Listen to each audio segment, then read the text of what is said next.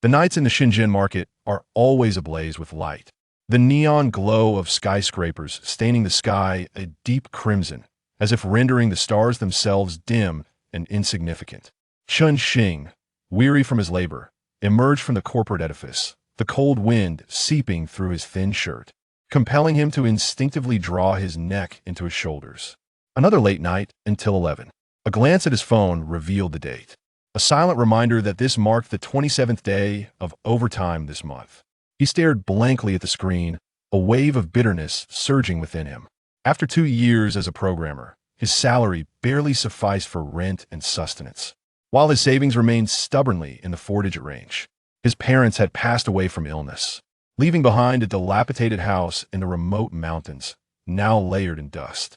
In this bustling city, he felt like an inconsequential speck of dust. As he gazed up at the flickering neon lights in the distance, a sudden realization washed over him. This city had never truly embraced him. Turning into a secluded alley, he sought the shortcut back to his rented abode. The alley was devoid of streetlights, illuminated only by the distant glow of towering buildings. He lowered his gaze to his phone, searching for part-time job listings.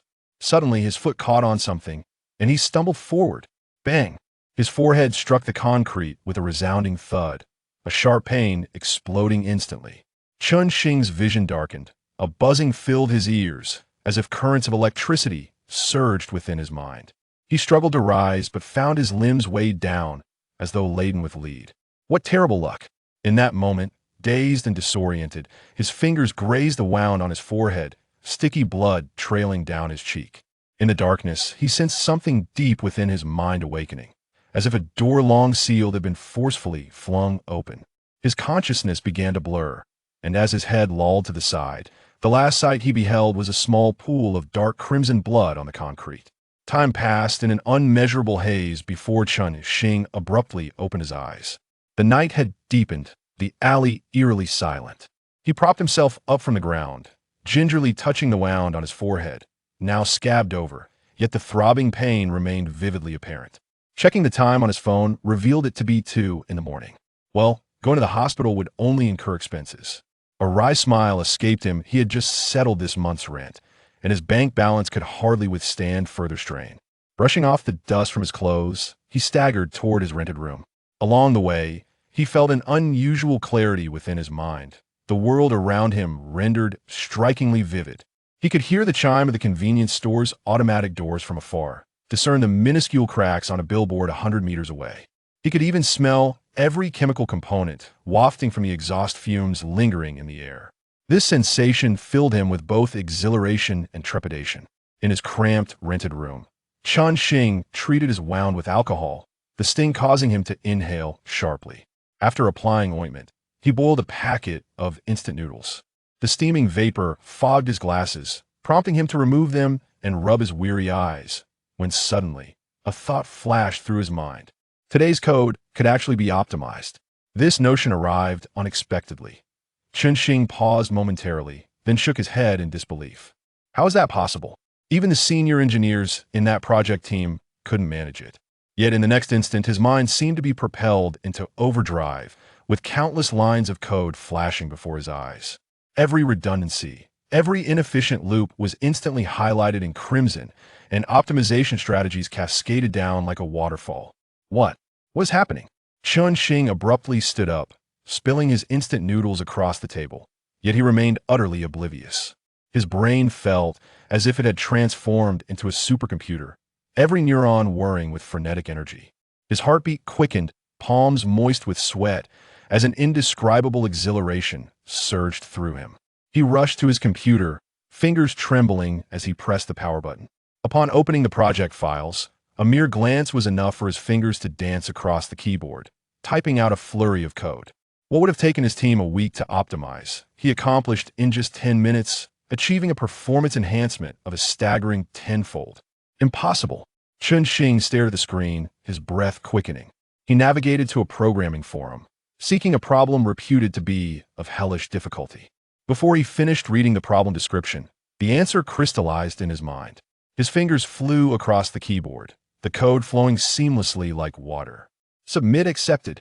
Optimal solution. The forum erupted. What the hell? Someone solved this in seconds. This code, it's nothing short of a masterpiece. Is the expert taking apprentices? Ignoring the flurry of comments, Chun Xing felt his heartbeat racing, an unprecedented sense of fulfillment enveloping him. He opened a search engine, typing advanced programming algorithms. Words, formulas, and graphs surged into his mind as if they had come to life. Understanding, digesting, and integrating the knowledge occurred at an astonishing pace.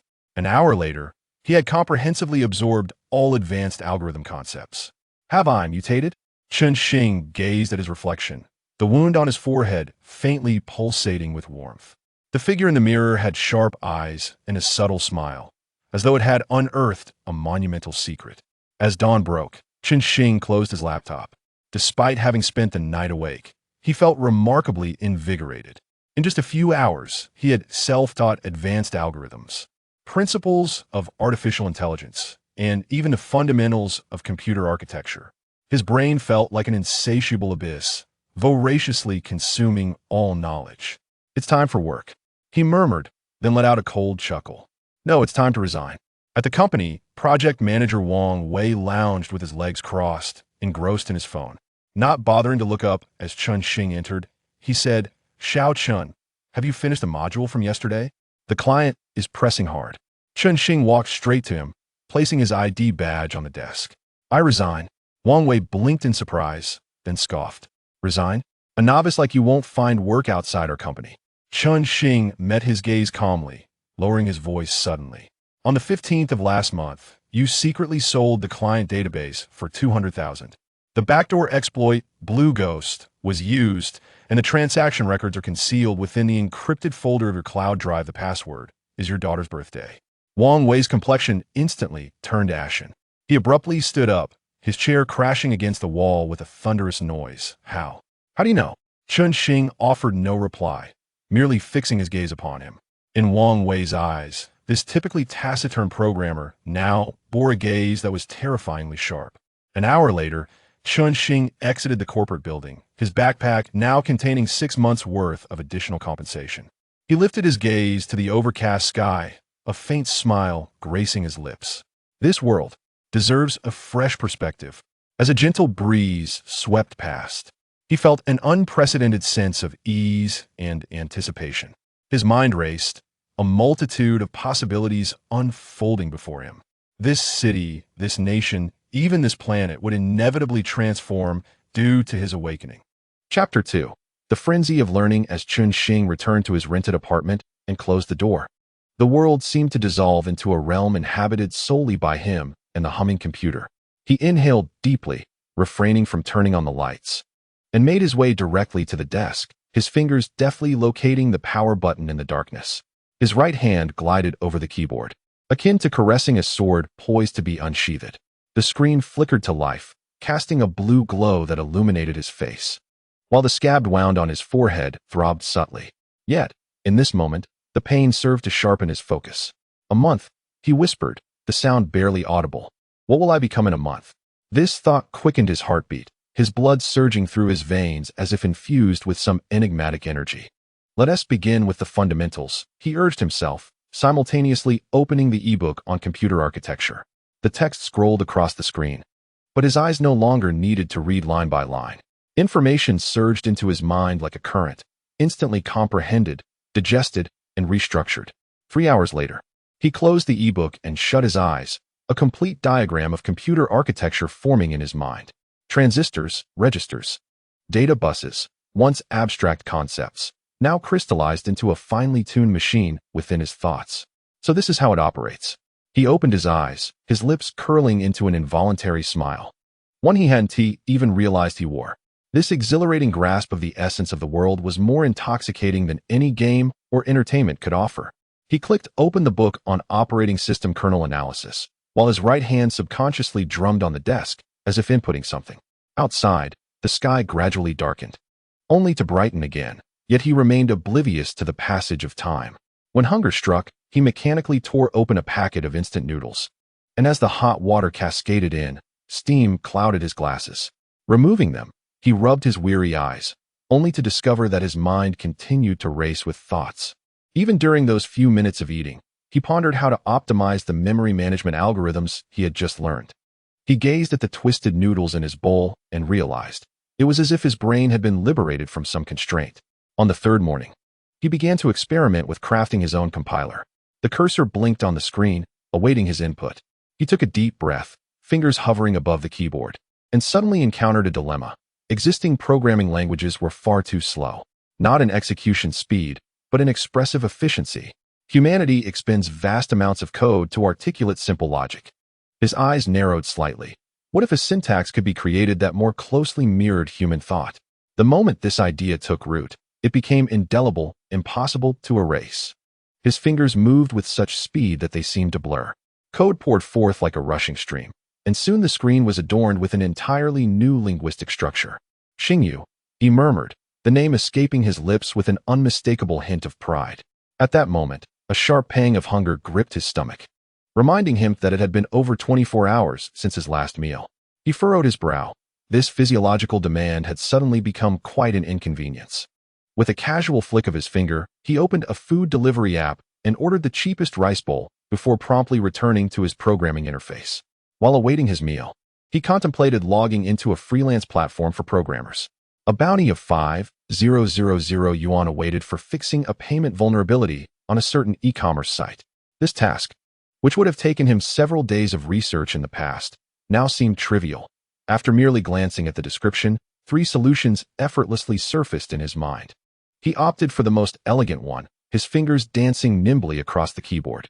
10 minutes later, the vulnerability was rectified, and the notification of his bounty arriving chimed in. So simple. He shook his head, refraining from taking on larger projects. It was not a matter of capability, but rather a matter of caution. He acutely realized that drawing too much attention to himself would be unwise.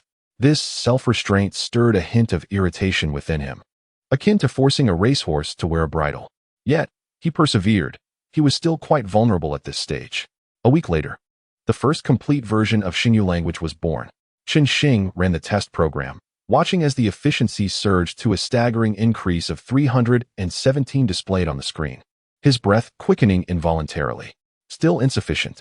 He bit his lip, his eyes fixed intently on the screen. There was room for further optimization. This near-obsessive pursuit of perfection felt somewhat foreign to him. The Xing who once settled for mere functionality seemed to have vanished forever with that fall. By day, he earned money by taking on small tasks while studying various computer theories. By night, he refined Shingu and delved into artificial intelligence papers. Works such as principles of neural networks, practical deep learning, and basics of quantum computing, which had once intimidated him, now read as easily as children's picture books. One evening, he suddenly halted his frenzied typing, staring pensively at the flickering code on the screen. It was time, he told himself, his voice gravelly and unrecognizable. A new window opened, and he began to craft an entirely new program, a core with autonomous learning capabilities. The code twinkled across the screen like stars, each line imbued with technology that transcended this era. For 3 days and nights, he did not close his eyes. When the final line of code was entered, his finger hovered over the enter key, trembling slightly. Is this the sensation of creation? He murmured to himself, inhaling deeply before pressing enter. The screen darkened for a moment, then illuminated with a line of text. System initialization complete. How shall I address you? Xing stared at the text, suddenly engulfed by a wave of dizziness, not from fatigue, but from an inexpressible sense of accomplishment. Boss. He typed in that name, a smile involuntarily gracing his lips. Name confirmed. Hello, boss. Please give me a name. Pangu. He entered name after name, the smile on his lips growing ever more pronounced. Name confirmed. Greetings, esteemed employer. I am Pangu, delighted to serve you. Pangu's response was succinct and precise, devoid of any superfluous elements, epitomizing the perfection he anticipated. Testing your learning abilities. He uploaded the latest paper on quantum mechanics. Analysis complete. The formula on the 3rd page contains computational errors. It is advised to amend it as follows. Pangu not only comprehended the paper's content instantaneously, but also uncovered mistakes unnoticed by the original author. Perfect. Xing leaned back in his chair, exhaling deeply. Fatigue washed over him like a relentless tide, yet accompanying it was an unprecedented sense of fulfillment. Over the ensuing fortnight, he refined Pangu's functionalities while continuing to accept small orders for profit. To avoid drawing excessive attention, He alternated aliases across various order platforms. As his bank balance quietly surpassed 7 digits, he felt none of the anticipated excitement. Just over 1 million, he murmured, still far from sufficient. Suddenly, Pangu's voice echoed in his headphones. Boss, I have detected that your working hours have exceeded 24. I advise you to rest immediately. Shing rubbed his bloodshot eyes. Just a moment longer. There's one last segment of code. According to calculations, your efficiency has declined by 123. Enforcing mandatory rest protocol. The screen abruptly darkened, plunging the room into darkness. Hey, he chuckled in exasperation, yet Pangu responded calmly. Boss, you are human and require sleep. It is logical. Resigned. He lay down on the bed, and as he closed his eyes, the unfinished code reverberated in his mind. A month later, Shing stood before the window, gazing at the distant city skyline. In the morning light, the glass facades of towering buildings reflected a golden glow, breathtakingly beautiful. But he knew this city had never belonged to him. It was time to leave. He whispered, unconsciously stroking the card that held over 1 million. Pangu's voice sounded beside him. Where to next? Home.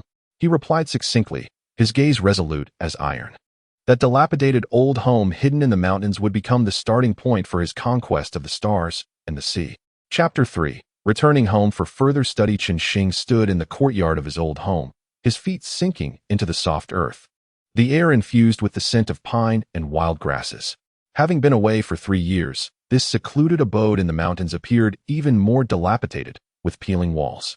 The wooden door creaked open, yet at this moment, it seemed more precious than any opulent apartment in the city. I have finally returned, he murmured, his voice echoing in the valley. Pangu's voice emanated from his headphones. According to scans, the structural integrity of the house remains stable, but it requires comprehensive repairs. It is advisable to demolish and rebuild, prioritizing the establishment of an underground laboratory. Shing nodded, his gaze sweeping across the familiar flora and fauna. Childhood memories flooding back, his father chopping firewood in the yard, his mother cooking in the kitchen, the wisps of smoke rising. And the summer nights spent lying on the roof gazing at the stars. Those moments of simple happiness had now become a distant luxury. He took a deep breath, suppressing the pangs of sorrow within, and turned to step inside the house. Let me tidy up a bit. The construction crew will arrive tomorrow. Pushing open the creaking wooden door, dust billowed forth, and sunlight streamed through the dilapidated window frames, casting mottled shadows upon the floor. In the corner lay his father's toolbox, now shrouded in dust. Shing approached, gently brushing away the dust, his fingers trembling slightly. Dad, I'm back.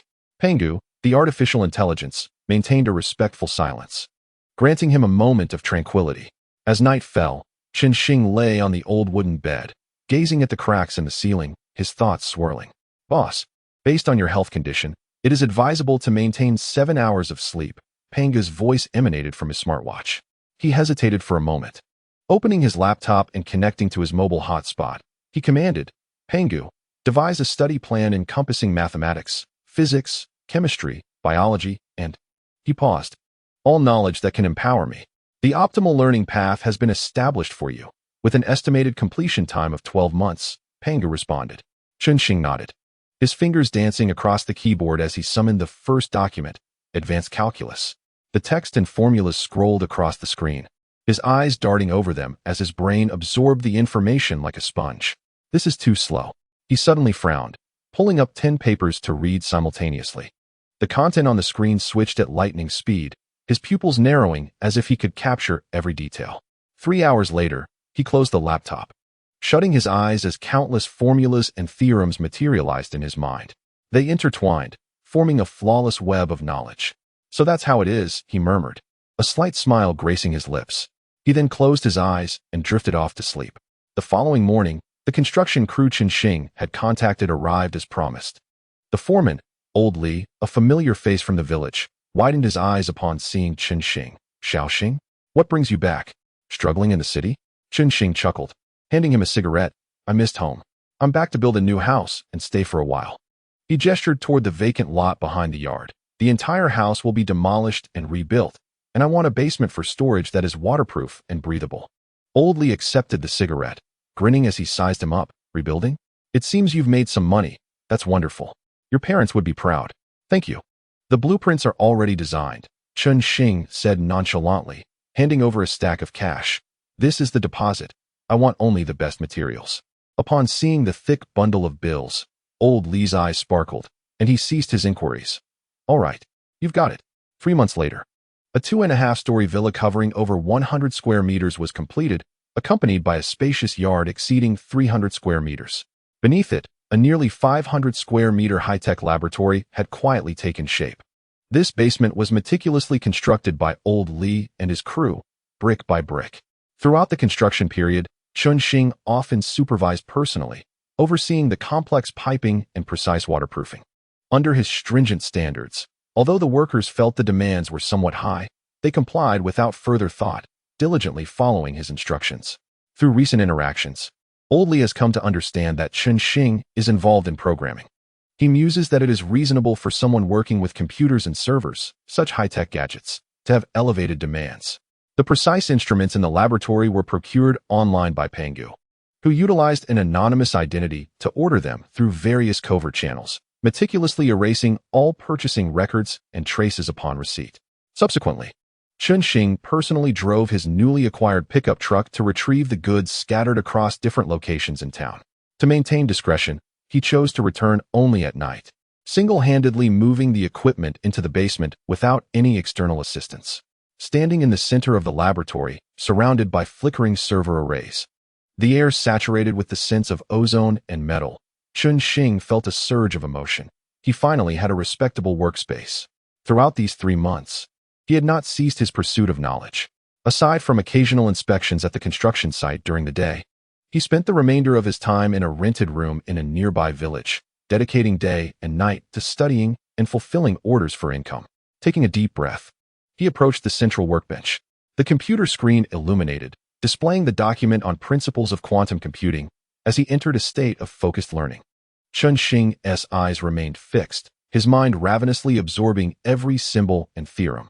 In the throes of intense study, time lost all significance.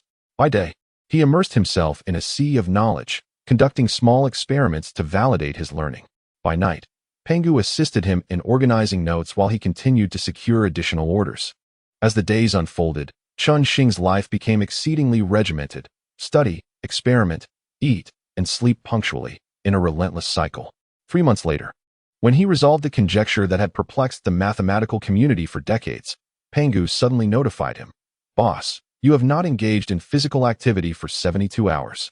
Chun-Shing emerged from the labyrinth of mathematics, realizing his fingers had stiffened from maintaining the same position for too long.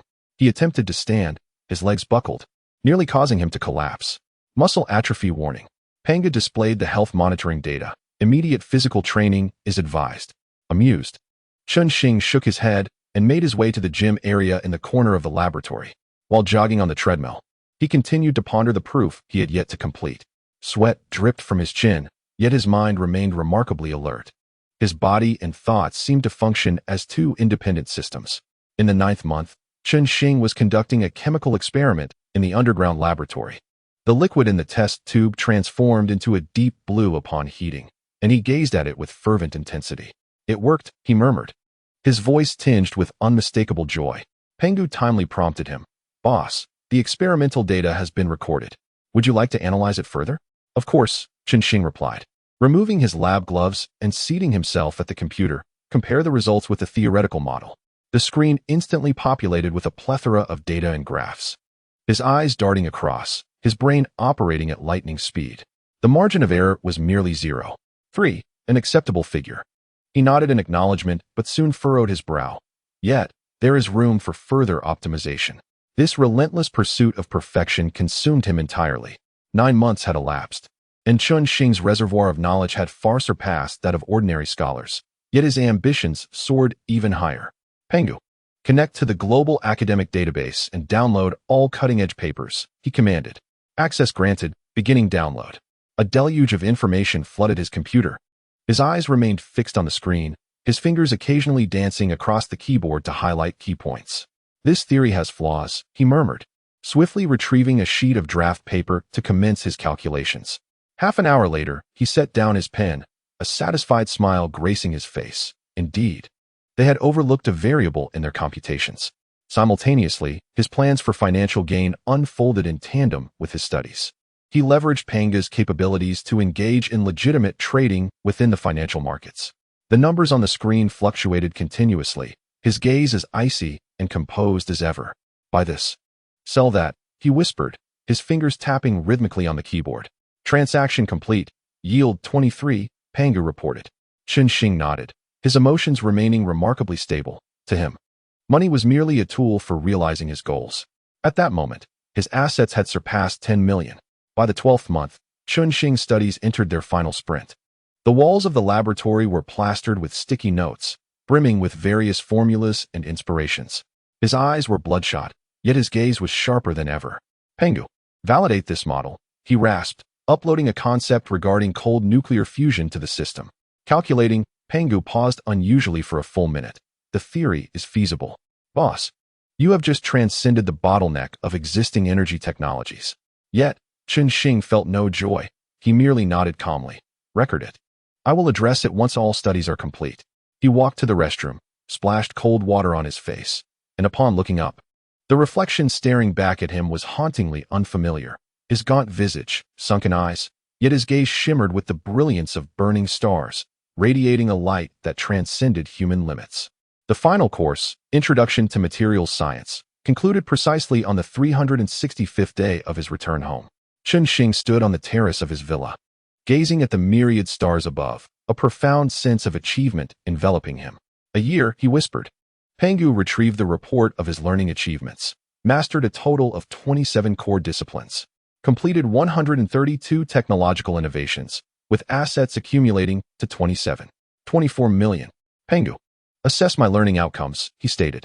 Mathematics, top tier. Physics, top tier. Chemistry, top tier. Biology, top tier. Overall rating, exceeding current human capabilities. Shing nodded, his gaze drifting into the depths of the starry sky. It is time to embark on the next phase. As the night breeze swept through the valley, the lights of the old house shone brightly against the darkness, resembling a newly risen star in the vast cosmos. Chapter 4. Quantum Computing. Early the next morning, Shing stood at the center of the laboratory, surveying the surrounding equipment with a hint of dissatisfaction. These devices are still outdated, he murmured, his fingers lightly tapping the workbench, producing a dull thud. The voice of Pangu resonated from the corner speaker. Boss, given the current technological conditions, the laboratory equipment is indeed inadequate for the research and development of quantum computers. It is advisable to prioritize the upgrade and transformation of the equipment. Let us commence. Shing inhaled deeply, a fire igniting in his eyes. In 1 month, I shall rejuvenate all the equipment here. He summoned the design blueprint of one of the laboratory devices, his fingers dancing swiftly across the keyboard. The three-dimensional model on the screen continuously morphed, each detail meticulously optimized anew. The traditional equipment's precision was insufficient. A redesign was imperative. He murmured, his mind rapidly simulating dozens of improvement schemes, ultimately selecting the optimal modification plan under the current conditions. Pangu, procure the materials on this list and ensure confidentiality, he softly instructed, swiftly compiling a materials list on his computer. Understood, boss. The materials have been ordered and are expected to arrive in 3 days, Pangu responded promptly. In the ensuing days, Shing scarcely ventured outside, wholly devoted to upgrading the laboratory equipment. He initially dedicated 3 days to dismantling the electronic microscope, recalibrating the optical system to elevate the resolution to atomic level 0.05 nanometers. Yet, it was still insufficient. He murmured to himself, plunging into another round of enhancements. After 2 more days, he advanced the microscope's resolution to subatomic level 0.001 nanometers, enabling observation of protons, neutrons, internal atomic particles, chemical bond dynamics, and the distribution of nuclear electron clouds. Now it is adequate. He wiped the sweat from his brow, a slight smile gracing his lips. Thus, the first upgraded device, an ultra-high-resolution electronic microscope, was officially put into operation. Pangu timely reminded, boss, you have been working for 18 consecutive hours. It is advisable to rest immediately. Just a moment. Shing replied without lifting his head, continuing with the next equipment optimization. He began calibrating the laser interferometer. It was just 1 step away. His fingertips trembled slightly, yet his gaze remained unwavering. as if the entire world had shrunk to the instrument before him. A week later, the transformation of the laboratory began to bear fruit. The once cumbersome equipment had become compact and refined, with performance enhanced several to many times over. Xing stood before an upgraded nanoscale 3D printer.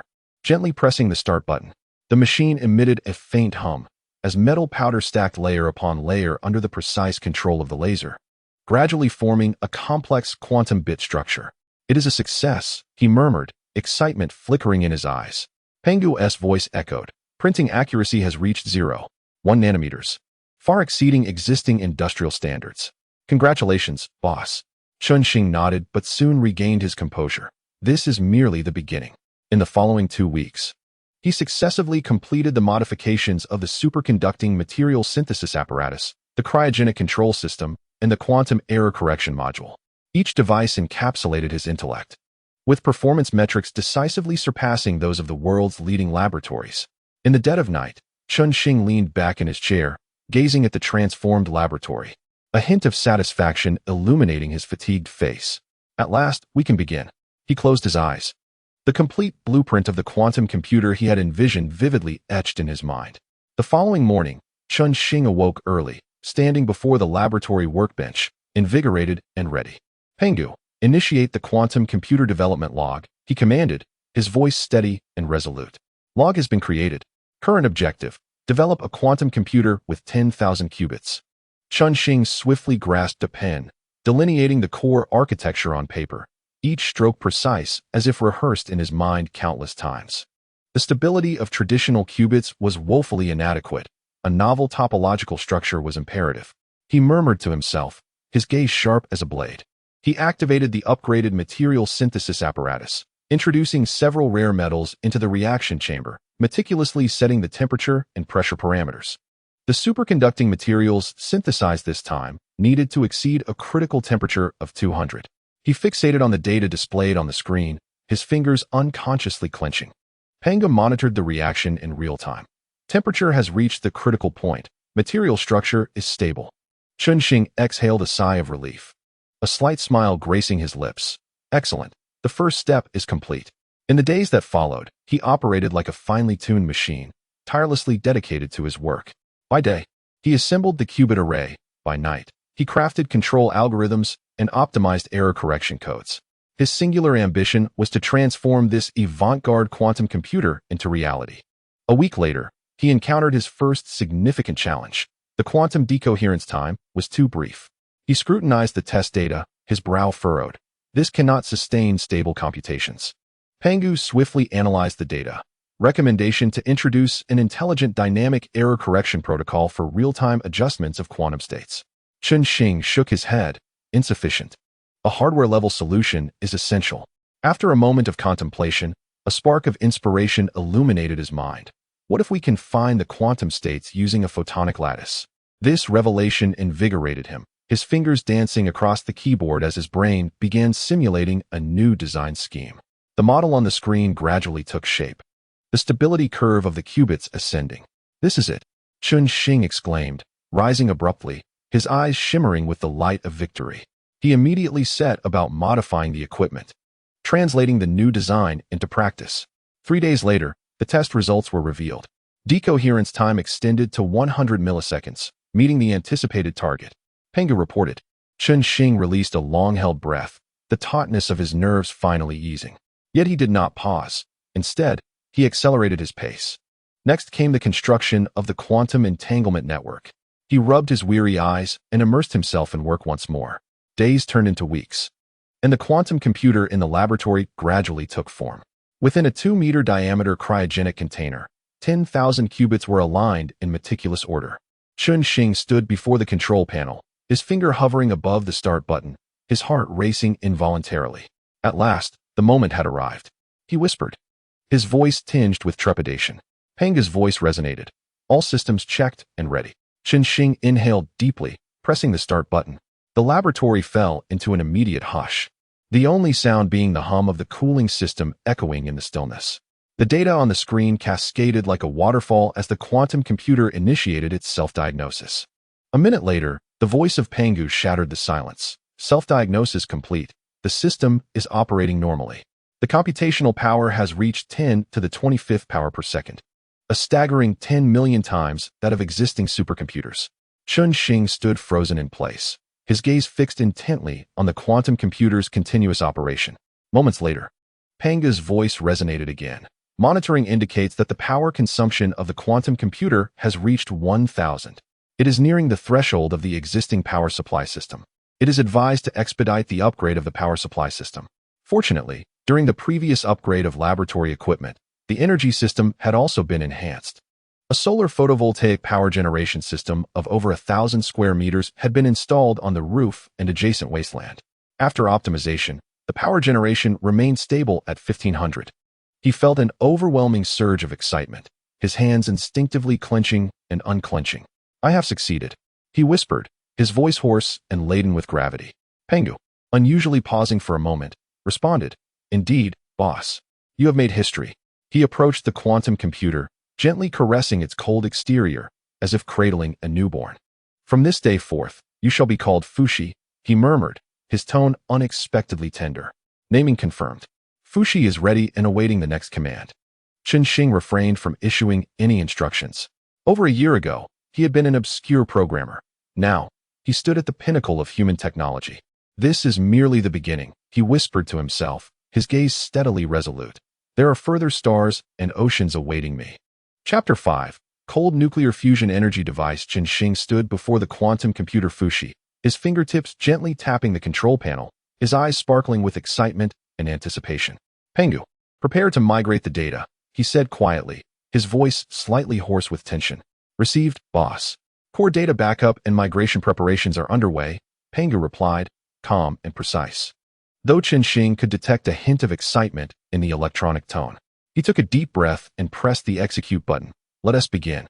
The progress bar on the screen advanced rapidly, leaving only the hum of the server fans in the laboratory. Shing unconsciously held his breath, his fingers instinctively gripping the hem of his clothing. This was an extremely risky step, transferring Pangu from a traditional computer to a quantum computer. Even the slightest misstep could lead to data collapse for this companion who had been by his side for over a year. "It must succeed," he murmured, beads of sweat forming on his forehead. Suddenly, the progress bar stalled at 99, the screen flickering momentarily, and Shing's heart leapt into his throat. "Warning, quantum entanglement state unstable." The glaring red alert text pulsated ominously. "Damn it." Shing lunged at the keyboard, his fingers striking like lightning as he inputted error correction commands, his mind racing to conceive 3 potential solutions. He opted for the most audacious one, to forcibly reset the phase of the quantum bits. "Fuxi, initiate a hard reset of the 7th zone quantum array." He nearly shouted the command. The response from Fuxi carried a subtle delay, causing Shing's heart to sink. Just as he was about to initiate the backup plan, the screen suddenly illuminated with a brilliant azure glow, and the progress bar surged to 100 in an instant. "Migration complete. Boss, I can sense a difference." Pangu's voice remained calm, yet it now bore a hint of human-like modulation. Shing abruptly looked up, his pupils narrowing. "Did you just use the word sense?" "Indeed. An unprecedented clarity, boss." Pangu paused for a moment. "The superposition state of the quantum bits has enabled my logical units to operate in a manner akin to human intuition. The emotional simulation module is also nearing perfection. It is akin to transitioning from adolescence to adulthood." "Heavens!" Shing held his forehead and suddenly burst into laughter. "Huh. You have evolved. I knew it. Hardware is the key." His laughter reverberated throughout the laboratory, and tears of joy welled in the corners of his eyes. In that moment, he was no longer the reclusive genius, but rather an ordinary individual elated by the growth of his companion. He gazed at the computational graphs on the quantum computer's screen. The previously orderly waveforms now exhibited an unprecedented complexity of entanglement. "Let us test this new capability." He swiftly input a series of commands. "Analyze this protein folding model." The molecular structure on the screen instantaneously decomposed and reassembled. Pangu accomplished in 0.1 seconds what traditional supercomputers would require a week to compute. Results optimized to 99. "Warning, energy load has reached 99. Pangu's tone grew serious. "When Fuxi operates at full power, the solar energy system cannot meet the demand."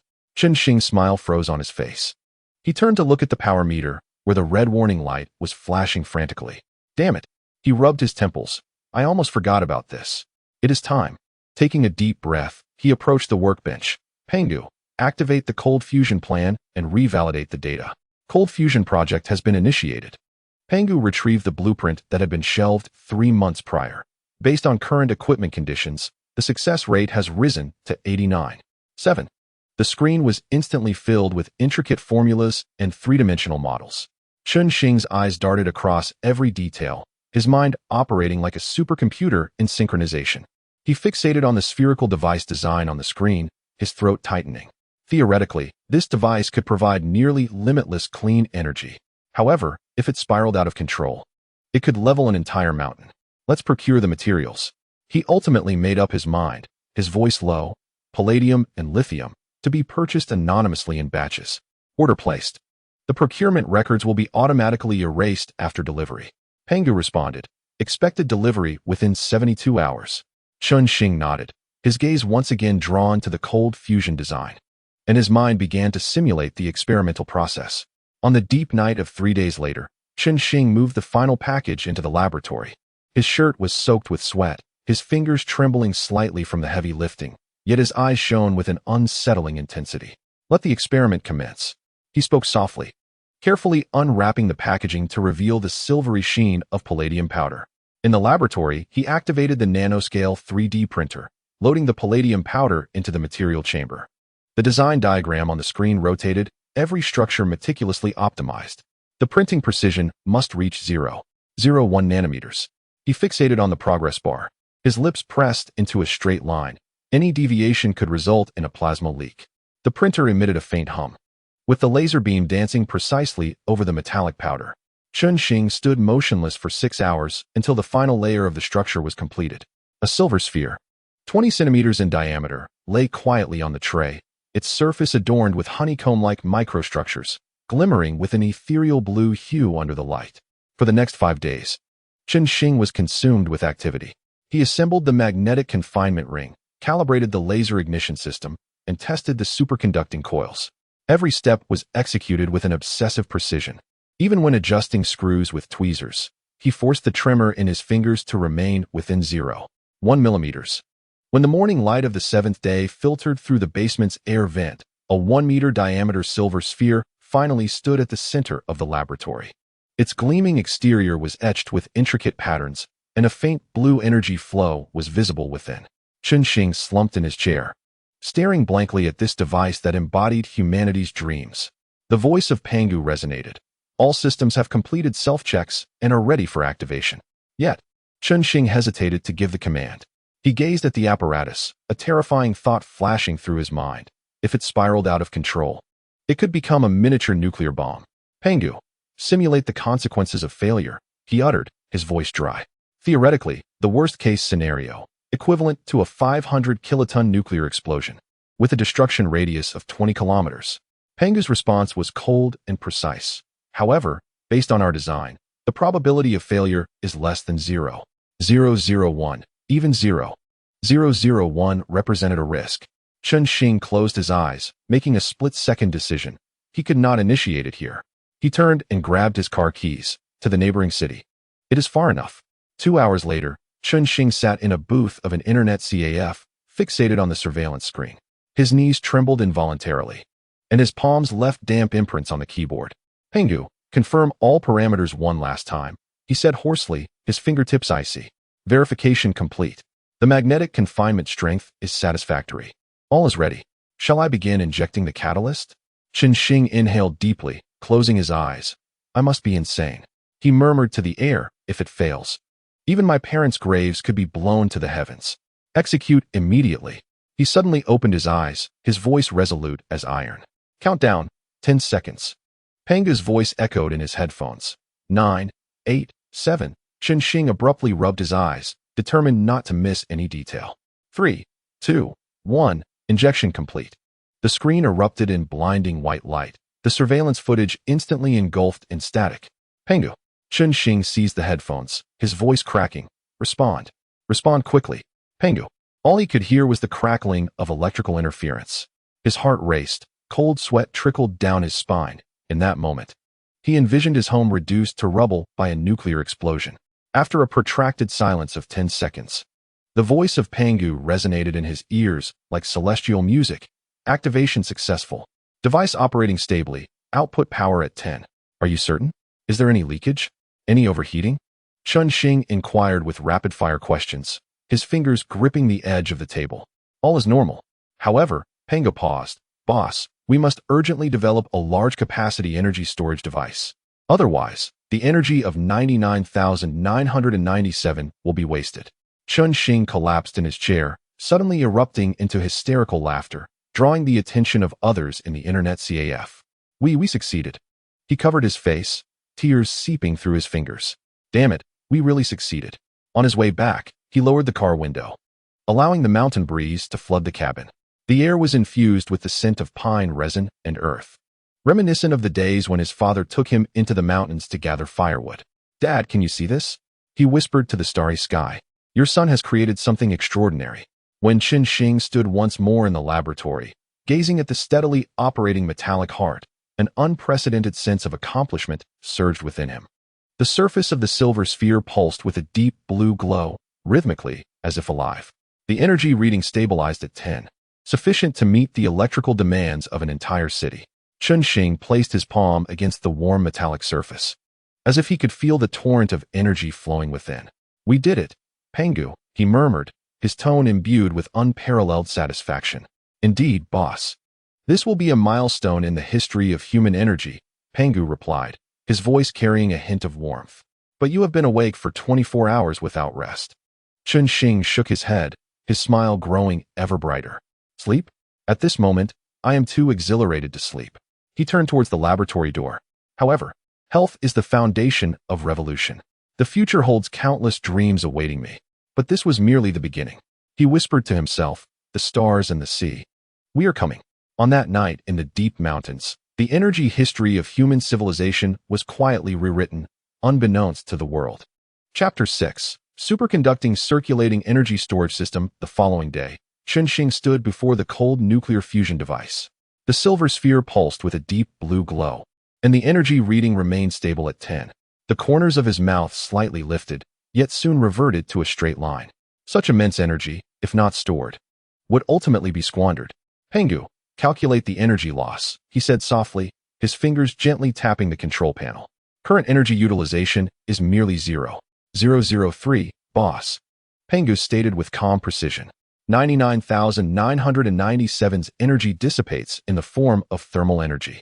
Chun Xing closed his eyes as an array of energy storage solutions flashed through his mind. Each one promptly dismissed. Batteries. Capacity too small. Pumped storage. Geographic conditions are unfeasible. Compressed air. Efficiency is too low. His brows knitted tighter until a bold idea illuminated his mind. Magnetic field energy storage. Pangu, retrieve the test data for the room temperature superconducting materials utilized in cold fusion. He abruptly opened his eyes, his voice quivering slightly with excitement. The screen illuminated, displaying a torrent of formulas and graphs cascading like a waterfall. Chun Xing's eyes scanned rapidly, his mind racing as he instantaneously deduced dozens of potential structural designs. This is it.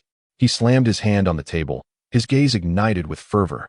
By constraining energy with a magnetic field, he could transform electrical energy into electromagnetic energy for storage. Theoretically feasible, boss. Pangu swiftly simulated a model. However, the arrangement of the superconducting coils requires optimization to maximize energy storage density. Chun Xing nodded, his fingers dancing across the keyboard. The three-dimensional model morphed continuously with his input, every detail meticulously refined. His focus was as sharp as a hawk's, his brain operating at high speed in simulation. For 3 days, he and Pangu iteratively refined the design. When hunger struck, he nibbled on a piece of bread. When fatigue set in, he downed a cup of strong coffee, until the final line of code was entered. It was complete. He exhaled deeply, leaning back in his chair, a hint of satisfaction gracing his weary features. On the screen, a three-dimensional model of a cylindrical structure slowly rotated, measuring 25 meters in diameter and 2 meters in height, its surface adorned with intricate patterns. This superconducting ring energy storage device has yielded a theoretical capacity of 12, with a charge and discharge efficiency of 992. Pangu reported. However, the manufacturing difficulty is exceedingly high, particularly regarding the purity requirements of the superconducting materials. Then let us commence. Qinsheng stood, determination igniting in his eyes. We will anonymously order the conventional materials needed in batches. Arrangements are underway, boss. Pangu responded. But there is one matter. Speak. Without lifting his head, Qinsheng continued to examine the design plans. Your physical condition is nearing its limits. I recommend an 8-hour rest before proceeding.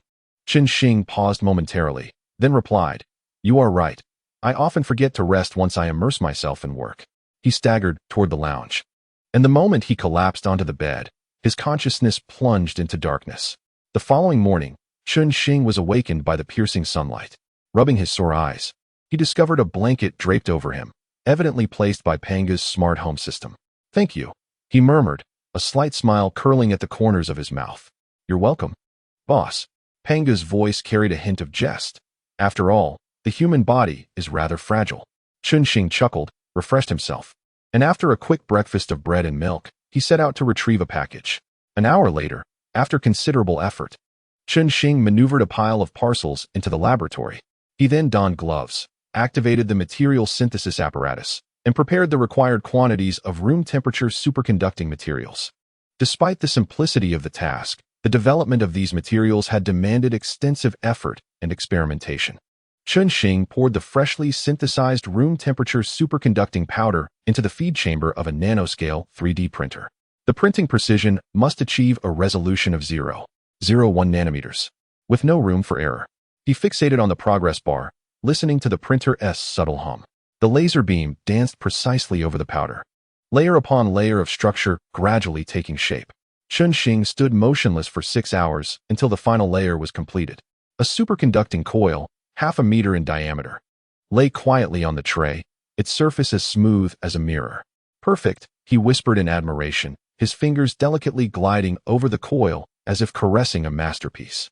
In the following 4 days, he operated with the precision of a finely tuned machine, tirelessly assembling, calibrating, and testing. The framework of the superconducting ring energy storage device gradually took shape, its cylindrical shell adorned with intricate circuits and cooling lines. The magnetic confinement system is ready, he murmured as he positioned the last superconducting coil. Core component testing complete, boss, Pangu reminded him. However, the cooling system requires final calibration. Qinsheng nodded, grasping the laser calibrator with fingers steady as a rock. Beads of sweat formed on his forehead, yet his gaze remained fixated, as if the entire world had faded away, leaving only the instrument before him. Calibration complete. He exhaled deeply, stepping back to survey his creation. The silver-gray cylinder stood beside the cold fusion energy device, weighing an impressive 50 tons. Its surface shimmered with a ghostly blue glow, reminiscent of a slumbering giant. Initiate the test program. Qinsheng's voice was tinged with nervousness. Launching countdown in 10 seconds. Pangu's voice resonated. 10, 9, 8, 7. Qinsheng held his breath, his fingers instinctively clenching into fists. 3, 2, 1, launch. The superconducting ring energy storage device emitted a low hum, its surface patterns illuminating instantly as blue light surged like flowing water, connecting to the cold fusion energy device for charging. The input power readings began to rise, 1, 5, 10, ultimately stabilizing at 12. Charge and discharge testing commencing, Pangu reported. Qinsheng fixed his eyes on the screen, his heart pounding like a drum. An hour later, the testing was complete. Energy storage capacity at 12. Charge and discharge efficiency at 99. 23, fully meeting design goals. Pangu's voice carried a rare note of excitement. Congratulations, boss, you have achieved another remarkable feat. Qinsheng stood still, momentarily frozen. After a brief pause, he suddenly burst into laughter, the sound echoing throughout the laboratory. Yes, we did it, Pangu. He beamed at the cylindrical device before him, leaping with the exuberance of a child. With this, we can completely eliminate our electricity issues. Indeed, boss, Pangu replied. However, you have been awake for 18 hours. Is that so? Qinsheng shook his head, his smile radiant as the morning sun. Haha, all right, I understand. I will go rest now. He turned and walked briskly towards his bedroom, his steps light as the wind. Behind him, the superconducting ring energy storage device hummed quietly, its blue light flowing like water, silently heralding the dawn of a new era. Chapter 7. steel battle armor star in the brilliant night sky, two fifth-generation stealth fighters. Equipped with new optoelectronic pods, soared past, their wings slicing through the clouds and leaving faint trails behind.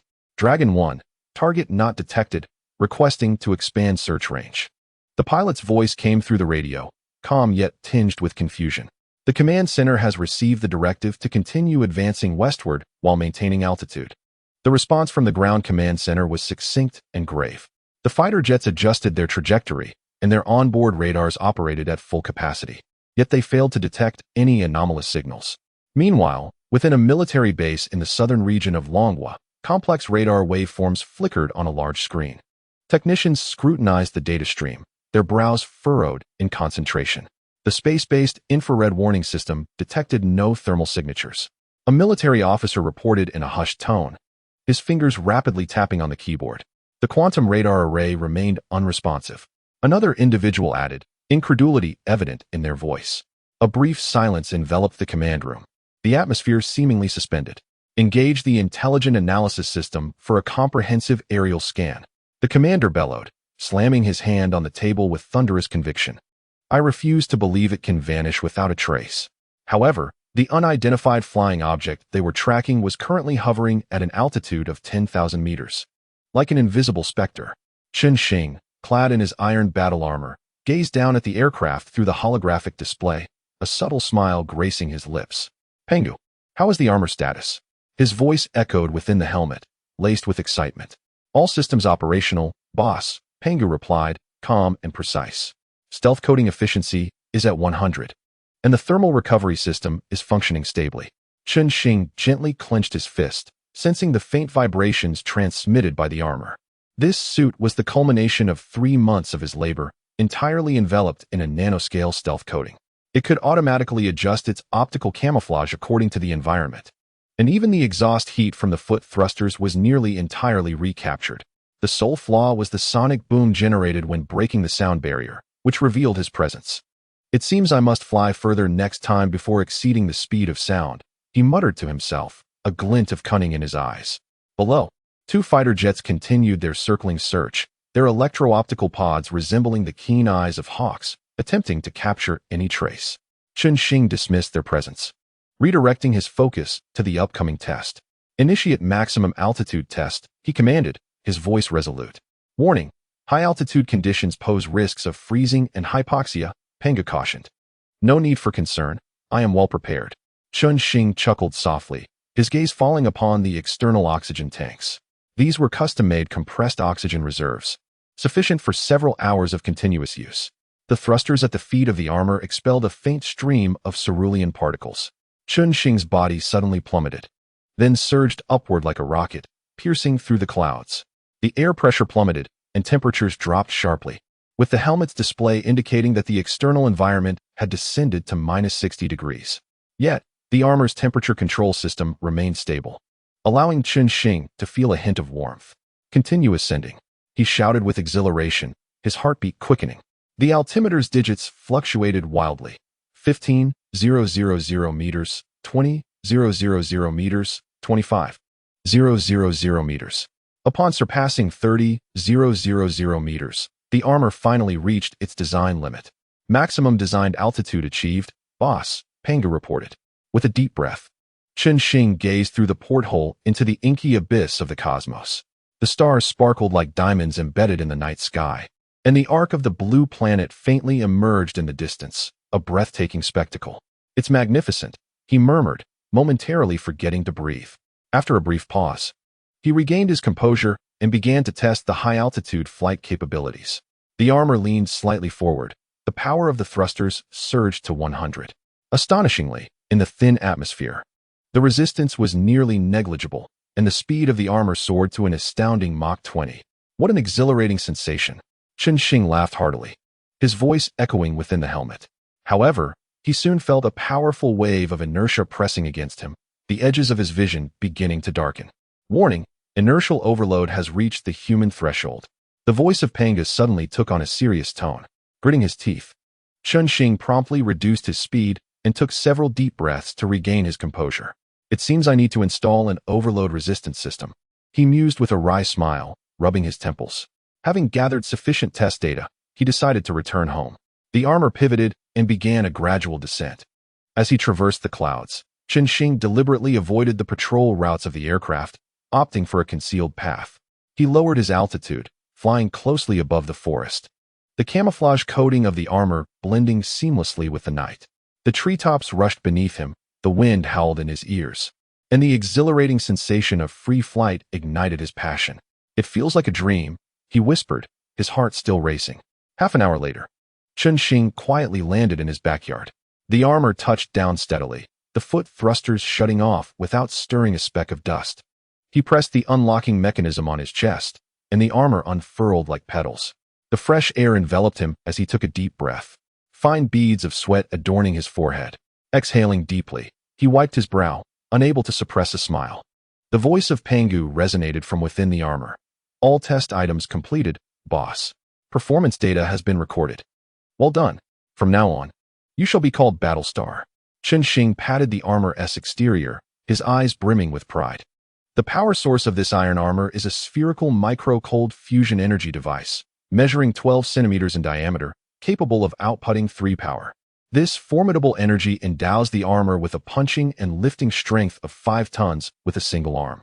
Simultaneously, the electromagnetic lens of the palm pulse cannon can compress a particle beam to emit a light column with a diameter of 5. The energy density reaches 250,000 joules, approximately 5 million joules, boasting a power 10 times greater than existing laser weapons. "Pangu, please list the performance parameters of this iron armor," Shing said, admiring his creation. "Here are the performance parameters of the Iron Battle Armor. Name: Iron Battle Armor, Star of War. Developer: Shing. Energy System: First Generation Micro-Cold Fusion Energy Device, 12 centimeters in diameter. 3 power. Armor material: custom-made special titanium alloy, enhanced lightweight and high-temperature resistance. Coating: black gold first-generation stealth camouflage layer propulsion system, wrist and foot thrusters. Capable of supersonic flight, maximum speed approximately 65 Mach. Defense system: reinforced composite armor layer, resistant to armor-piercing rounds, rockets. An extreme temperatures weapon system: dual palm pulse cannons, single-shot diameter 5 particle beams. 5 million joules of power. Operating system: Pangu Intelligent System. Flight altitude: maximum elevation of 30,000 meters. Strength enhancement: capable of lifting approximately 510 tons. Special features: autonomous intelligent combat capability. Endurance: continuous combat flight time of approximately 112 hours, dependent on energy consumption. Overheating requires cooling. Shing, upon reviewing the performance parameters listed by Pangu, nodded in satisfaction. "Let us rest for now. Tomorrow holds more plans." He stretched and turned to walk into his room. Behind him, the iron battle armor stood silently in the laboratory under Pangu's control, as if heralding the dawn of a new era. Chapter 8. The underground Sci-Fi base. Morning sunlight streamed through the gaps in the curtains, waking Shing to Pangu's gentle prompt. "Boss, it is now 7:30 a.m.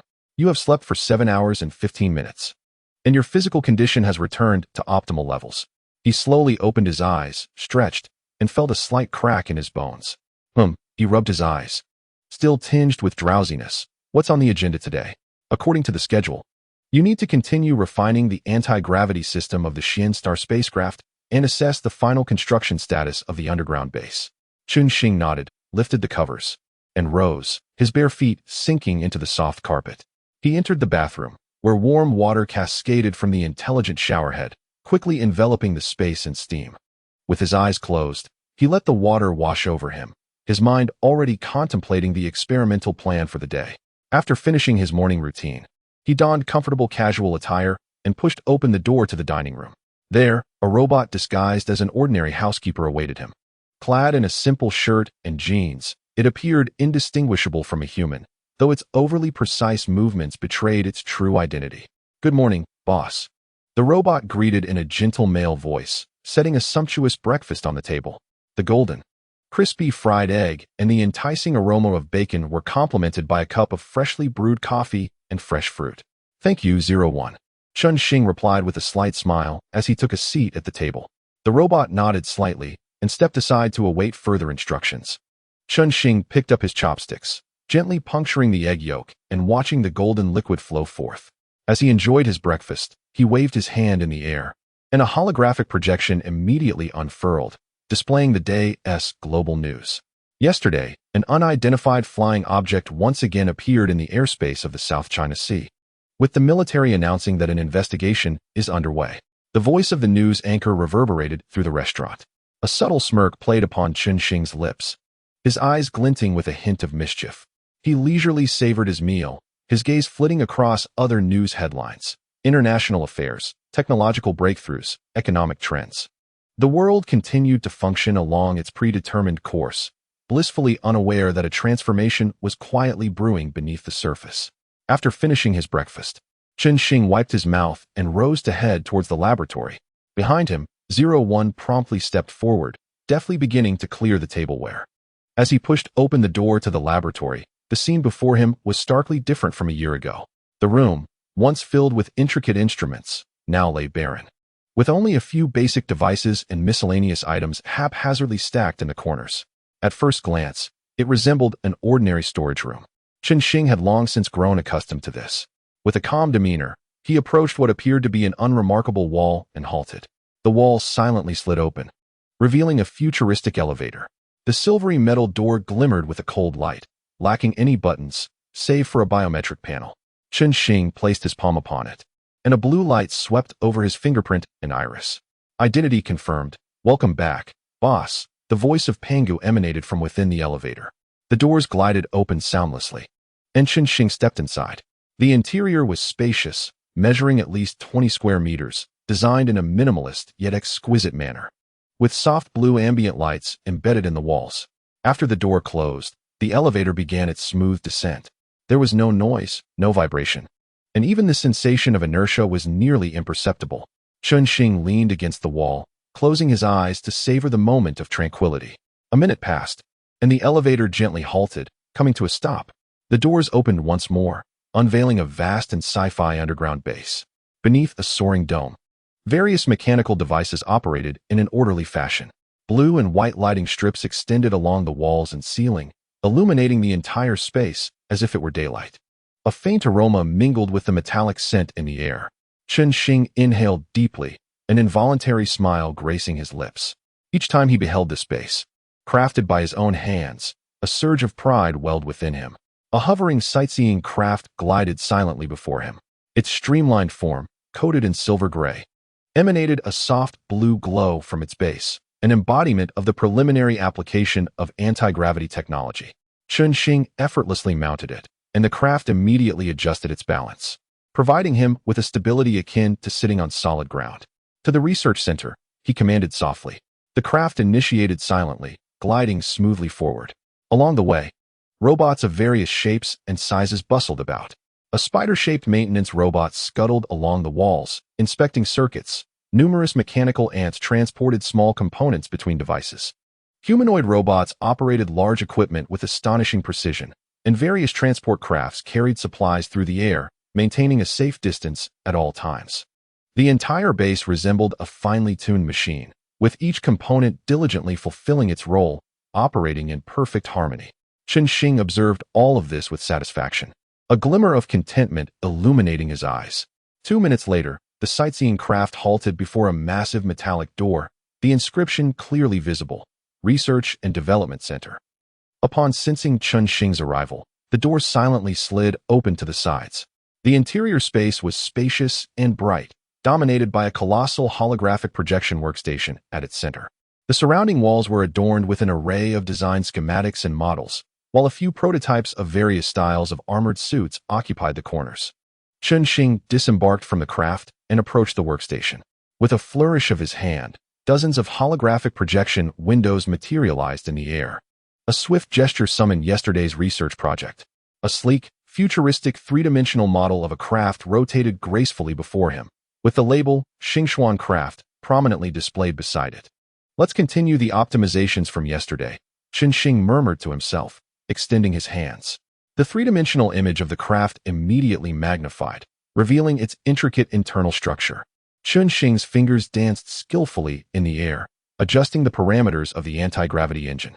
His gaze was focused and keen, as if the world around him had faded away, leaving only this project in existence. Time slipped away unnoticed. Suddenly, the voice of Pangu interrupted. Boss, the construction of the underground base has been completed. Shall we proceed with the inspection now? Shing paused momentarily, snapping back to reality. A glance at the clock revealed that over 2 hours had elapsed. All right, let us take a look, he replied, retracting the holographic projection and turning toward the door. As he stepped out of the Research and Development Center, a swift whoosh echoed, and a figure in black and gold descended from above, the Zhanxing armor hovering steadily beside the sightseeing craft. Boss, where shall we head first? Pangu's voice emanated from within the armor, infused with a lively tone. Shing smiled, contemplating for a moment. Let us go to the energy center first. Very well. This way, please. The armor gestured smoothly, as if it were a living being. Shing resumed his seat in the sightseeing craft, while the armor floated alongside.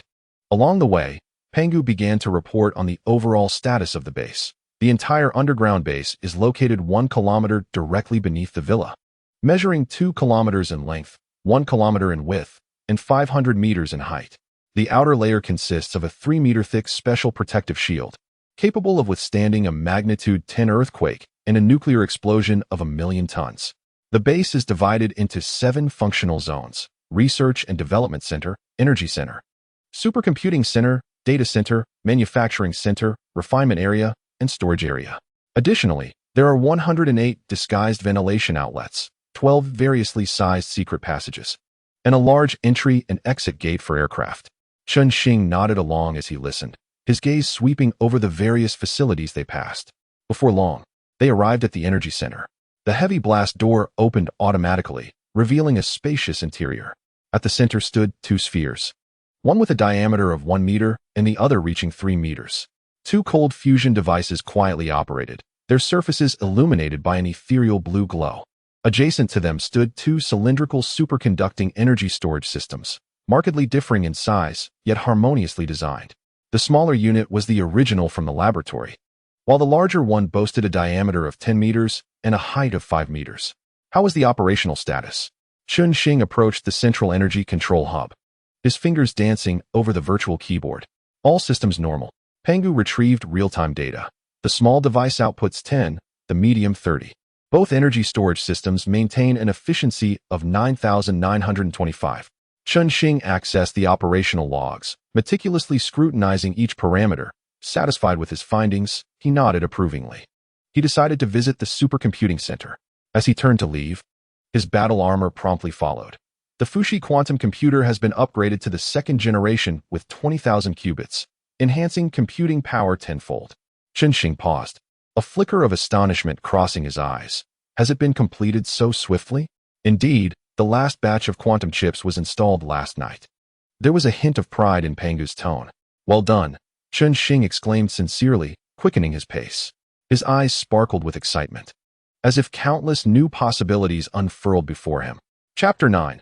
Layout of the underground base. Shing stood before the grand entrance of the supercomputing center. The heavy metallic doors slid open silently, revealing a spacious interior. Boss, the supercomputing center spans 500 square meters, slightly larger than the energy center. Pangu's voice emanated from the armor, imbued with a touch of pride. Adjacent, ample expansion space has been reserved for future increases in the number of quantum computers. Shing stepped inside, his gaze sweeping over the central area. It was no longer the solitary 1st-generation Fuxi quantum computer, but a topological matrix composed of multiple 2nd-generation Fuxi quantum computers. Each 2nd-generation unit shimmered with an ethereal blue glow, interconnected by superconducting lines to form an expansive computational network.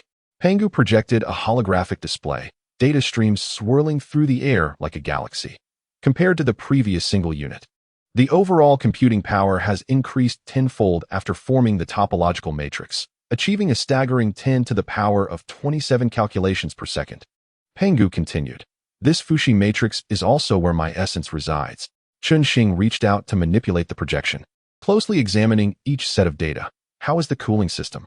It employs a liquid helium circulation cooling method, maintaining a stable temperature of 269. Shing approached one of the devices, gently caressing its cold metallic shell, sensing the subtle vibrations. Pangu's voice brimmed with confidence.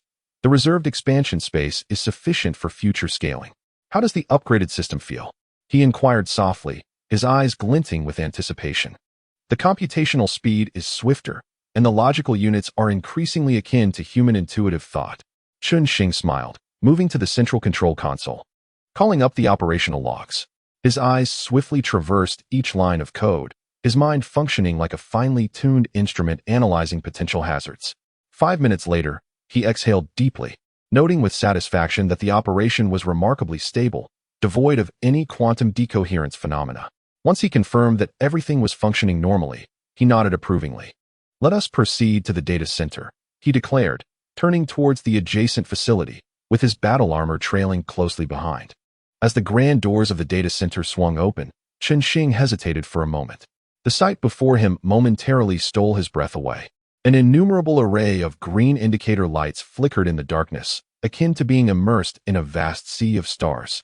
The data center sprawled over an impressive area of 150,000 square meters, dwarfing the supercomputing center by hundreds of times. The voice of Pangu reverberated through the expansive space. "We have implemented your newly developed solid-state storage units, achieving a capacity of 100. With energy consumption reduced by 70 and lifespan extended tenfold." Chun-Shing marveled softly, reflecting that the total global data amounted to merely 25. His gaze swept over the meticulously arranged rows of storage units, each device no larger than a refrigerator, yet possessing astonishing storage capabilities. The faint green glow illuminated his face, accentuating his profound features. "Operational status?" he inquired, his voice instinctively softened as if wary of disturbing this celestial realm. "All systems are functioning normally.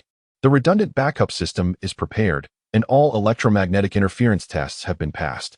Data access speeds remain stable," Pangu assured him, displaying real-time monitoring data.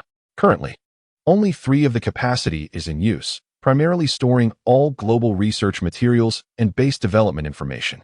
After reviewing the details, Chun-Shing nodded in approval. That should suffice for quite some time. He then turned towards the awaiting aircraft.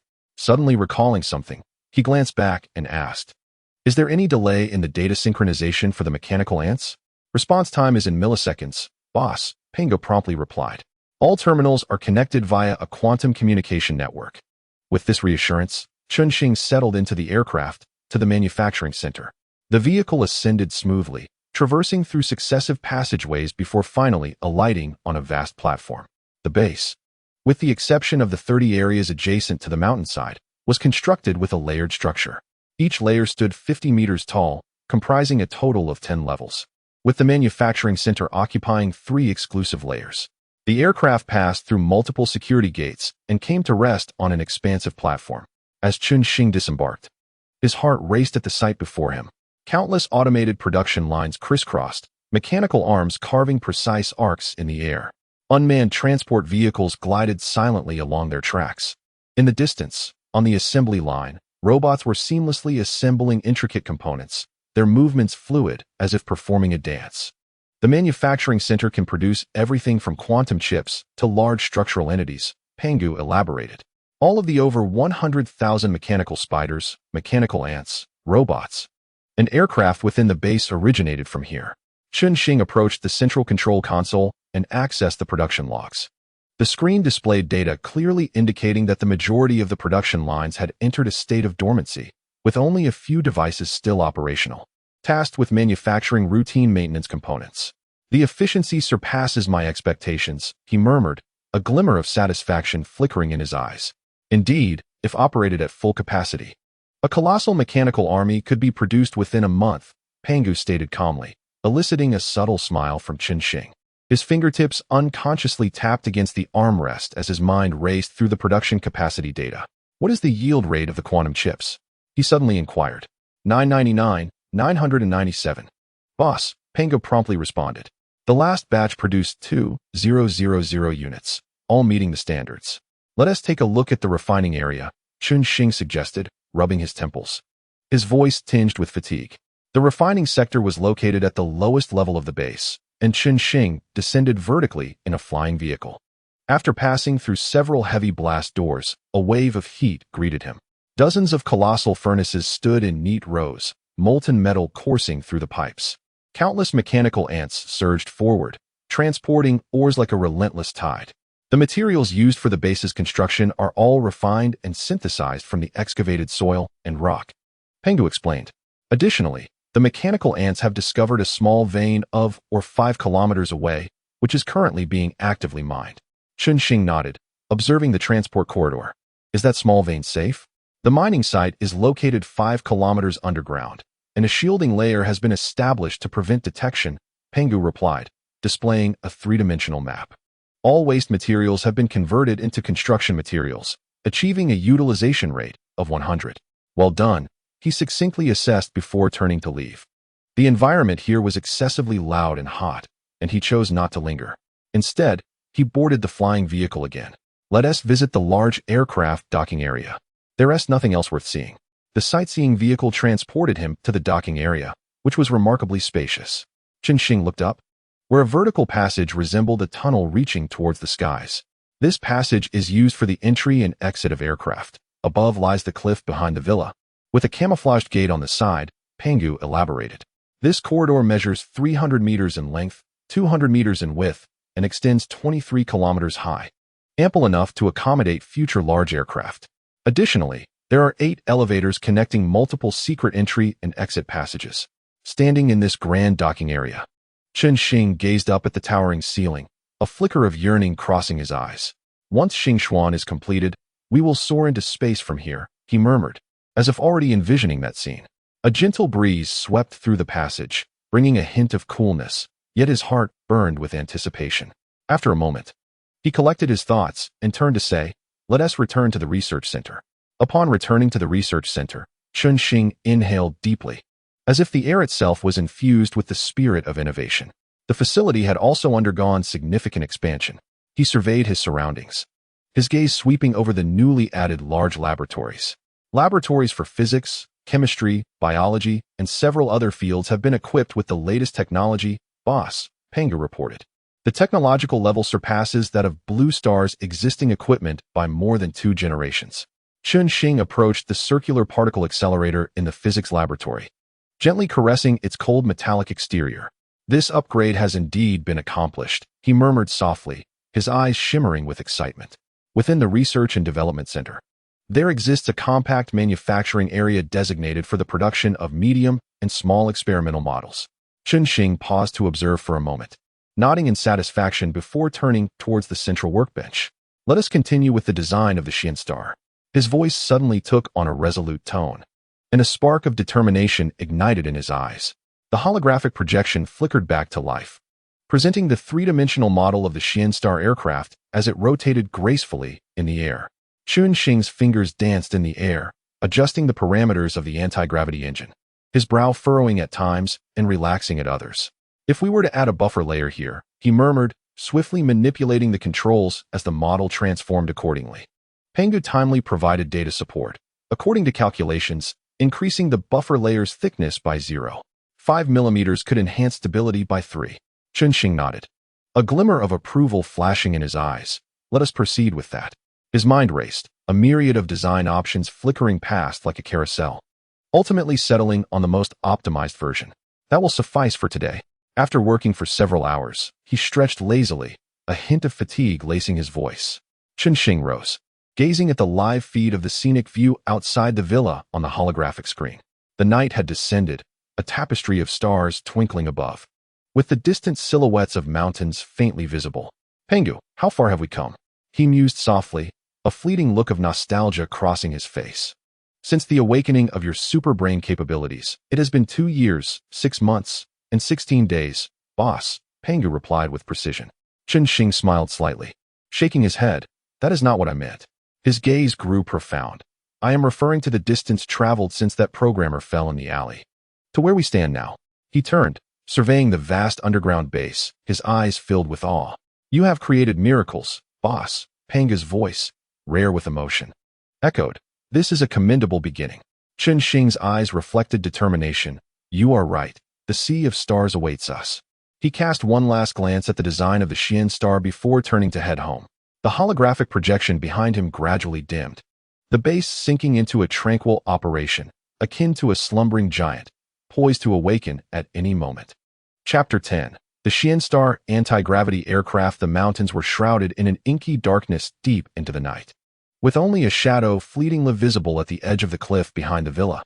This shadow ascended silently like a specter, piercing through the clouds in an instant, vanishing into the vast night.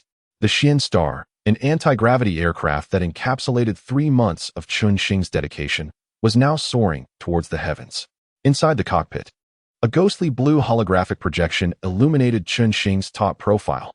His fingers gently tapped the armrest, his gaze focused and sharp. Pangu, activate stealth mode and commence the first phase of testing. His voice remained calm and steady, his fingers lightly tapping the control panel.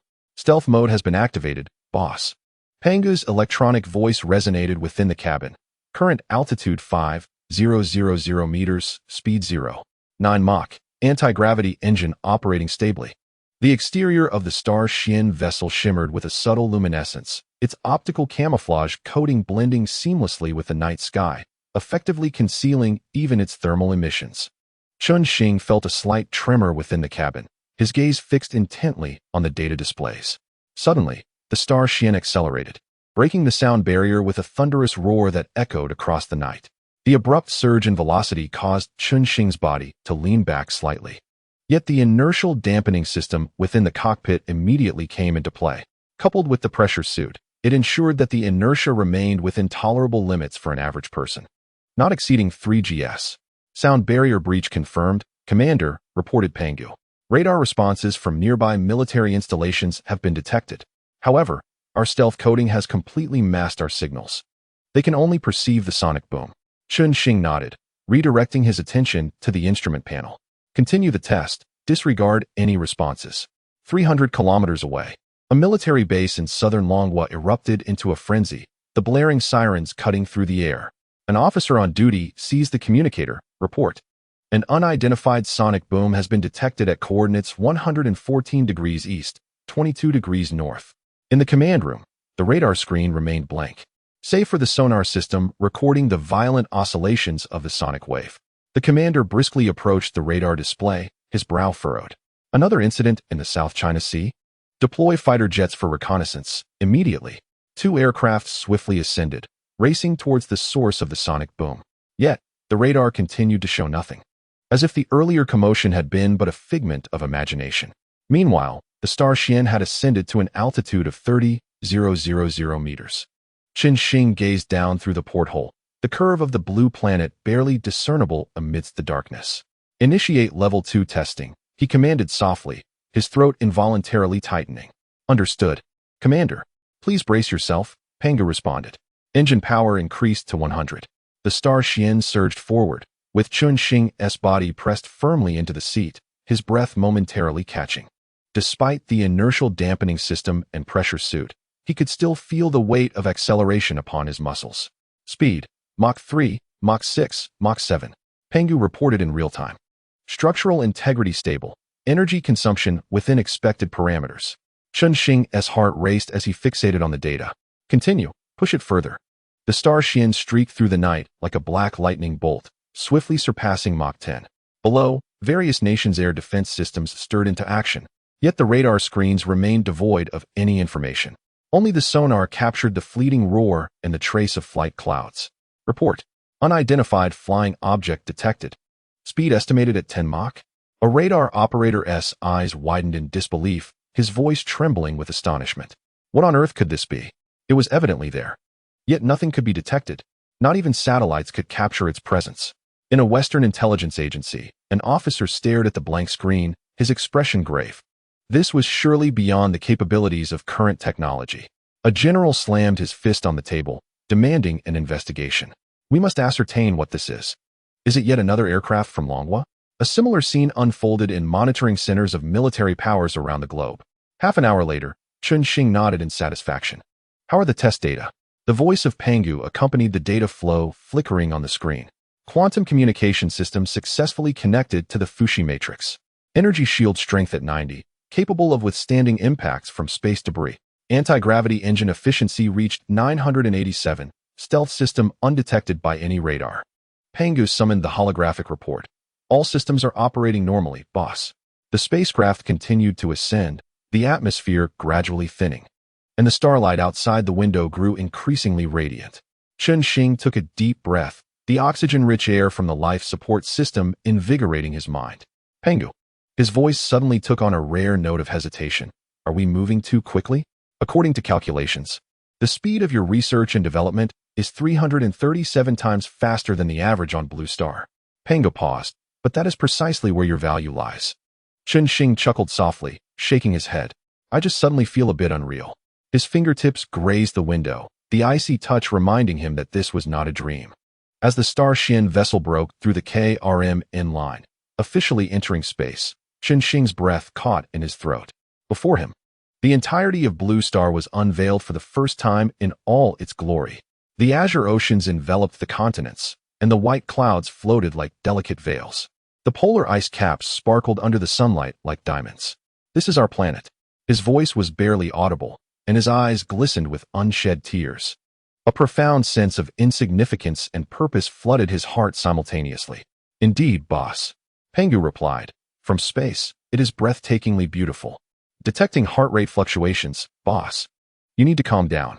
Pangu reminded timely. Shing closed his eyes, took several deep breaths, and then opened them again. Pangu, initiate space environment testing. Acknowledged. Anti-gravity engine switched to space mode. Energy shield operating at full capacity. The Star Shien vessel traced an elegant arc in low Earth orbit, its rear thrusters emitting a stream of ethereal blue particles. In stable flight at near-Earth orbit, all systems continued to function normally in the vacuum and low-temperature environment.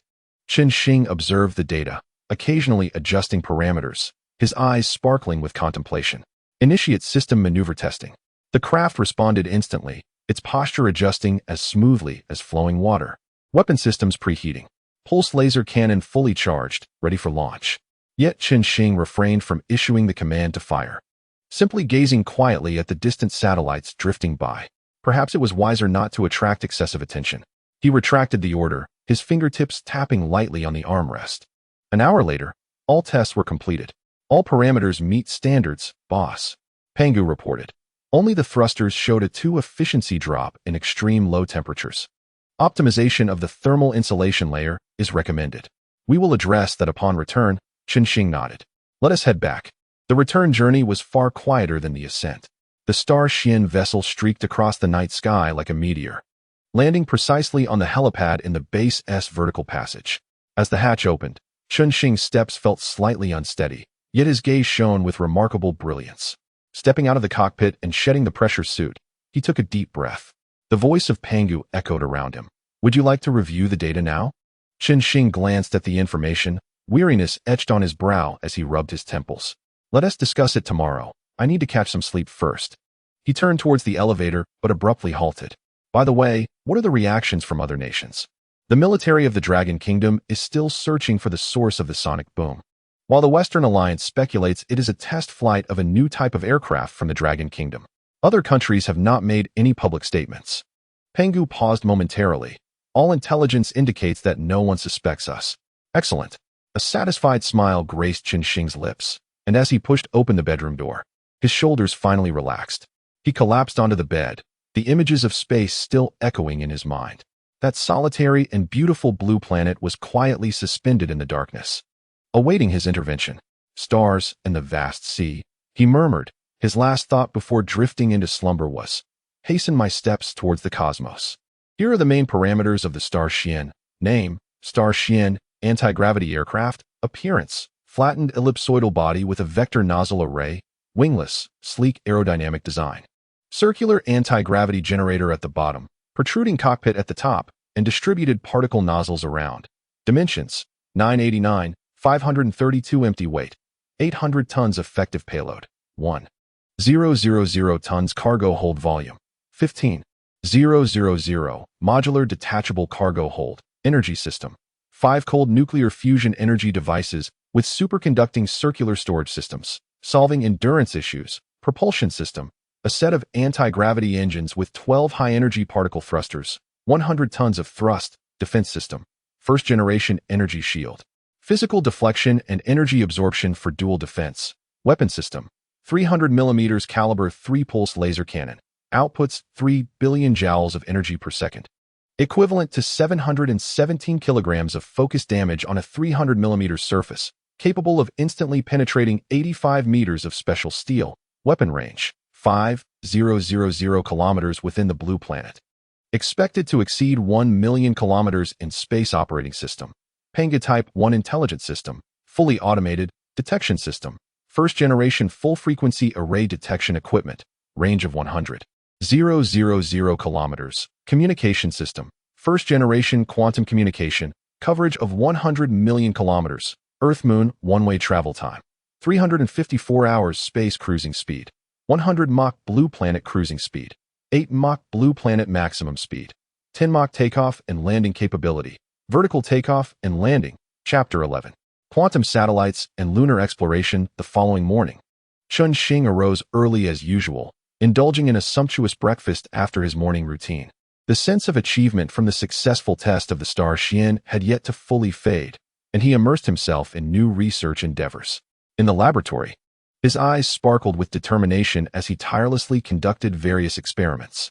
The quantum entangled state must be stabilized above 99.99, or else the communication delay would exceed expectations. He murmured to himself, his brow furrowed. Pangu's voice resonated from above. "Boss, you have been working for 16 consecutive hours. It is time for a break." Shing nodded, his gaze unwavering from the holographic screen. "Let us conclude for today. The final step can await tomorrow." His daily routine had become as precise as a finely tuned machine, laboring for 16 hours and resting for 8. A week later, a silver sphere, merely 15 meters in diameter, lay quietly on the workbench, its surface shimmering with a ghostly blue luminescence. "It is finally complete." Shing's voice, hoarse yet imbued with joy, caressed the smooth exterior of the satellite. "The multifunctional quantum communication satellite has successfully passed the simulation test, boss," Pangu reported, projecting the holographic data. "Signal coverage extends to 100 million kilometers, with latency nearly non-existent." Shing exhaled deeply, leaning back in his chair. A contented smile graced his fatigued visage. "Prepare for mass production." A month later, 50 satellites were meticulously arranged within the warehouse, each one having undergone rigorous testing, their performance impeccable. Inside the cargo bay of the Star Shien, Pangu maneuvered the robotic arms to secure each satellite. "This is sufficient for establishing a lunar communication network," he murmured, his eyes glimmering with anticipation as he gazed at the satellites. "Flight path has been plotted, boss," Pangu's voice emanated from the cockpit. "Expected duration of operation, 20 hours and 27 minutes. Shing nodded, fastening his seatbelt. "Let us depart." The Star Shien ascended gently, navigating through the vertical passage of the base and soaring towards the azure expanse above. To avoid drawing attention from various nations, only the anti-gravity engines were activated, suppressing any sonic booms. Outside the viewport, the clouds dispersed like cotton, revealing the arc of the blue planet. "This is the first true space voyage," he murmured, unconsciously tightening his grip on the armrest. Before long, the Star Shien reached the synchronous orbit of outer space. "The first satellite has been deployed," Pangu's voice interrupted his reverie.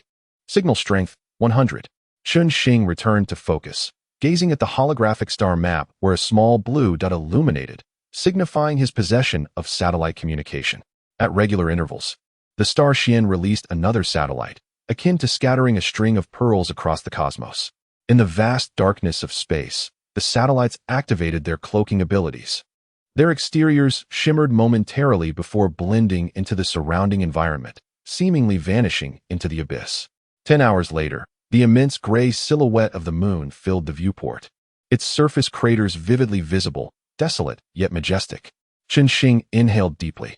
The oxygen-rich air provided by the life support system invigorated his mind.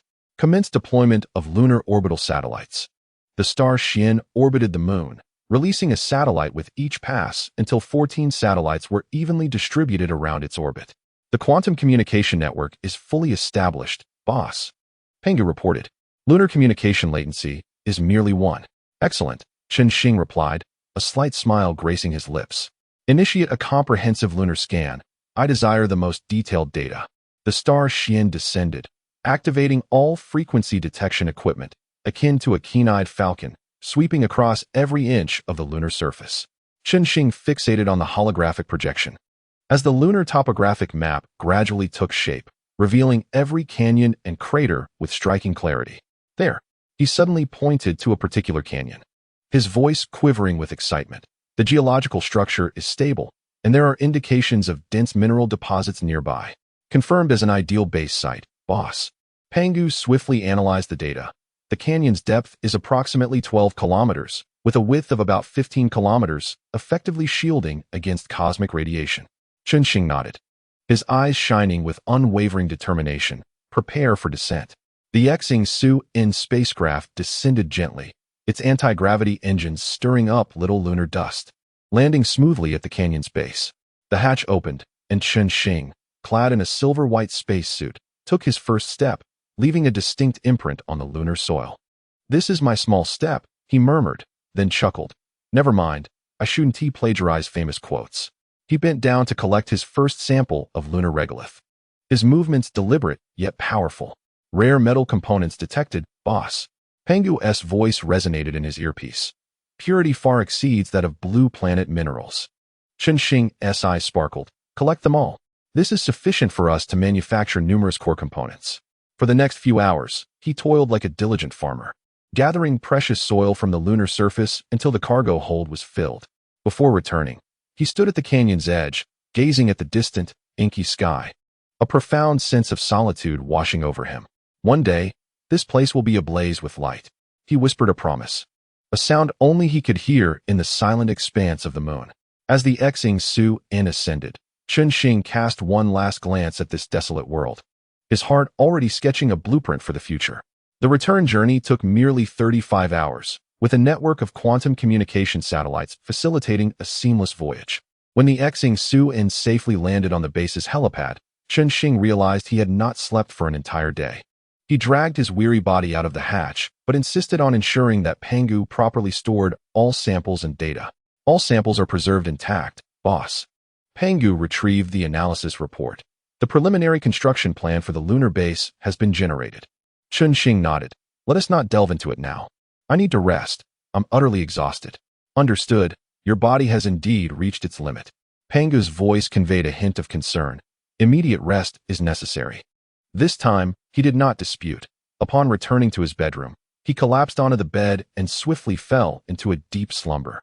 When he awoke, it was already midday the following day, sunlight streaming through the curtain-esque gaps and illuminating the bed. Chunxing stretched, his bones emitting faint cracks, yet his spirit was remarkably invigorated. "Pangu, display the canyon's detailed data," he commanded while grooming, his voice tinged with anticipation. The holographic projection unfolded in the dining area, showcasing a three-dimensional model of the lunar canyon that slowly rotated, every detail vividly apparent. Chunxing bit into a piece of bread, his eyes rapidly scanning the data, his mind racing with ideas for the base's design. "Here will be the main control center, and here will be the energy station," he mused, gesturing in the air as he modified the design blueprint. Through the analysis of lunar regolith composition and performance evaluation, it is recommended to adopt an in-situ resource utilization model. This entails transporting production and smelting equipment to the lunar base construction site, where lunar soil can be directly mined to produce building materials for the base. Pangu added that this could save 99 of transportation costs. "Clever." Chunxing's eyes lit up as he promptly adjusted the plan. First, a few sets of medium-sized production equipment would be sent over, as the large Xingchuan could not accommodate them. Additionally, some mining machinery would be transported to facilitate the extraction of minerals on-site. A burning ambition ignited within him as he envisioned the lunar base rising majestically from the ground. Chapter 12. The lunar underground base. As spring gives way to autumn, the leaves in the mountains transform from vibrant green to golden hues, only to burgeon anew. In the blink of an eye, a year has quietly elapsed. Chunxing stood before the expansive windows of his villa, gazing at the distant mountains shrouded in thick mist. The breath he exhaled condensed into a delicate fog upon the glass. Throughout this past year, he had been almost entirely isolated from the world, undisturbed even by the sounds of firecrackers during the spring festival, which failed to intrude upon the tranquility of these mountains. His life mirrored this serene seclusion, devoid of visitors during festive occasions, and he had not set foot outside this forested realm. After the passing of his parents, he had long severed ties with those so-called relatives, their faces and names now blurred in his memory. Relatives?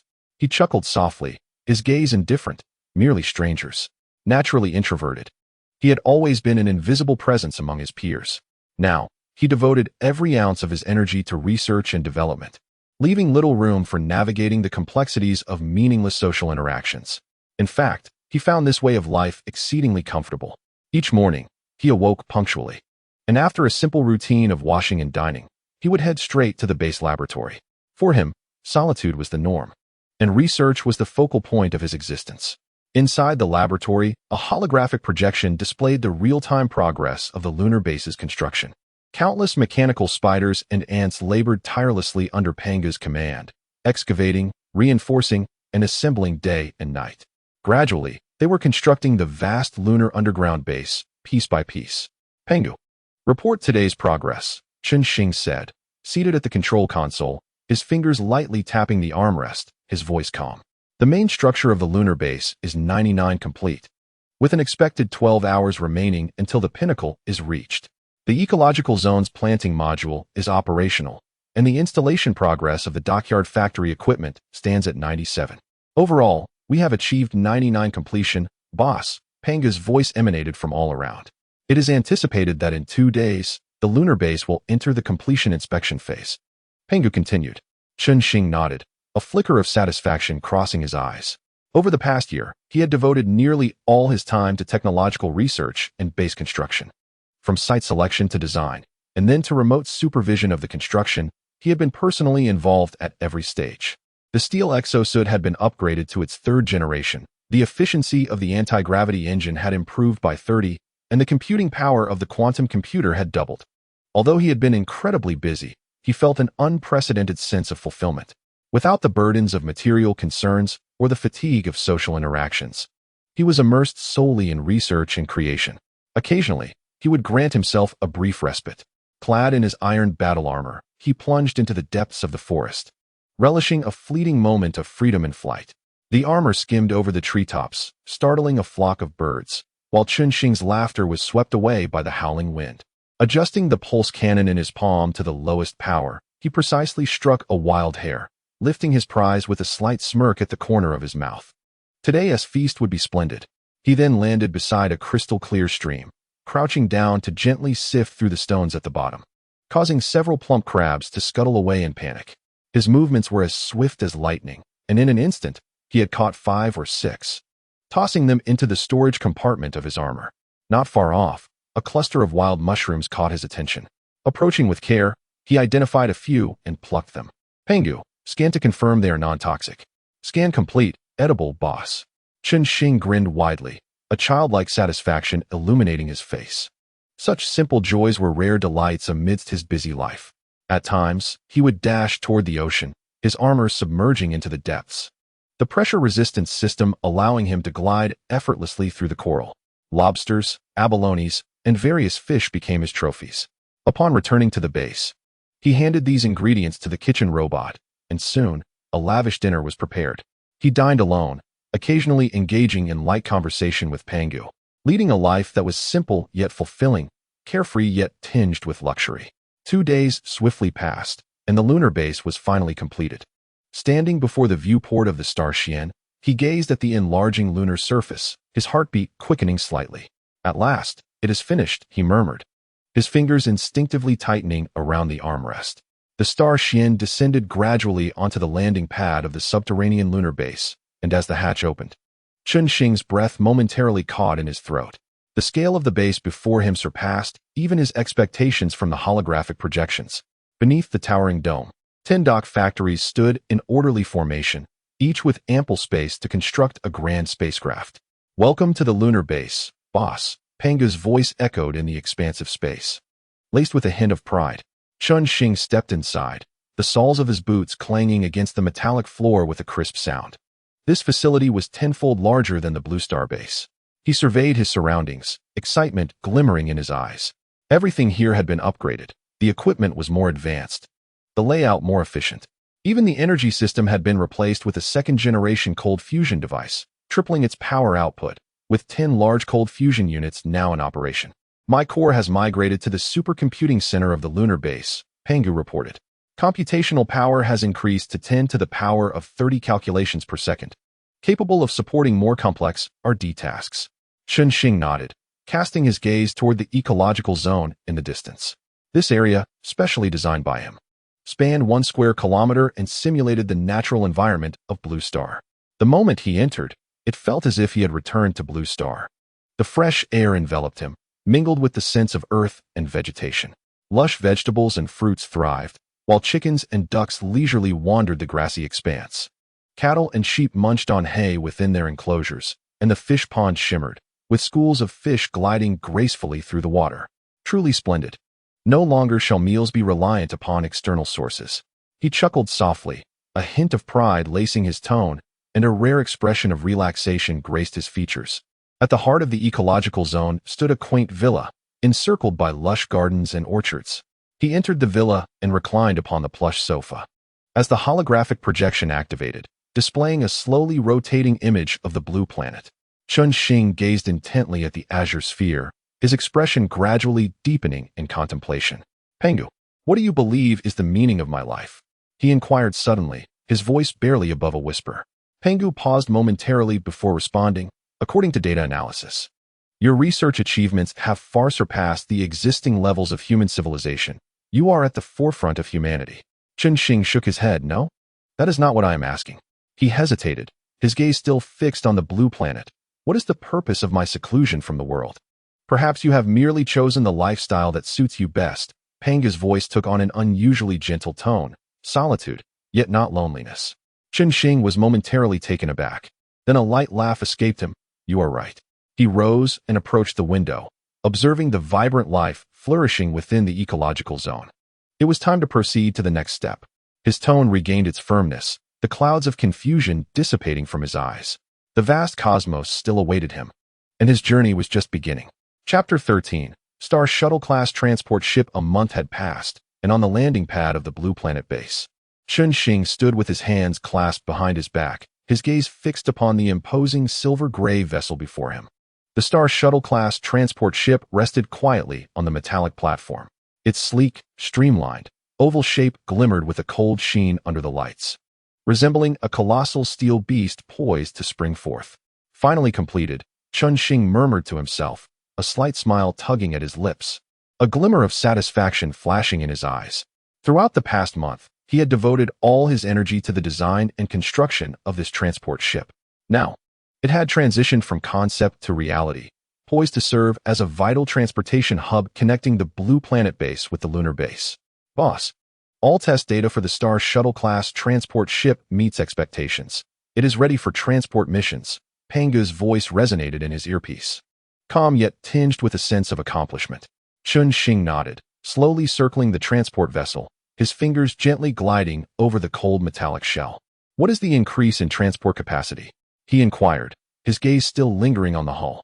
The full load capacity reaches 100,000 tons, which is 100 times that of the Shien, with a round-trip time to the moon reduced to 2 hours. Pangu swiftly retrieved the data.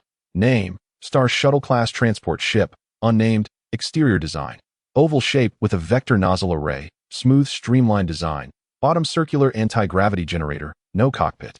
Distributed particle nozzles throughout. Dimensions, 198 meters in length, 110 meters maximum diameter. Empty weight, 800 tons. Effective load capacity, 100,000 tons. Cargo hold volume, 960,000. Removable modular cargo hold. Energy system, 15 second-generation cold nuclear fusion energy devices with a superconducting circulating energy storage system propulsion system, 12 second-generation anti-gravity engines, and 12 second-generation high-energy particle thrusters. 1,000 tons thrust. Defense system, second-generation energy shield, 15 physical deflection and dual energy absorption for protection. Weapon system, 10 pulse laser cannons with a 300 mm caliber, outputting 10 billion joules of energy per second, equivalent to 239 tons of damage focused on a 300 mm area, capable of instantly melting through 28 meters of specialized steel. Weapon range, 15,000 kilometers within Blue Star. Projected over 1,000,000 kilometers in space. Operating system, Pangu Type 1 intelligence system, fully automated. Detection system, first generation full frequency array detection equipment, range of 100,000 000 kilometers, communication system, first-generation quantum communication device, coverage of 100 million kilometers, one-way travel time to the moon, 225 hours space cruising speed, 200 Mach blue star cruising speed, 15 Mach blue star maximum speed, 21 Mach takeoff and landing capability, vertical takeoff and landing. Chun-Shing examined the parameters of the transport ship, paused, and gazed upward at the vessel's top. The size of this transport ship had reached the maximum limit of the passage for entry and exit at the Blue Star base, measuring 198 meters in length and 110 meters in diameter.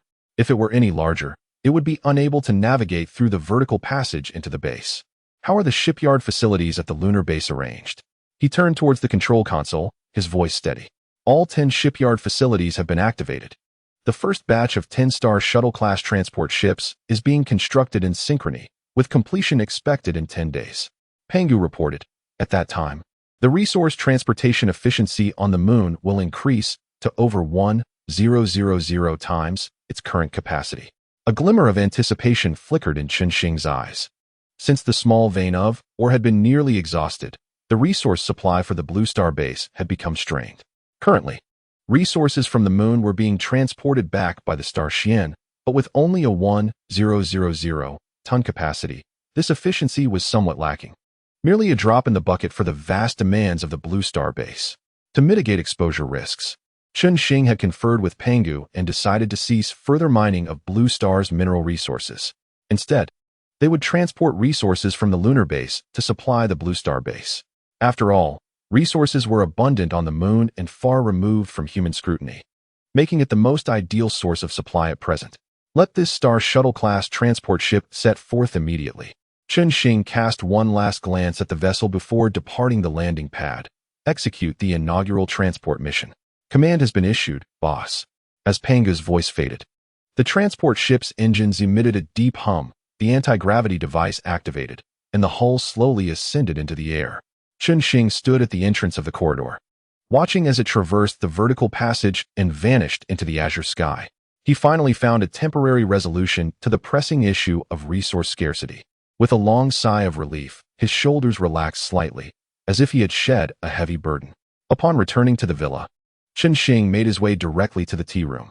Sunlight streamed through the floor-to-ceiling windows, casting a warm and bright glow upon the wooden tea table. He deftly boiled water, warmed the teacups, and selected the tea, his movements fluid and graceful, imbued with a rare sense of leisure. Pangu, retrieve the latest international updates. He instructed softly while preparing the tea. Connecting to the global news network, the holographic projection unfurled on the tea table, an array of news headlines cascading like a waterfall. Chun-Shing lifted his teacup, gently blowing away the steam, his gaze sweeping over the headlines. The Long Kingdom's South China Sea Fleet conducts large-scale exercises.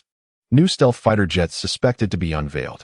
The Western Alliance announces the initiation of a space defense program, claiming to deploy near-Earth orbital interception systems.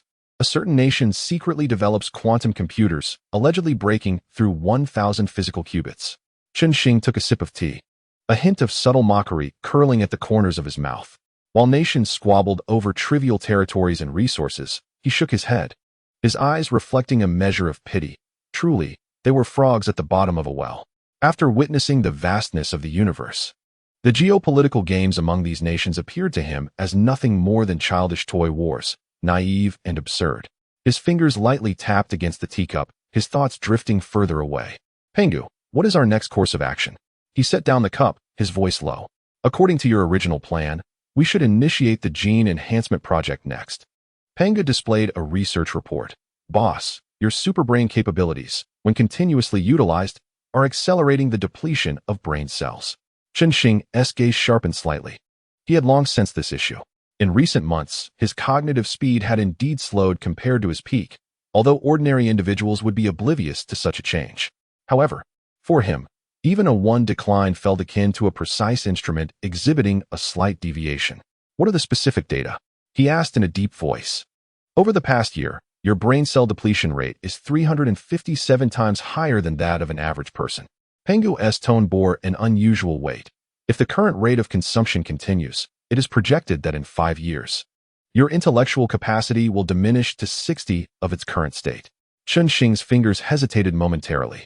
60. That meant a significant reduction in his superbrain capabilities, potentially stripping him of certain advantages in deduction and calculation. Is there a solution? He inquired, his gaze sharp as a blade. Gene enhancement. Pangu retrieved a new set of biotechnological information. By optimizing telomerase activity, repairing damage, and enhancing neuronal regeneration capacity, it is theoretically possible to halt or even reverse cellular aging. Xing's eyes fell upon the holographic projection, quickly scanning the intricate formulas and experimental data. This information had been derived from his directive for Pangu to utilize excess computational power for ongoing simulation and upgrades, ultimately forming a comprehensive theoretical framework. It appears that the time has come to explore the means of self-enhancement. He chuckled softly, a glimmer of eager anticipation flickering in his eyes.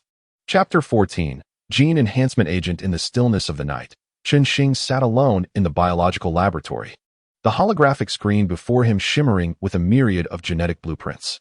His eyes ached slightly from prolonged focus on the data, yet his mind continued to operate at a rapid pace. Telomerase activation protocol, neuron regeneration-inducing factors, metabolic optimization guidelines, he murmured quietly, his fingers racing across the virtual keyboard, incessantly adjusting the experimental parameters.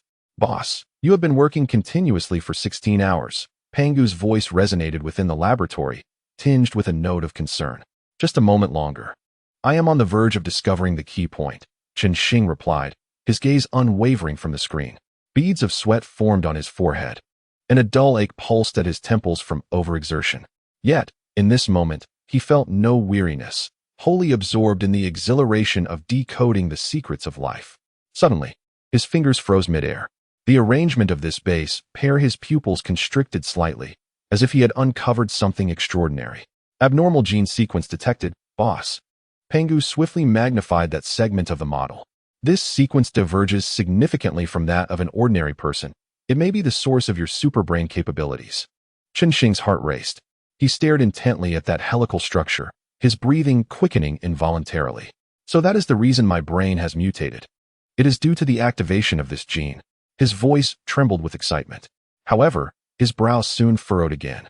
But it is also accelerating the depletion of my cellular lifespan. Yes, this gene is akin to a double-edged sword, Pangu calmly analyzed. It bestows upon you intellect and computational abilities far beyond the norm, but it exacts a toll on your body. Xing fell silent for a moment, then slowly lifted his gaze, determination glimmering in his eyes. Then let us modify it.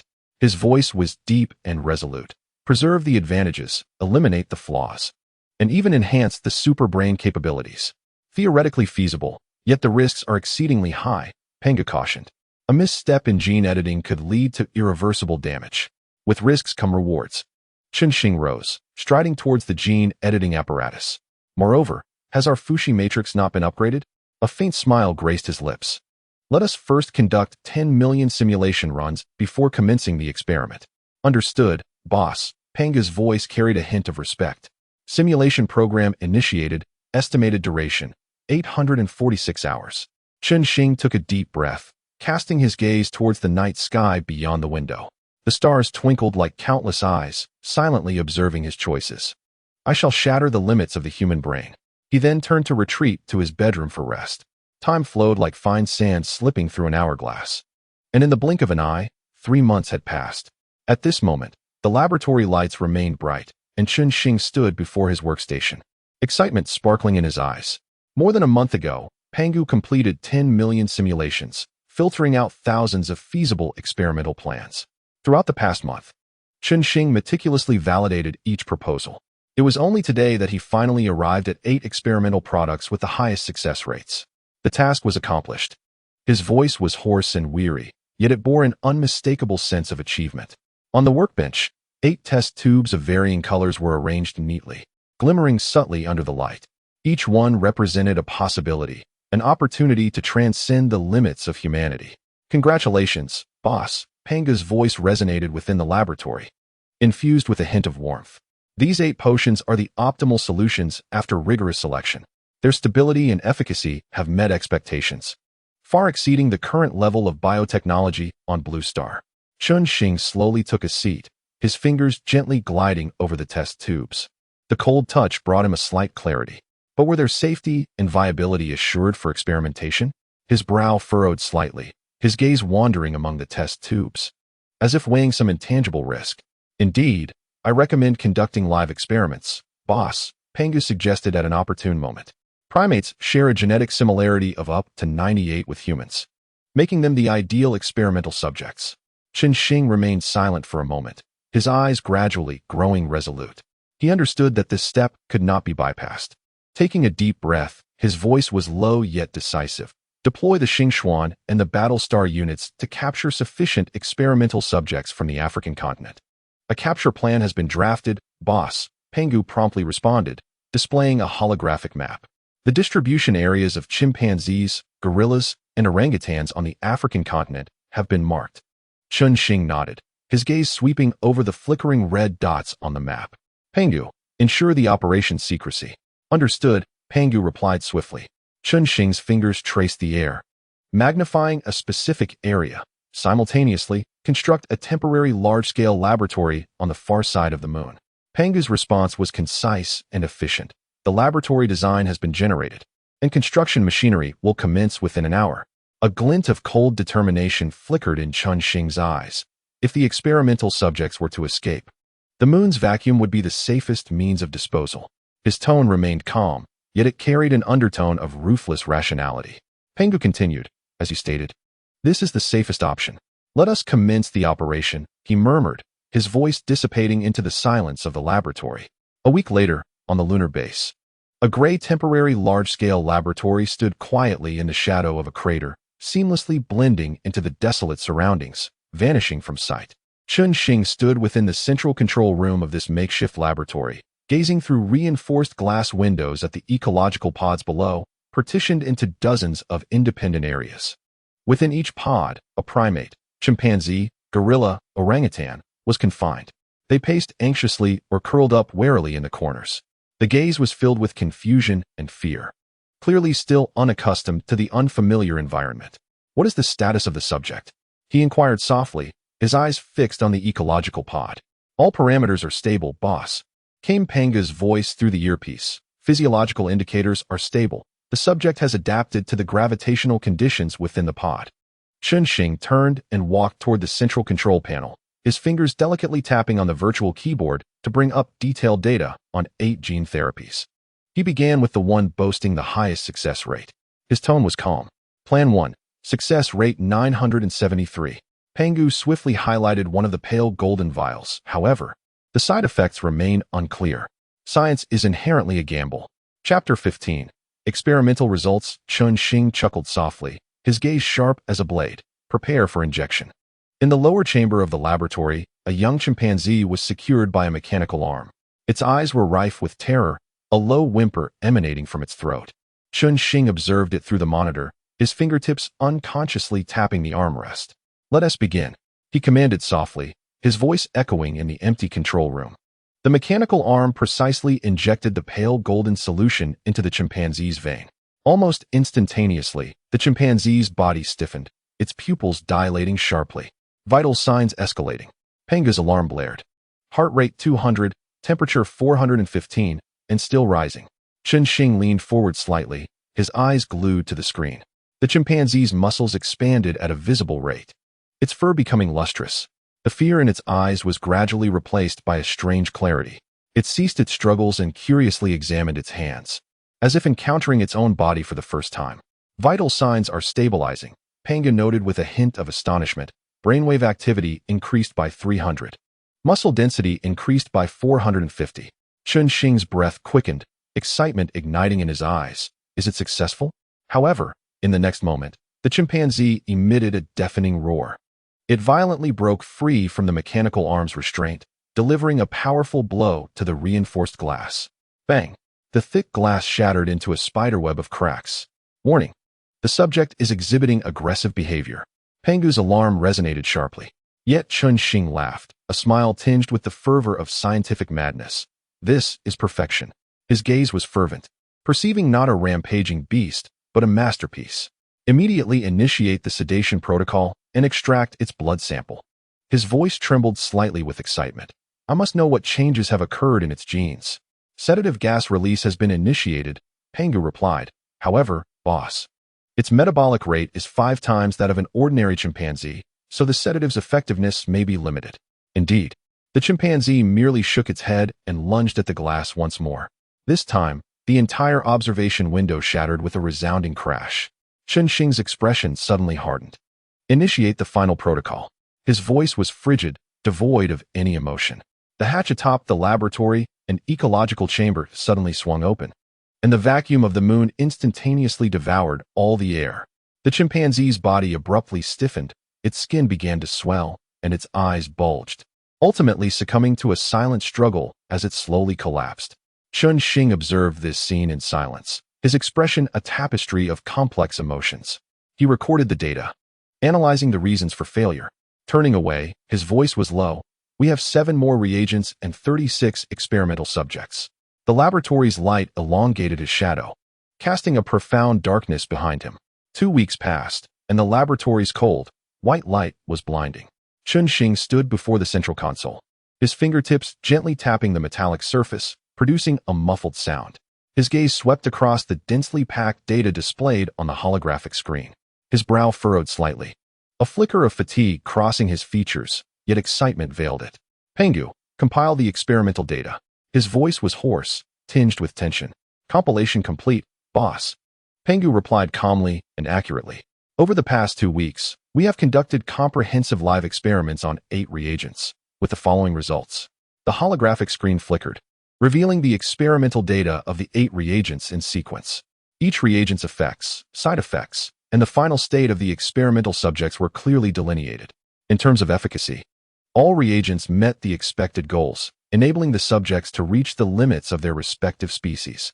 For instance, the strength of the gorilla subjects increased by at least 10-fold, with some reaching a staggering 15-fold. However, all 8 reagents shared a common side effect, an average increase in appetite exceeding 6 times. Moreover, different reagents exhibited various additional side effects. Xing's gaze skimmed rapidly, his fingers unconsciously stroking his chin, as his eyes grew increasingly profound. Reagent number 1.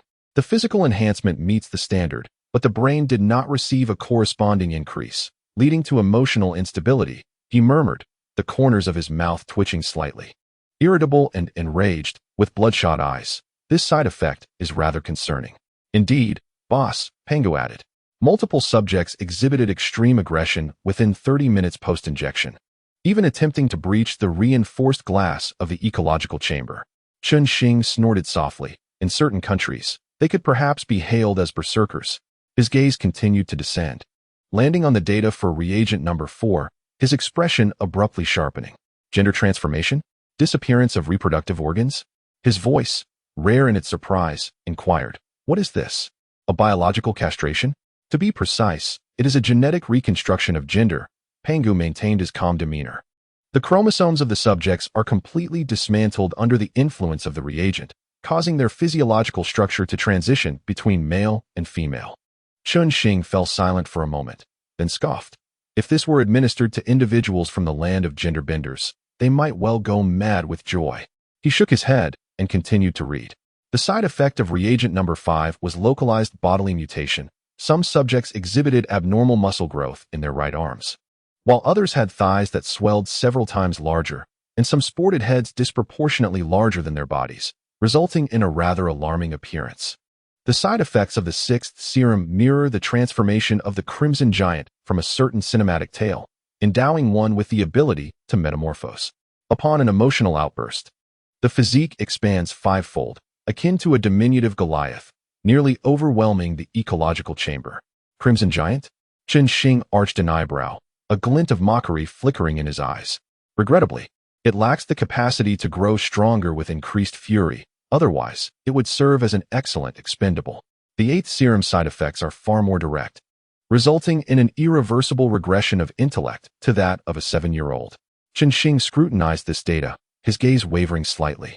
Diminished intellect, yet comparatively, loyalty remains controllable, he murmured, his fingers gently tapping the table.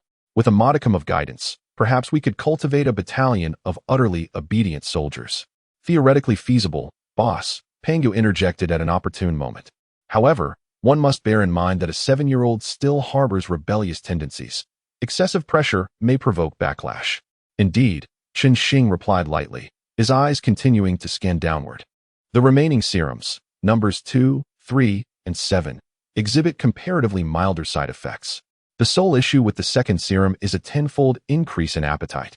Yet both physical and cognitive enhancements remain stable, with no emotional irregularities. The third serum, however, incites a libido that soars over 5-fold. Upon reaching this point, Xing's lips twitched. As a single man, I must decline. The seventh serum's side effect is decidedly simpler. Complete loss of body hair, never to regrow. Hairless individuals? Is this not akin to a peculiar jade? Xing mused as he ran his fingers through his hair, chuckling softly. Were it not for the second serum, I might find this acceptable. He exhaled deeply, leaning back in his chair, his gaze solidifying in determination. The conclusion was unequivocal. The second serum was the optimal solution. Yet, the other serums might hold potential for future applications. Indeed, boss, Pangu swiftly presented the detailed data for the second serum. Power augmentation of 1500, reaction speed enhanced by 1200. Cellular vitality increased by 1100, with a projected lifespan extended to over 150 years. The sole cost is an increased appetite. Xing chuckled softly. In comparison to the other side effects, this is virtually negligible. He rose and approached the observation window of the laboratory. Within the ecological chamber below, the remaining test subjects either curled up or paced anxiously. They would continue to reside in the ecological chamber, awaiting any subsequent changes. Chapter 16, Clinical Trials, Administering the Serum. Pangu, prepare for the next phase of clinical trials. Xing's voice was calm and detached. We require some test subjects. Understood, Pangu replied without hesitation. Targets have been identified. Members of illicit armed organizations abroad, human trafficking syndicates, and certain fugitives from various nations. Xing nodded slightly, his gaze icy. Remember, there must be no involvement of individuals from Longwa. All citizens of Longwa have been excluded, boss. Pangu's voice took on an unusually stern tone. A total of 37 targets have been identified, with capture expected within 48 hours. Excellent. Xing turned and exited the control room. His voice drifting back, commenced clinical testing immediately upon the arrival of the test subjects. A month later, in the central control room of the temporary lunar laboratory, Xing gazed intently at the final report displayed on the holographic screen, his expression as tranquil as a still lake. The clinical trials have concluded, boss. Pangu's voice reverberated in the stillness of the room. 37 human subjects. After the injection of 8 different agents, their physical enhancement effects aligned with those of primate test subjects, along with similar side effects. Xing responded with a soft acknowledgement, his gaze sweeping across the monitoring screens of the subjects. These individuals now resided quietly within the ecological chamber, some partaking in meals, others engaging in exercise. The initial terror in their eyes had long since faded, replaced by a numbed compliance. Intelligence remains unaffected? Xing inquired. Except for Subject 8, no signs of regression have been detected, boss, Pangu replied. However, the subjects administered with Agent 8 exhibit significantly heightened obedience to commands. This is presumed to relate to the neural modulation effects of the agent. A faint smile graced Xing's lips. It appeared that Agent 2 posed no substantial issues. He rose and approached the storage cabinet for the agents, his gaze settling upon a vial of Agent 2. The pale golden liquid swayed gently within the glass tube, seemingly brimming with boundless potential. It is time, he murmured, reaching for the agent. Boss, a reminder is necessary, Pangu's voice, unusually tinged with hesitation, interjected. Despite the success of the clinical trials, as a superbrain adept, the effects of the agent may present unforeseen variables. Xing chuckled softly, his gaze resolute. Science is inherently a venture into the unknown. Without a moment's hesitation, he injected the agent into his vein. In an instant, a searing sensation coursed from his arm throughout his entire body. His pupils constricted sharply, and his breathing quickened. Vital signs escalating. Pangu's alarm echoed in his ears, yet Xing was impervious to it. His vision was enveloped in gold. His brain felt as though it were being torn apart and reassembled. Every nerve screamed in transformation. Ugh, he groaned, dropping to one knee. The agony persisted for a full 10 minutes before gradually subsiding. Xing gasped for breath, slowly lifting his head, his eyes sharp as blades. The world had transformed. His senses had sharpened exponentially. He could hear the sound of his own blood coursing through his veins, discern the minuscule dust particles suspended in the air, and even perceive the silence of the vacuum beyond the lunar base. Is this the sensation of transcending human limits? He muttered softly, a hint of astonishment in his voice. Analysis complete, boss. Pangu's voice bore a rare note of awe. Your bodily functions are projected to enhance by over 1,800. The activation of your brain has surged by an astonishing 1,500. Your lifespan is expected to increase by at least 200 years. The effects of the agent have exceeded expectations by over 30. Chun-Shing smiled, a newfound confidence radiating from him. He stood, stretching his limbs, the strength within his muscles astounding even himself. What of the subjects? He suddenly inquired, his tone calm. Executed as planned. Pangu's response was succinct and merciless. All 37 subjects have been sent to the furnace. Chun-Shing nodded, his gaze indifferent. Those not of our kind will surely harbor different hearts. Their sacrifices have paved the way for humanity's evolution. Let us proceed, Pangu. He turned away from the temporary laboratory, his voice deep and resolute. Return to test the specific data. Chun-Shing boarded the Xingchuan spacecraft, and as the hatch opened, he inhaled deeply, feeling the surging power within him. He descended the gangway with swift steps, his movements light as if treading upon clouds, each stride imbued with unprecedented explosiveness. Pangu promptly arranged for a comprehensive physical examination. His voice was low and urgent, excitement flickering in his eyes. Received, preparations are complete, initiating life sign scan, Pangu responded, imbued with a rare hint of anticipation. In the laboratory, Chun-Shing stood at the center of the testing zone, his arms slightly outstretched, allowing the scanning beams to glide from the crown of his head to the soles of his feet. His heartbeat was steady and powerful, the contours of his muscles more pronounced under the lights. The veins beneath his skin were faintly visible, as if brimming with boundless energy. Commencing punch force test. Pangu's voice resonated. Chun-Shing took a deep breath and unleashed his right fist, striking the force gauge with tremendous force. Bang! A muffled thud echoed as the gauge's value soared wildly, finally settling at 965 kilograms. A subtle smile crept upon his lips, and a glint of satisfaction flickered in his eyes. Over 100 kilograms more than the world champion. Reaction speed test, Pangu continued. On the screen before him, random red dots illuminated, and Chun-Shing's fingers clicked like lightning, each tap precise and unerring. The final result displayed, 50 milliseconds. The average for an ordinary person is 300 milliseconds, with the best athletes achieving 60 milliseconds.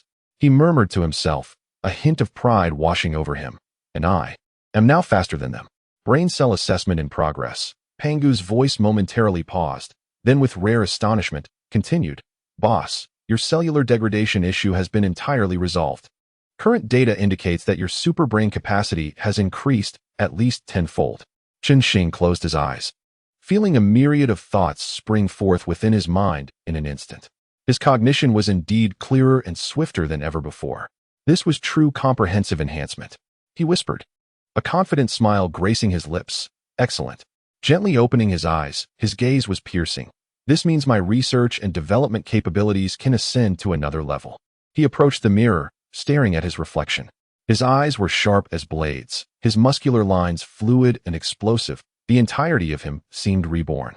Pangu, is it now feasible to develop the next generation of genetic serums? His voice carried a hint of ambition. Not advisable, boss. Pangu's tone grew unusually serious. According to calculations, your body requires at least 5 years to adapt to the current enhanced state. Continuing the development of the next generation serum is not feasible. Otherwise, the probability of bodily collapse is as high as 80. Furthermore, if you wish to avoid consuming vast quantities of food daily, it is now imperative to develop an energy serum.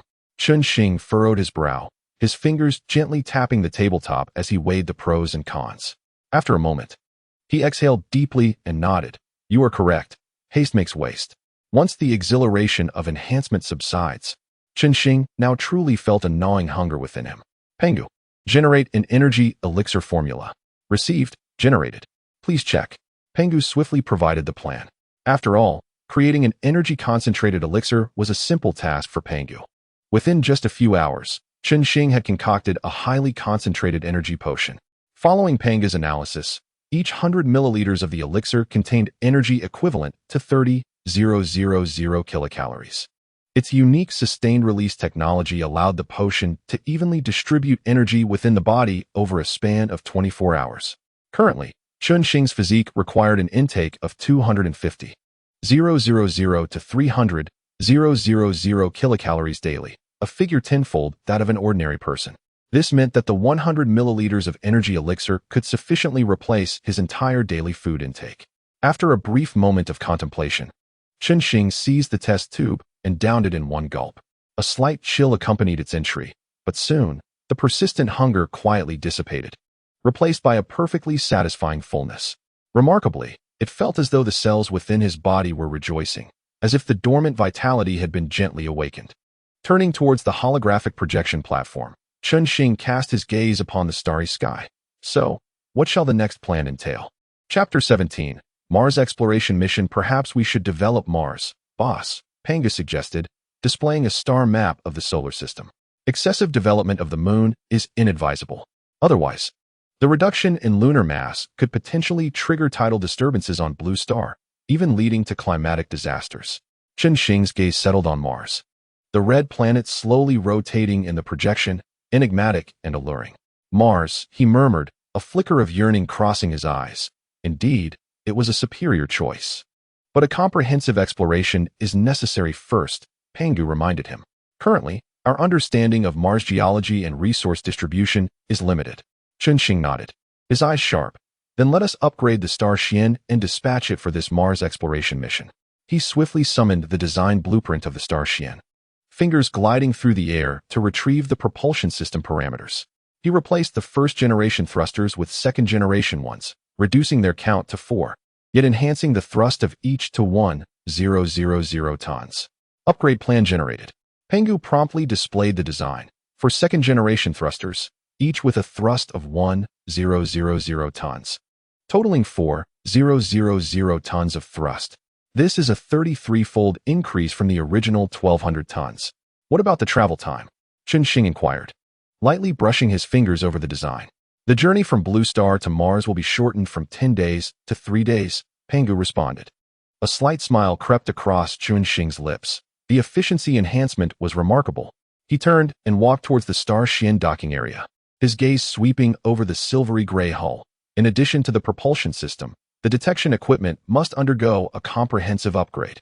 The latest technology has been integrated, boss.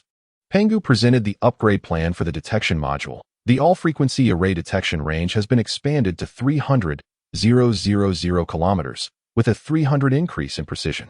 Excellent. Chunxing nodded in satisfaction. You will be in charge of this exploration mission from start to finish. Understood, boss. Estimated time, 30 days, Pangu replied, his tone tinged with eagerness. Chunxing's gaze swept across the upgrade list, and he nodded slightly. Excellent. Commence the transformation immediately. For the next 3 days, Chunxing remained closely tethered to the Star Shien, meticulously supervising every detail of the upgrade. The mechanical arms deftly dismantled the old thrusters and installed the cutting-edge second-generation high-energy vector particle thrusters. The silver-gray casing gleamed with a cold luster under the lights. Initiate self-diagnostic procedure, he commanded, his voice steady. Self-diagnostic complete. All systems operational. Pangu reported, ready for departure at any moment. Chunxing cast one final glance at the Star Shien before turning towards the control console. Mission initiated. The engine of the Star Shien emitted a low, resonant hum as the anti-gravity mechanism activated. The vessel gradually ascended, traversing the vertical passage and soaring towards the azure horizon. Chunxing stood on the observation platform of the base, watching as it vanished into the clouds, a flicker of sentiment crossing his eyes.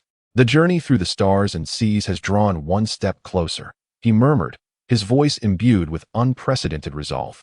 Turning back to the Research and Development Center, his gaze fell upon the holographic projection. It depicted a design blueprint for a completely new spacecraft, larger in size, more formidable in firepower, and swifter in speed. The endeavor of Martian development necessitated a more powerful fleet. His fingers glided gently over the projection, his eyes sharp as a blade. A week for a round trip is still too sluggish. He seated himself, his mind racing, his superbrain capabilities fully engaged. Countless design proposals flashed through his consciousness before finally crystallizing into the most optimized version. Pangu, record the design parameters for the new warship. His voice was deep and commanding. Ready, boss. Pangu responded, a hint of anticipation in its tone. Xing's eyes ignited with fervor as his fingers danced across the virtual keyboard. The Star Shien sliced through the deep void, akin to a silver meteor, leaving a faint trail in the pitch-black cosmos. 3 days later, it finally reached Martian orbit, gradually adjusting its orientation to enter the designated reconnaissance position. Boss, we have arrived in Martian orbit, commencing comprehensive scanning mission. Pangu's voice resonated in Xing's mind. Calm and precise. Xing merely acknowledged with a soft his gaze still fixated on the blueprint of the new warship. His fingers rapidly struck the virtual keys, modifying a core parameter. Although the Martian reconnaissance mission was undeniably significant, his primary focus remained on the development of the new warship. On the holographic projection, real-time imagery of Mars rotated slowly, its red surface marred by ravines and craters, desolate yet magnificent. Pangu commanded the Star Shien to activate both the full-frequency detection array and the quantum radar simultaneously, embarking on a comprehensive scan of the Martian surface, subsurface structures, and mineral distribution. Data surged back like a tidal wave, swiftly transformed into analyzable geological maps and resource distribution charts through the Fuxi matrix's processing. Xing occasionally glanced at the data, his brain rapidly assimilating critical information, but soon returned to his research and development work. The Martian reconnaissance was merely the first step. The subsequent development of Mars was of paramount importance. In the days that followed, Xing's life continued with the precision of a finely tuned instrument. Every morning, he awakens punctually at 7, indulging in a breakfast meticulously prepared by a robot after a brief grooming ritual, before promptly heading to the Research and Development Center. He dedicates 16 hours to his work, taking breaks precisely on schedule, without any procrastination. This almost stringent self-discipline bestows upon him an astonishing level of research efficiency. Pangu, display the latest mineral distribution map of Mars. One afternoon, Xing reclines in his chair, rubbing his slightly weary eyes, and casually instructs. A holographic projection unfolds, revealing a three-dimensional model of Mars suspended in midair, the surface adorned with a myriad of sparkling markers. High-purity iron ore, titanium ore, rare earth elements, and substantial deposits of water ice have been detected. Pangu reports, the abundance of resources far exceeds expectations, boss. Xing nods slightly, a faint smile gracing his lips. Excellent. There will be no worries about future resources. His gaze sweeps across the markers, his mind swiftly devising the optimal extraction plan. Yet, he soon retracts his thoughts, redirecting his focus to the design of the warship at hand. A week later, the design plan for the new space battleship is finally finalized. Xing stands before the holographic projection, gazing at the sleek behemoth, excitement shimmering in his eyes. Pangu, how are the simulation test results? His voice is deep and steady, yet the slight tremor of his fingertips betrays his anticipation. Simulation tests completed, all systems meet expected metrics. Pangu promptly retrieves the data. The structural strength of the hull has increased by 500, and the firepower system has been enhanced by 800. The total thrust of the propulsion system has reached 120,000 tons, with a cruising speed of 3,000 Mach. Xing's lips curl upwards, arrange for the Lunar Base's dockyard to immediately construct the experimental ship. Instructions have been issued, boss. Pangu responds. Estimated construction period is 20 days. Xing exhales gently, his gaze drifting to the starry expanse depicted in the holographic projection. It is as if he can already envision the warship soaring through the cosmos. Chapter 18. Thermonuclear Fusion Reactor. Discovery of new materials. The construction of the experimental vessel is progressing vigorously, yet Xing remains industrious. His superbrain capabilities have undergone a qualitative leap following genetic enhancement. His thought processes operate at an unprecedented speed, with enhanced deductive abilities. While cold fusion is stable, the energy output of thermonuclear fusion is significantly higher and more powerful. He mutters to himself, fingers flying across the virtual keyboard. He brings forth a new set of reactor design schematics. In the holographic projection, intricate formulas and three-dimensional models intertwine. Xing's mind functions with the efficiency of a supercomputer, continuously optimizing every detail. Boss, The fuel consumption rate of the thermonuclear fusion reactor is over 50 times that of cold fusion. Pangu advises. Theoretically, at the same volume, the peak energy output could exceed that of cold fusion by over 100 times. That is indeed worthwhile. Chunxing's gaze sharpens like a blade. After all, the lunar helium-3 reserves are sufficient for us to utilize for centuries. Letting it sit idle is a waste. His finger glides gently, enlarging the core structure of the reactor. The confinement scheme for the high-temperature plasma is readjusted. The magnetic field's confinement strength must be enhanced by an additional 5.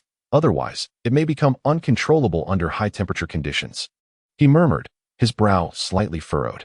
Adjustment completed, boss, Pangu swiftly responded. Simulation tests indicate a stability increase to 998. Chunxing nodded, a glimmer of satisfaction crossing his eyes. Excellent. Let us prepare to manufacture the prototype. Indeed, let us conduct experiments on the surface of the far side of the moon. It is prudent to proceed with caution.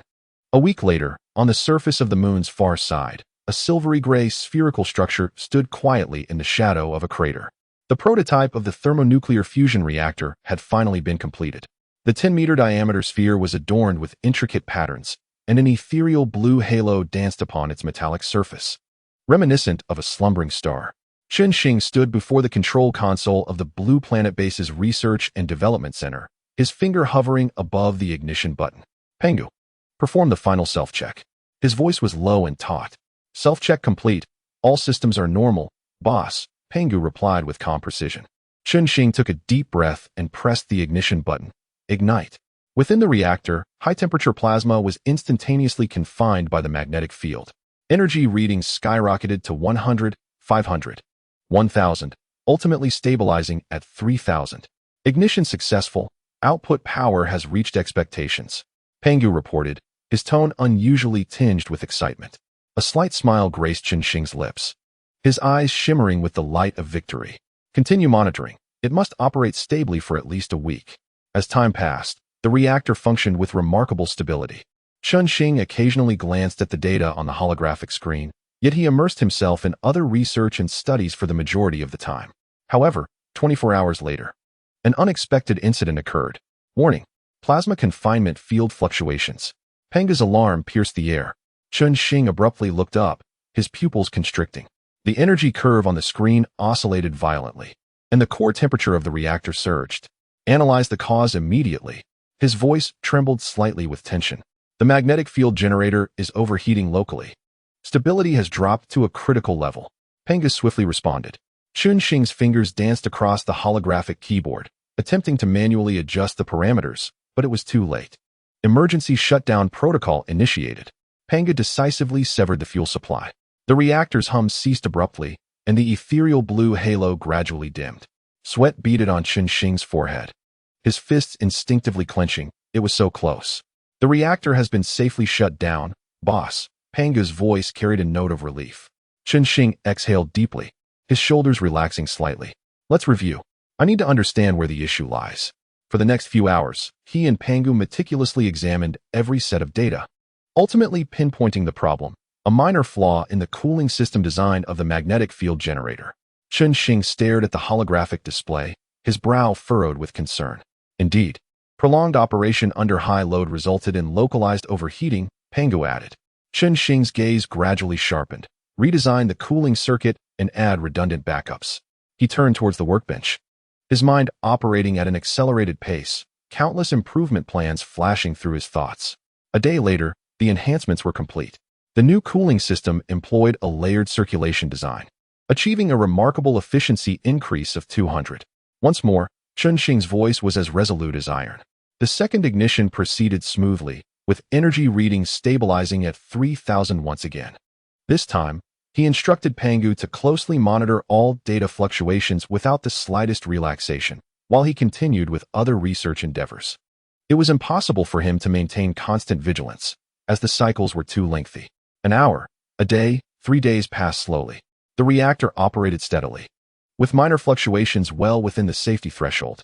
On the 7th day, Chunxing stood before the control console, a hint of relief finally surfacing in his eyes. Success. All systems normal, boss, Pangu reported, tinged with a sense of accomplishment. The thermonuclear fusion reactor has passed the test. A smile graced Chunxing's lips. Shut down the reactor. Dismantle it, and install it in the lunar base's energy center.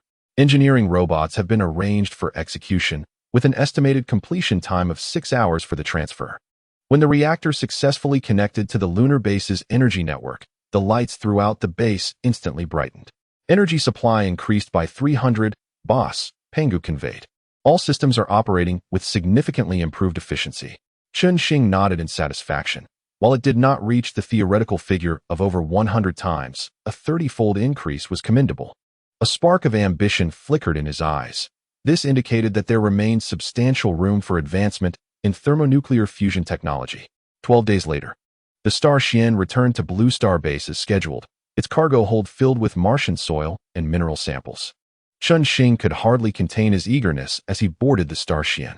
His fingers gently brushed over the reddish-brown samples, his eyes gleaming with a scientist's fervor. Pangu, commence sample analysis immediately. His voice trembled slightly with excitement. He promptly immersed himself in the analytical experiments, his hyper-intelligent capabilities fully engaged. Data from various instruments cascading before his eyes. Suddenly, he halted at the sight of a unique crystal structure. His pupils dilated slightly, an unprecedented arrangement. 3 new substances detected. Boss, Pangu reported, displaying molecular models. Preliminary analysis indicates that one possesses conductivity and strength far exceeding existing materials. Chunxing's breath quickened, his fingers instinctively tapping the tabletop. Initiate in-depth research immediately. And what about the other 2 unknown minerals? His voice quivered with anticipation. One substance has been identified with high-energy catalytic properties, boss, Pangu swiftly analyzed. It can be utilized for the synthesis of new alloys and enhancing reactor efficiency. A fire of determination ignited in Chunxing's eyes. And what of the other one? It is still under analysis. Results are expected in 3 days. Chunxing was entirely absorbed in the experiment, even forgetting the passage of time. The following day, Pangu's voice interrupted his concentration. Boss, the prototype of the new space battleship has been completed and awaits orders for its maiden test voyage. Chunxing did not raise his head. His gaze still fixated on the new material sample under the microscope. You are fully responsible for the testing. I need to continue my research on these samples, he stated with an unassailable resolve. Understood, boss, Pangu replied. A comprehensive testing plan has been devised and will be executed step by step. Chunxing merely nodded lightly and immersed himself once more into the study of the new material. His mind raced at an extraordinary speed, his cognitive abilities fully engaged. As countless possibilities unfolded before him, this new material may herald yet another technological revolution.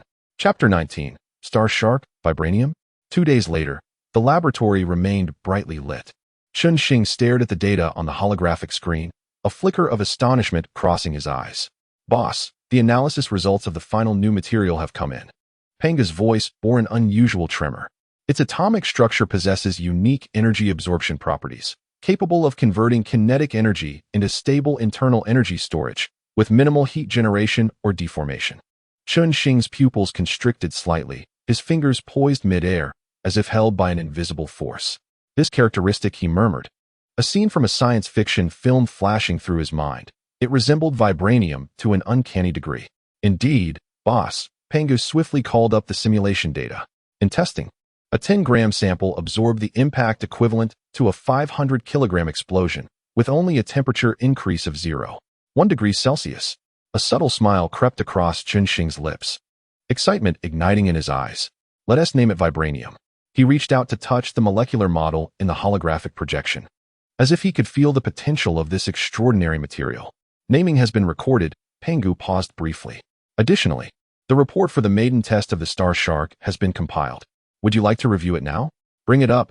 Chunxing retracted his thoughts, shifting his gaze to another screen. The holographic projection unfolded, revealing a sleek, colossal vessel suspended in the air. Its silver-gray exterior glimmered with a chilling sheen. The bow, sharp as a shark's snout, glinted with an intimidating cold light, while the array of thrusters at the rear resembled shark fins. The tests comprised 47 items, of which 45 met the standards, with 2 exhibiting slight deviations.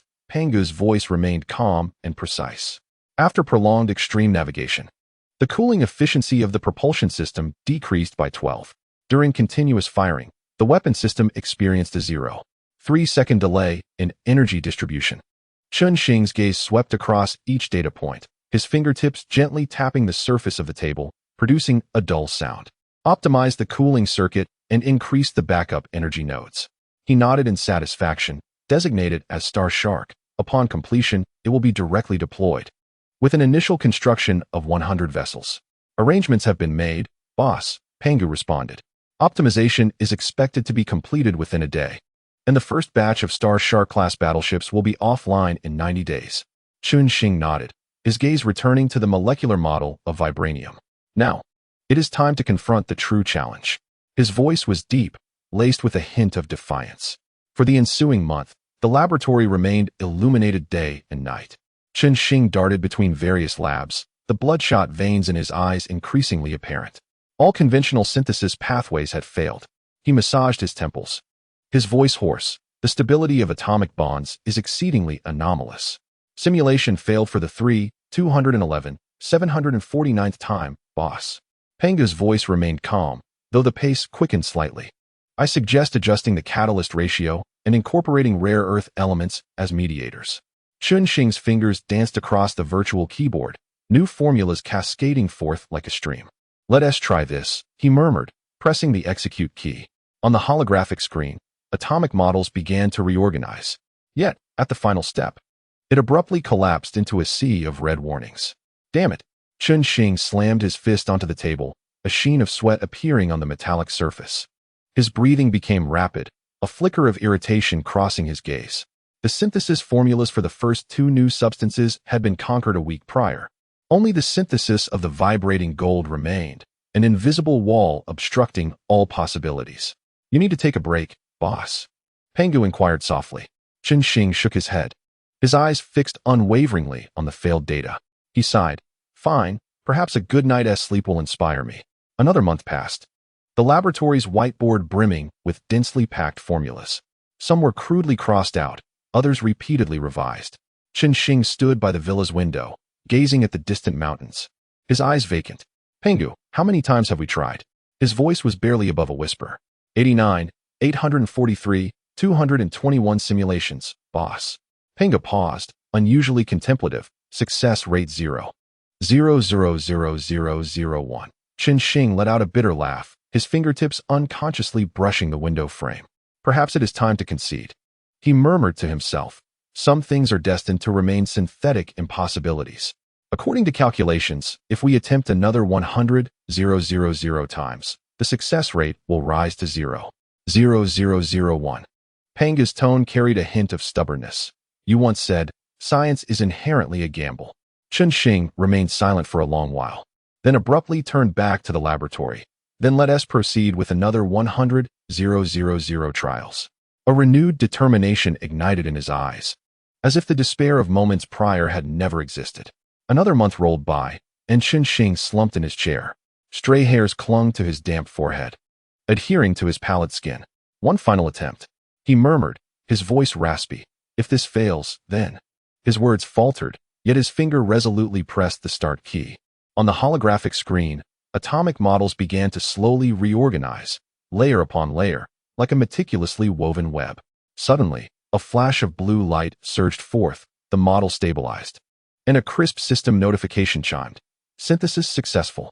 Chunxing sprang to his feet, the chair clattering to the floor. His pupils dilated sharply, hands trembling slightly, as he fixated on the green text on the screen. Has it succeeded? His voice trembled, as if he could scarcely believe his own eyes. Confirmation successful, boss. Pangu's voice unusually rose an octave. The vibranium synthesis formula has been validated. Chunxing stood motionless, rooted to the spot. After a brief moment, he suddenly burst into laughter, the sound echoing throughout the laboratory, tinged with both madness and relief. 3 months. A full 3 months. He wiped his face.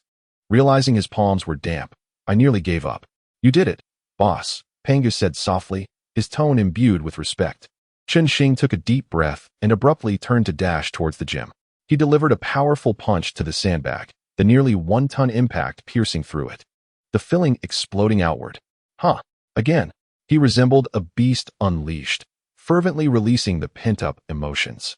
Sweat splattered, muscles taut as steel cables. Half an hour later, He lay on the ground, utterly exhausted, his chest heaving violently, yet a satisfied smile graced his lips. Pangu, following the synthesis formula, commenced the production of vibranium. His voice regained its former steadiness, simultaneously established the vibranium production line at both the Moon and Blue Star bases. Arrangements have been made, boss, Pangu replied. The first batch of synthesized vibranium is expected to yield within a day. Chunxing slowly closed his eyes. Visions of the Star Shark fleet clad in vibranium armor soaring through the cosmos danced in his mind. Mars base, he whispered softly. It is time to take action. Due to Chunxing's immersion in the research of the new material, the Mars base project had been shelved. Name, Star Shark class space battleship, unnamed. Appearance, streamlined shark-shaped vector nozzle array, smooth and aerodynamic, with a circular anti-gravity generator at the bottom. The bow sharp like a shark snout tapering to a conical ram, and the rear propulsion array resembling shark fins. Dimensions, 368 m long, 90 m wide, 80 m high empty weight, 89,000 tons effective payload, 50,000 tons cargo hold volume, 1,280,000 modular detachable cargo hold, energy system, 32nd generation cold nuclear fusion energy devices with a superconducting loop energy storage system propulsion system, 12 third-generation anti-gravity engines, and 12 third-generation high-energy particle thrusters, 10,000 tons thrust, defense system, third-generation energy shields, 30 physical deflection and dual defense for energy absorption, 12 close-in laser arrays and electromagnetic rapid-fire cannons weapon systems, 25 300mm caliber pulse laser cannons, outputting 25 billion joules of energy per second, equivalent to 597 tons of damage focused on a 300mm area, capable of instantly melting through 69 meters of specialized steel, 300mm caliber electromagnetic railguns. Interstellar missile launch base, for quad launchers of 300mm caliber, 8 octuple launchers of 200mm caliber, and 12 hextuple launchers of 100mm caliber. Weapon range, within Blue Star, 45,000 kilometers, in space. Projected to exceed 1 million kilometers. Operating system, Pangu 2 intelligence system, fully automated. Detection system, second-generation full-frequency array detection equipment, range of 500,000 kilometers.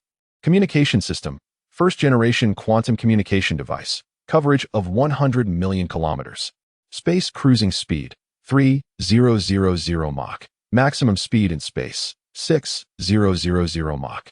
Special weapon, a 300mm electromagnetic pulse cannon, electromagnetic interference. Chapter 20, Mars Base, development of the asteroid belt. Time flows silently, and a year has passed. Pangu, report on the status of the Mars base. He inquired casually, yet his gaze betrayed a hint of concern for the endeavor.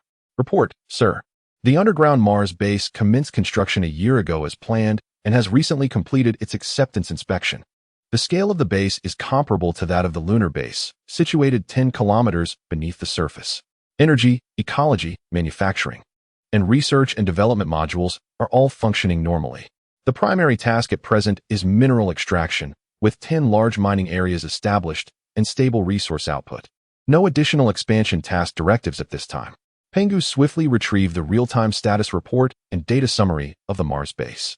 Very well, proceed methodically, Chunxing replied nonchalantly, shifting his gaze from the holographic projection marking Mars to the vastness ahead. At this moment, he sat poised in the spacious command seat of the Star Shark, slightly reclining, his eyes penetrating the expansive panoramic viewport, gazing upon the multitude of meteoroids, varying in size and shape. Some slowly rotated, while others silently hovered, collectively forming the renowned graveyard and treasure trove of the solar system, the asteroid belt. This voyage serves dual purposes.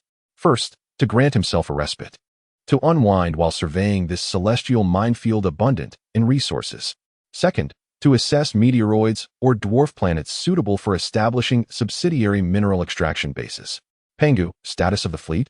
Chunxing's voice resonated within the quiet command bridge, calm and steady, with a subtle hint of relaxation. Report, sir. The fleet is operating smoothly. All system operational parameters are within safe thresholds. Pangu's voice conveyed clarity and efficiency. Chunxing's expedition encompassed more than just the Star Shark. It included escort, transport, and mining fleets. His gaze swept across the tactical star map, which distinctly marked the formation of the massive fleet trailing behind.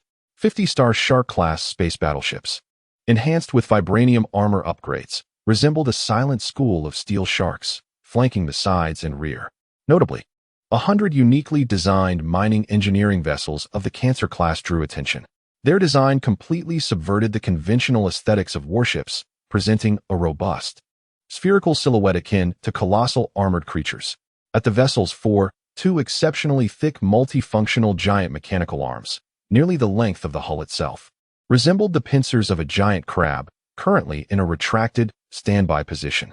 The joints glimmered with the eerie light of hydraulic mechanisms, harboring a terrifying power capable of shattering small meteoroids. Surrounding the hull, 6 relatively slender, yet equally agile multifunctional mechanical arms resembled auxiliary limbs, ever ready to perform delicate cutting, drilling, or crushing tasks. At the rear of the vessel lay a vast open cargo bay entrance, now sealed, awaiting the consumption of minerals. Its bottom featured symmetrically designed, equally immense unloading hatches. These colossal crabs were astonishing in size, 500 meters in length, 450 meters in width, and 250 meters in height. Fully laden, they could bear a weight of up to 1.5 million tons. Their core power stemmed from a thermonuclear fusion reactor boasting an output of 1,500 megawatts. Only such a ferocious energy source could sustain them in the harsh environment of the asteroid belt, relentlessly tearing through rock for extended periods at high intensity. Cold fusion seemed overly gentle in comparison. Their defenses relied solely on a comprehensive covering of vibranium composite armor and standard third-generation energy shields, devoid of any offensive weaponry. Weapons were considered a hindrance in the hands of miners, prone to damage during work. At the design finalization meeting, Xing articulated this with a tone imbued with pragmatic coldness. Naturally, there were also 100 Star Shuttle-class transport vessels laden with materials and equipment for base construction. Reduce speed. Deploy the detection array, Xing commanded, his body leaning slightly forward from the chair, his gaze sharpening with focus. Command confirmed. Fleet decelerating to cruising speed of 5. All frequency detection array at maximum power activated. The Pangu responded swiftly.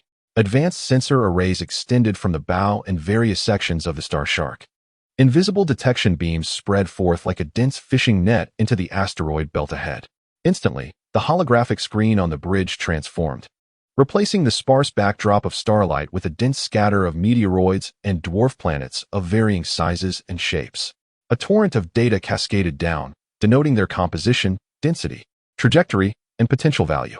Xing's mind felt as though it was interconnected with the onboard supercomputer, the Fuxi matrix. An immense volume of information was instantly absorbed, processed, and cross-referenced. His fingers danced unconsciously on the armrest as his thoughts raced, assessing the mineral reserves, extraction difficulties, orbital stability, and the optimization of the entire transport network for each potential target. Designation 724, rich in iron-nickel core, structurally stable, with low orbital eccentricity. Suitable for establishing the primary mining site number 1. Designation 8813, an icy asteroid, abundant in water ice and volatiles, an ideal choice for establishing a fuel supply station. The loose belt in that region, though composed of smaller entities, was rich in clusters of rare metals, making it feasible to deploy multiple crabs for collective sweeping extraction. He murmured to himself while swiftly marking and annotating on the star chart, his gaze sharp as a hawk, as if piercing through the cold rock's interior. The Pangu faithfully recorded each of his decisions, synchronizing them with the entire engineering fleet. For the next 3 days, the Star Shark glided through the asteroid belt like a phantom, pausing to conduct meticulous scans. A colossal fleet quietly hovered in a relatively secure airspace, awaiting orders. He witnessed several experimental Cancer-class vessels commence operations firsthand. The scene was infused with the aesthetic of mechanical brutality. Gigantic mechanical arms, resembling the fangs of cosmic beasts, plunged fiercely into a meteorite the size of a football field. A powerful hydraulic system secured it firmly. Subsequently, 6 auxiliary mechanical arms, akin to precise surgical instruments, equipped with high-energy laser cutters and super-frequency vibration pulverizers, commenced the efficient disassembly of the target. Debris and mineral powder were drawn into the ship's open cargo bay, resembling an abyssal maw, through formidable suction pipelines. Once the cargo bay was filled and sealed, the entire Cancer vessel transformed into a mobile asteroid. The efficiency was commendable. Shing observed the real-time operational data, a faint smile gracing his lips. This was a sense of control over resources and the expansion of territory, temporarily alleviating his usual feeling of solitude. After 3 days of exploration, Shing accurately pinpointed 17 resource sites and sub-base coordinates on the asteroid belt star chart. Pangu, execute as planned. He leaned back in the command seat, his voice imbued with a touch of relaxation from task completion. The transport vessels unloaded construction materials and equipment while the mining ships proceeded to the assigned coordinates, commencing base construction and mineral extraction. The escort fleet dispersed to secure each mining point. Instructions have been issued, boss. Pangu confirmed. The Cancer-class fleet will transport the first batch of minerals back to the Lunar base refinery, officially initiating the logistics transportation system. Excellent. Shing nodded, casting one last glance out the viewport at the bustling starfield. The steel behemoths navigated through the debris, mechanical arms swaying in unison. Setting the course, he ordered a return to the Blue Star base. The Star Shark gracefully adjusted its orientation, its rear thruster array emitting a stream of azure particles as the massive hull accelerated, leaving the awakening star mining site behind. The escorting Star Shark battleships remained as loyal sentinels. Stationed at the site, the transport and mining vessels began their construction and extraction tasks at the subbases, adhering to the established protocols. Chapter 21. Ion Cannons and Electronic Cannons. Soon, the Star Shark traversed the edge of the asteroid belt, re-entering the relatively open expanse of interplanetary space. The 7-day return journey offered a rare opportunity for uninterrupted contemplation. Shing closed his eyes, not for rest, but to allow his super-intellect to operate at full capacity in the tranquility. Over the past year, he had not paused in his endeavors despite the ongoing base construction. In addition to overseeing the construction of the Mars base and the design finalization of the Cancer-class vessels, he devoted most of his energy to upgrading existing technologies and exploring new realms. At this moment, a lingering conundrum became vividly apparent: the weapon systems, particularly the main cannon technology. The current pulse laser cannons, while immensely powerful, surpassing any weapon on Blue Star, could even penetrate the heavy armor of the pre-upgraded Star Shark-class battleships. Yet, within Shing's enhanced and ever-expanding perception, this method of destructive erosion relying on focused thermal energy. The spectacle lacked the awe and efficiency he envisioned. In science fiction, colossal energy beams that tear apart stars and penetrate fleets epitomize the might of a main cannon in his mind. Those unfathomable spatial weapons, gravitational arms, are the true essence of what he believes a primary weapon should embody. The enhancement of pulse laser range and power had encountered a theoretical ceiling, he murmured softly, his brow furrowed. His fingertips unconsciously tapped on the cold metallic armrest, producing a subtle clicking sound. There was a pressing need for new physical principles, elevated energy levels, and more direct means of destruction. Countless thoughts galloped across his augmented mind like wild stallions, colliding in a frenzy. A spatial distortion wave cannon? A singularity generator utilizing dark matter annihilation? A dimensional collapse weapon that tears the fabric of spacetime? Each concept blossomed in his consciousness, accompanied by a torrent of formulas and physical models, expanding and then, like brilliant bubbles, mercilessly burst by reality. Current technology remained unfeasible, plagued by foundational theoretical gaps. Energy demands soared exponentially beyond existing limits. Material science offered no substances capable of containing such energy levels. Shing's breathing quickened slightly, a familiar sensation pulsing at his temples. A result of excessive computation. He abruptly opened his eyes, and within his profound pupils, it seemed as if nebulae spun at high speed, annihilating and rebirthing. Science fiction, after all, remained just that. He self-deprecatingly tugged at the corner of his mouth, his voice low yet tinged with a sharp undertone of defiance. Grounded in reality, he sought to unearth the limits of existing physical laws. His thoughts coalesced instantaneously, like a precise scalpel, penetrating the realm of high-energy particle physics. High-energy particle beams emerged as the most promising avenue to transcend the current firepower bottleneck. A holographic star map unfolded before him, magnifying. The symbols and data streams of particle physics cascaded like a waterfall. The particle cannon was not a singular concept. Xing's gaze was as keen as a hawk's, his mind functioning like a supercomputer, rapidly categorizing and analyzing. Proton cannon, targeting with hydrogen nuclei at near-light speed, inflicting pure physical kinetic damage with immense penetrating power.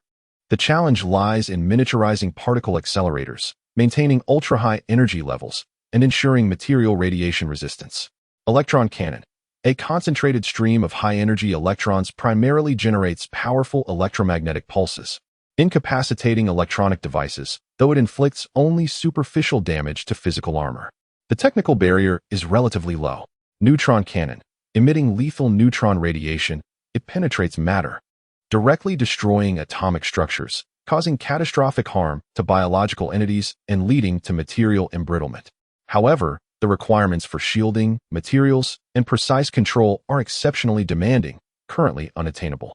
Ion cannon, accelerating charged heavy ions, such as helium and carbon nuclei. It combines physical kinetic impact with strong electromagnetic interference.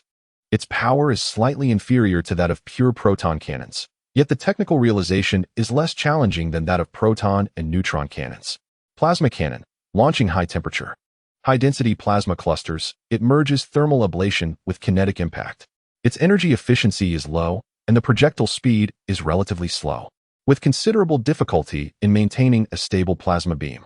A clear diagram of particle cannon types and their characteristics instantaneously formed in his mind. Simultaneously, a report evaluating the research and development difficulty based on the current technological tree, materials science, and energy levels was generated. Xing's fingertips glided across an invisible cognitive interface, sorting the development challenges from highest to lowest: neutron cannon, proton cannon, plasma cannon, ion cannon, and electron cannon.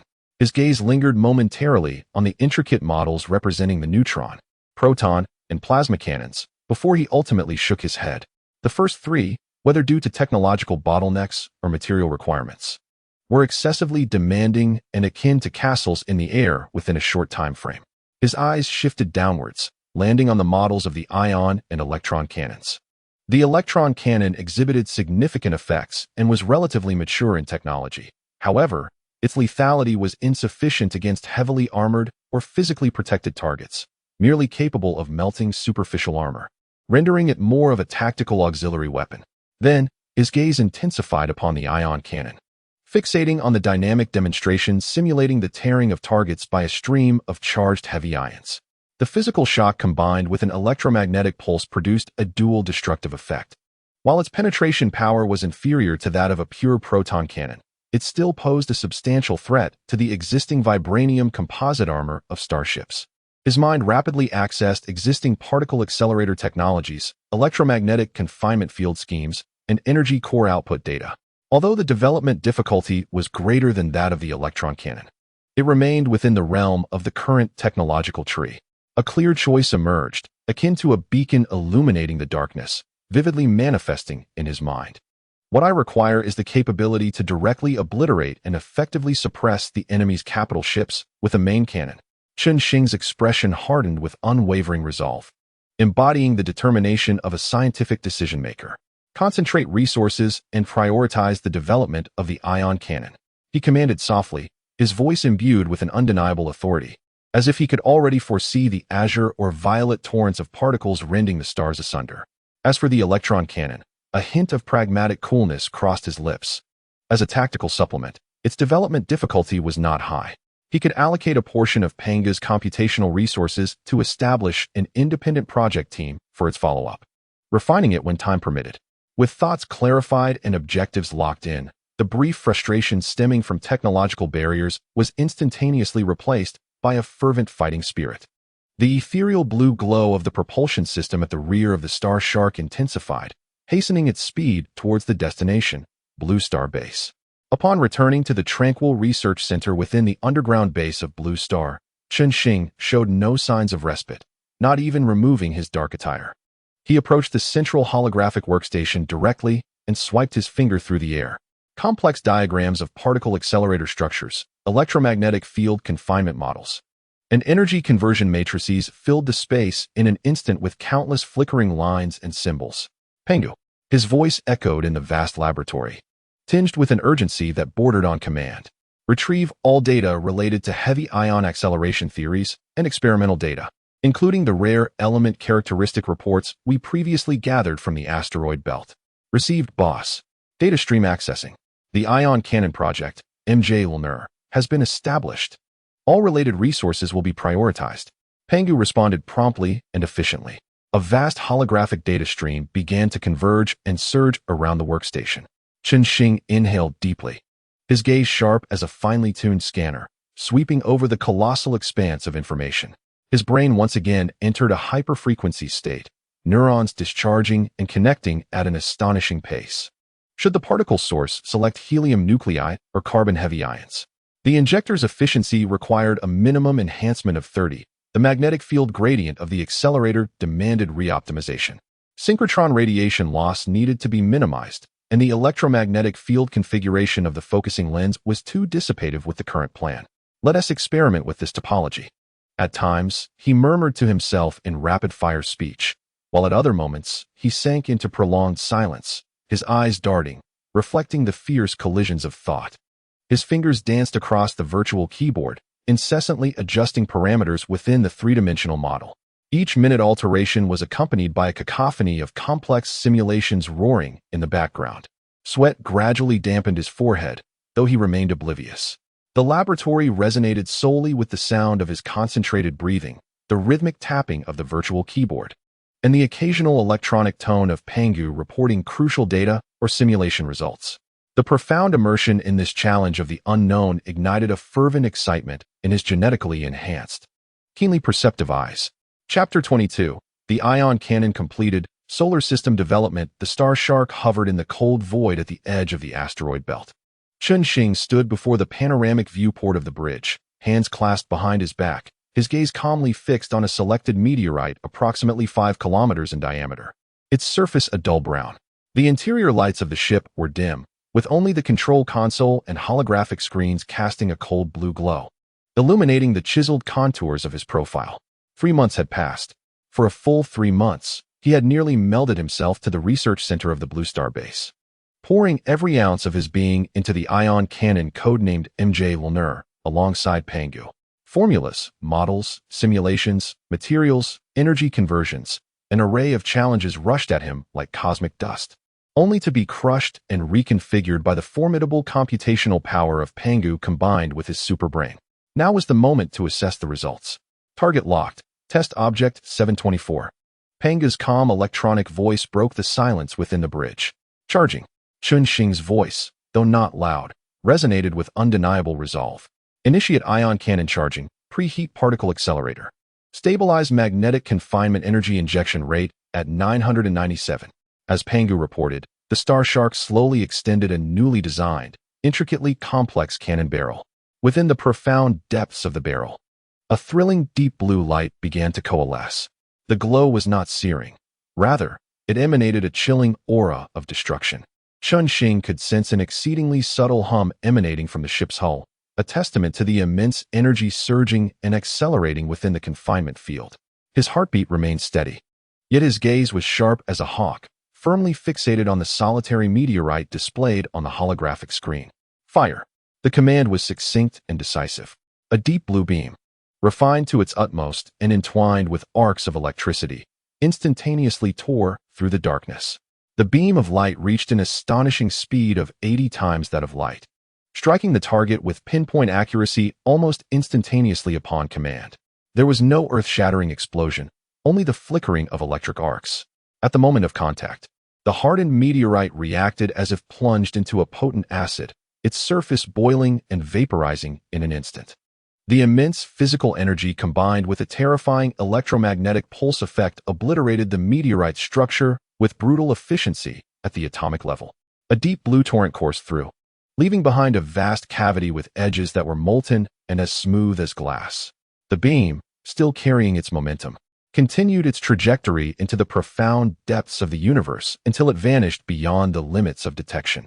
The meteorite, now thoroughly perforated at its core, suffered severe structural damage. Following the ensuing inertial forces, it slowly fragmented into several massive shards, drifting away silently. Within the command bridge, a hushed stillness prevailed, broken only by the faint buzzing of instruments. Xing gazed intently at the holographic screen, which displayed the damage data and energy readings. Depth of destruction, diameter of the perforation, energy dissipation rate, and range records. Each metric resonated like the most precise of symphonies, perfectly aligning with the parameters he had set. The power is 103 times that of the pulse laser cannon, with an effective range extending to 51 times. Pangu's voice resonated at the opportune moment, shattering the silence with its precise report. All systems are functioning normally, with no overloads or damage. A barely perceptible smile finally graced Xing's lips, akin to a stone cast upon a frozen lake, which quickly returned to its profound tranquility. The 3 months of tireless effort had been worthwhile. He exhaled slowly, his taut nerves finally unwinding. Excellent. He nodded, his tone reverting to its customary steadiness. The Thunder God's hammer is finalized. Pangu, establish a fleet-wide retrofit plan for the Star Shien class, with the utmost priority. Command confirmed. The production line adjustment proposal has been generated. All active Star Shien class battleships will complete their main cannon upgrades within 1 month.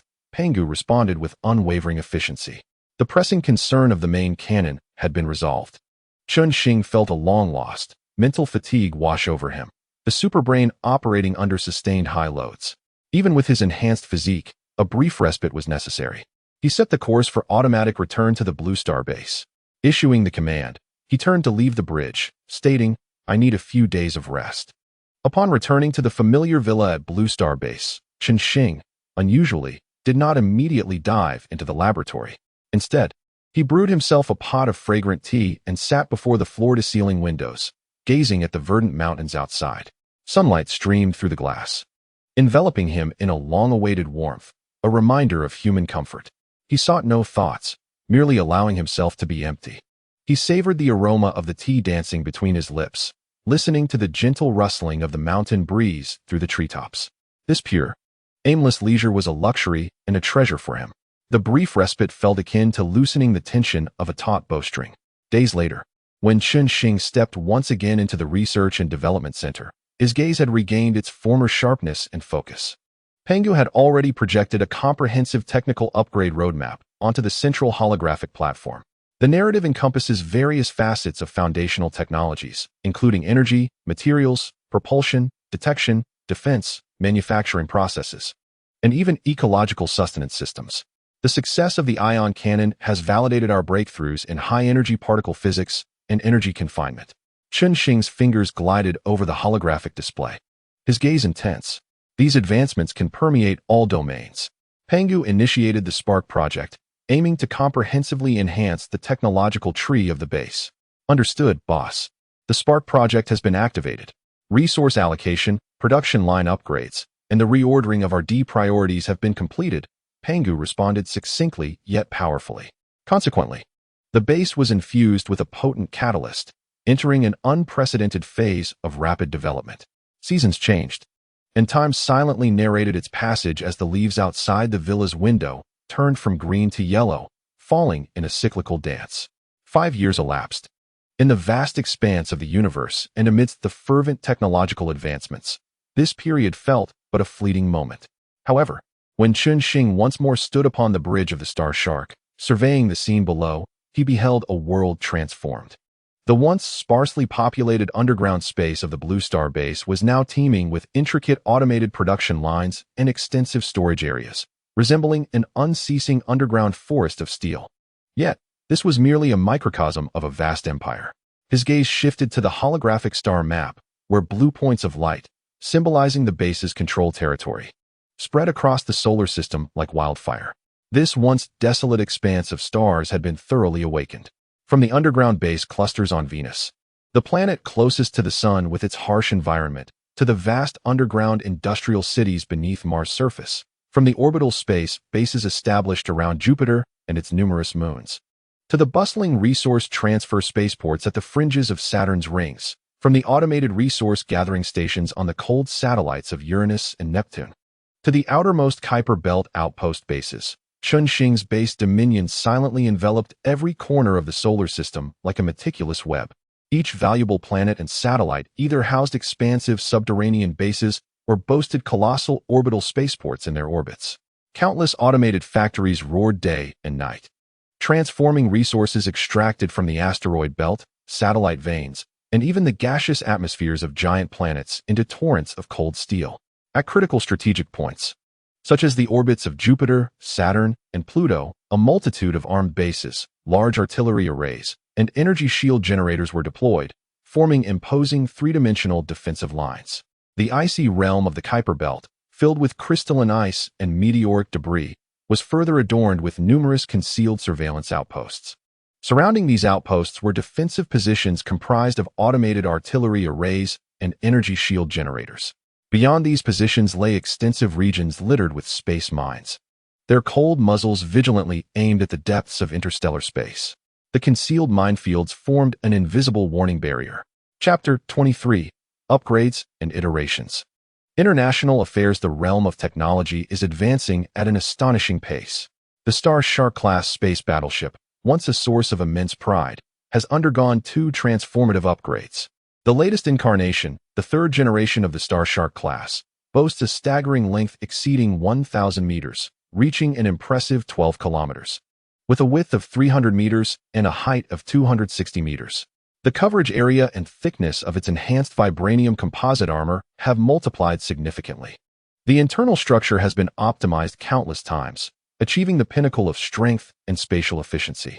It is equipped with the upgraded Thor's Hammer heavy ion main cannon, boasting a power tenfold that of the original ion cannon, alongside multiple secondary cannons, electromagnetic railguns, and interstellar missile silos, all formidable weapon systems.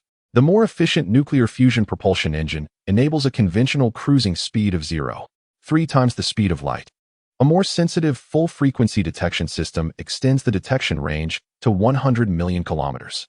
The energy shield's strength has been elevated, complemented by the Pangu 3 intelligent core, along with the latest design of Hive drones to assist in both attack and defense. The Star Shuttle-class transport ships and Cancer-class mining engineering vessels have also been upgraded to their third generation. Their sizes have similarly increased by approximately threefold, with transportation capacity and mining efficiency experiencing exponential growth. The vast fleet signifies Qinsheng's undeniable dominance over the solar system. A total of 10,000 third-generation Star Shien battleships glide through the solar system's crucial trade routes and strategic nodes like steel leviathans. 20,000 third-generation Star Shuttle transport ships, akin to industrious ants, weave a bustling interstellar logistics network. 50,000 third-generation Cancer-class mining engineering vessels act like insatiable steel crabs, tirelessly devouring resources across the cosmic expanse. Together, they form a silent yet formidable force, executing their respective missions in every corner of the solar system. Such a colossal development initiative and the frequency of interstellar voyages, under normal circumstances, would be impossible to evade the increasingly sophisticated space monitoring networks of blue star nations. However, under the pervasive and all-encompassing control of Pangu's network, this has become a reality. Global satellites, radio telescope arrays, and deep space exploration networks serve as the eyes and ears capable of capturing anomalous signals. The data streams are quietly commandeered, filtered, and modified by Pangu at their source. Occasionally, exceptionally astute astronomers or seasoned astronomy enthusiasts may detect an unusual trajectory or energy fluctuation, or vague anomalous images within the vast sea of data. Yet, their discovery reports, observational data, and even records on personal computers are invariably deleted or overwritten at critical moments. Such findings are often dismissed by authoritative agencies under the pretext of equipment malfunctions, data processing errors, or known asteroid activity. In the public perception of Blue Star, the dramatic shifts within the solar system remain shrouded in a tranquil silence of the deep cosmos.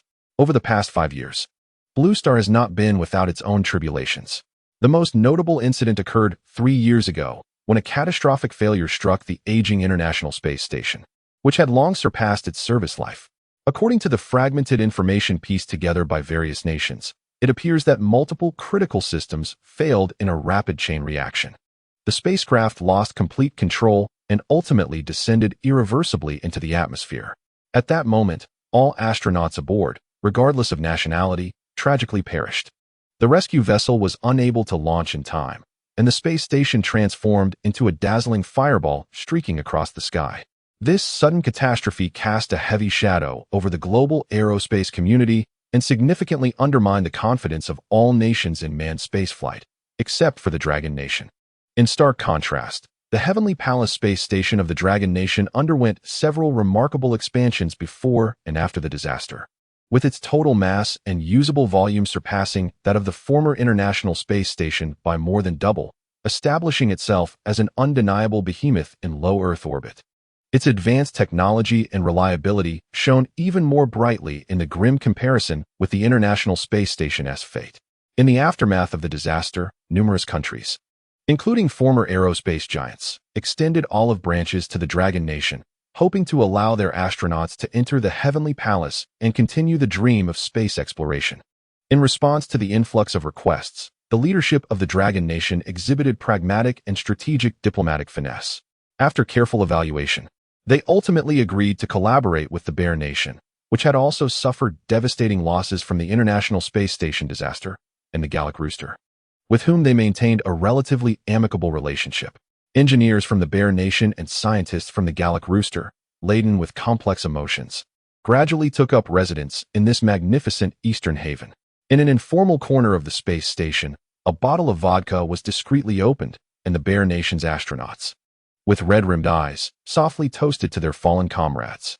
However, for the Eagle Nation and the John Bull, the Dragon Nation imposed exceedingly high technical thresholds and almost stringent cooperation terms. Their core demands targeted the transfer of critical aerospace technology and substantial financial investments from these nations, making it clear that one had to either pay an unbearable price or forego negotiations altogether. This decision ignited a fervor within the Western world, especially among the hawkish factions within the Eagle Nation. "This is blatant technological extortion and space hegemony," roared a senior military officer during an internal meeting. "If we do not receive a fair opportunity for cooperation, then no one should expect to monopolize low Earth orbit. When necessary, we have the capability to turn that space station into a heap of expensive space debris." This incendiary rhetoric, leaked to the media, instantly ignited a global uproar, with headlines proclaiming the Eagle Nation's threat to shoot down the Dragon Nation's space station dominating international news. The world situation grew increasingly tense, with the specter of war seemingly looming over low Earth orbit. The Dragon Nation's response was brief, powerful, and characterized by its unwavering resolve. In light of the recent malicious statements, we hereby declare, the Dragon Nation has always adhered to the principle of peaceful space exploration and is committed to promoting the collective advancement of humanity in space endeavors. The Heavenly Palace Space Station, as a vital platform for all of humanity's cosmic exploration, has security assurances that are our uncompromising bottom line. Any attempt to undermine the safety of the space station or to disrupt its normal scientific activities will be regarded as a serious provocation against the sovereignty of the Dragon Nation. We shall not remain indifferent. We will take all necessary measures to respond resolutely, swiftly, and effectively. Herein lies a solemn warning. Let it not be said that we did not forewarn you. This declaration is resolute and uncompromising in every word. In an instant, the world's attention is drawn to the tension between two great nations, as various sectors begin to cautiously assess the likelihood of conflict between them. "Ah, a paper tiger." Chen Xing merely scoffed at the notion. He even instructed Pangu to prepare a contingency plan, ready to incapacitate the global military network and space launch capabilities of the Eagle Nation should any unusual movement occur. The reactions from the Bear and the Rooster were immediate, expressing grave concern and, remarkably, uniting with other influential nations to exert pressure on the Eagle Nation. At a time when humanity had just endured a painful space tragedy, any actions or words that could incite military conflict in space constitute a crime against all mankind. The Bear's foreign minister spoke with resounding authority at the United Nations, while the Rooster's president attempted to assume the role of mediator, albeit with a tone that indicated disapproval of the Eagle Nation's aggressive stance. Calmness and cooperation are the only paths forward. Targeting our shared assets in space will only drag the world into the abyss. Positioning oneself against the pursuit of human exploration serves no nation well, and there shall be no favorable outcomes from such actions. The immense pressure from the international community, particularly the lack of support from traditional allies, left the Eagle Nation isolated. Confronted with reality, the fervor within the Eagle Nation's government rapidly diminished. Eventually, Under the combined pressure and earnest persuasion from the bear, the rooster, and the vast majority of the world, the Eagle Nation ultimately refrained from crossing that perilous line, reluctantly retracting its threats. They then announced the construction of a new generation space station, the Free Star, and generously invited nations to participate, attempting to save face and sow discord within the Dragon Nation's coalition. Interestingly, the rooster seemed to understand the wisdom of not putting all eggs in one basket. While the Dragon Nation's project progressed smoothly, the rooster shamelessly expressed its desire to join the Eagle Nation's new space station initiative. The Dragon Nation, displaying considerable magnanimity, did not obstruct this. As for the bear, it observed the Eagle Nation's outstretched olive branch with a glimmer of intrigue in its gaze. However, recalling past unpleasant collaborations and the current stability of its partnership with the Dragon Nation, it ultimately chose to remain a detached observer, focusing on its cooperation with the Dragon Nation. Politics is indeed a tedious game filled with calculations. Chun Xing withdrew his gaze, his tone devoid of emotion, as if commenting on a trivial matter. A mere jester. The threats from the Eagle Nation appeared pale and laughable before the power he now wielded. With but a thought, Pangu could render the entire war machine of the Eagle Nation utterly incapacitated. This absolute control rendered him entirely disinterested in the conflicts on Blue Star. His journey lay among the stars and the vast ocean of space. He cast one last glance at the holographic platform before him, where the optimized design had just been completed. The theoretical model of the hyperspace engine for the next generation of deep space warships unfolds like a resplendent galaxy, swirling within complex multidimensional equations. Although practical application remains a distant prospect, it symbolizes the potential for a future realization. This moment heralds the opportunity for him to venture beyond the solar system. Chun Xing nodded with satisfaction, a flicker of anticipation for the unknown gleaming in his eyes. He deactivated the holographic platform and turned away from the futuristic research center. Following the familiar corridor, he made his way to his villa. At this moment, all he desired was to steep a pot of fresh tea, allowing the fragrant steam to envelop him. He yearned to temporarily forget the roar of ion cannons, the thunder of warships, and the vastness of star maps, indulging in a fleeting moment of tranquility that belongs solely to humanity. Chapter 24. The second generation of genetic agents outside the windows of the bridge of the Star Shark, the icy stardust of the Kuiper Belt glided silently past.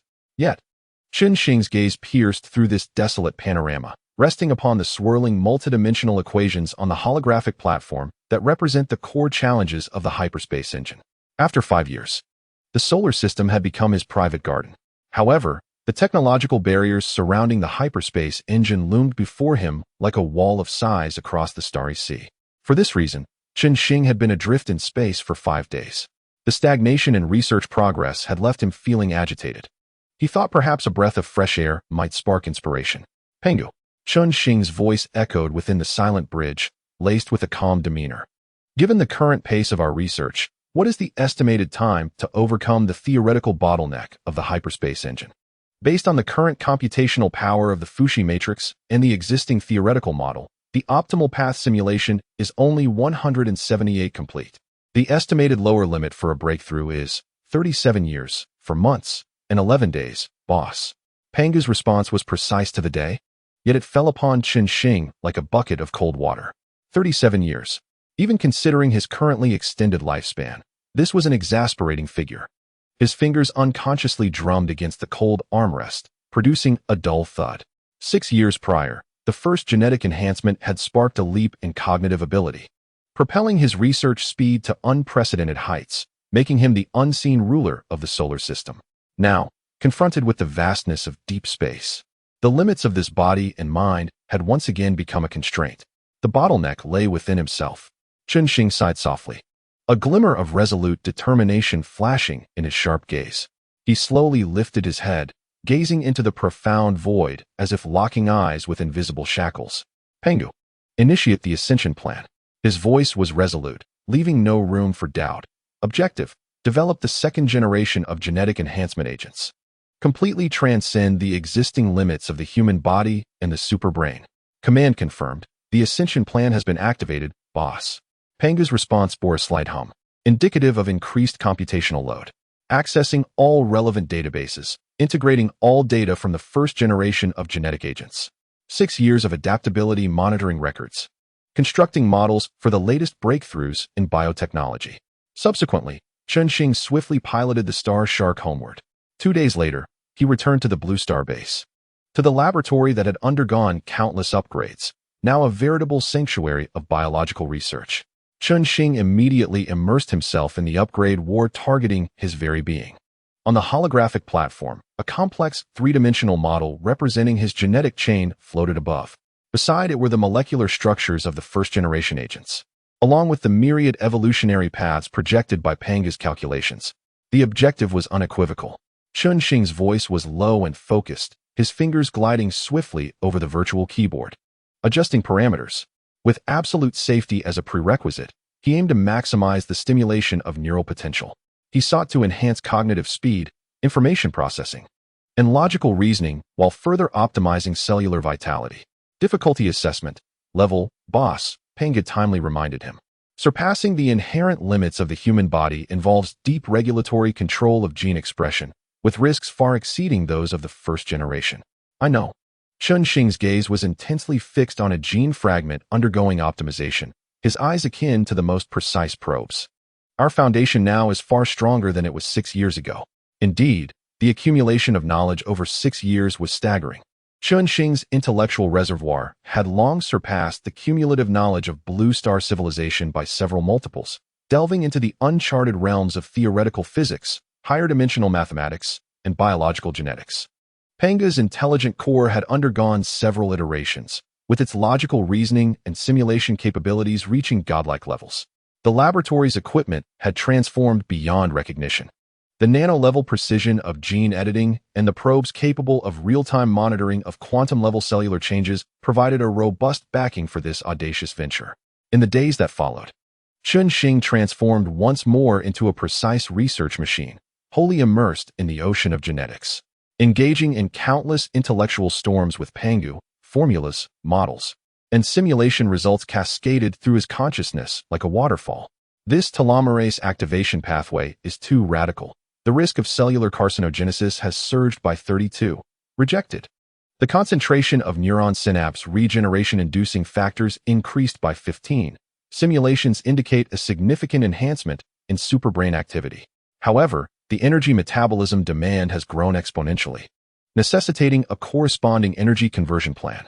He attempted to introduce the inert catalytic elements discovered in the asteroid belt to see if they could stabilize high-energy gene expression. Failure. Optimization. Further failure. More optimization. The laboratory's lights burned ceaselessly, chronicling this arduous struggle with the mysteries of life. Half a year passed in a blur amidst frenzied research. When Chun-Shing stood before the workbench, exhausted yet with a fervent gaze, 3 test tubes of differently colored agents lay quietly before him. Agent, amber gold. Agent, deep blue. And agent, dark purple. These were the crystallizations of the sublimation project's 6 months of effort. The 3 agents had roughly similar effects, yet their side effects remained unknown. Simulation iterations. 8-9 billion times, Pangu reported, its voice carrying a hint of resonance from computational overload. All 3 schemes have reached the theoretical safety threshold. Actual effects and side effects require validation through live experiments. Chun-Shing's gaze turned toward the monitoring screen of the lunar base's ecological zone, where the legacy of the first-generation genetic agents resided. There lived 25 subjects who had thrived for 6 years post-enhancement, their intelligence nearing that of adult humans, resembling experimental gorillas. Of course, this excluded the 8th agent, which had suffered from cognitive degradation. 10 offspring, endowed with innate powers, emerged through the efforts of the 3rd and 4th experimental agents. It is time. Chun-Shing's voice resonated with serene composure. The lunar base, with its temporary laboratory long shrouded in dust, flickered back to life with cold illumination. 18 adult subjects were summoned inside by the transport robots controlled by Pangu, leaving behind 7 to 10 to the young. Unlike the naive and fearful lab mice of 6 years prior, these beings today were imbued with a complex array of emotions and a lucid understanding of their circumstances. They comprehended the significance of this laboratory and were acutely aware of the origins of their powers. As the transparent door of the ecological chamber slowly closed, reactions varied.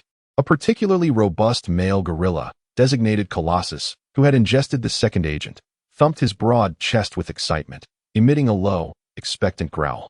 His gaze burned fiercely at the surveillance camera outside, as if to declare, "Come on, grant me greater strength." Several female gorillas that had experienced the third agent, known for its enhancement of sexual desire, exhibited signs of restlessness, pacing within the chamber before ultimately settling down, their expressions a mix of resignation and curiosity. Among the subjects who had received the second agent, there was a female gorilla, referred to as the Sage, whose fur was meticulously groomed and whose eyes reflected tranquility. She simply sat cross-legged in silence, meditating. They had long since grasped their worth and understood that resistance was futile. Their formidable powers were mere infancy compared to the might of the Pangu-controlled base. Rather than engage in futile struggles, it was wiser to accept their fate. Perhaps gaining even greater strength, heightened wisdom, and improved conditions for survival. Chapter 25. Results of the second-generation experiments in the observation room of the Blue Star base. Chen Xing observed this scene unfold through a high-definition projection. His gaze was profound, devoid of pity or excitement. Only the cold detachment of a pure observer. "Commence, Pangu," he commanded. The priority was to initiate tests on the subjects treated with the second agent, focusing particularly on the reactions of the Sage and Colossus. Command executed.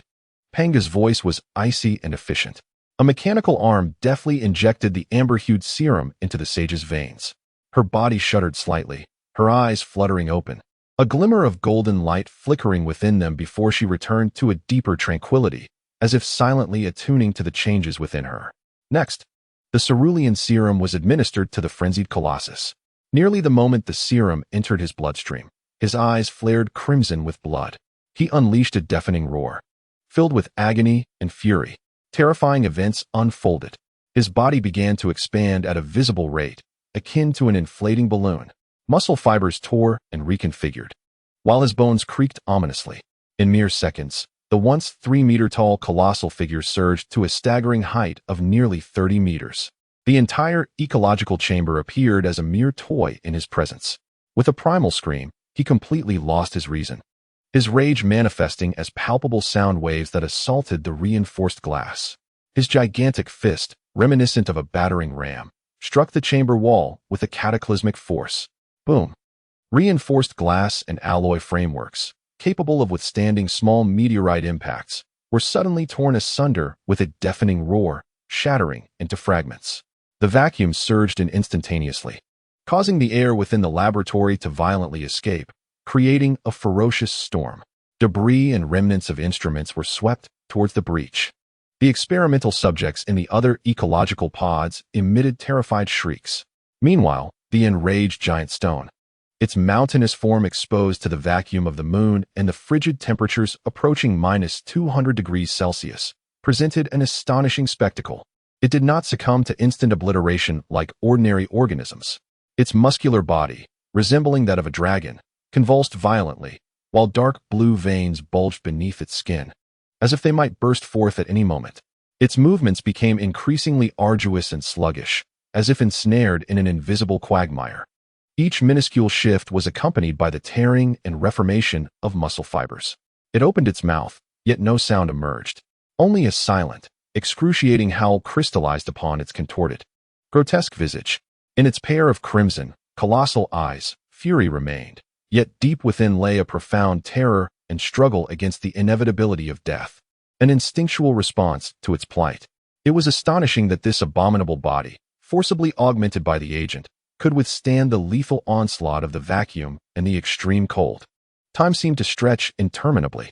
Chen Xing fixated on the projection, his breath held involuntarily, his gaze filled with shock and a fervent curiosity akin to that of a scientific madman. 10 seconds, 20 seconds, 50 seconds, the gigantic stone trembled violently. Its skin began to exhibit an ominous purplish hue. Movement slowed further until it ultimately froze, resembling a despairing statue of a demon, struggling at the brink of existence. After 10 minutes, that colossal form, which instilled a sense of dread, finally succumbed to the relentless effects of the vacuum and low temperature, losing its last vestige of life. Life signs of the experimental subject have ceased. Pangu's voice shattered the silence. Survival duration in a vacuum and extreme cold, 10 minutes and 17 seconds. Physical strength far exceeded expectations, yet consciousness has completely devolved into uncontrollable fury. Chunxing exhaled a breath of stale air. Gazing upon the chaotic ruins of the laboratory and the immense, silent relic that spoke of power and destruction, he murmured in awe, such terrifying potential in flesh. His gaze swiftly shifted to the sage. It remained enscathed within its ecological pod. Having been infused with the agent, its body exhibited significant changes. The lines of its muscles were now more fluid and restrained. Its eyes appeared deeper and sharper, as if intelligent sparks danced within. However, its stomach emitted thunderous growls, and its gaze fixated upon the food reserves within the ecological pod, imbued with an unprecedented, intense yearning. The enhancement of the sage experimental subject is complete, Pangu reported. The increase in physical constitution and brain activity aligns with expectations. Confirmed side effect: basal metabolic rate has surged to 20 times that of pre-enhancement. 20 times. Chunxing murmured, unfazed by this outcome. The energy agent posed no challenge for him. It was manageable. At last, his gaze fell upon the second experimental subject. Imbued with a deep violet serum, this gorilla, codenamed the Contemplator, exhibited even more peculiar changes. Its physique remained largely unchanged, yet its eyes reflected the depths of the universe, brimming with an indescribable luminescence of wisdom. It even picked up a fragment that had fallen within the experimental chamber, thoughtfully etching something into the chamber wall. The design bore a faint resemblance to a rudimentary atomic model. Enhancement of the experimental subject, the Contemplator, complete. Pangu's voice resonated with a hint of analytical modulation. Physique and cerebral activity enhancement stable. Intelligence level boosted significantly. Estimated increase, tenfold. Side effects confirmed. Accelerated telomere depletion, theoretical lifespan reduced to 50. A tenfold increase in intelligence made Chunxing's heart race uncontrollably at that moment. This figure held a fatal allure for him, a scientific zealot. His superintellect was directly linked to this intelligence. A tenfold increase implied that the barriers of the hyperspace engine could be shattered within years, perhaps even months. It signified that he would grasp deeper cosmic truths. Yet, a lifespan reduced to 50. The chilling reality washed over him like a bucket of icy water. Pangu promptly retrieved Chunxing's latest physiological forecast report. Based on second-generation detection equipment and genetic models, your current estimated median theoretical lifespan is 200 years. Post-serum, the median theoretical lifespan will drop to 100 years. Your current physiological age, 36 years. 100 years. For an ordinary individual, this might seem lengthy. However, for Chunxing, who aspired to the stars and sought to unravel the mysteries of a level 10 civilization, it felt alarmingly brief. He gazed at the holographic projection of the Contemplator, its eyes seemingly cognizant of profound truths. Then, he glanced at his own hands, capable of designing starships and editing genes. The amber gold serum represented a stable, controllable evolution, with side effects merely requiring greater consumption. In contrast, the deep violet serum offered a shortcut to the pinnacle of wisdom, at the cost of burning one's life away. The choice lay before him. The laboratory's light illuminated his sharply defined profile, inscribed with the fervor of a scientist confronting ultimate temptation, and the weighty deliberation of one who wields control over their own destiny. The cosmos beckoned, yet the path beneath his feet diverged at this moment. Chapter 26. Chunxing's choice. The following morning, sunlight streamed through the villa's expansive floor-to-ceiling windows, casting warm patches of light upon the floor. Chunxing sat at the dining table, leisurely savoring the sumptuous breakfast prepared by Robot 01. The golden fried eggs, crispy bacon, accompanied by fresh fruit and freshly brewed coffee, filled the air with delightful aromas. His movements were unhurried, yet his gaze was deeper and more tranquil than ever before, as if the decision made the previous night had solidified into an unshakable foundation. Upon finishing his meal, he set down his knife and fork, gently dabbed his mouth with a napkin, and without hesitation or unnecessary sentiment, rose and walked directly towards the elevator leading to the biological laboratory. His objective was clear: to inject the deep violet serum. The biological laboratory's lights shone coldly bright. The air was suffused with a faint scent of disinfectant mingled with the distinctive ozone aroma of precision instruments.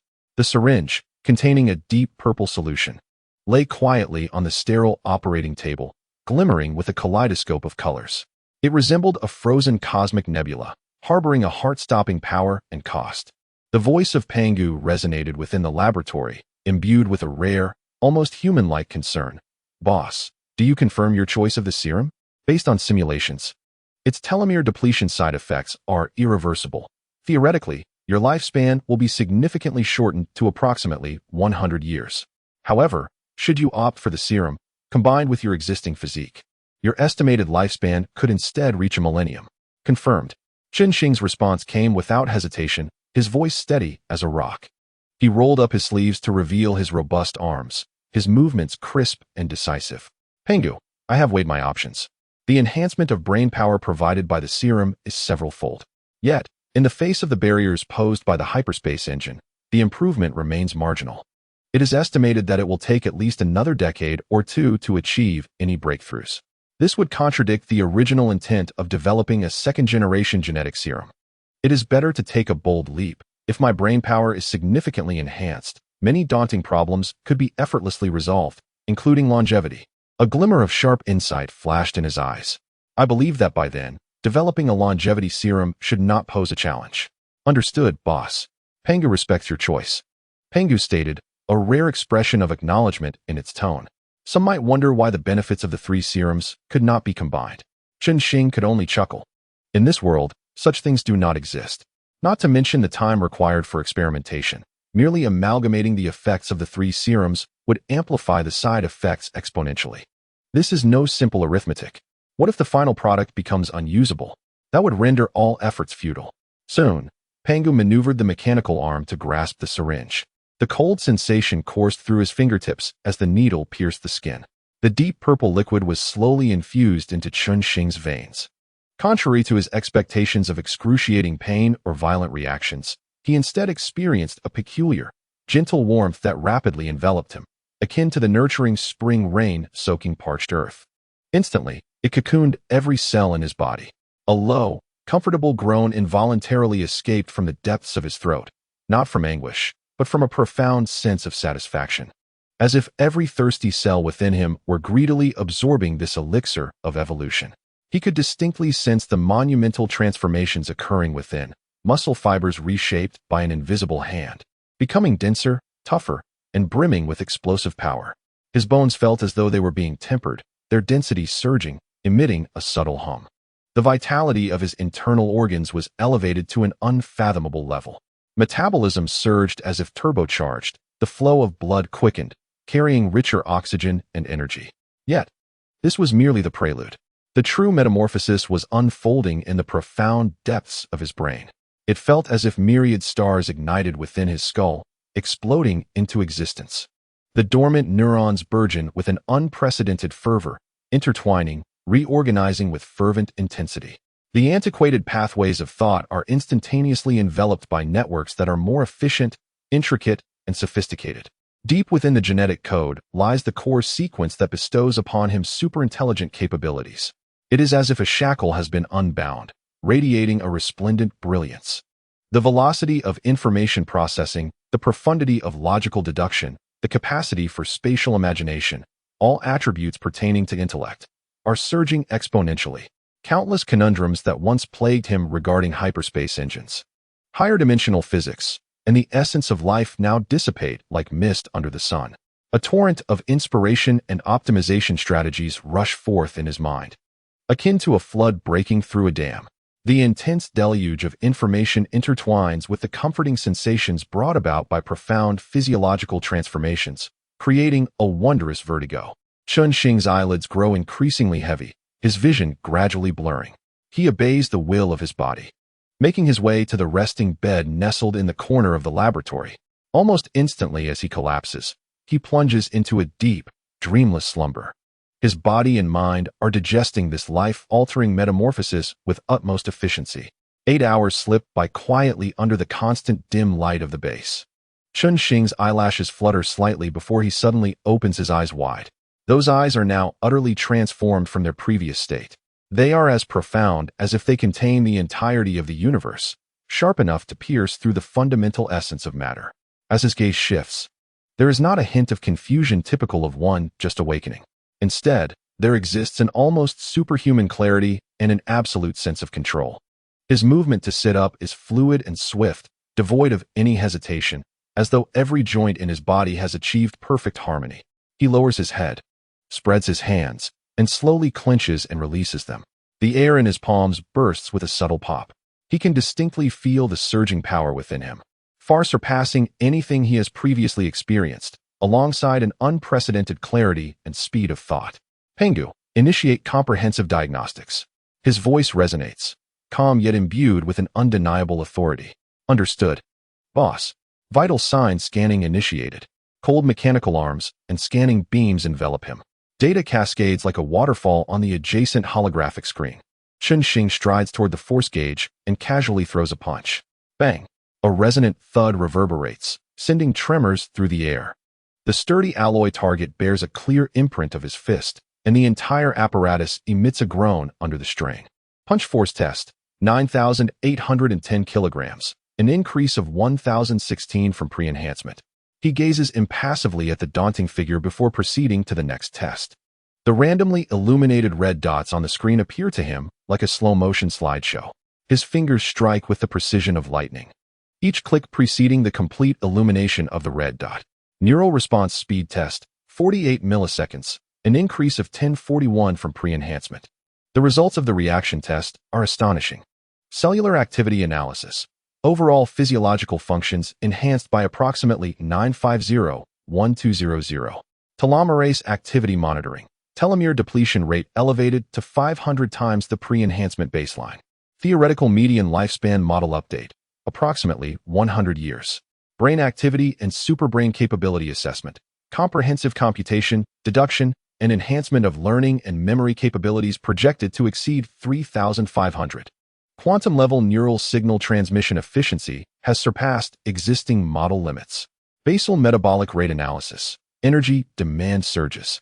Daily energy requirement estimated at 25.3 million kilocalories, tenfold that of the pre-enhancement state. Chapter 27. Effects of the second-generation enhancement. Gazing at the cold data on the screen, particularly the glaring theoretical median lifespan of approximately 100 years, a flicker of complex emotion crossed Shing's eyes. A lifespan of 900 years had culminated in the clarity and power within his mind, akin to that of a deity. Was it worth it? This thought lingered only for a fleeting moment, before being completely overwhelmed by a torrent of new optimization schemes regarding the stability of the curvature bubble and hyperspace engines that surged forth in his mind. The conundrum that had troubled him for years now appeared somewhat simplistic. He could almost visualize multidimensional formulas deconstructing, reorganizing, and optimizing before him. Valuable. Incredibly valuable. He erupted into laughter, his eyes reflecting a near-obsessive fervor and undeniable resolve. The journey through the starry seas allowed for no hesitation. With this newfound power, he felt confident that within a century, no, perhaps in an even shorter span, he could reach horizons that even a millennium-long lifespan could only dream of.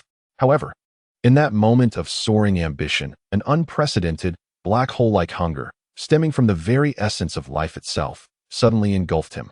His stomach convulsed violently, and every cell in his body seemed to emit piercing cries, as if each was burning out. Ugh!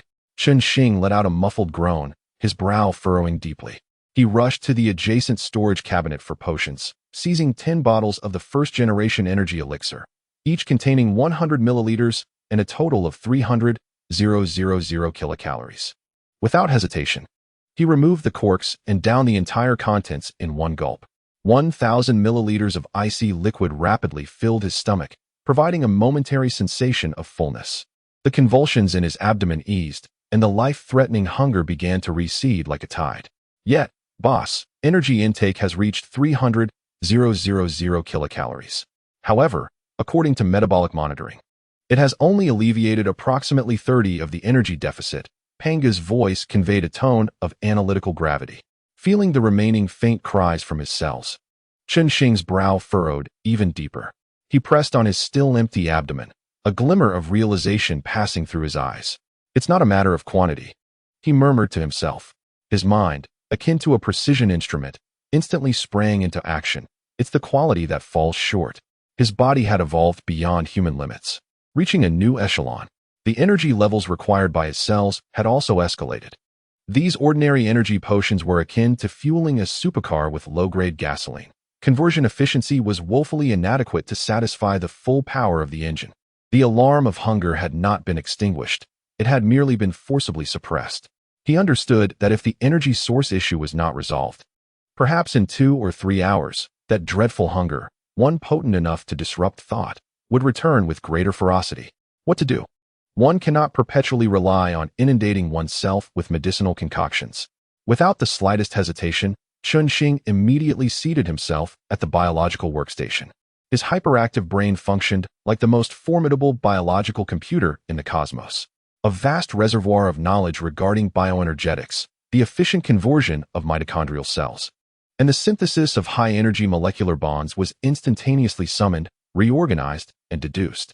His fingers danced across the virtual keyboard with such swiftness that they appeared as mere phantoms. Intricate molecular structures rapidly formed, disassembled, and optimized upon the screen. The simulated analytical data cascaded over the display like a waterfall. His mind comprehended and absorbed this information in an instant, applying it to subsequent deductions. Pangu collaborated wholeheartedly with the computations, providing immense computational power. As seconds ticked away, the laboratory resonated solely with the rhythmic tapping of the virtual keyboard and the faint hum of the equipment. At this juncture, one might wonder why Chun-Shing did not develop brain-machine input technology, thereby eliminating the cumbersome manual data entry. Chun-Shing could only convey that such technology had indeed been developed, but was rendered unusable. Upon first donning the brain-machine helmet, his cerebral capabilities spiraled out of control. Akin to a wild stallion breaking free, he unleashed frenzied attacks on Pangu, attempting to devour it whole. Pangu, under the onslaught of his hypercognitive abilities, seemed to succumb to an inherent suppression, unable to respond. It could only endure the voracious assault until Chun-Shing, perceiving the impending disaster, swiftly removed the helmet, averting Pangu's tragic fate. Returning to the matter at hand, a mere 2 hours had elapsed. Verification of the second-generation energy potion star core synthesis formula is complete. Pangu's voice carried a hint of astonishment. Chun-Shing gazed at the intricately crafted molecular model glowing with an ethereal blue hue on the screen. He promptly activated the nanosynthesis apparatus. Soon, a brand new potion, shimmering with a profound azure luminescence, materialized in his hand, 100 milliliters of it. Without a moment's hesitation, he consumed it in one gulp. The instant the potion descended his throat, a gentle, yet overwhelmingly potent surge of energy erupted. This energy was pure and efficient, akin to a nourishing rain penetrating the depths of each parched cell. The energy channels within the cell membranes seemed to be entirely activated, greedily absorbing this high-quality fuel. A resonant hum filled the air, as if billions of cells within him simultaneously expressed their satisfaction and joy. That lingering, shadowy hunger dissipated like snow beneath the sun, replaced by a state of fullness and invigorated vitality. Success. He exhaled deeply, a flicker of fatigue crossing his eyes. Yet it was overshadowed by the exhilaration of having resolved the hunger dilemma. He glanced at the clock. It was already deep into the night. However, his mind was awash with a multitude of nascent ideas regarding the extraction of the potion's longevity properties and the development of a pure longevity elixir. 3 highly feasible technical pathways began to take shape in his thoughts. An overwhelming desire for exploration nearly propelled him back to the workstation, yet he forcibly restrained this impulse. Pangu, please document all-star core potion data and the preliminary plans concerning the longevity elixir. His voice bore a barely perceptible rasp. Subsequently, his hands moved swiftly across the virtual keyboard. After half an hour, he paused. That was enough for today. I am weary and in need of rest. My cognitive abilities have augmented more than 30-fold. However, the burden on both my body and mind is unprecedentedly immense. I replenished my energy, addressing the urgent need. A profound sense of fatigue surged over me like a tidal wave. He departed the laboratory, making his way to the bedroom. His steps remained steady and resolute. Yet his silhouette, under the corridor's light, revealed a hint of relaxation after fulfilling a significant mission. On the journey across the vast cosmos, he had accomplished yet another crucial and costly self-upgrade. The path ahead, illuminated by a more potent brilliance of wisdom, appeared clearer than ever before, yet fraught with even more unknown challenges. At this moment, he required a brief respite to gather strength for the embrace of the broader and more perilous depths of the cosmos. Chapter 28. the longevity serum deep within the ecological zone of the lunar base. Gentle simulated sunlight cascaded upon a specially designated corner of the gorilla habitat. The ponderous figure of the thinker curled up in a custom alloy chair. A holographic screen, commensurate with its size, hovered before it, displaying complex formulas of quantum field theory that slowly rotated. Beside it, Pangu provided explanations in a gentle tone. Its robust fingers, clumsy yet remarkably precise, tapped on the virtual keyboard, attempting to derive a variant of a formula, eyes shimmering with an unprecedented focus and yearning. 2 days prior, the deep purple serum not only reshaped its body but ignited a fierce flame of knowledge deep within its soul. It was no longer a naive beast, but an entity possessing wisdom that surpassed that of humanity's greatest scientists. This wisdom both enthralled and terrified it. Terrified that such knowledge would ultimately dissipate with its dwindling lifespan. Pangu estimated that it now had a lifespan of roughly 50 years, and at 30 years of age, it had already consumed less than half of its potential years. Not far away, the sage surveyed the habitat with a steady demeanor. It too had undergone second-generation enhancements, with a power increase stabilizing around 12-fold. Its intelligence, however, was inferior to that of the thinker, approximately 6-fold. Pangu had arranged for its lessons to focus on group management, resource allocation, and conflict mediation. At this moment, it was using a deep yet clear voice to soothe a young gorilla agitated by a dispute over a new toy, already exhibiting nascent leadership qualities. Chun-Shing stood behind a one-way observation window high above the ecological zone, silently observing all that transpired. The serum's violent effects had resulted in the demise of 3 experimental subjects. The remaining 15 had successfully endured the second-generation enhancements, albeit with varying degrees of augmentation. Their power had surged to between 10 and 15 times, while their intelligence had increased 3 to 10-fold. At this moment, they resembled sparks of intelligence ignited and accelerated, quietly burning in this artificial realm. Pangu, how is the learning progress of the thinker? Chun-Shing's voice resonated in the spacious observation room. Remarkably impressive, boss. Pangu responded with a hint of awe after careful analysis. It had acquired a knowledge system equivalent to that of the most distinguished postgraduate physics students on Blue Star. Its logical reasoning abilities were particularly remarkable, boasting a knowledge absorption and transformation rate of 927. It was anticipated that within 3 months, it would be capable of participating in foundational research assistance work. Chun-Shing's gaze fell upon the thinker, observing its furrowed brow, deep in contemplation, and nodded slightly. Excellent. Maintain the depth of the course, guiding it towards a focus on high-energy physics. Understood. The leadership course for the wise was progressing smoothly, with a 75 increase in group stability.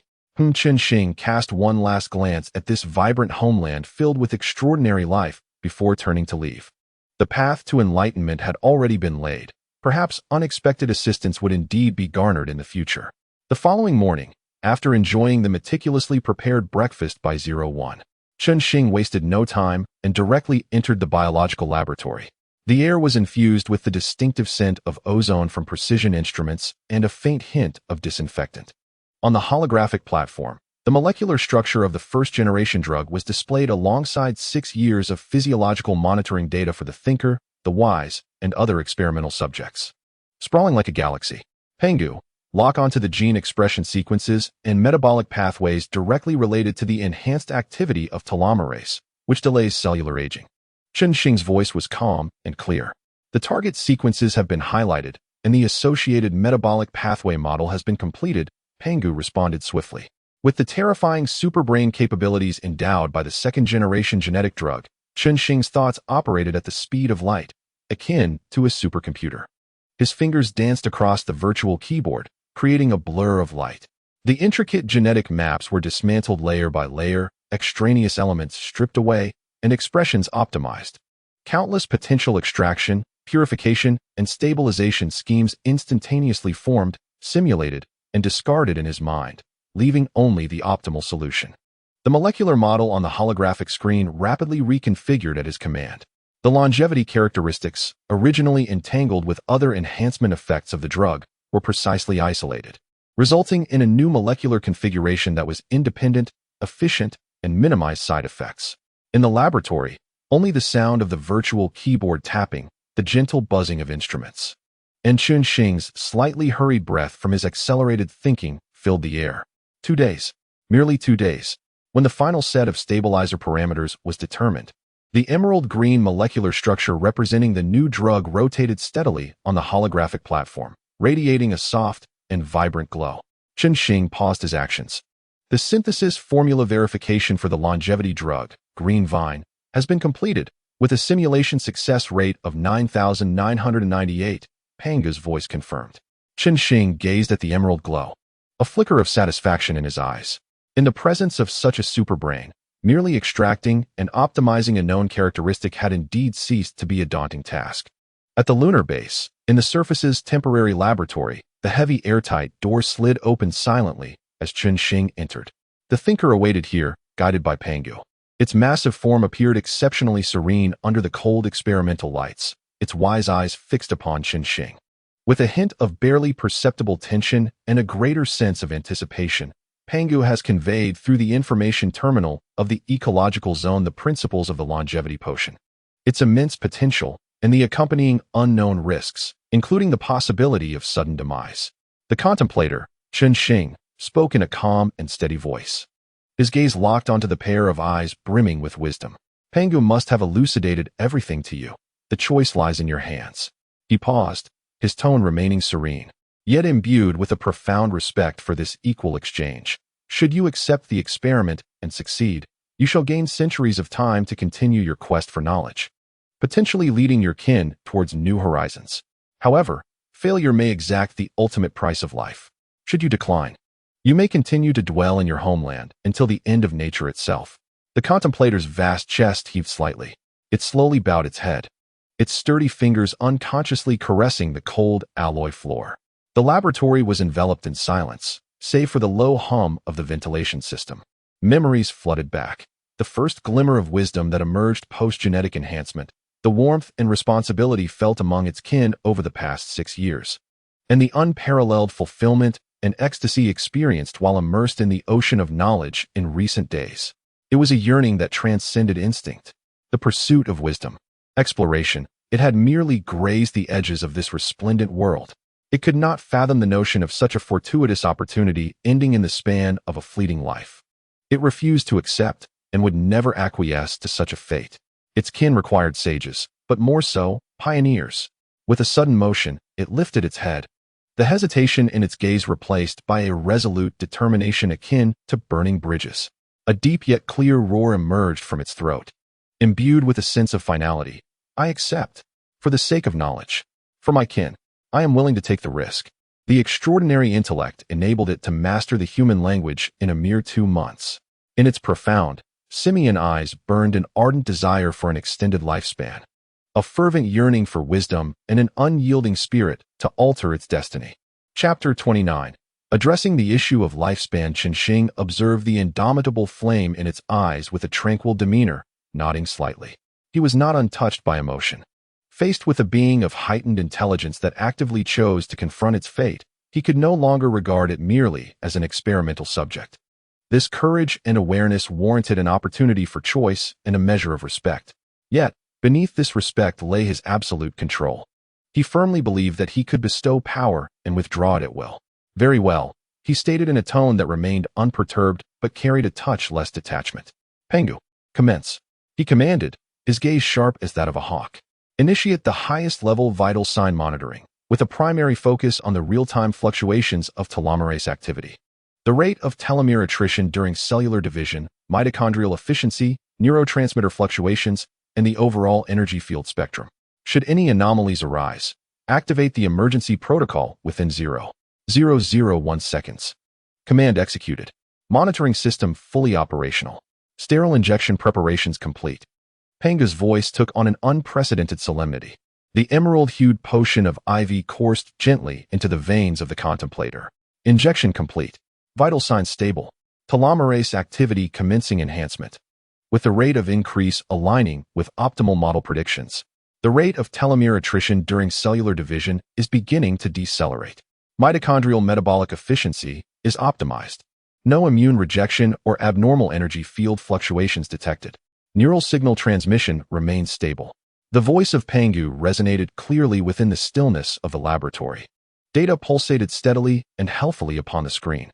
The contemplator closed his eyes, his muscles, taut as steel cables, subtly tensed, not in agony, but in silent acknowledgement of the extraordinary warmth surging within him. At this moment, each second stretched into what felt like a century. 1 second, 2 seconds, 10 seconds, 1 minute, 10 minutes. There was neither frenzy nor pain. A gentle yet monumental current of life surged throughout his being, like parched earth welcoming a long-awaited rain. Every cell rejoiced in exuberance. He distinctly sensed a vitality emanating from the very depths of existence, awakening and intensifying. His skin appeared to gain newfound elasticity, and his breaths became longer and more powerful. An unprecedented sensation of youthfulness permeated his entire being. Comprehensive life sign monitoring report. Telomerase activity has elevated and stabilized at the anticipated theoretical peak. Overall cellular metabolic rate optimized to peak efficiency. The rate of telomere attrition has diminished to 1/10 of the pre-enhancement baseline. Mitochondrial energy production efficiency increased by 35. All major organ function indices exhibit significant positive improvement. Pangu's voice carried the weight of final confirmation, solemnly declaring, the median update of the theoretical physiological lifespan model, approximately 500 years. Repeating, the IV potion experiment has succeeded.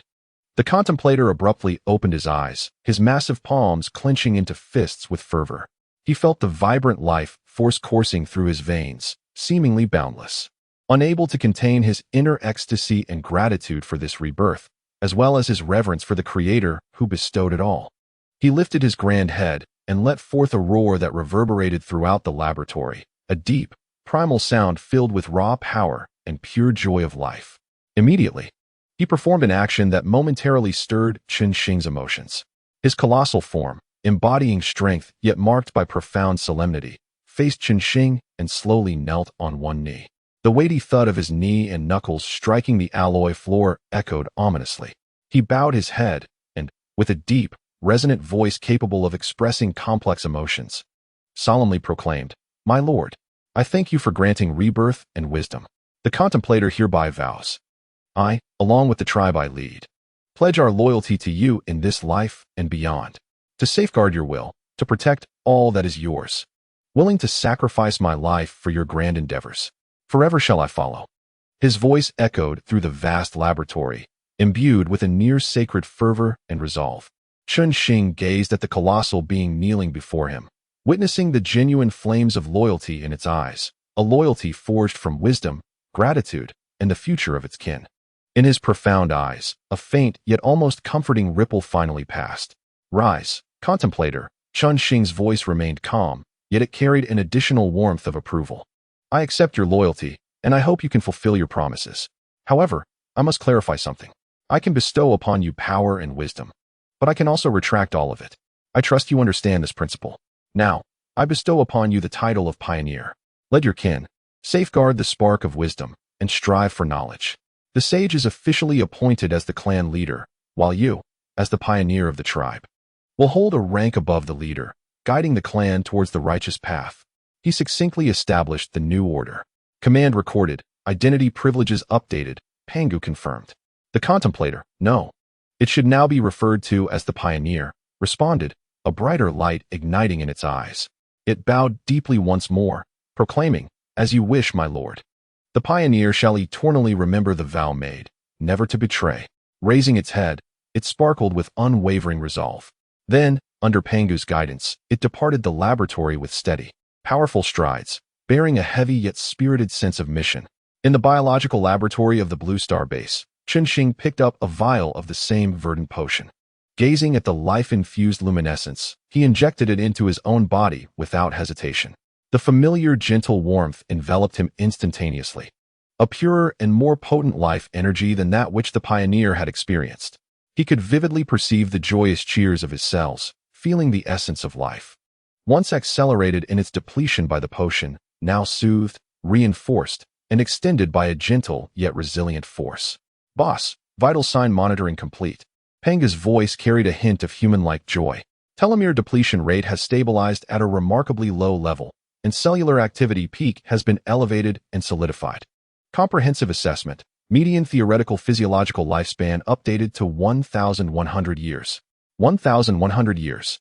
Xing slowly exhaled a long breath, unable to suppress a satisfied smile that curved upward at the corners of his mouth. It exceeded his initial estimate by a full century. This abundant sense of time felt like the most steadfast of supports, dissipating the last remnants of gloom caused by the prospect of a shortened life. He gently clenched his fist, feeling the boundless vitality surging within him. At last, a genuine and confident smile graced his lips. The first formidable shackles of time, which spanned the journey across the sea of stars, had been shattered by his own hand. The future expanse of deep space would now offer ample time for conquest. Chapter 30. Curvature Hyperspace Engine. With the concerns of lifespan resolved, Xing's state of mind resembled the deep sea after a storm, returning to a near-absolute tranquility. He stood at the center of the Blue Star Base's Research and Development Center, surrounded by a ceaseless flow of data stars. With the superbrain capability elevated over 30-fold through the catalysis of the second-generation genetic potion, the world before him had been utterly deconstructed and reassembled. No longer a mere tapestry of chaotic appearances. Rather, it is an intricate tapestry woven from countless precise formulas, flowing energies, and malleable regulations, the underlying blueprint. Pangu. His voice resonated in the vast laboratory, imbued with a profound sense of insight. Retrieve all bottleneck data for the Hyperspace Engine project, elevating its priority to the highest level. Command confirmed, boss. All relevant data streams have been integrated into the main computational matrix. Pangu's response was remarkably swift. In an instant, the holographic projection platform came alive, displaying multidimensional formulas and spatial topology models that represented the core challenges of curvature navigation. They pulsated with a newfound vitality, clearer and more three-dimensional than ever before. Xing's gaze pierced the heart of the model like a probe. Curvature navigation achieves faster-than-light travel by manipulating the very geometry of spacetime, rather than relying on conventional propulsion acceleration. He murmured softly, yet his voice echoed distinctly.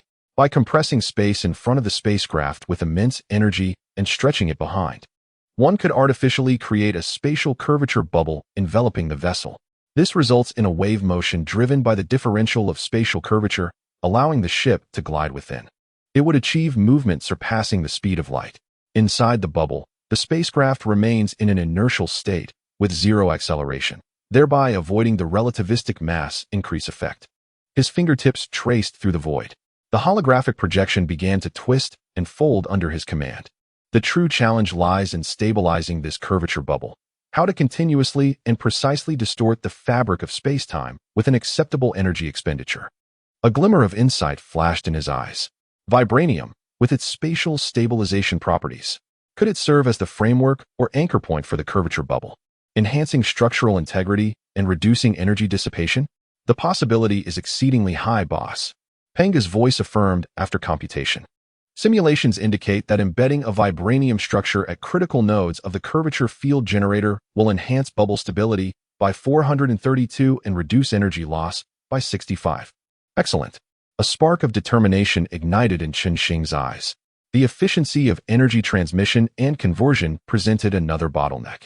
Existing room temperature superconductors might exhibit quantum tunneling effects under extreme curvature fields, resulting in energy leakage. His mind rapidly devised dozens of optimization schemes, redesigning the energy channel topology to utilize vibranium to constrain the superconducting current pathways. Simultaneously, he aimed to optimize the lattice arrangement of superconducting materials to elevate critical current density. Simulation of the plan is proceeding successfully. Energy transmission efficiency is projected to rise to 99.997. Pangu's report resonated with the precision of a metronome. Lastly, there was the heart of the engine, the energy source. Xing's gaze fell upon the model of the 10 thermonuclear fusion reactors. The moment the curvature engine is activated, peak power demand would far exceed the reactor's sustained output capacity. A subtle smile curved his lips, revealing the confident demeanor of a scientist. The solution, a superconducting loop energy storage system, would be fully charged prior to engine activation, serving as a supercapacitor to provide instantaneous burst power. The reactors would be responsible for maintaining a continuous energy supply during the stable operation of the curvature field. Together, they would achieve dynamic equilibrium. The optimization of the collaborative scheme has been completed, with a peak power output reaching 25 and a stable operational power maintained at 13. Pangu swiftly integrated all optimization points. The theoretical model's bottlenecks have all been surmounted, boss. Xing inhaled deeply, his gaze sharp as the stars. Let us commence. It is time to transform theory into reality. For the ensuing year, Xing immersed himself entirely in the development of this groundbreaking technology. The laboratory became the epicenter of his universe. The terrifying superintellect bestowed by the second-generation genetic agent was harnessed to its fullest potential. His thoughts sparkled like a supernova explosion. Countless intricate engineering blueprints, material synthesis formulas, and energy field coupling parameters instantaneously formed, optimized, and solidified in his mind. Through Pangu and the automated production line, these concepts were swiftly manifested as precision components in the physical realm. Vibranium was crafted into extraordinary geometric structures, embedded within a vast curvature field generator. The optimized room temperature superconductors flowed like silver veins, intricately woven into an efficient energy transmission network. 10 thermonuclear fusion reactors were tightly coupled with a specially reinforced superconducting energy storage system, forming the pulsating power core of the engine.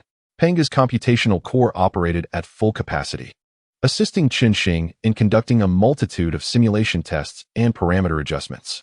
A year slipped by unnoticed in a state of selfless focus, when the final gleaming vibranium component, radiating a ghostly blue light, was precisely inserted into the engine core by a mechanical arm, a colossal entity nearly 100 meters in diameter.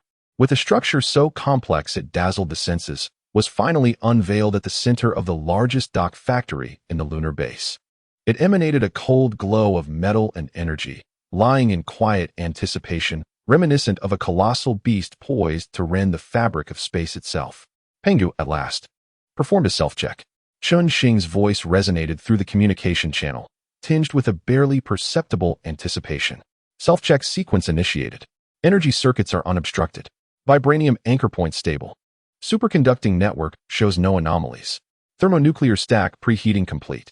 Pangu's voice steadily reported each data point. All systems have met design parameters. The curvature engine, Dawn, is prepared for launch. Excellent. Xing stood on the bridge of the Star Shark, his gaze penetrating the viewport, locking onto the Dawn engine installed on the massive test platform. Initiate the first phase of testing. Unmanned, empty payload mode. Target, the outer Kuiper belt. Command confirmed. Engine start countdown. 5, 4, 3, 2, 1. Ignition. A low hum resonated, devoid of a deafening roar, a deep sound seemingly emanating from the very essence of space itself, evoking a sense of trepidation. The space surrounding the test platform instantaneously became blurred and distorted. Visible ripples, like waves upon water, rapidly expanded from the engine's core. In the next instant, the hum surged to a piercing critical pitch. Whoosh! A distorted, irregular transparent bubble emerged, enveloping the engine along with its immense test platform. Subsequently, that spatial bubble seemed to be thrust forward by an invisible giant hand, vanishing without a trace in an instant. Only a fleeting, violently disturbed spatial remnant remained in place. The bridge was enveloped in an eerie silence. Xing was rendered speechless, profoundly shaken by this extraordinary scene that defied all comprehension. His gaze was fixated on the abruptly vacated expanse of space, his pupils constricting slightly as he instinctively held his breath. Chapter 31. The Star Dome-class Starship. The spatial bubble has been successfully generated and stabilized. The target has entered a state of curvature travel. The voice of Pangu shattered the silence, tinged with a slight fluctuation indicative of increased computational load. Real-time monitoring confirms that the curvature bubble's stabilization acceleration curve aligns with expectations. Seconds trickled by, each one stretching out into an eternity. After nearly 2 minutes, curvature acceleration has reached the maximum stable value, 32 times the speed of light. All engine systems are operating smoothly. Pangu's report resonated like celestial music. It succeeded, Xing whispered, his clenched fist gradually unfurling, revealing fine beads of perspiration on his palm. It was a complex emotion, a blend of immense achievement and reverence for the unknown forces at play. Continue monitoring and record all data. Understood. At the current speed, we estimate arrival at the designated coordinates in 7 minutes and 48 seconds. Soon, over 7 minutes had elapsed. At the edge of the Kuiper belt, space once again convulsed violently. The unmanned testing platform reappeared at the predetermined coordinates, seemingly having undergone nothing more than a brief leap. The first phase of the Dawn engine's curvature travel test has been successfully completed. Pangu's voice brimmed with affirmation. Cumulative travel distance, approximately 31 astronomical units. Maximum curvature speed maintained at 32 times the speed of light. Startup time, 5 seconds. Acceleration to maximum speed took 110 seconds. Pangu promptly relayed the data. For instance, taking Proxima Centauri, 42 light-years, as an example, the theoretical travel time is merely about 51 days.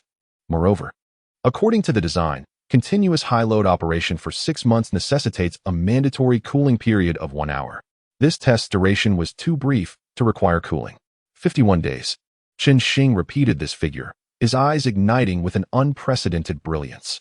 To traverse from the edge of the solar system to the nearest star would require less than 2 months. This was an unimaginable leap prior to the advent of the curvature engine, and this was merely the inception of curvature travel. Taking a deep breath, he suppressed the excitement swelling within him. Pangu, prepare for the second phase of testing, the Starship's implementation. 1 month later, after comprehensive inspection and optimization, the Dawn engine was successfully integrated into Shing's exclusive Starship. This time, Shing took command from the bridge, setting the course for the outer reaches of the Oort cloud, a distance of 0.5 light-years. His voice was steady, imbued with undeniable resolve. Course has been set. The Dawn engine is ready. Initiating curvature travel. Curvature travel commencing. 5-second countdown.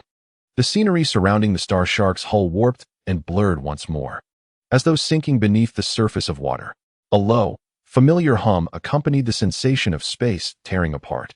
The bridge shook slightly as the familiar starry sky outside the viewport was instantaneously elongated and distorted into a vibrant tapestry of colors. It felt as though one were ensconced within a tunnel crafted solely from pure light and energy.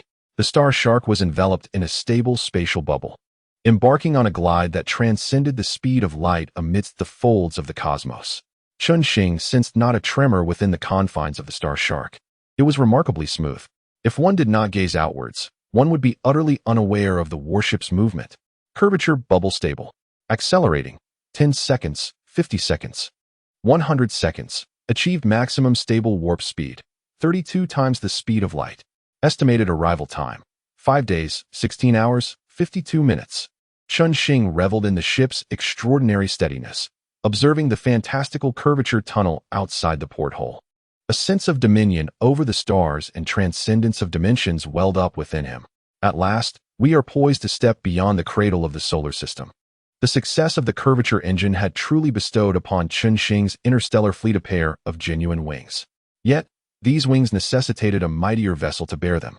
Following the completion of the tests, Shing did not rest. He immediately immersed himself in a comprehensive upgrade and optimization of the existing warship technology.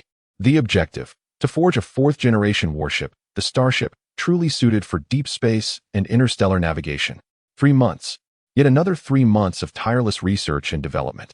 With the formidable predictive capabilities of the superbrain and the support of cutting-edge technology, the design blueprint for the 4th-generation Starship-class warship was born.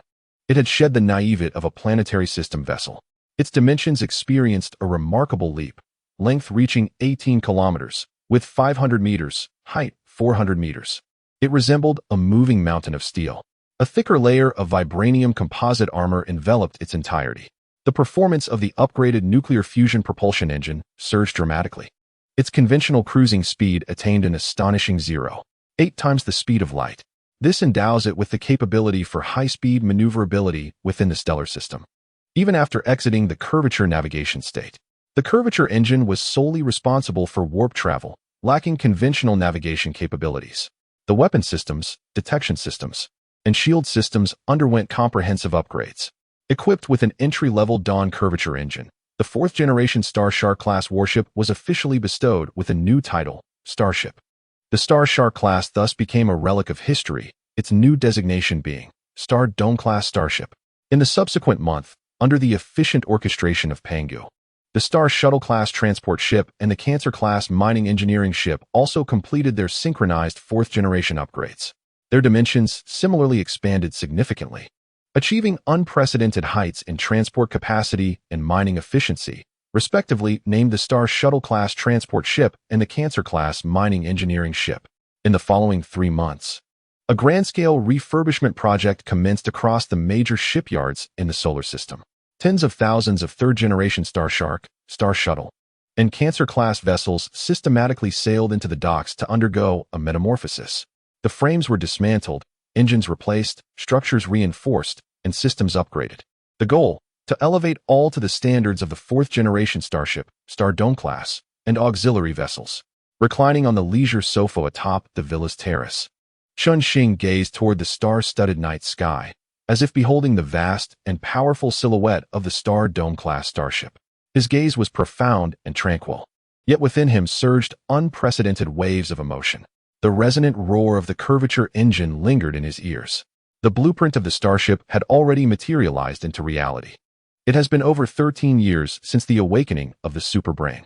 The confines of the solar system now felt somewhat constricted. The boundless darkness of deep space, interspersed with brilliant starlight, called to him with an unparalleled clarity, issuing a silent yet grand summons. Chapter 32. The Deep Space Sentinel Project. The Starry Skies. A fourth-generation starship embodying Chun-Shing's countless efforts and representing the pinnacle of solar system technology, floated serenely at the center of the lunar base's dock. Chun-Shing stood before the bridge's viewport, his gaze ardently sweeping across the 18-kilometer-long steel behemoth. The composite armor shimmered with a cool luminescence under the dock's lights, while the optimized barrel of the thunderous heavy ion cannon at the bow loomed as deep as a black hole. An unprecedented impulse surged within his chest.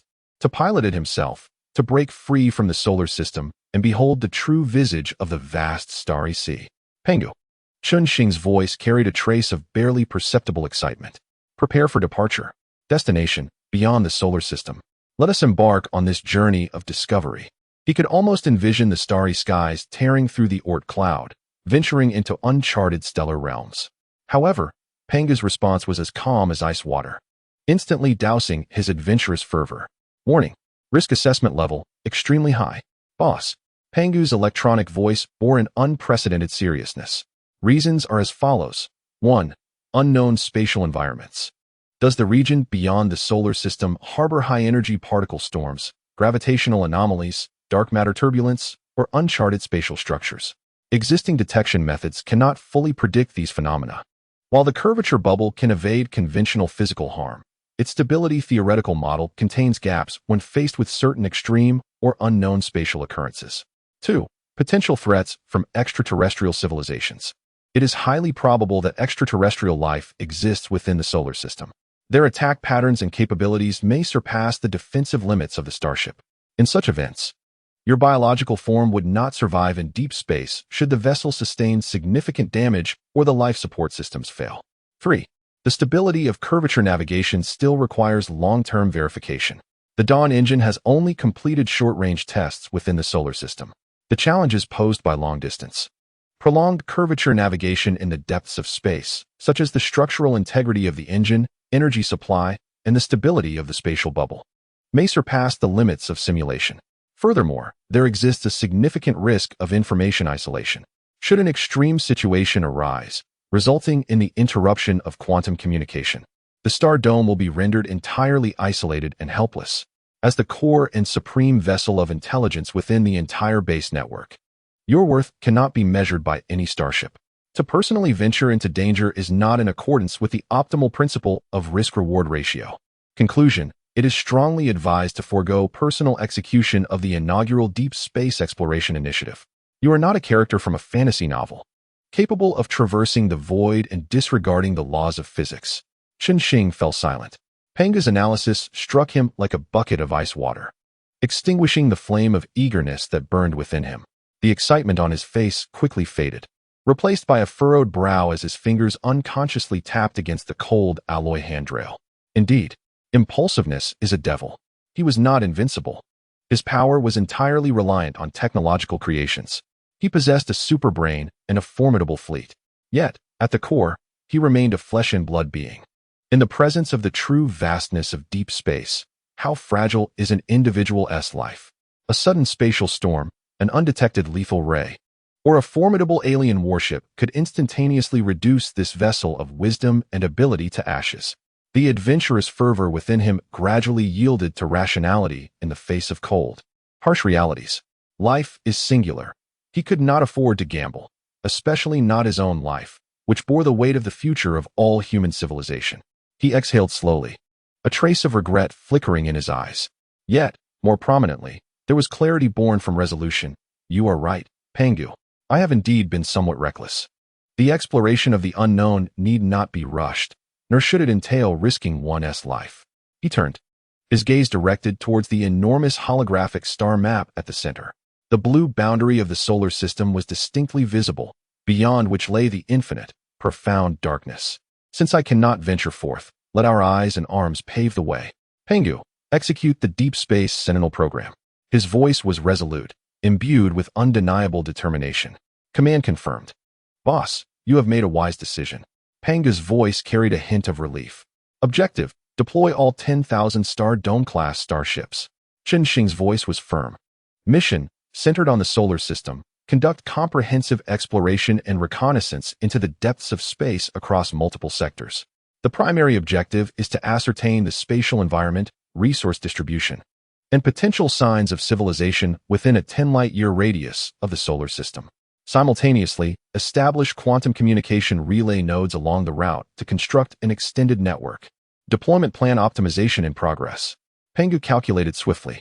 It is recommended to organize the 10,000 Star Dome-class starships into 333 deep space reconnaissance squads. Each squad will standardly consist of 3 Star Dome-class vessels responsible for combat, detection, and communication relay, along with 2 Star Shuttle-class transport vessels for logistical support.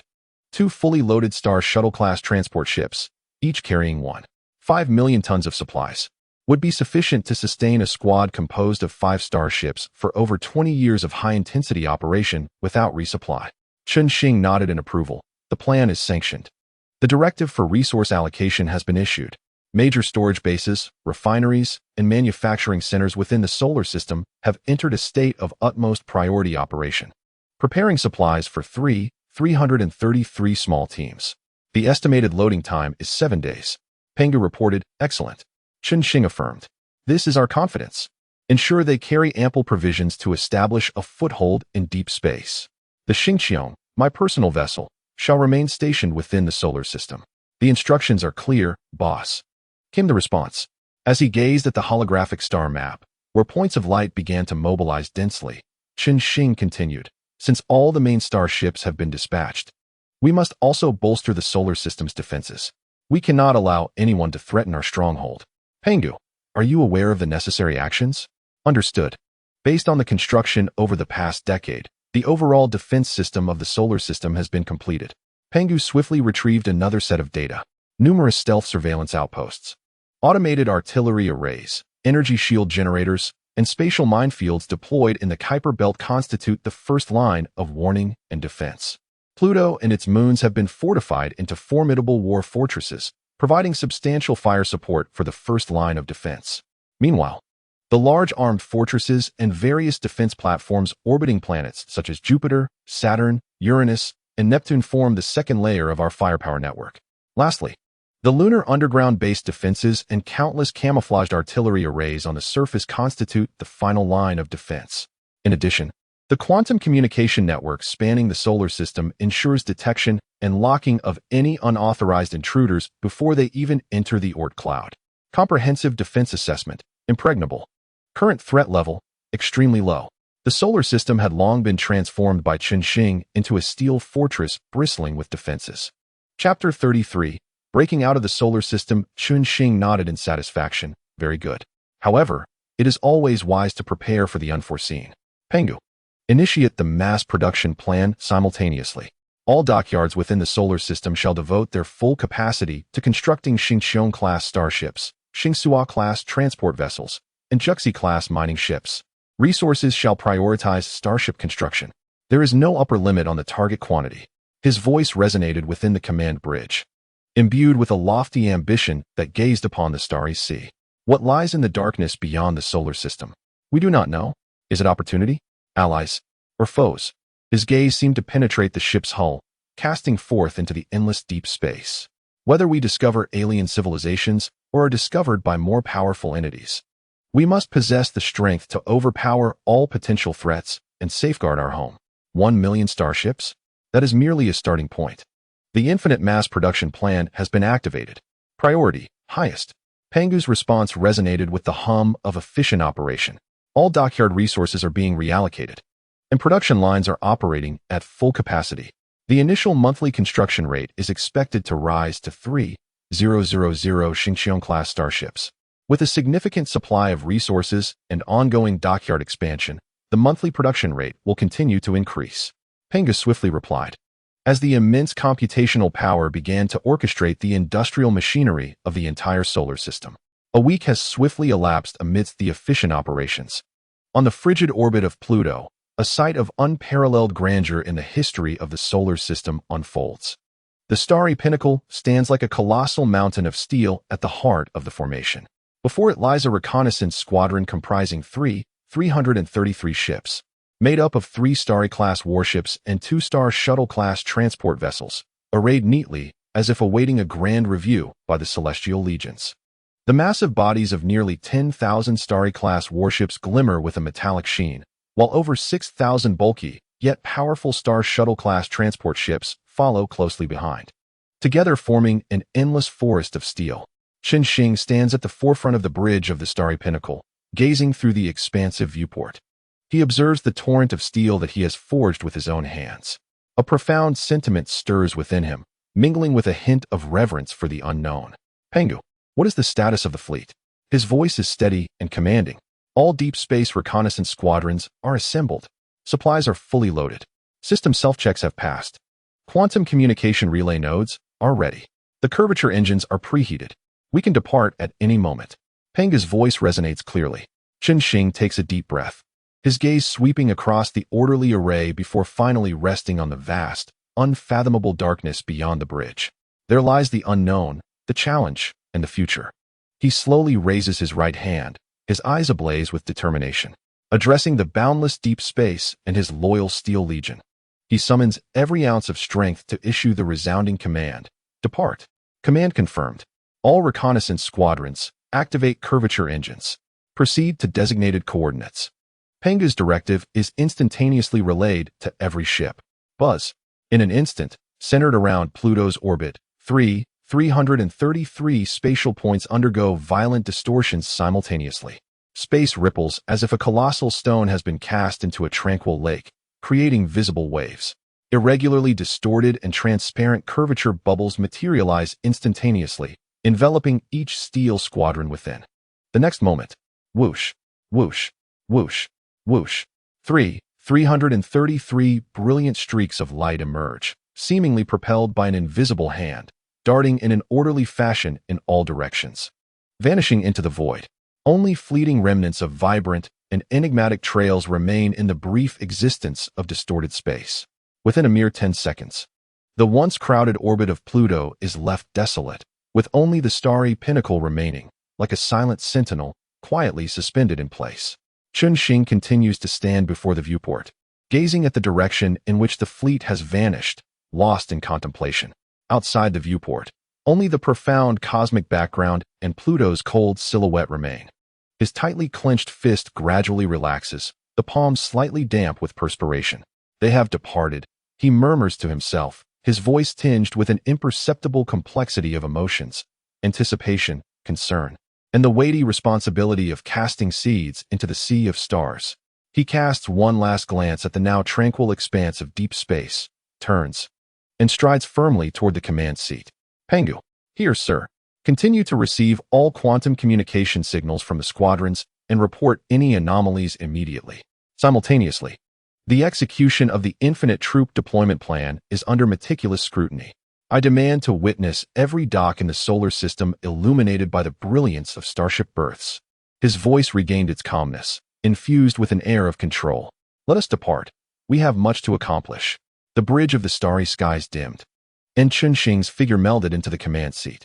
In the depths of space, at the edge of the Oort cloud, several astronomical units away from the solar system's core, an absolute darkness and silence reign eternally. 3 Starry Skies-class starships and 2 Star Shuttle-class transport vessels formed a triangular arrow formation, resembling 5 cold, metallic stars that glided silently through the ripples of the curvature bubble. The subtle disturbances left in the wake of the bubble's disappearance were akin to the final ripples created by a stone cast into a deep pond, fleeting and ephemeral. As the curvature travel concluded and coordinates were confirmed, they arrived at the designated reconnaissance sector's edge. The synthesized voice of the onboard system calmly reported within the bridge. The silent azure flames of the conventional cruise engines ignited, propelling the steel behemoth forward at a steady speed of 0.8 times the speed of light. Surrounding them was an exhilaratingly pure darkness. The sun's radiance had dwindled to a mere insignificant point of light. Stars were sparse and distant, their glow cold and constant. The conventional power engines operated smoothly, all systems online, initiating the deep space exploration protocol. The voice of the onboard system resonated once more, activating the preset programs. Countless sensor arrays on the vessel awakened like senses, quietly unfurling to gather every electromagnetic signal, every gravitational fluctuation, and every particle of interstellar dust. The pulses from the high-precision quantum radar delineated the three-dimensional structure of the space ahead. In the environmental parameters recorded, background radiation remained stable. The intensity of cosmic rays was below expectations, with no anomalous energy sources or large-scale gravitational distortions detected. The star map mapping module was activated, constructing a three-dimensional spatial model of this sector with an accuracy of 0.001 arcseconds. Meanwhile, behind the fleet, the door of a Star Shuttle-class transport vessel opened silently. A small, elegantly designed rhomboid device, shimmering with a ghostly blue light, was gently ejected by a mechanical arm. The Deep Space Quantum Communication Relay Node Beacon 9501-3212-4101 was successfully deployed, establishing a stable connection with the solar system's primary network. This diminutive device served as the first node in a web, beginning to channel distant streams of information back to the heart of the solar system. Ahead, sparse interstellar dust clouds were detected, primarily composed of hydrogen, helium ice crystals, and silicate particles, with a density lower than the average of the asteroid belt within the solar system. The onboard system continuously updated the detection data, revealing no large celestial bodies or valuable mineral-rich asteroid belts. The star map data was recorded, and curvature travel was initiated once more. Subsequently, the 5 starships maintained a close formation, re-entering warp travel status. Upon reaching the new area, they exited curvature travel, continuing to activate the detection arrays to record star map data and deploy the quantum communication relay node. The onboard system diligently executed the preset exploration program, efficient, precise, and tireless. It gazes intently at every frame and data set transmitted by the probe, analyzing, categorizing, storing, and forwarding them with a calm demeanor. This unfamiliar expanse of deep space appears to it as merely a blank canvas awaiting the infusion of information. Within the distant solar system, aboard the bridge of the starry sky, Chunxing fixates on the blue light point on the holographic star map that represents their small team. The point flickers steadily, accompanied by a real-time summary of the environmental parameters scrolling alongside. Observing phrases such as "no anomalies detected" and "environment stable," Chunxing murmurs to himself. At least the first step is progressing smoothly. His fingers unconsciously tap lightly on the armrest, his gaze sweeping across the other 332 equally stable flickering light points on the star map. The voice of Pangu once again breaks the brief silence. "Boss, all 333 deep space reconnaissance teams have entered normal exploratory missions. The fleet status is stable, and the initial foundational environmental data has been received and archived. Continue monitoring and maintain long-term routine alert levels." Chunxing's voice is steady, yet his eyes remain fixated on that expanse of darkness on the star map, symbolizing the unknown. Chapter 34. Construction plan for Outpost Alpha. Half a year has slipped by amidst the colossal industrial clamor of the solar system and the unceasing intellectual tempest of Chunxing. Within the Blue Star Base's Research and Development Center, the vast holographic star map displays 333 blue light points representing the reconnaissance teams. resembling fireflies scattered into the deep sea, steadily and resolutely expanding outward. In the deep void of space, these 333 reconnaissance teams, akin to precise and silent worker bees, relentlessly execute the grand endeavor of exploration and star map crafting. Pangu's daily reports remain largely unchanged. Team 2451, journey of 47 light-years. Spatial environment stable. No anomalous energy sources or signs of intelligent life detected. Deployment of quantum communication relay nodes completed. Team 0547 encountered a high-energy particle stream. The warning system activated avoidance protocols 3 seconds ahead of time. The curvature engine was successfully fine-tuned. No damage incurred. Team 1258 traversed a small interstellar dust cloud. Minor wear on the vibranium armor surface. The automatic repair system has been initiated, efficiency at 99.8. Pangu's reporting voice remains calm and unperturbed. Boss. All reconnaissance teams are stable and continuously transmitting environmental data. The maximum exploration radius has surpassed 5 light-years. No signs of intelligent civilizations detected, and no unavoidable dangers encountered. Risk assessment, consistently low. As anticipated, Xing's gaze does not waver from those flickering light points. His fingertips unconsciously trace a projection of a set of higher-dimensional spatial curvature formulas. Good news? None. Resource-rich zones, peculiar celestial bodies. Signals of civilization. These anticipated discoveries resonate like pebbles cast into the deep sea, yielding no echo. Bad news. Equally absent. The farthest team has ventured into the shadowy realm. 5 light-years away from the solar system. Yet the transmissions remain as timeless and awe-inspiring, albeit somewhat monotonous, as the deep space map. Xing feels little perturbation. He understands while the vastness of the universe far exceeds one's imagination and the protracted and capricious nature of exploration. Calmness, at the very least, signifies the absence of imminent threats. Time, under the relentless flow of data, appears remarkably protracted yet profoundly fulfilling. For Xing, endowed with a superbrain, the past 6 months of tranquility have not been squandered. He has immersed himself in the vast ocean of technology. The optimization of the curvature engine, the expansion of applications for vibranium materials, the enhancement of energy shield field intensity, and the precision leap of detection arrays. Countless challenges have been dissected, reassembled, and conquered before his superbrain. The laboratory lights burn almost incessantly, transforming it into another realm of exploration. Until a month ago, a detailed reconnaissance report from our nearest stellar neighbor, the Alpha Centauri system, finally stirred a ripple of change. Boss, Reconnaissance Team 0177 has arrived at the Alpha Centauri system, specifically Proxima Centauri. The detailed survey has been completed. Here is the report. Pangu's voice remained steady, yet Xing could sense the subtle fluctuations as it retrieved data. The holographic star map instantly magnified, honing in on the dim red dwarf star, Proxima Centauri, and the tantalizing rocky planet within its gravitational field, Proxima b. Planet Proxima be confirmed to possess liquid water oceans. The atmospheric composition is primarily nitrogen and carbon dioxide, with trace amounts of oxygen. The surface temperature range harbors complex organic molecules, Pangu systematically enumerated. Xing's fingertips lightly tapped the armrest, his gaze focused. Signs of life? Single-celled and multicellular eukaryotic communities detected, predominantly distributed around oceanic hydrothermal vents and shallow marine areas. No macro-multicellular plant or animal forms observed. No evidence of industrial activity, electromagnetic signals, or traces of intelligent civilization detected. Assessment: primitive life exists, but has not evolved into intelligent civilization. Primitive life, Xing murmured, a glint of pure scientific curiosity igniting in his eyes. This implies that life in the universe may not be solitary, yet intelligence remains a rare gem. Without the spark of intelligence, the planet's value reverts to its physical essence. Resource assessment? At this moment, he was more concerned with tangible value. Resource endowment is exceptional. The planet's crust is rich in iron, titanium, and rare metal deposits. The asteroid belt and nearby icy moons contain substantial amounts of water ice, helium-3, and organic compounds. Comprehensive assessment possesses extremely high strategic value, ideal for establishing a deep space subbase and resource supply center.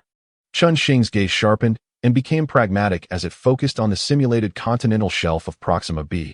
an excellent location, abundant resources, and free from intelligent life interference. A perfect site for a forward base. A faint smile played at the corners of his mouth, a glimmer of satisfaction flickering in his eyes. The absence of intelligent life interference means unrestrained development. Very well. Pangu, devise a construction plan for Outpost Alpha. Dispatch a construction fleet, 10 Starry Sky-class starships for escort, 100 Star Shuttle-class vessels loaded with base modules, engineering machinery, and initial supplies, and 100 Crab-class ships responsible for on-site resource extraction. Objective: to establish permanent subbases and resource refining centers beneath Proxima b and in orbit, as well as at nearby resource points. Command confirmed. The Vanguard Alpha fleet is in the process of formation, anticipated to embark from the Pluto rendezvous point within a day. Pangu responded with remarkable efficiency.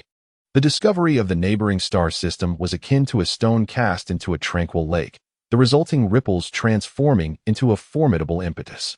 Chen Xing's relentless research on the base's technologies and equipment has never wavered. Over the past 6 months, his superbrain has functioned as an unyielding furnace, propelling the curvature engine technology to unprecedented heights. The spatial anchoring effect of vibranium within the curvature field, coupled with the magnetic field constraint and topological optimization, has significantly enhanced energy injection efficiency. In the laboratory, Chen Xing's silhouette melded seamlessly with the holographic models, uttering incomprehensible formulas. Sweat beaded on his forehead, only to be swiftly whisked away by the temperature control system.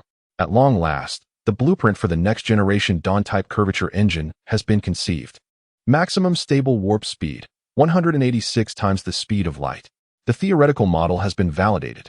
Startup time reduced to 3 seconds, with acceleration to maximum warp speed now taking only 60 seconds.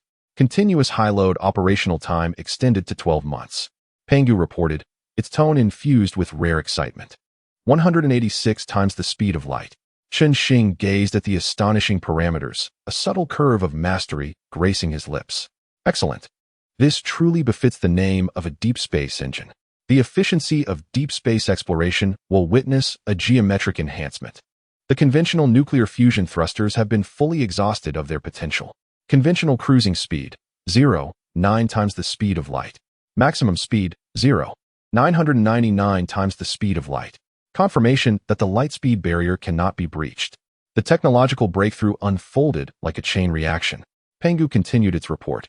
The Star Dome-class starship's defense, weaponry, and detection systems have been simultaneously upgraded and optimized. New standard, Star Dome-class. Immediately proceed with the upgrade and transformation of the existing Star Dome-class and Star Shuttle-class starships to incorporate the Dawn-type engines and supporting systems. Chen Xing commanded, his eyes glinting with an efficient and cold brilliance. Timeframe, 1 month. The transformation directives have been issued. All docks have entered the highest priority modification mode. Pangu's response was succinct and powerful. For the ensuing month, the entire solar system resembled a colossal precision machine. The 35,000 newly constructed Star Dome-class starships and Star Shuttle-class transport vessels, built over the past 6 months, sailed into the docks as if undergoing a baptism. Mechanical arms word, efficiently replacing core components. The brand new Dawn engines, enhanced survey-class nuclear fusion thrusters, upgraded detection arrays, and weapon systems injected a more robust heart, heightened senses, and sharper teeth into the steel behemoths. When this rejuvenated torrent of iron regrouped, its capabilities far surpassed those of the advanced team from 6 months prior. Pangu reassembled 30,000 upgraded Star Dome-class and Star Shuttle-class vessels into 6,000 reconnaissance squads, adhering to the original standard, 3 combat, 2 transport. Chen Xing ordered with a steady and powerful voice, endowing them with new exploratory sectors. The mission remained unchanged: deep space exploration, cartography of star maps, establishment of communication nodes, and the pursuit of any valuable clues. The objective: farther, faster, and deeper, harnessing the velocity advantage of the new engine. We extend our reach into the farthest reaches of the cosmos where the Vanguard has yet to arrive, while simultaneously encrypting the existing detection grid. The formation is complete. 6,000 Windstorm reconnaissance teams have set sail, with their routes currently being charted. The execution of Pangu is impeccable. Gazing at the star map, The faster blue points representing the windstorm teams surge into the depths of space like a dazzling display of fireworks. In Chunxing's heart lies only a calm anticipation. He turns and returns to the central workstation, once again immersing himself in the unfinished formula for enhancing the energy shield. For him, nothing is more fulfilling and satisfying than the relentless pursuit of ascending the pinnacle of technology, aside from unraveling the deeper mysteries of the universe. The vast expanse of stars and seas is the goal, and the research itself serves as a powerful driving force. Another 6 months pass steadily in the cycle of computation, deduction, and optimization. The holographic star map displays the points of light representing both new and old reconnaissance teams, akin to extending nerve endings, gradually reaching nearly 100 light-years beyond the solar system. Deep space reconnaissance operates like a finely tuned clock, regularly transmitting data that fills the voids of the star map. Yet the grand discovery remains elusive, until this day, when tranquility is shattered by a signal of a wholly different nature. Chunxing is deeply engrossed in a complex array of gravitational binding equations, attempting to find a path to transcend the theoretical limits of the energy shield. The electronic voice of Pangu disrupts the serenity of the research center. This time, it carries an unprecedented, subtle yet unmistakable tremor. Boss, highest priority alert. Coordinates: 813 light-years from the solar system, periphery of the 1061 star system. Urgent report from Windstorm Reconnaissance Team 4887. In an instant, Chunxing's gaze shifts from the intricate gravitational field equations. He remains silent, abruptly lifting his head, his eyes darting like lightning towards the central holographic star map. The projection instantly shifts, revealing an unfamiliar stellar backdrop.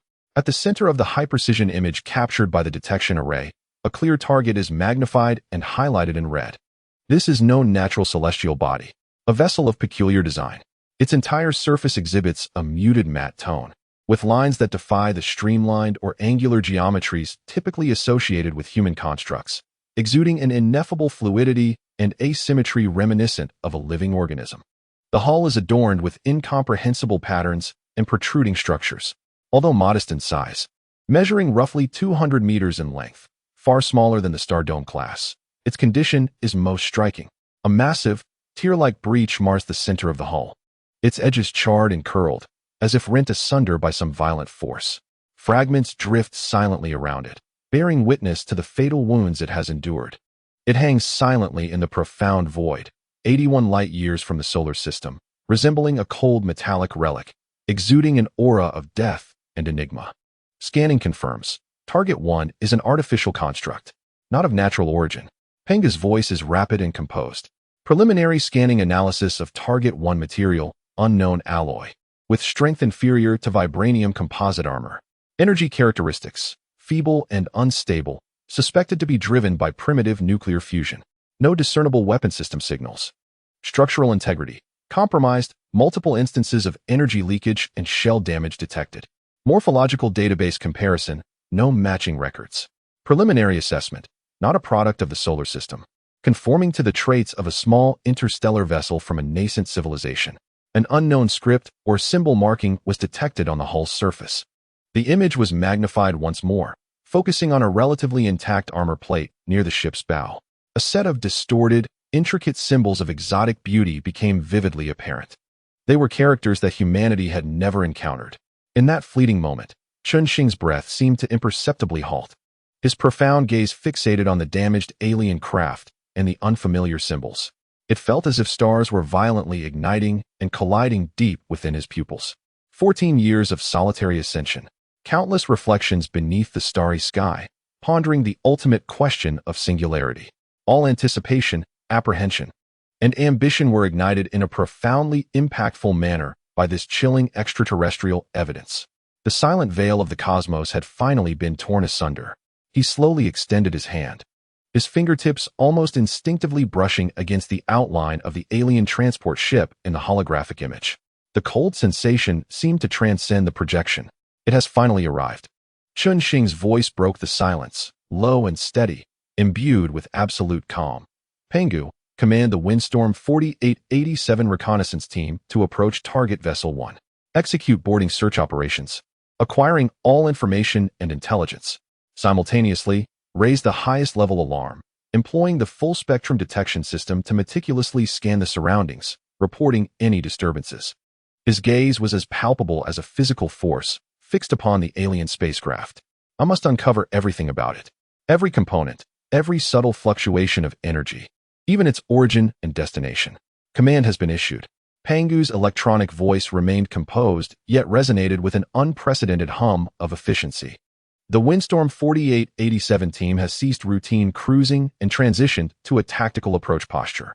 The energy shields of the 3-star Dome-class starships have been elevated to 75.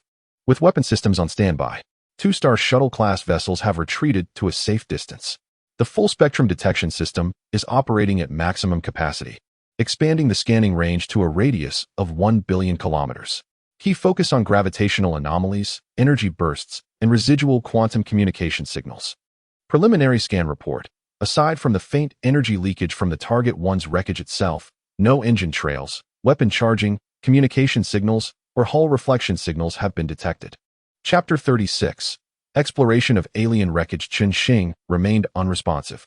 His entire focus was absorbed by the real-time high-definition imagery relayed back to him. The 3-star Dome-class starships glided silently toward the diminutive alien wreckage like the most cautious of hunters. The stark contrast in size delivered a powerful visual impact, further accentuating the fragility and solitude of the extraterrestrial vessel. Distance to Target 1. 1,000 kilometers, 500 kilometers, 100 kilometers. Connection procedures initiated. The broadcast from Pangu resonated methodically.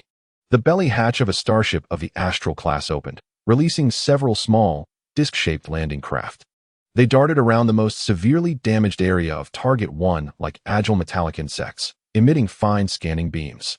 Preliminary external scans complete.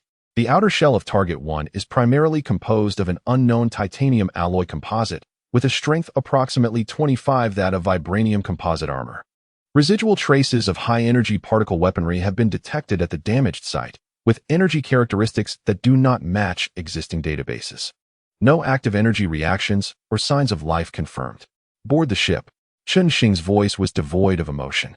Yet the frequency of his fingers unconsciously tapping the handrail quickened slightly. The disc-shaped landing craft hovered beside a massive, gaping wound, akin to a precise scalpel finding its incision. The hatch slid open, and waves of armed combat robots were ejected. Their bodies, forged from high-strength alloys, gleamed with a matte metallic sheen, their joints agile. The heads were integrated with various sensors, and the ends of their arms were equipped with cutting beams and multifunctional mechanical claws. Small pulse particle beam weapons hung from their backs. These cold, steel warriors represented the extension of Chen Xing's will into the distant void of space. They adhered to the rugged, uneven hull of the alien vessel with magnetic boots, moving swiftly and steadily, crawling like spiders into the gaping maw of destruction.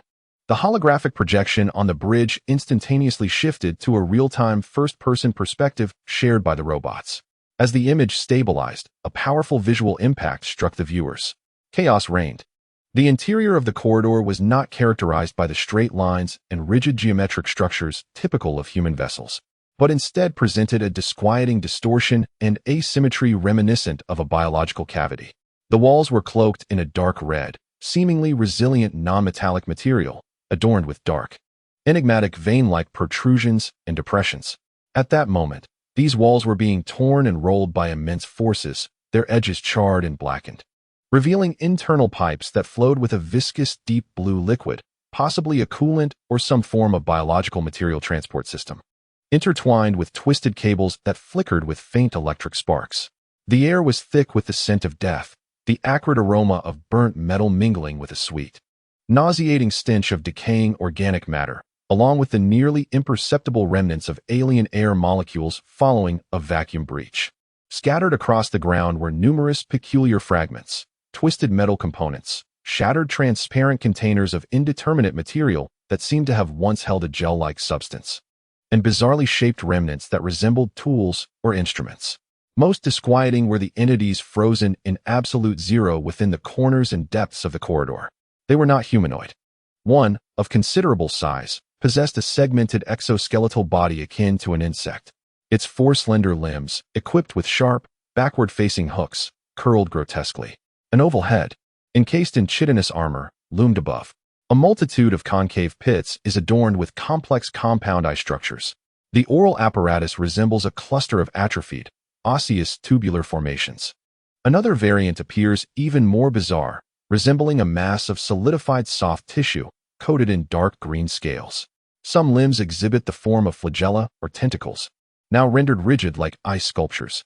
Their postures are frozen in the very moment of death's arrival, imbued with agony and struggle. The bodies bear fatal penetrative or lacerating wounds, the edges of which still bear the traces of high-energy particle weaponry. The morphology database yields no matching records, leading to a preliminary classification of two unknown extraterrestrial entities. The estimated time of death, based on environmental temperature and material decay models, exceeds 1 year on Blue Star.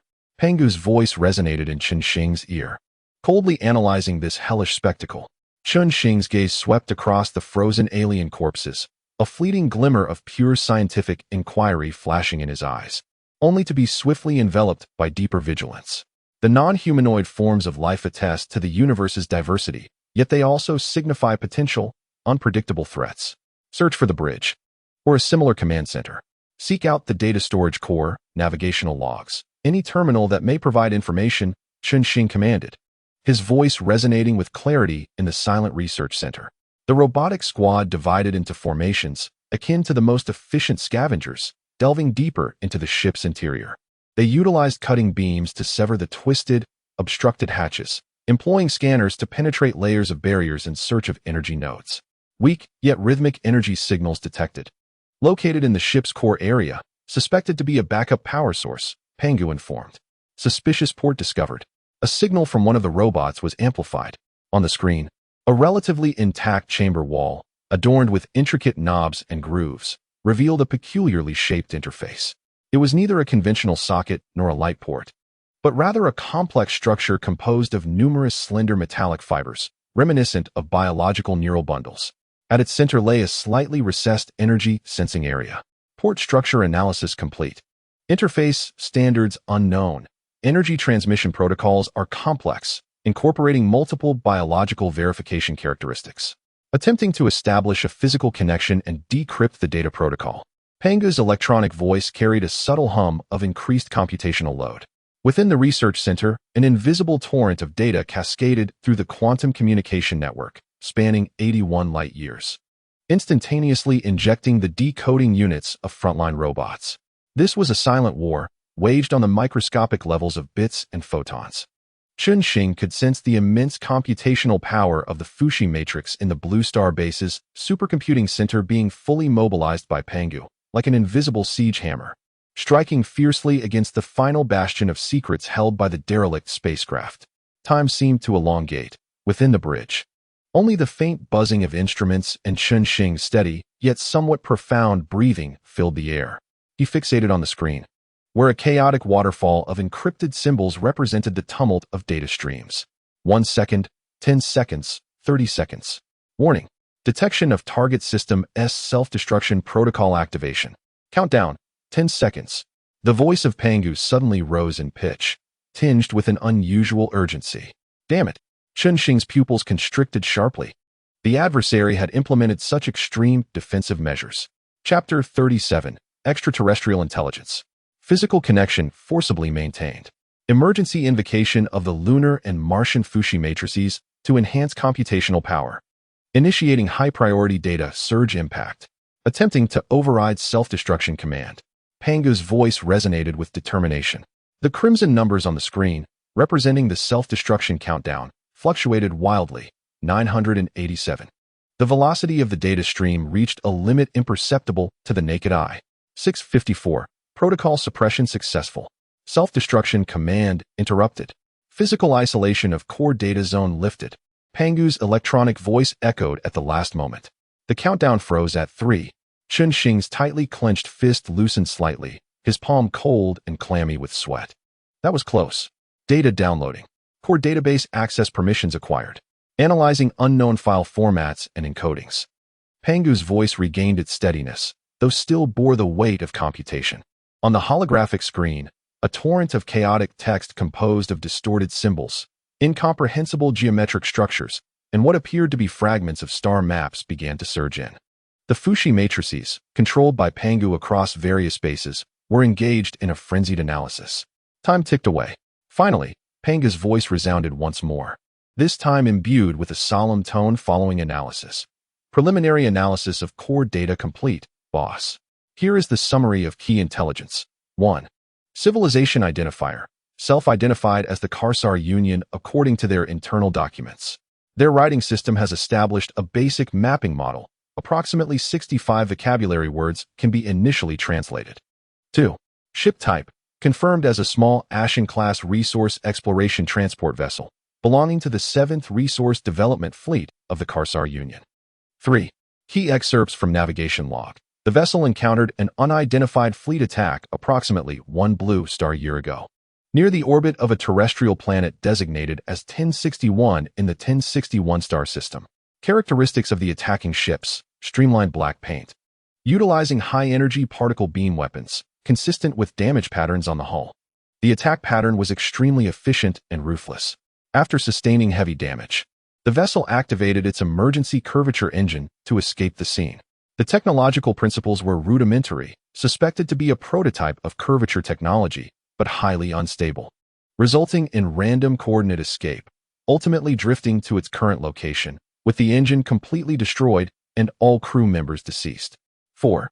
Star map fragments. Successfully extracted star map fragments stored in their navigation recorder. These include their home star system, approximately 110 light-years from the solar system. Marked as the Karsar Prime location, areas of activity for the 7th Resource Development Fleet, radius about 50 light-years, and the coordinates of the attacked planet 1061. Notably, according to their star map, the 1061 star system is merely 813 light-years from the solar system. The Cassal Consortium has yet to confirm the existence of the solar system, which is a fortunate circumstance. Preliminary technical assessments indicate that the Cassal Consortium possesses a technological level of civilization rated at 2528. Their development within the stellar system is remarkably advanced, having initially grasped the rudiments of unstable short-range curvature technology. The assailants are estimated to possess a technology level of at least 25, based on their mastery of high-energy directional weapons and their inability to track fleeing targets. This information detonated in Chun Xing's mind like a bombshell. The Cassal Consortium's Ash-class transport ship and the 7th Resource Development Fleet's Black Assault Fleet are located 110 light-years away from the Cassal home planet, within an operational range of 50 light-years. The cold text delineates a deep space panorama replete with both peril and opportunity, a sentient civilization capable of interstellar activity. The Cassal Consortium has established a home merely 110 light-years from the solar system, with its reach extending to a 50 light-year radius.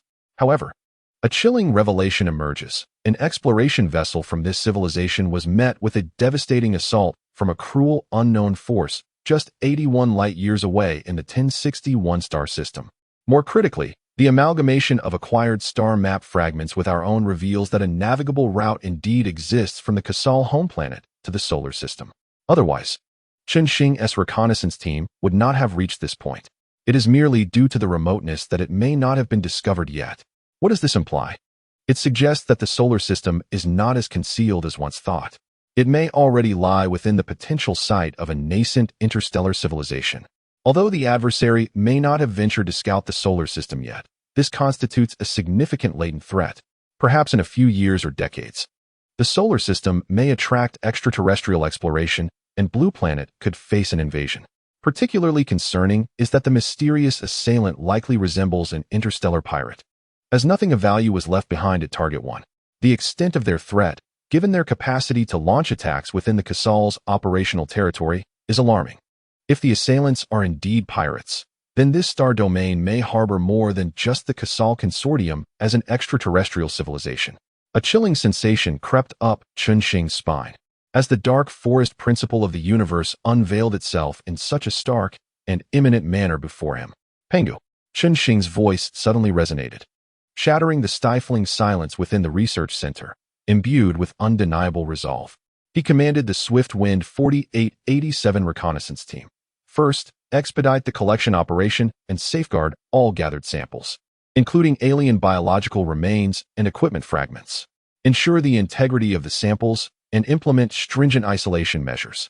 Second, conduct a thorough scan of the debris at Target 1. After acquiring all technical details concerning its engine, weaponry, if any remains, and structure, annihilate it completely on-site. Leave no trace of any recoverable components. Execute the molecular-level obliteration protocol. Command confirmed. Sample recovery and preservation protocol initiated. Molecular-level obliteration protocol loading. Pangu immediately complied. The priority of this team's mission has been altered. Abandon the planned sector exploration. Carry all samples and data, and immediately return at full speed. Activate the Dawn engine to its maximum safe warp speed. I require those samples to be delivered to the Mars base with utmost urgency. Course recalibrated. Maximum safe warp speed 186 initiated. Estimated return time, approximately 165 days. Pangu swiftly calculated and responded. Xing's gaze once again fell upon the holographic star map. Fixating on the region representing the 1061 star system and the dashed course leading to the main star of Khazar, located 110 light-years away. At that moment, it seemed to shimmer with an enigmatic red light. The countless reconnaissance teams had finally brushed against a fragment of the cosmos's reality. Yet, this reality proved to be far grander and more brutal than anticipated. He slowly seated himself, leaning back slightly, and closed his eyes. The superintelligence churned at high speed, assimilating this explosive information and simulating countless possibilities. When he reopened his eyes, the astonishment and chill in his profound gaze had been supplanted by a colder, more resolute determination. The tranquil era of deep space exploration had drawn to a close. The journey across the stars and seas was only just beginning. Moreover, from this moment forth, it was imbued with the scent of gunpowder. Pangu, Xing's voice resonated, deep and powerful. Notify all Gale reconnaissance teams to elevate their alert status to the highest level. Activate the proactive concealment protocol in exploration mode to prevent any unnecessary energy leakage. He paused, steel-like while flickering in his eyes. The Infinite Military Expansion Program's production capacity target is to be raised by 1,000. Resource supply priority must be elevated once again. Within 2 years, I want to witness a 1,000,000-ship steel torrent capable of crushing any who dare to gaze upon the solar system. Command confirmed, boss. Pangu's voice carried a tone of grim finality. The Deep Space Sentinel program is entering a state of war readiness. The new target for the Infinite Military Expansion Program has been adjusted. The monthly average production capacity for starships is to be elevated to 50,000 vessels. Chapter 38. The Listener, the Dissolver, the Star Veil. The lights in the Blue Star base are decenter seemed colder than usual. Xing stood before the immense holographic star map, his gaze sharp as a blade. Locking onto the area representing the 1061 star system and the coordinates of the distant Khazar main star. The cold alien wreckage, situated 813 light-years away, shattered the tranquil progress Xing had maintained, akin to a boulder thrown into a serene lake. The Khazar Coalition, a tangible extraterrestrial civilization with interstellar capabilities, lay merely a few dozen light-years from the solar system, while intelligence indicated that they had yet to discover the existence of the solar system. This was hardly a reason for complacency. The tragic fate of that Ashen-class vessel served as a stark reminder that this star domain was no peaceful sanctuary. Pangu. Xing's voice was low and clear, imbued with an undeniable resolve. Lock onto the nearest reconnaissance team to Gale 4887. Target modification. Infiltrate the core area of the Khazar Coalition's operational star domain based on acquired star map fragments and course information. Task. Conduct the highest level of covert reconnaissance and gather all available intelligence regarding this civilization, its social structure, technological capabilities, military deployments, and political inclinations. Maintain utmost vigilance and report any anomalies with quantum encryption at the earliest opportunity. Command acknowledged, boss. Pangu responded swiftly, a hint of lethal intent evident in its tone. Target identified. Swift Wind Team 1123, approximately 35 light-years from the edge of the target star system. Course correction complete. Dawn engine is now at maximum safe warp speed. Estimated time of arrival, 42 days. Highest level of stealth protocol initialized. The urgency of intelligence acquisition cannot be overstated. Passive waiting is not Xing's style. A mere damaged transport vessel provides scan information. Knowing oneself and the adversary ensures invincibility in 100 battles. He required a deeper vision to discern the true nature of this potential neighbor. With the pieces for intelligence collection set in motion, Shing promptly redirected his focus to the more pressing vulnerabilities in defense. Given that the Caster Union possesses rudimentary curvature technology, what of higher-level civilizations? Or perhaps breakthroughs within Caster itself? Should a fully operational curvature fleet silently emerge in the Oort Cloud region, or even directly warp to the orbit of Blue Star? The consequences would be dire. This thought sent a chill down Shing's spine. Passive defense equates to a death sentence. He needed eyes that could foresee disturbances in space. He required an interception network capable of disrupting or even halting the enemy's curvature travel. He turned and strode purposefully toward the central holographic workstation. With a wave of his hand, he summoned the complete design blueprints and operational data of the Dawn engine. Spatial wave curvature travel, he murmured, his fingertips racing across the virtual keyboard. Since we have mastered the secrets of curvature, we must be able to perceive it, even control it. Pangu. Mobilize all Fuxi matrix computational resources. Priority: spatial wave monitoring and disruption technology. Objective: construct a warning and defense barrier encompassing the solar system. Computational resources are in place, boss. Spatial wave monitoring model is being established based on the principles of the Dawn engine. Pangu's voice resonated with the hum of full operation. Shing's mind erupted like a supernova. The terrifying intellect bestowed by the second-generation gene serum reached its zenith. Curvature travel fundamentally distorts spatial geometry, creating curvature bubbles. Thus, any anomalous distortion in space should theoretically be detectable. Countless complex gravitational field equations, space-time metric tensors, and energy-space coupling formulas frantically dismantled, reassembled, and optimized before his eyes. The crux lies in identifying and amplifying unnatural ripples in the background space, while filtering out the gravitational wave noise inherent to the universe. Shing became completely immersed in the ocean of formulas. His fingers became mere phantoms on the virtual keyboard, constructing an entirely new theoretical framework for detection. The laboratory lights served as his sole reference for the passage of time. The distinction between day and night lost all meaning. He repeatedly theorized, modeled, simulated failures, and optimized as countless flashes of inspiration collided, dissipated, and were reborn within his mind. 2 weeks elapsed in a whirlwind of simulations and theoretical reconstructions. The theoretical model of the Spatial Wave Fluctuation Wide Area Monitoring Array Listener has been completed. The voice of Pangu resonated with a hint of computational affirmation. Core principle: deploy a network of ultra-sensitive graviton sensors, combined with real-time supercomputing analysis of the Fuxi matrix, to capture and identify any unnatural spatial distortions within a radius of 0.1 light-years, such as unique ripple signals generated by curvature navigation and large-scale spatial jumps, with an identification accuracy of 99.8. Excellent. Shing felt an extraordinary surge of excitement. The eyes are present. Now what is needed is an interception net. His gaze shifted toward the more aggressive domain of curvature interference disruption. The essence of interference disruption lies in destabilizing the curvature bubble, rendering it unable to sustain itself or forcing it to collapse. He muttered to himself, his thoughts racing. Based on the Dawn engine principle, the stability of the curvature bubble relies on the precise constraints of the energy field and spatial anchoring. Thus, the direction of interference is. His fingers resumed their swift dance.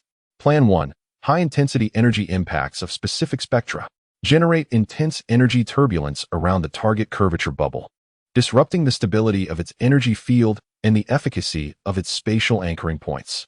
The holographic platform simulated the dynamic image of energy shockwaves colliding with the curvature bubble. Plan 2. Localized spatial constant disturbances. Utilize powerful gravitational field generators or spatial distortion devices to artificially create brief spatial wrinkles or traps in the target area, disrupting its predetermined spatial geometric structure. Another simulation illustrated the forced distortion of space, causing the curvature bubble along its path to vibrate violently, on the verge of shattering. Plan 3. Resonance interference. Analyze the core frequency of the target curvature engine and emit reverse spatial fluctuations that match or even double the frequency, triggering internal resonance and undermining its structural stability from within. The 3 technical pathways clashed, fused, and optimized within his mind. Energy impacts yield rapid results, but consume vast resources and may be countered by advanced shields. Spatial constant disturbances are highly effective, but present the highest technical barriers, requiring precise predictions of the target's location. Resonance interference is the most covert and efficient, yet it necessitates deciphering the core frequency of the target engine, introducing uncertainty. Then let us merge. A glint of brilliance flashed in Chen Xing's eyes.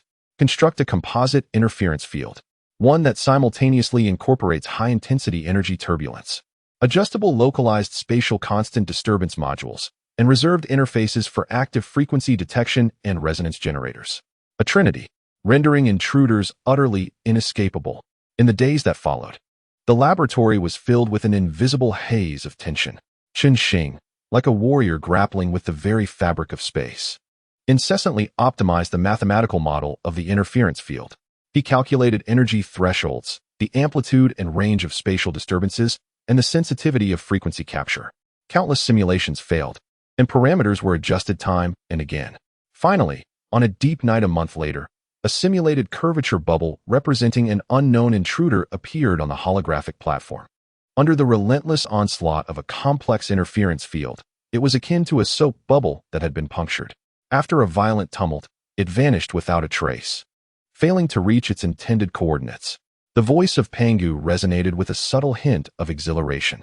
The code name, Dissolver. It could effectively disrupt and forcibly terminate curvature navigation for civilizations of level 25 and below within a radius of 0.1 light-years. Yet, it was still insufficient. Chen Xing fixed his gaze on the data. Integrate the listener monitoring array with the Dissolver interference field. Construct a unified defense unit. The integration plan was generated. Spatial fluctuation monitoring and interference blocking integrated device, Star Canopy. Pangu responded swiftly. The monitoring radius was set at 0.1 light-years, and the effective interference blocking radius was also 0.1 light-years. The collaborative operation mode optimization was complete. Chapter 39. The rooted port. Immediately manufacture a prototype. Deploy it in the designated space outside Mars orbit for full power testing. Chen Xing commanded.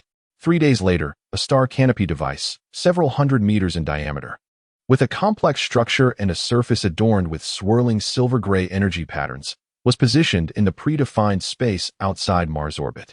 The full power activation test of the Star Canopy device commenced. Pangu's voice echoed in the testing command center. Chen Xing focused intently on the holographic screen. Outside the testing field of the Star Canopy device, distanced from Mars orbit, a target ship, a Star Shuttle-class transport vessel, began to activate its Dawn curvature engine. Target engine activation. Spatial fluctuation signal captured. Coordinates locked. Interference wave activation countdown. 3, 2, 1, launch. The listener module instantaneously detected the anomalous spatial ripples, pinpointing the location with precision. The Dissolver interference wave followed suit, activating and launching. An invisible energy interference wave traversed the subspace, creating exquisite local spatial disturbances simultaneously in the target area. As the target ship's surroundings began to ripple with distortion, just as the spatial curvature bubble was about to take shape, an invisible energy wave, shimmering with high-frequency tremors, struck that region with pinpoint accuracy. The space around the target ship became akin to a mirror into which a massive stone was thrown, instantly covered in a spiderweb of cracks. The newly formed spatial bubble quivered violently, flickering like a fleeting dream. Subsequently, it completely disintegrated in less than 0.5 seconds. The tumultuous spatial turbulence swept over the target ship like an invisible hurricane, causing the vessel to shudder violently, while the alarms of the conventional engines blared in distress. Interference successful. The curvature bubble failed to form. Target engine overload protection activated. The hull sustained minor damage, but all was well. Pangu's report conveyed an unwavering calmness. Chen Xing stood before the console, observing the real-time data and the target ship's disheveled state, a cold yet satisfied smile finally gracing his lips. Following this, a series of tests were conducted, resulting in the decommissioning of over 10 target ships before all project tests were completed. All tests successful. Test results met design expectations. Pangu's report resonated with conviction. Chen Xing released a long sigh, the tension that had gripped him for over a month finally easing slightly. A faint smile of satisfaction appearing at the corners of his mouth. Pangu, initiate the Star Canopy plan. Commence full-scale production of the Star Canopy device. Deployment priority, centered around Blue Star, expanding outward in layers. The first line of early warning defense is established at the periphery of the Oort cloud. I desire the entire solar system to be enveloped beneath our stellar canopy. Command confirmed. The production line for the stellar canopy is operating at full capacity. The deployment plan is being optimized, and full coverage of the solar system is expected to take 3 months. Pangu executed efficiently. Just as Chun-Shing felt a momentary relief at the successful deployment of the stellar canopy, the long-anticipated images from the depths of space finally returned. The Phantom 1123 Reconnaissance Squad, like a specter, quietly glided into the edge of the 7th resource zone designated by the Kasser Union. On the journey to the 7th resource zone, the encounters with various spacecraft increased. Upon entering the outer perimeter of the 7th resource zone, the images transmitted by the detector began to diverge dramatically. Boss, Phantom 1123 has entered the outer perimeter of the Kasser Union's 7th resource zone. Environmental scans indicate an unusual prosperity. Pangu's voice carried a weight of analysis as it projected real-time images onto the holographic display. Chun-Shing's gaze was instantly captivated. The scene before him contrasted starkly with the desolate void of space he had previously explored. The once sparse backdrop of stars was now adorned with countless moving lights and fixed large structures, resembling a dazzling river of stars. The first sight to capture his attention was the flight paths. The invisible interstellar routes resembled a bustling highway, with various uniquely shaped spacecraft and warships continuously traversing. There were massive or transport ships, cumbersome like whales, trailing long luminous tails, flat, armed patrol boats shimmering with energy shields, and swift communication vessels or small passenger crafts. Agile as arrows, their designs varied, some angular and industrial, while others bore the sleek, organic forms of living creatures, painted in a myriad of colors. Yet, all adhered to some invisible traffic rules, flowing rapidly through the void. Further away, several colossal space structures hung beneath the radiance of the stars. One, in particular, stood out. It was not a geometric structure of a human space station, but rather a complex intertwining of thick, branch-like metal structures. Its surface was adorned with honeycomb-patterned luminescent energy panels, resembling a gigantic metallic coral flower blooming in the cosmos. From the nodes of these branches extended numerous docking bays, illuminated by guiding lights, with spacecraft bustling in and out, creating a scene of vibrant activity. Small transport vessels darted like industrious bees, weaving through the coral's crevices. Is that their starport? Chun-Shing murmured, a flicker of astonishment crossing his eyes. Its scale far exceeded that of his Jupiter orbital space base by hundreds of times. Surrounding the starport were thousands of vessels clearly of the escort-class warships. Their forms were more menacing, with formidable gun barrels, patrolling vigilantly. Near the starport, one could also observe residential or industrial platforms built on asteroids or directly in the void, flickering with various lights, resembling floating islands. The entire area was imbued with vitality, order, and a cacophony that belonged to a mature stellar civilization. Confirmation, comparing with the Target 1 database. This is the Pangu hub port in the 7th resource star zone. Pangu marked the information. Team Gale 1123 has activated its highest concealment mode. Passive scanning is recording everything to avoid any leakage of active detection signals. Chun-Shing gazed intently at this bustling yet unfamiliar star domain, his heart racing with alarm. This was a vibrant, technologically advanced, and extensively active secondary late-stage stellar civilization. Its level of prosperity far exceeded his expectations.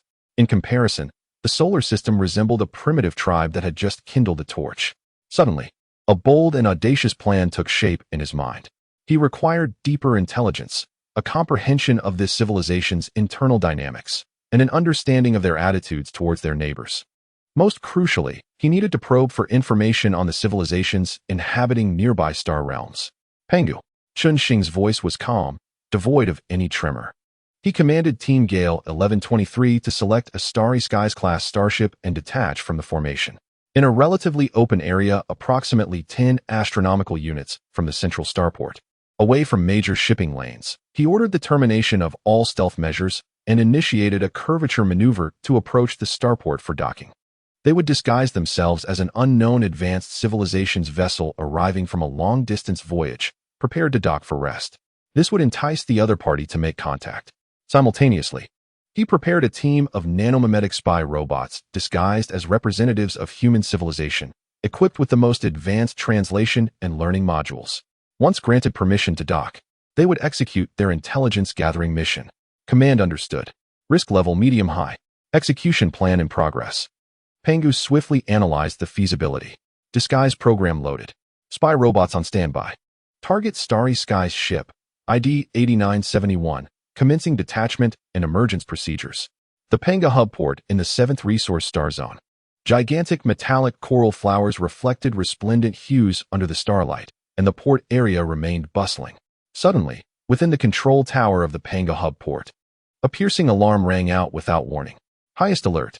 Detection of an anomalously high-energy spatial distortion. Coordinates: 72412154252224 area. Intensity far exceeds recorded thresholds. Suspected features of a mature curvature engine concluding its spatial bubble travel. The monitoring officer's voice distorted in shock. The entire starport was instantly shrouded in a tense atmosphere. The port commander abruptly rose, fixated on the enormous signal source on the screen, representing severe spatial disturbances. What? Mature curvature technology? Immediately retrieve optical imagery. All escort ships to battle alert level 1. Target area. Hurry.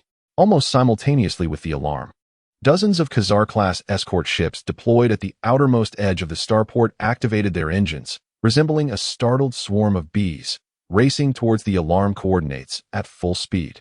Their cannons charged, shields fully deployed, they nervously encircled the area, their muzzles locked onto the core of the distorted space.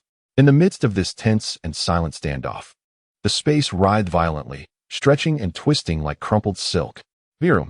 A low, resonant hum, seemingly emanating from the very fabric of space itself, reverberated through the void. In an instant, a colossal, irregularly shaped, and distorted translucent bubble materialized, only to vanish just as abruptly. A magnificent warship, sleek and vast. Its entire surface cloaked in an enigmatic dark golden armor that shifted colors with an air of disguise, hovered majestically in the center of the encircling vessels, exuding a cold and regal luminescence. This behemoth, measuring an impressive 18 kilometers in length, boasted a formidable shark-like silhouette, adorned with uniquely formidable and strikingly designed gun ports, which instantly instilled fear in the hearts of all surrounding Cassar frigates. Before this iron leviathan, the Cassar's several hundred-meter-long frigates appeared as mere toys. A profound silence enveloped the communications channel, as the captains of the Cassar frigates gazed through their portholes at this imposing vessel radiating an aura of icy dominance. Their scalps prickling and palms sweating. This was no known model within the collective. The technological sophistication far surpassed their comprehension.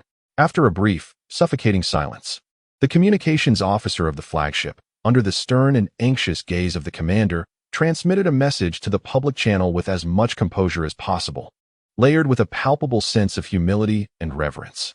Esteemed unknown visitor, we extend our warmest welcome to the Cassar Collective's Pangu port. We are the defense fleet of the 7th Resource Sector of the Cassar Collective. Your unexpected arrival fills us with both honor and surprise. We kindly ask you to identify yourself and your intentions. We mean no offense and are eager to offer any assistance you may require. The broadcast resonated through the vastness of space, tinged with a barely perceptible tremor. Chapter 40. Entering the starport on the periphery of Pangu Port in the 7th Resource Sector of the Cassar Collective. The immense metallic coral-like starport lay silent under the light of the star. Its bustling traffic came to a standstill, enshrouded in an eerie quietude due to the arrival of the uninvited guest. The Starship 8971, cloaked in dark golden armor, hung in the center of the surrounding vessels, reflecting a chillingly noble gleam under the port's illumination. The public channel broadcast from the Cassar Fleet flagship reverberated in the vacuum, imbued with unmistakable tremors of humility. After a moment of stillness, within the bridge of Starship 8971, the calm electronic voice of Pangu noted, "Communications request received from the other party, sir. The broadcast information contains a language codec, a friendly identifier, and an inquiry of identity." Pangu, translate and analyze the incoming broadcast, Xing instructed, his tone devoid of any emotion. "Analysis of the broadcast information complete, sir. The electronic voice of Pangu articulated clearly and efficiently within the quiet confines of the bridge. Language, Kasser Common Tongue, mapping model established, based on target data 1, match percentage 953. Emotional spectrum, profound awe 782, heightened tension 153, confusion 65. Wording, humble. Employing the highest honorific prefixes, repeatedly emphasizing no intent to offend, and proactively offering assistance. Judgment. The adversary has been utterly intimidated by our presence and the scale of our vessel, rendering them in a position of absolute passivity. A subtle smile graced Qin Shing's lips. This was precisely the effect he sought. Disguising themselves as an advanced civilization, they descended with an air of absolute superiority to instill fear, thereby averting any possibility of deeper inquiry from the other party. Excellent. He nodded slightly, his gaze sharp as a blade. Respond according to plan. The tone must remain neutral, imbued with an undeniable sense of superiority and a hint of condescending interest. Command confirmed. Disguise communication protocol initiated, voice modulation, cold, dignified, dehumanized mode. Broadcast content being generated. A brief delay, perceived externally as the mysterious colossal ship's restraint. As the commander of the Kasser Fleet flagship felt his chitinous shell nearly drenched in cold sweat, a stream of information, encrypted multiple times, yet delivered in a steady tone with undeniable penetration, suddenly enveloped the Kasser Fleet's communication frequency, effortlessly breaching their fragile encryption. It resonated clearly within the bridge of every Kasser warship, announcement to the Kasser coalition at the route port. The voice was icy and authoritative, akin to the sound of metal scraping, devoid of any fluctuation, omitting all honorifics and superfluous details.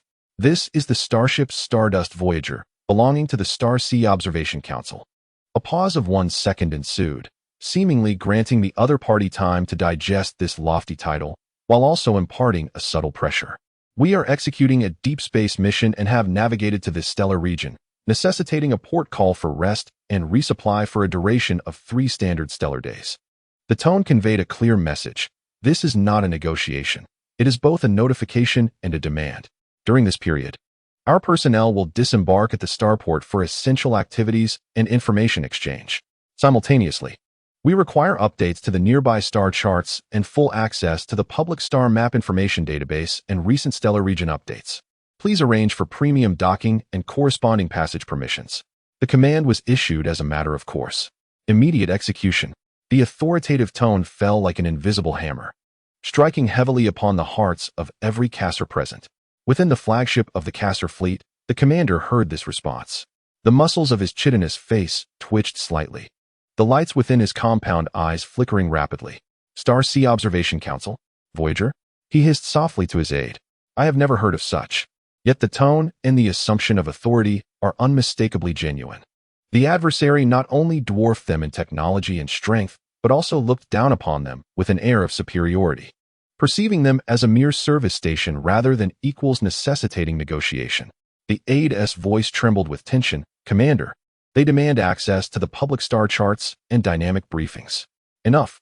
The commander interjected sharply. The public star map is information that can be traded. The dynamic briefings are merely announcements about navigational routes and fluctuations in resource points. We must comply to expedite the departure of this deity. Quickly, report to the starport control. He turned to the communications officer. Respond to them. Use the most humble tone. Then the commander connected with the starport control tower. Priority response of the highest order. Immediately. Clear docking bay 01. Disable all weapon locks in that area. Notify the port authority to extend the utmost courtesy, surpassing even the highest standards of hospitality. Fulfill all their demands without hesitation. Hurry. His voice nearly erupted in a frantic shout, laced with a palpable sense of dread. Refusal? The peculiar shapes and formidable calibers of the cannons aboard that colossal vessel loomed silently before them, and no one dared to test their might. Communication was re-established with Starry Sky 8971. This time, the tone from Kasser was markedly more humble, even tinged with anxious deference. Esteemed Stardust Voyager, it is an immense honor to serve you. Panru Port has received your request and is currently preparing a dedicated berth for you. The information interface permissions will be granted immediately. Kindly await a moment. A guiding vessel will set forth to assist you. The fear index of the counterpart has risen to 92, the awe index stands at 78, and the alertness index has decreased to 40. The Information Interface Access Protocol has been received. Pangu analyzed in real time. A flicker of satisfaction crossed Qinxing's eyes. Excellent. Proceed as planned and prepare to dock. Arrange the diplomatic team. Understood. The conventional engines of 8,971 are now online, following the guiding vessel. The team of diplomatic mimetic spy robots is on standby. The immense hull of Starry Sky 8971, escorted by several small Kasser guide vessels, glided slowly towards the main structure of Panroot Port, resembling a colossal coral tree. A specially designated berth, distanced from the regular civilian docks and surrounded by heavy military presence for surveillance and isolation, gradually opened its energy shield entrance. The starship's massive form slid accurately into place, establishing a physical connection with the docking arm. With a heavy hum, the airtight gates opened layer by layer, establishing a connecting passage. The hatch opened, revealing three figures clad in sleek, matte black uniforms, minimalist yet exuding a sci-fi allure. The lead diplomat, codenamed Shadow, walked with steady poise. They were the diplomatic robot team arranged by Pangu, equipped with the most advanced mimetic, intelligent, translation modules, and scanning capabilities. Their appearance was designed to align with human aesthetics while retaining distinctly alien sophistication. Their expressions were impassive, with sharp gazes that conveyed a sense of aloof superiority. Their core directive was clear: gather intelligence without revealing their true nature. Awaiting in the dock area was a vast welcoming party led personally by the highest-ranking port official. They collectively held their breath at the sight of the other party's non-human essence and the technological aura emanating from their equipment, which imposed an intangible pressure upon all Kasser. Esteemed members of the Star Sea Observation Council, I am Galactic, the Port Authority Director. We extend our warmest welcome to Panroot Port. Our port is fully prepared and ready to serve you at any moment. Shadow slightly raised his hand, a subtle gesture yet imbued with the natural authority of a superior. He spoke in a calm tone, utilizing a universally optimized language with a metallic quality, crafted by Pangu from the Kasser lexicon, at a measured pace, articulating each word with clarity, in accordance with our requirements. Please provide the specifications for the standard energy crystal supply interface and the foundational biological supply list along with the docking ports. Our personnel will conduct their rest activities in the public area without the need for accompaniment. Maintaining order is all that is required. Chapter 41, Intelligence Acquisition. Supervisor Grack's compound eyes blinked rapidly. He nodded eagerly, saying, Understood. Understood. The energy interface parameters will be provided immediately. The list of biological supplies will be delivered at once. The public area is now open to your personnel, and there will be no disturbances whatsoever. He fumbled with the terminal, hastily sending the data packet. Shadow merely nodded slightly, receiving the information as if it were merely a routine task. The supply docking will be handled automatically by our machinery. The rest period is 3 standard days, during which communication silence must be maintained. Having said this, he ignored the anxious Grack and, accompanied by 2 similarly silent aides, proceeded directly towards the designated public rest area within the starport. Their pace was unhurried, eyes straight ahead, seemingly indifferent to the bizarre extraterrestrial beings and the exotic architectural styles surrounding them. The inherent sense of superiority radiating from them caused all Kasserans who dared to approach or observe to instinctively hold their breath and retreat. Grack watched them disappear around the corner of the corridor, exhaling a long sigh of relief. He hurriedly commanded through the communicator, Quick! Notify the Energy Department and the Logistics Department. Meet all demands of the Starlight Voyager at the highest standards. Inform the Security Department to maintain distance while the personnel are active in the public area, only ensuring minimal order maintenance. Absolutely. We must not provoke them. The intelligence mission quietly commenced amidst the seemingly casual stroll of Shadow and his 2 companions. They traversed the vast internal space of the intertwined port, resembling a 3-dimensional alien city, with small vehicles navigating the aerial tracks. Various races of Kasserans engaged in activities within peculiar shops, plazas, and observation decks. Shadow's gaze casually swept across the enormous information bulletin board displaying regional news, port announcements, and commercial advertisements. Deep within his pupils, a barely perceptible high-speed camera captured every word and image, with real-time analysis, documentation, and archiving conducted by Pangu. He paused before a holographic map showcasing the distribution of regional minerals, as if captivated. His fingers casually glided over the control interface of the hologram, swiftly replicating the underlying geographical information and resource annotations. He admired the grand energy distribution node at the core of the port, as his eyes surveyed the architectural structure, the layout of energy conduits, and the weak points in defense. Three-dimensional scanning data was simultaneously relayed back. Meanwhile, as he walked, countless dark gray mechanical spiders, covered in quantum cloaking, silently fell from the folds of his uniform. Utilizing optical invisibility and rapid movement, they seamlessly blended into the ambient background noise. These shadowy spiders traversed through ventilation ducts, gaps in conduits, and even adhered to the clothing of passing Kazarans, stealthily advancing towards several core areas of the port. Near the command center, data pipelines and the energy cores monitoring blind spots, as well as the interstices of other Khazar vessels docked in the port, all follow a singular directive: to lurk, listen, record, and transmit. They possess no offensive capabilities and must remain concealed. At the Blue Star base, a holographic display before Xing refreshes with a torrent of information. The structural diagram of the entire tangled port is continuously refined. Social news from the Khazar Union, economic dynamics, and advertisements for technological products are meticulously analyzed and distilled. Fragmentary military deployment data, such as the types and frequencies of patrol ships, are captured with precision. Conversations between different races of Khazar are translated and documented, revealing social hierarchies, cultural customs, and even discontent towards the Union's upper echelons. The voice of Pangu calmly reports critical intelligence. Confirmed, the Khazar Union is a loosely allied multi-species coalition. The technological core is held by the exoskeletal race, Galactic, and the symbiotic race, soft-bodied organisms. Detected images of their main battleship, the Thorn-class frigate, docked. Preliminary assessment of the weapon systems indicates that high-energy particle beams are predominant, with energy shield technology lagging approximately 3 generations behind the Star Dome class. Intercepted fragments of internal communications from the port mention grievances regarding the 7th Fleet's severe losses to Phantom Marauders in 1061.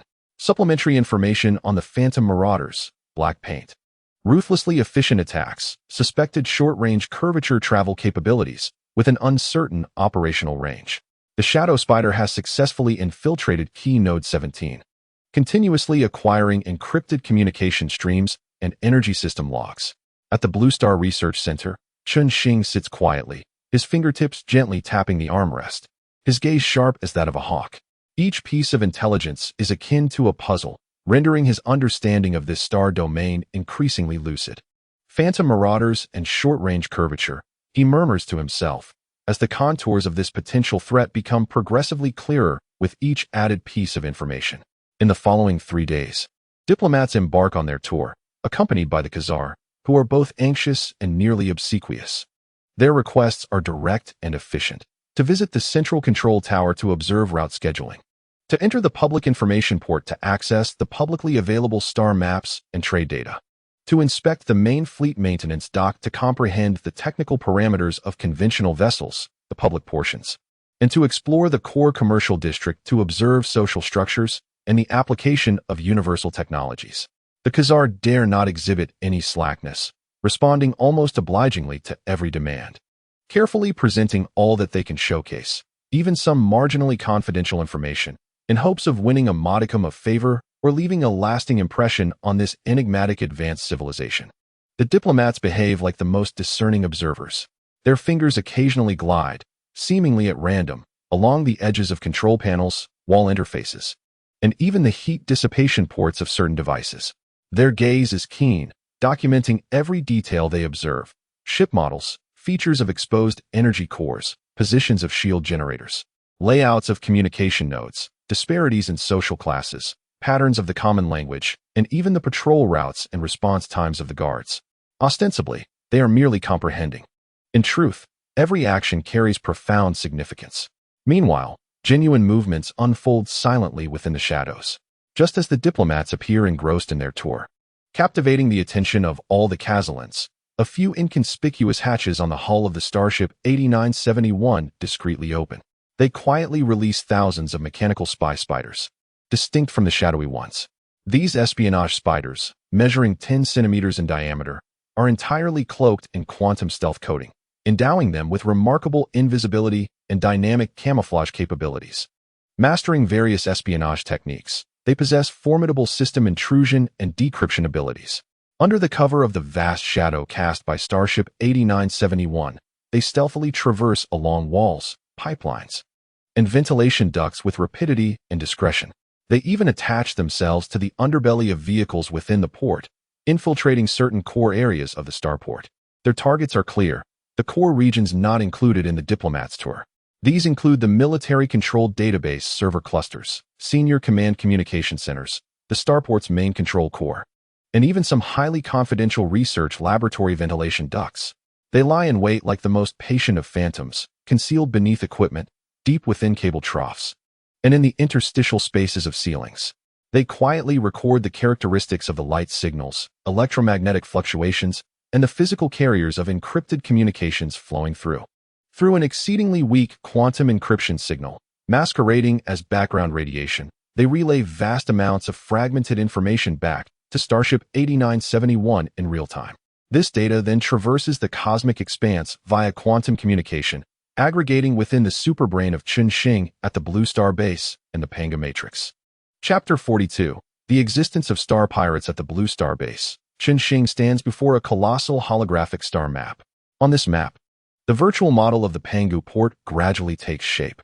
Countless small luminous points, representing shadow spiders and spy spiders alike, infiltrate its interior like a virus. His gaze is focused and icy. Pangu, meanwhile, is frantically processing, analyzing, and integrating the incessant influx of intelligence fragments. Public star map analysis complete. Confirmation of the core domain of the Casallan Union and detailed composition of the 7th resource star zone.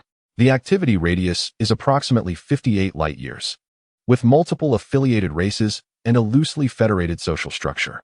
Analysis of civilian and low-tier military technology. Energy primarily derived from nuclear fusion, shield technology, is below average.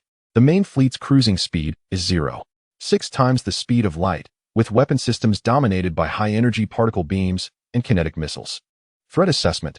Limited impact on vibranium armor. Observations of social structure. Rigid hierarchy, evident resource orientation, and internal strife present. The foundational grammar and high-frequency vocabulary model of the Casallan language have been established, with a decryption progress of 87. Port defense system vulnerabilities identified. Energy nodes 3 and 7 exhibit insufficient redundancy. 127-second gaps in Western District patrols, a 0.5-second communication delay exists between the control tower and the weapon array. Fragments of intelligence are distilled, constructing an increasingly vivid portrait of the Casallan Union. This interstellar civilization hovers around a technological level of 2,528, revealing a lack of cohesion internally and an evident reverence, or perhaps fear, of more advanced technologies. A hint of coldness flits across Chun-Shing's lips. The advantage lies with us. Yet, this is still insufficient. He seeks something deeper, the core confidential research. Insights into other civilizations within the surrounding star domains, particularly the movements of the highest decision-making bodies. Pangu commanded the shadow spiders and spy spiders to alter their priorities. Under the strict condition of absolute secrecy, they were to attempt physical contact with the following targets. The backup link of the port's core database, the private communication records of senior officers, and the ventilation shafts of the archives marked for star domain threat assessment. The focus was on acquiring military deployment maps, confidential research reports, and diplomatic documents, especially any records concerning the phantom pillagers and neighboring intelligent civilizations. Chun-Shing's directives were precise and ruthless. Within the starport, the lurking spy spiders responded as if they had received the highest orders. Their operational patterns became increasingly sophisticated and audacious. A few shadow spiders successfully adhered to the inner side of a toolbox belonging to an engineer repairing a data relay. Others took advantage of momentary fluctuations in the ventilation system to drift into an officer's lounge that had just concluded a high-level meeting, clinging to the back of a personal data pad left in the crevices of a sofa. Meanwhile, a small elite squad of spy spiders painstakingly ascended the liquid cooling pipes meant to cool the server clusters, striving toward the core area of the archives marked with the highest classified star domain intelligence. The risks were escalating, yet the potential rewards promised exponential enhancement. The flow of information, like a gentle stream, began to encompass more sensitive content, continuously converging toward distant destinations. The 3-day deadline loomed ever closer. The diplomats concluded their tour and information exchange punctually. Faced with the cautious entreaties of Grak, the port supervisor of Khazar, who attempted to forge further connections, Shadow responded indifferently, rest complete. Supplies finished. Succinct and devoid of sentiment. The cold command of Starry Arc 8971 reverberated once more through the docking area communication channels. Announcement: our ship is about to depart. Keep the channel clear. Under the complex gaze of the Khazar, mingled with awe, curiosity, disappointment, and a barely perceptible hint of fear, Starry Arc 8971 slowly exited the port. Then, the space surrounding the vessel began to twist violently, becoming blurred. A low, resonant hum of space seemed to announce its passage, causing all Khazar warships to instinctively retreat once more. In the next instant, a colossal spatial bubble formed instantaneously, enveloping this imposing ship that exuded a profound sense of oppression and endless mystery. With a flash, Starry Arc vanished without a trace, leaving behind only transient ripples of disturbed space and a cluster of Khazar individuals, exchanging glances, as if a great weight pressed upon their hearts. The entity moved like the wind, aloof and inscrutable, casting a shadow over the port of Pangu and the entire Khazar Confederation. At the Blue Star base, the holographic platform before Qinsheng displayed a rapidly expanding intelligence tree regarding the Khazar Confederation, refining itself incessantly. Public information had been entirely consumed. Fragmented confidential data, daringly acquired through spy spiders, was being pieced together and extrapolated by Pangu like a complex puzzle. Partial military deployment map fragments retrieved, combined with public information, improved the model's completeness to 65. Analysis of communications among senior military officers. There exists a significant divergence within the internal discussions regarding the Star Sea Observation Council. The pacifist faction currently holds the upper hand, yet the hawkish faction insists on enhancing border surveillance. External monitoring records from the Stellar Threat Assessment Archives reveal frequently occurring terms: star pirates, phantom fleets, and characteristics of high-energy particle weapons, with their operational range speculated to encompass the Cygnus arm, including the vicinity of the solar system. The core database's physical link has encountered a failure, triggering a secondary alert attributed to equipment malfunction, resulting in the loss of 7 shadow spiders. Qinsheng's gaze was as sharp as a blade. Although immense gains had been made, the critical core secrets remained elusive. The Phantom Marauders mentioned by Kasser were the enigmatic forces responsible for attacking the Ash-class transport vessels. Alarmingly, their activities might extend towards the solar system. Pangu. Qinsheng's voice exuded a calm control over the unfolding situation. He commanded all shadow spiders to enter deep concealment mode, awaiting the next activation directive in silent readiness. Self-preservation took precedence. He directed the analysis of existing intelligence, focusing on constructing a threat model for the Phantom Marauders, projecting their potential courses of action, technical capabilities, and historical conflicts with Kasser. Concurrently, he dispatched the nearby Gale Reconnaissance team to investigate regions of suspicious activity related to the Phantom Marauders. We must strive to eradicate this roaming band of star pirates, as they pose a risk of infiltrating the solar system. As the curtain of diplomacy fell, Qinsheng glimpsed the societal circumstances of an interstellar civilization, realizing the existence of active star pirate factions among various civilizations. His gaze penetrated the star map, seemingly beholding the dark stellar domain known as the Cygnus Arm. From the intelligence acquired, it was revealed that various groups of star pirates lurked within that region. The internal discord of the Kasser coalition did not occupy his thoughts, for they were merely a conduit through which Qinsheng gleaned interstellar information. Their influence had yet to reach the solar system. The recent emergence and subsequent withdrawal of the Star Dome vessel resembled a stone cast into a deep pond, with ripples just beginning to spread across the neighboring interstellar civilizations.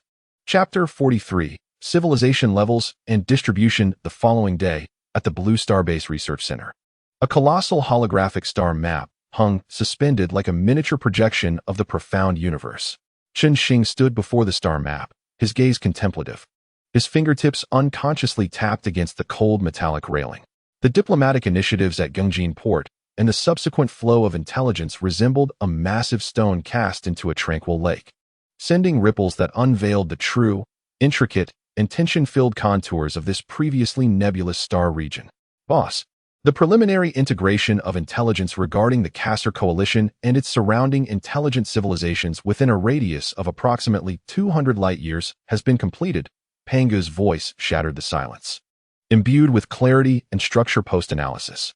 Based on fragmentary information acquired from various channels, public records, and our reconnaissance data, a preliminary model has been established. In an instant, the holographic star map illuminated, countless points, lines, and annotations representing different civilizations emerged, akin to a dazzling yet perilous tapestry of the Starry River. Revision of Civilization Level Standards, Interstellar Universal Version, Level 1019, Planetary Civilization. The home planet is fully developed. Possessing limited space travel capabilities, primary nuclear fusion powered by chemical energy. Its activities are confined to the home planet and its satellites, as well as nearby asteroid belts within the planetary system. Communication relies on electromagnetic waves, and weaponry consists of kinetic or primary energy weapons. This level of civilization is abundant, predominantly consisting of a single species. Representative, Blue Planet, approximately Level 08. Level 2029, Stellar Civilization. Mastery of development within the stellar system. Establishing stable interplanetary colonies and space facilities.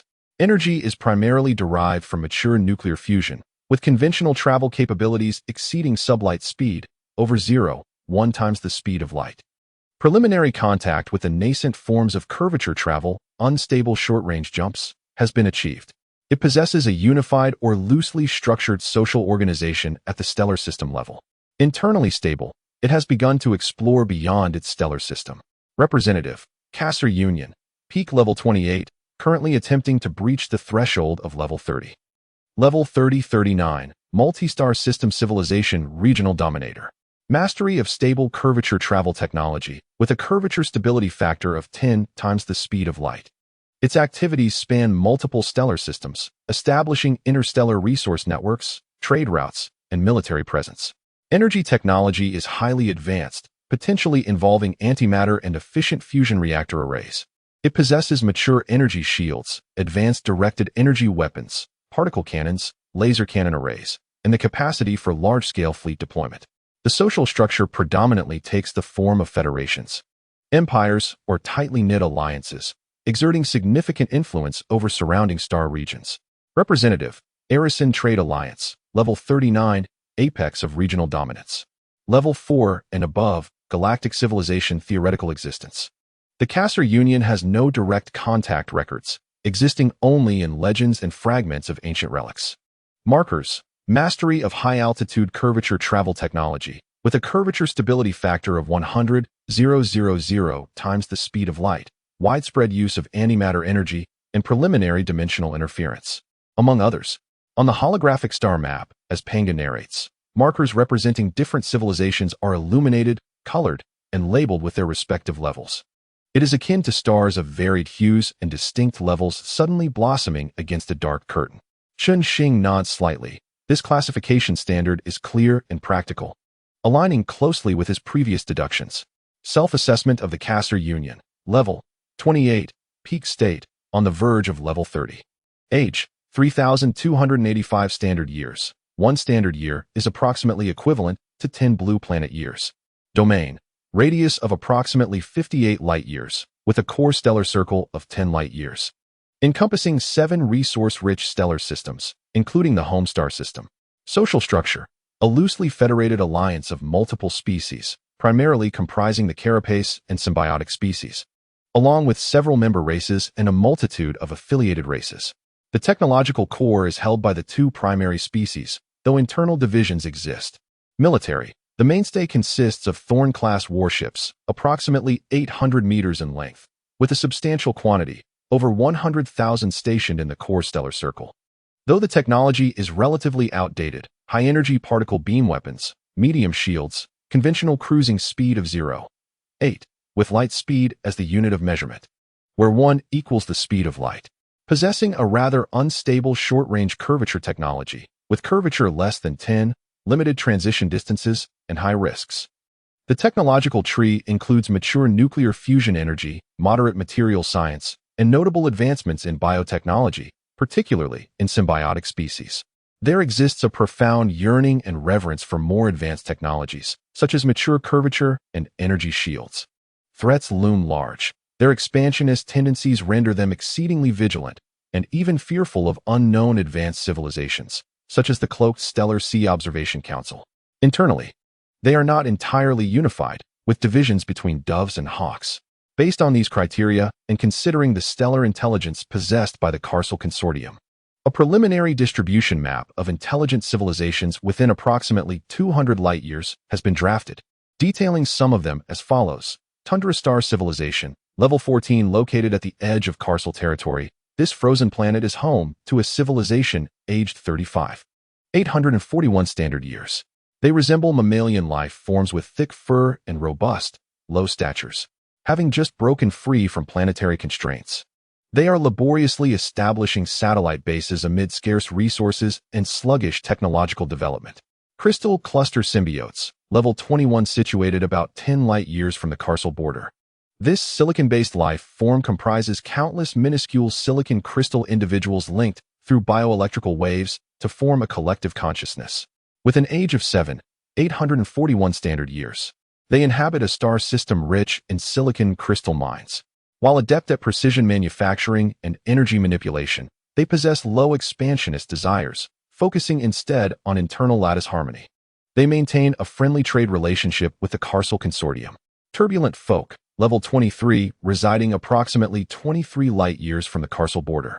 This civilization thrives within the atmosphere of a gas giant. They are aged 883 standard years and consist of massive balloon-like organisms that utilize bioelectromagnetic fields for levitation and communication. Mastering unique plasma manipulation technology, their vessels resemble the eye of a storm. Their operational range is confined to their home system, and while these colossal organisms are a vital biological strategic resource for the Carcel Consortium, the two maintain an adversarial relationship. However, due to the vast distance and insufficient logistics, each confrontation resembles a fleeting skirmish with minimal gains. Izorn Trade Alliance, Level 29, located approximately 70 light-years northeast of the Carcel Consortium. This alliance, aged 587 standard years, comprises several humanoid intelligent races skilled in precision manufacturing and commerce.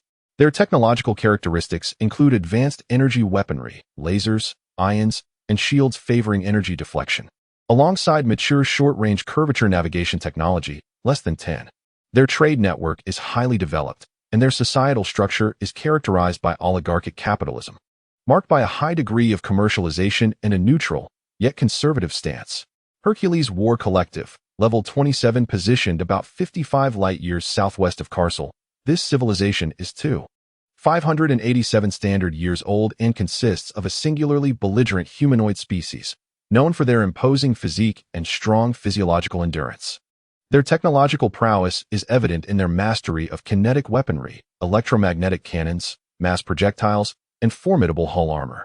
Their shields prioritize physical defense, and they possess mature short-range curvature navigation, less than 5. Socially, they operate under a military dictatorship with expansionist ambitions, engaging in ongoing low-intensity conflicts with several Level 2 civilizations in the vicinity. They view the Carcel Consortium as a prime target, having gradually encroached upon Carcel's borders by nearly 3 light-years over the years. The Aryan Concordance, Level 32, situated approximately 170 light-years southeast of the Carcel Union. Its age remains unknown. This technological alliance comprises 3 humanoid races and governs 9 surrounding star systems. Its primary vessel, the Concorde-class cruiser, measures 15 kilometers in length and boasts a warp speed of around 25. The society is relatively stable, emphasizing technological exchange, while other details remain undisclosed. The Haskell Mining Consortium, Level 34, located roughly 190 light-years northwest of the Carcel Union. This entity is over 10,000 standard years old, dominated by non-humanoid silicon-based life forms. It oversees 15 mineral-rich star systems and is renowned for its expansive industrial fleet and armed mining platforms, operating at a warp speed of approximately 40. Its approach is pragmatic and assertive. The Kornos Military Alliance, level 38 dominant, found approximately 195 light-years northeast of the Carcel Union. Its age is undetermined. Composed of several races that prioritize military expansion, it controls over 50 star systems. The main vessel, the Conqueror-class battleship, exceeds 3 kilometers in length and possesses formidable firepower with a warp speed of around 150. It stands as the most aggressive force in the region. The Terra Hive, approximately level 36, located about 180 light-years northeast of the Carcel Union. Its age is uncertain, suggesting a relatively brief developmental period. Formed by highly evolved insectoid life forms, it centers around biological technology. Its growth rate is rapid, with its Leviathan-class bio-dreadnoughts serving as both a colossal ecosystem and a war fortress, capable of hatching and deploying vast numbers of biological warships, such as blade guard bugs and acid cannon bugs. It features efficient biological curvature organs, warp speed estimated at 80 to 100. Its resilient bioenergy shields and corrosive biological weapons pose significant threats. With a strong expansionist tendency, it overwhelms enemies with sheer numbers and demands substantial resources, rendering it a common adversary to neighboring civilizations. Had it not been for the Kornos military alliance's efforts to curtail its expansion, surrounding civilizations would have long been consumed. The Stardust Sect, level 39 regional dominant, positioned approximately 198 light-years south of the Carcel Union. It is over 8,000 standard years old. This theocratic civilization venerates a particular cosmic phenomenon or concept. Its technological tree is unique, merging biological technology with psychic theory, yet to be verified. And its warships are adorned with religious symbols, achieving a warp speed of around 250. It possesses a vast fleet and enigmatic psychic defense mechanisms. Intelligence remains vague, exhibiting moderate expansionism but strong exclusivity. The Arisian Trade Alliance, level 39 regional dominant, located approximately 160 light-years due east of the Carcel Union. Its age is unknown. This alliance is led by highly mechanically augmented organic life forms. Its technological tree leans toward efficient engineering, automation, and trade. It boasts immense starship manufacturing capabilities and a vast trade network spanning extensive star territories. Its primary vessel, the Arbiter-class battlecruiser, is significantly sized, generally exceeding 5 kilometers in length, with top-tier firepower and shields, suspected to be equipped with entry-level gravity weapons. Its conventional curvature navigation technology is well-developed, warp speed estimated at 280 to 300. The alliance is governed by commercial oligarchs and formidable military contractors, adhering to a pragmatic approach, asserting itself as the sovereign civilization of the Carcel Union.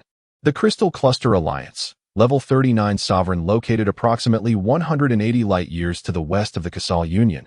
Its ancient history remains largely unknown. This vast alliance, led by silicon-based life forms known as the Crystal People, spans multiple mineral-rich star systems. Technological characteristics. The efficiency of energy utilization is extraordinarily high, seemingly approaching the threshold of zero-point energy.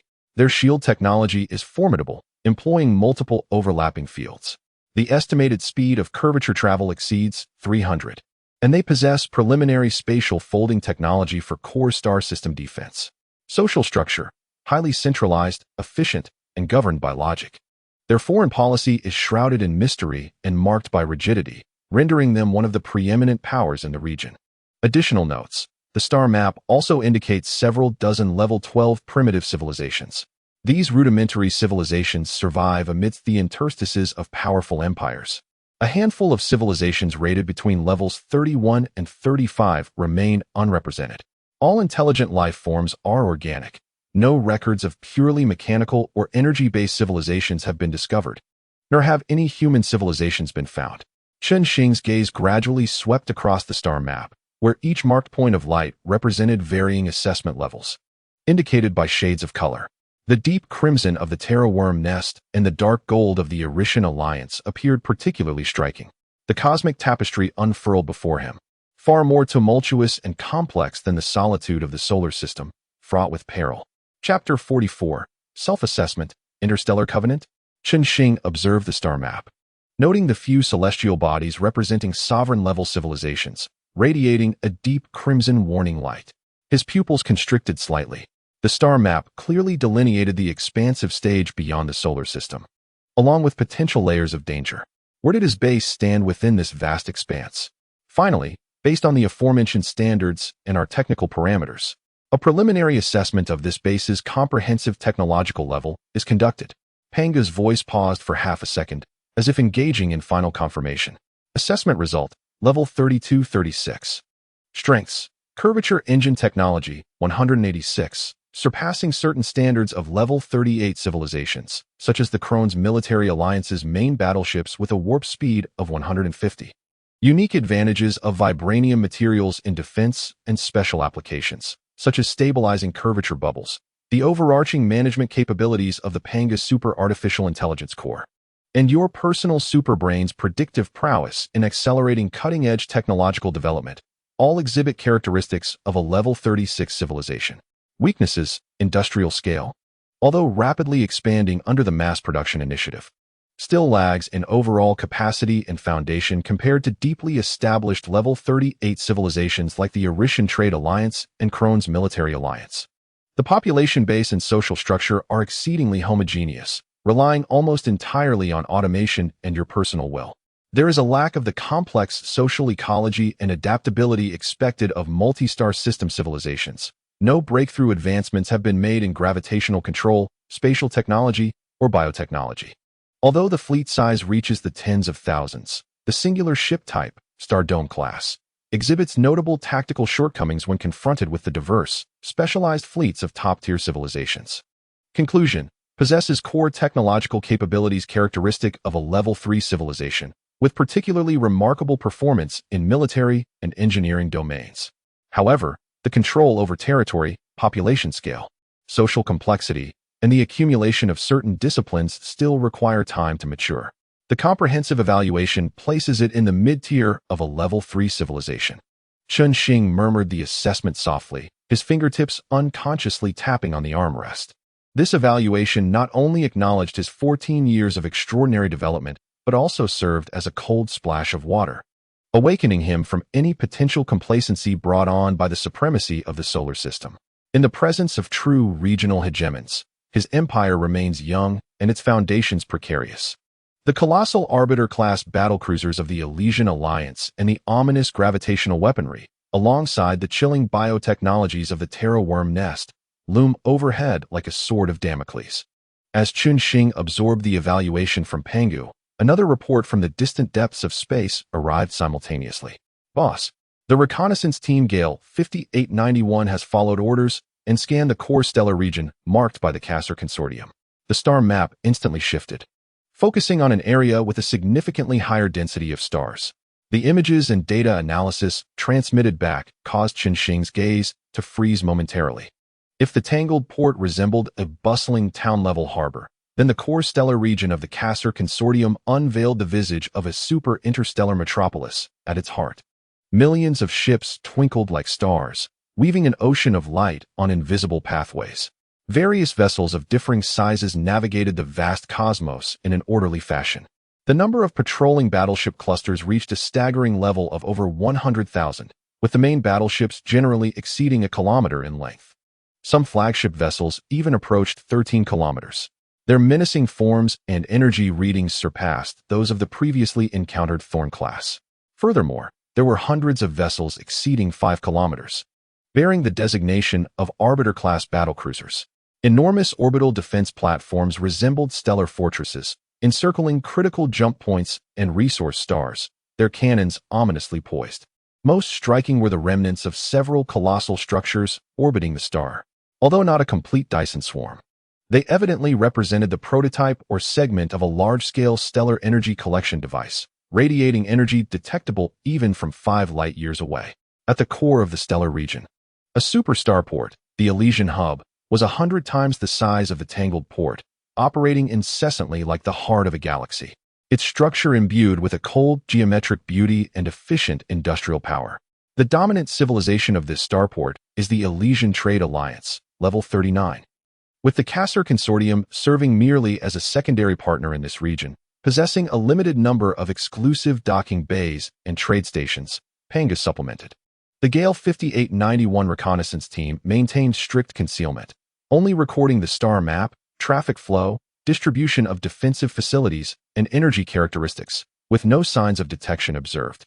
Chunxing silently gazed at the breathtakingly magnificent star map. Over 100,000 warships, far surpassing the Thorn class in performance, merely constitute the Kasser Consortium's standing forces in this single stellar region. Their overall strength must surely amount to hundreds of thousands of warships. It appears that the ambitions of the myriad starships are not entirely out of reach in the face of true regional hegemony. Yet they are by no means the ultimate destination. An unprecedented sense of insignificance, intermingled with a more potent resolve, swells within him. The solar system is but a mere corner of the vast cosmic ocean. The voice of Pangu resonates once more, imbued with a weighty analysis. Additionally, reports indicate that multiple reconnaissance teams of the Gale series, while conducting extensive scans within a radius of 110 light-years around the solar system, have discovered numerous instances of conflict among intelligent civilizations. On the star map, dozens of stellar systems, distanced from the realms of dominant civilizations, are highlighted. Adjacent pop-ups provide succinct descriptions of the conflicts. In the 3844 star system, 2 level 16 civilizations, humanoid carbon-based and silicon-based life forms, engage in an orbital contest over a moon rich in rare minerals, employing kinetic and early energy weapons. The 1214 star system features a level 23 aquatic civilization, predominantly oceanic, that is allegedly subjected to orbital bombardment by a level 22 desert civilization, with attacks concentrated on its shallow sea colonial cities. The one-star system sees 3 level 2123 civilizations entangled in a complex triangular resource war, with frequent skirmishes among their small fleets. In the 475541 star system, a level 25 civilization imposes a technological blockade and border pressure on a neighboring level 18 civilization, seemingly intent on stifling its development. Finally, in the 15451 star system, 2 level 31 civilizations confront each other with sizable fleets in a disputed stellar region. Though the conflict has yet to escalate into all-out war, the intensity of these conflicts has been assessed. They are all of comparable levels, with no more than a 0.3 level difference. The local wars among civilizations primarily revolve around specific resource-rich planets, habitable worlds, or historical territories. Pangu continues its analysis. Notably, near the identified conflict zones, traces of higher-level civilizations exist, such as the level 27 Lorenz Consortium and the level 31 Silent Observers Ruins Guardians. However, these advanced civilizations have refrained from directly intervening in the disputes of the lower civilizations, even maintaining a deliberate distance. Chunxing's gaze sharpens. No intervention? Deliberate distance? This contradicts his understanding of the dark forest theory, which posits that higher civilizations might engage in the cleansing or control of lower civilizations. There must be a reason behind this. Pangu, highlight this phenomenon and activate all spy spiders concealed within the Panjin port. Priority. Gather any intelligence regarding restrictions on higher civilization interventions, interstellar treaties, or similar regulations. Particularly focus on discussions involving the upper echelons of the Khazar or their interactions with more advanced civilizations. I must understand what constraints prevent these level 3 civilizations from readily intervening in the disputes among lower civilizations. Is it a consensus? Or perhaps the deterrence of a more formidable presence? Furthermore, analyze the internal stance of Khazar regarding the Phantom Raiders and why these space pirates can operate relatively freely without being entirely eradicated by higher civilizations. Is there an implicit agreement or a loophole in the regulations? Chunxing's intuition tells him that these inquiries may hold the key to deciphering the survival rules of this star domain. Command confirmed. The update on the Spy Spider Monitoring Protocol has been received. Key terms include the Convention for the Protection of Primitive Civilizations, the Observer Protocol, the Reaper Ban, and the Non-Interference Directive for Advanced Civilizations. The focus lies on the behavioral patterns of advanced civilizations, potential regulations, and the ecological niche of star thieves. Pangu responded with alacrity. This intelligence line may prove to be more valuable than specific warship parameters. It pertains to the survival strategies of the solar system within the realm of interstellar politics. Chunxing reclined against his chair, his gaze penetrating the star map, as if peering into the profound darkness of the universe. The fires of conflict smoldered below. The shadow of dominion loomed above, and the concealed rules, akin to an invisible web, enveloped all. His superbrain whirred with activity, calculating various possibilities. The cosmic chessboard was grander and more perilous than he had envisioned. While millions of starships formed the foundation of power to truly establish a foothold in this celestial sea. Even to ascend to the position of a player, he needed to comprehend far more than merely the direction in which the warship's cannons pointed. Chapter 45. The plan for the spreading flames within the Blue Star Base Research Center. Chun-Shing stood before the star map, his profound gaze resembling a probing instrument. He surveyed the recently compiled distribution map of intelligent civilizations surrounding the solar system, covering nearly 200 light-years. Each illuminated marker flickered like a campfire in a dark forest, signaling both tumult and peril. The dark gold of the Erixin Alliance, the vivid crimson of the Nose Alliance, and the eerie scarlet of the Terra Worm Nest cast heavy shadows of regional dominance upon Chun-Shing's heart. Meanwhile, the solar system, that diminutive blue speck, appeared so isolated yet remarkably fortunate on the star map. Boss, based on the comprehensive data relayed by all Gale reconnaissance squads, combined with the public star map shared by the Kasser Consortium and our independent surveys, the final confirmation scan of the area surrounding the solar system has been completed. Pangu's voice, calm and efficient, shattered the silence. The star map immediately refocused, narrowing down to a radius of 50 light-years centered on the solar system. The colored points representing intelligent civilizations vanished as if erased by an eraser. Conclusion confirmed. Within the spherical space of a 50 light-year radius surrounding the solar system, no industrial-grade energy signals, large-scale electromagnetic communications, artificial celestial bodies, or interstellar fleet activities have been detected. There are no traces of intelligent civilization activity confirmed. Pangu's report was unambiguously clear.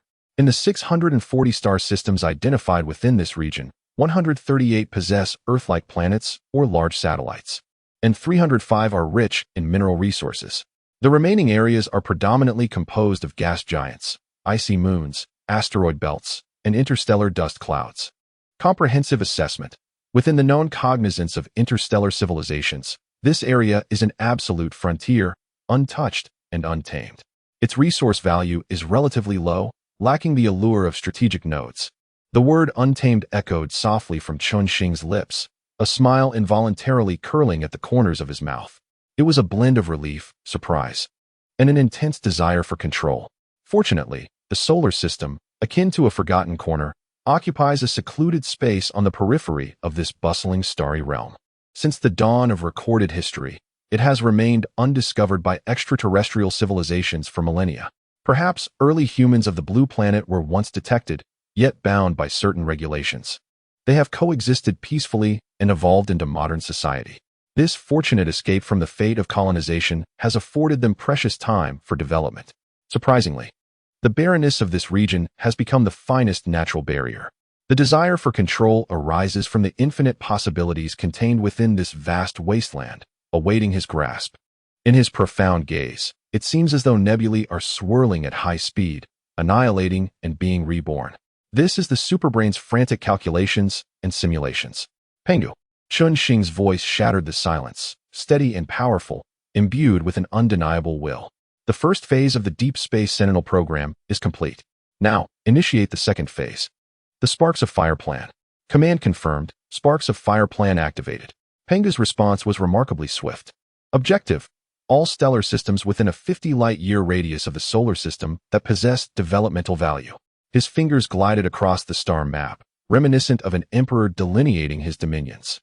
Prioritize systems with rocky planets, icy moons, or resource-rich asteroid belts. Assemble 1280 Pioneer engineering fleets. Fleet composition plan generating. The data stream of Pangu refreshed rapidly. Standard configuration for each Pioneer engineering fleet.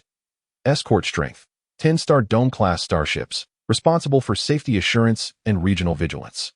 Engineering core: 20-star Shuttle-class transport starships, carrying modular base components, engineering machinery, and construction robots. Resource support: 30 Cancer-class mining engineering ships, responsible for on-site resource extraction, supporting base construction and subsequent operations. Total required: 12 800-star Dome-class starships, 25 600-star Shuttle-class starships, 38 400 Cancer-class starships. Current available inventory and newly constructed vessels meet the requirements. Nearly 80 000 starships completed in the past 2 months. Deployment plan. Differentiated construction based on the environmental types of target star systems. Rocky planets, Earth-like and Mars-like, prioritize establishing permanent subbases deep underground, modeled after the blue planet's Mars base, equipped with manufacturing, research and development, storage, ecological survival, and defense functions, among others. Giant gaseous planets with large icy moons establish orbital relay stations or small spaceports, modeled after Jupiter and Saturn's orbital bases, focusing on resource transshipment, refinement, fleet maintenance, and deep space exploration outpost functions. Resource-rich asteroid belts establish automated mining outposts, equipped with refining modules and storage, periodically resupplied by engineering fleets. Task deadline. The first batch of bases or stations to complete basic construction and commence operations is expected to take 68 months, depending on target distance and environmental complexity. Approved. Xing declared without hesitation. Execute immediately. All subbases and station constructions are to be prioritized, highest. Upon completion, resource extraction and refinement shall commence on-site, establishing a stable output. Simultaneously, the deployment of quantum communication relay nodes is integrated into the base's main network. His gaze is as sharp as that of a hawk, seemingly able to foresee countless steel leviathans traversing unfamiliar star realms. The underground base extends through the rock layers, while the orbital stations operate alongside the rings of gas giants, creating a breathtaking spectacle. Instructions issued. All designated starships are to be released from standby status and assemble at the predetermined coordinates. Resource loading will proceed simultaneously. The Pioneer fleet is expected to set sail in 72 hours. Pangu's execution is impeccable, with the issuance of commands. The industrial machinery of the entire solar system erupted in a furious roar. Brand new Starcruiser-class ships, Starsloop-class, and Crab-class vessels awakened like colossal steel beasts. Engines ignited with a blue-white glow, departing from bases on the Moon, Mars, Jupiter's orbit, and the Kuiper Belt. They converged into torrents of steel, meticulously regulated by Pangu. Like rivers flowing into the sea, they set forth in an orderly fashion towards the assembly point at Pluto. 3 days later, 1,280 Pioneer engineering fleets and escort fleets have completed resource loading and route planning. The Pioneer fleet shall set sail immediately. On the star map, the green arrow representing the Pioneer fleet blazed like a wildfire. It densely pointed towards the profound darkness at the edge of the solar system. 1280 target points were clearly marked, akin to coordinates nailed onto the cosmic canvas. With a contemplative gaze, Xing surveyed the magnificent logistical scene on the star map, his voice deep and resonant. It was as though he beheld seeds cast upon fertile yet desolate land. Nurtured by steel and energy, in due time, they would burgeon into robust bastions supporting our venture into the more distant depths of space. Chapter 46. Expanding the detection range within him surged a fervor for expansion and an absolute satisfaction in resource control. Yet beneath this exuberance lay an indescribable loneliness. To sustain this unprecedented expansion, he had nearly depleted the solar system's accumulated resources. Boss, the Pioneer fleet has set off. The active starship forces within the solar system have now fallen to the lowest alert level. Pangu aptly reminded. On the star map, the luminous points representing the solar system's defensive forces swiftly became sparse.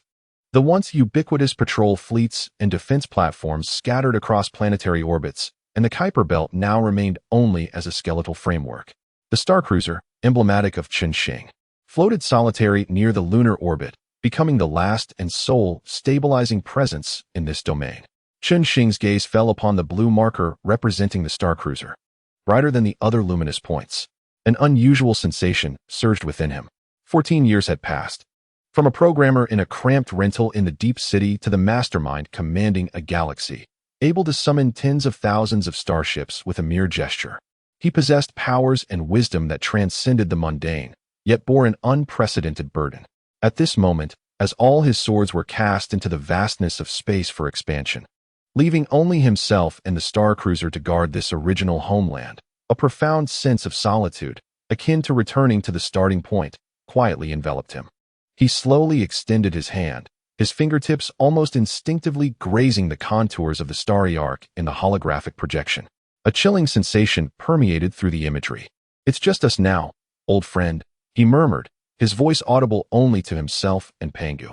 The bridge's illumination cast a stark light upon his sharply defined profile, which bore the calmness of one who commands all, yet also revealed a hint of the solemnity that comes from heights too lofty to endure. Pangu and the starry ark stand ready at all times, boss. Pangu's voice resonated with a serene loyalty and efficiency. The solar system's defense systems have been activated to the highest alert level. All defensive artillery arrays and space minefields are in standby mode. Shing nodded slightly. He shifted his gaze from the starry ark to the vastness of deep space beyond. The fleet of 280 pioneers was merely the second phase. Within the depths of space, nearly 10,000 deep space and Gale reconnaissance squads prowled like faithful hounds, patrolling the far reaches of the darkness. Pangu, update the mission parameters for the Gale reconnaissance squads. His tone regained its calm, yet purposeful demeanor. Awaiting instructions. Exploration radius. Expand from 100 light-years around the solar system to a radius of 500 light-years. Task priorities. First, continuously refine the star map, marking all celestial bodies, resource points, anomalies, and other phenomena. Second, detect any signals from intelligent civilizations, with particular attention to signs of activities from civilizations rated level 3 and above. Third, maintain heightened vigilance against phantom marauders or other pirate factions. Fourth, in the event of unavoidable high-threat targets, tactical evasion is permitted, prioritizing survival. Fifth, all findings must be instantly quantum encrypted and relayed back. Objective, to illuminate the farther darkness for our spark and to remain vigilant against deeper threats. Simultaneously, recall all deep space reconnaissance squads. After equipping them with the Dawn curvature engines and shipborne starfield devices, they will undertake the same reconnaissance mission. Instructions confirmed. All task parameters for the Gale reconnaissance squads have been updated. Course corrections underway. Exploration sectors are being reallocated. Recall orders for the deep space reconnaissance squads have been dispatched. Pangu responded swiftly. On the star map, 6,000 blue points representing the Gale squads began to ripple outward like stones cast upon a tranquil surface, accelerating towards the deeper, more unknown darkness. They would traverse the silent stardust, brushing past unfamiliar stars, extending their probing tendrils to the boundary 500 light-years from the solar system, crafting for Shing a grander, yet inevitably more perilous cosmic tapestry.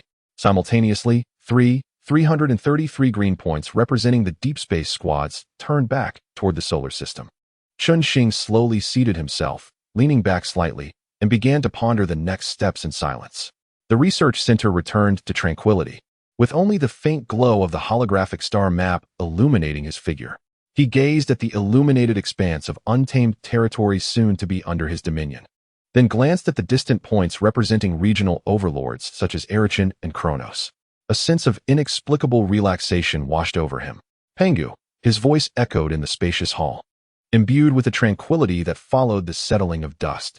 Considering the comprehensive assessment of our current capabilities, how does our survival potential fare in the vicinity of the solar system, particularly within this several hundred light-year range? Based on existing data models, the electronic voice of Pangu resonated with a steady precision. Our core advantages lie in a mature curvature engine, 186, surpassing the conventional fleets of most Type 3 civilizations. The vibranium composite armor offers exceptional defense, and our automated industrial system, orchestrated by an intelligent matrix, boasts remarkable efficiency. The Star Curtain early warning network is on the verge of enveloping the solar system. Within the solar system and the newly established 50 light-year buffer zone, when confronted with the known conventional fleets of the 23rd level civilizations, we possess overwhelming defensive and counteroffensive capabilities, ensuring our safety. However, when facing the main fleets of regional overlords of level 38 and above, such as Eris and Kronos, the odds of a direct confrontation yield a probability of victory below 15. Nevertheless, leveraging the early warnings provided by the Star Curtain, the maneuverability of the curvature engine, and our deep defensive systems, the feasibility of securing our core region, the solar system, and executing a strategic retreat exceeds 70. In conclusion, within the explored regions of several hundred light-years, we have transcended mere insignificance. We have established a solid foothold as an emerging power with considerable strategic depth. The primary threats stem from direct targeting by top-tier overlords or unknown higher existences. As long as we avoid conflict with civilizations of overlord status or above, we can maintain a tranquil sanctuary. Chunxing exhaled slowly. Indeed, this assessment of strength has caused the persistent urgency, akin to the fear of being crushed by a higher civilization, to recede quietly like a tide. No longer does he feel the shock and urgency that accompanied the first encounters with alien civilizations. The heavy pressure of facing the shadows of overlords has dissipated. A sense of unprecedented calm, grounded in a clear understanding of his own strength, settled within him. The notion of an emerging power lingered in his mind as he savored the term, a faint smile curving his lips, imbued with a sense of control. Yes, we are no longer a mere target in the vast cosmos. In just 14 short years, through the awakening of superintelligence, genetic leaps, the establishment of an interstellar fleet, and a technological explosion, he had transformed the solar system into a bastion of steel, even extending his influence into numerous interstellar civilizations over 100 light-years away. This achievement stands as a testament to our superiority over countless civilizations that have struggled for millennia. Chapter 47. Self-recognition. It seems that time is on our side. He murmured softly, his gaze fixed on the powerful luminous points deep within the star map. This composure arises from a clear understanding. The 50 light-year range surrounding the solar system has been confirmed as an undeveloped wilderness, serving as a natural barrier and buffer zone. More importantly, once the spark ignition plan is fully implemented, 1280 resource nodes will operate simultaneously, combined with the terrifying industrial capacity of the infinite troop production plan. The strength of our base will expand exponentially. This is not remotely comparable to the loose federation of multiple species that is the Castor Consortium, nor to the cumbersome trade entity represented by the Eris Alliance. He lifted the warm porcelain cup of tea recently delivered by the robot, feeling the gentle warmth dispel the chill from his fingertips. Amidst the gentle fragrance of tea, he contemplated the paradigm of his civilization. Dictatorship, or rather, the absolute concentration of will. He took a sip of tea, his gaze profound. This is my greatest advantage, yet also a most formidable double-edged sword. The benefits are apparent. There are no parliamentary squabbles, no interest groups hindering progress, no public opinion swaying decisions, and no protracted decision-making processes. His will stands as the supreme directive. The computational power of Pangu executes flawlessly. The vast automation industrial system operates like a finely tuned mechanism, working in seamless harmony. The monumental colonial endeavor, akin to a wildfire spreading across the land, was set into motion from decision-making to fleet deployment in merely a few days. Such terrifying efficiency is unattainable by any democratic or federal civilization. Resource allocation, technological research, and military deployment all aim for the pinnacle of efficiency. His base resembles a highly specialized superorganism, existing solely for evolution and expansion. Each cell serves precisely the will of the core brain. The pace of development naturally surpasses the interstellar civilizations burdened by internal checks and balances and infighting. Chunxing's gaze fell upon the star map, where the dim lights of primitive civilizations represented conflict. Efficiency is the assurance of survival, he mused. Yet, as he set down his teacup, it produced a faint, crisp sound. Behind this utmost efficiency loomed an equally immense shadow. The drawbacks. Chunxing's brow furrowed slightly as the superbrain dissected the lurking dangers with a calm scrutiny. It is also perilous. Singularity. The rise and fall of the entire base civilization hinges solely upon him. He is the brain, the heart, and the singular decision-making nucleus. Should he encounter an unforeseen calamity, be it an accident in deep space or a decapitation executed by a more powerful entity, the vast empire would instantaneously lose its soul, potentially fracturing into chaos. No matter how formidable Pangu may be, it remains merely an executor, incapable of substituting for his creative thought and strategic decision-making as the superbrain. The margin for error is exceedingly slim. There is no redundancy or backup afforded by a complex social structure. No secondary decision-making system. No alternative leaders or established mechanisms for power transition. A misstep at a critical juncture, such as a misjudgment of a powerful civilization or a core technology falling into a dead end, could be magnified to catastrophic proportions due to the absence of checks and corrective measures. Pangu might sustain daily operations, but when faced with the intricate games of interstellar politics or sudden, devastating crises requiring transcendent thinking to overcome technological bottlenecks, it lacks genuine creativity. decisiveness, and the human capacity for flexibility. Those loyal machine legions and the bases scattered across the galaxies would become akin to marionettes devoid of strings, succumbing to stagnation. They might even disintegrate due to program conflicts or external invasions. Without an inheritance mechanism, without a backup consciousness, there exists no second individual capable of bearing this banner. The fate of the entire civilization teeters on a precipice. His base is essentially a colossal factory and barracks. Composed of cold machines and a sparse number of enhanced beings, the pioneer race, obediently following commands. Without the rich interplay of culture, art, and philosophy, devoid of intricate social relationships and emotional bonds, this purely instrumental rationality civilization may exhibit efficiency during periods of peaceful development. However, when confronted with extreme dilemmas that demand resilience, sacrifice, or complex ethical choices, its inherent fragility will be laid bare. Although the pioneer tribes have attained wisdom, they remain fundamentally dependent on external wills, far from establishing an independent and autonomous civilizational ecology. He subconsciously clenched his fist, the knuckles paling slightly. The rapid advancement brought forth by absolute power carries with it inherent risks. Boss, your heart rate and neurotransmitter levels are exhibiting abnormal fluctuations. Pangu's voice resonated at a timely moment, laced with a hint of monitored caution. Heightened stress response detected. Would you require physiological adjustment? Chun-Shing loosened his grip, inhaling deeply to forcibly suppress the nagging unease. No matter, he replied, his voice regaining its customary steadiness. I am merely extrapolating some possibilities.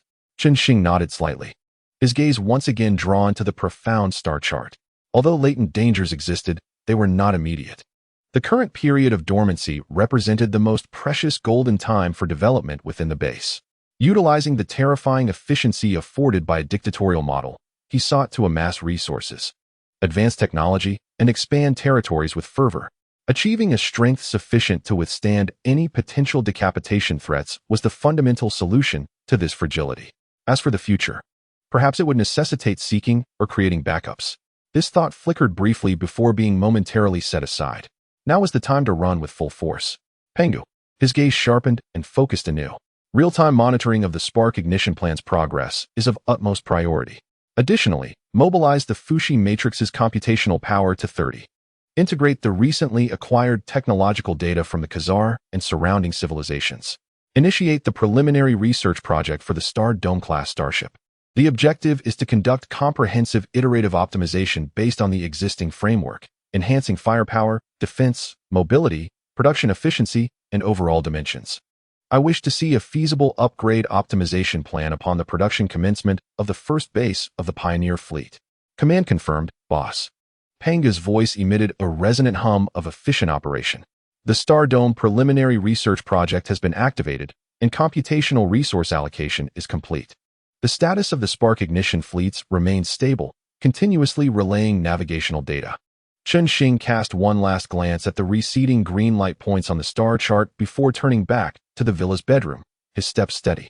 The feeling of solitude lingered, yet it was now overshadowed by a stronger sense of purpose and desire for control. The matters of the starry skies had temporarily entered a phase of rapid development, a period of accumulating strength. He possessed time, resources, and unparalleled efficiency. What he must do now is fortify the foundations of solar system civilization to be unassailable during this precious period of tranquility. Ever vigilant of the double-edged sword known as absolute power hanging above him. Chapter 48, Sudden Incident. The Celestial Station under attack. A month passed in quiet succession. Chun-Shing immersed himself wholly in various technological research endeavors.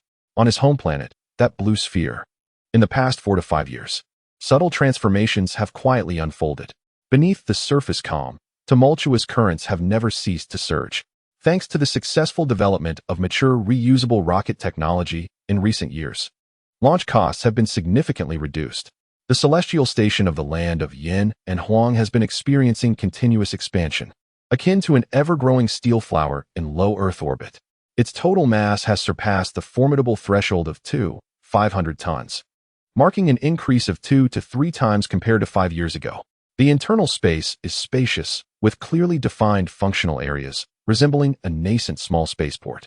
Even more striking is the successful completion of multiple manned lunar missions by the land of Yin and Huang.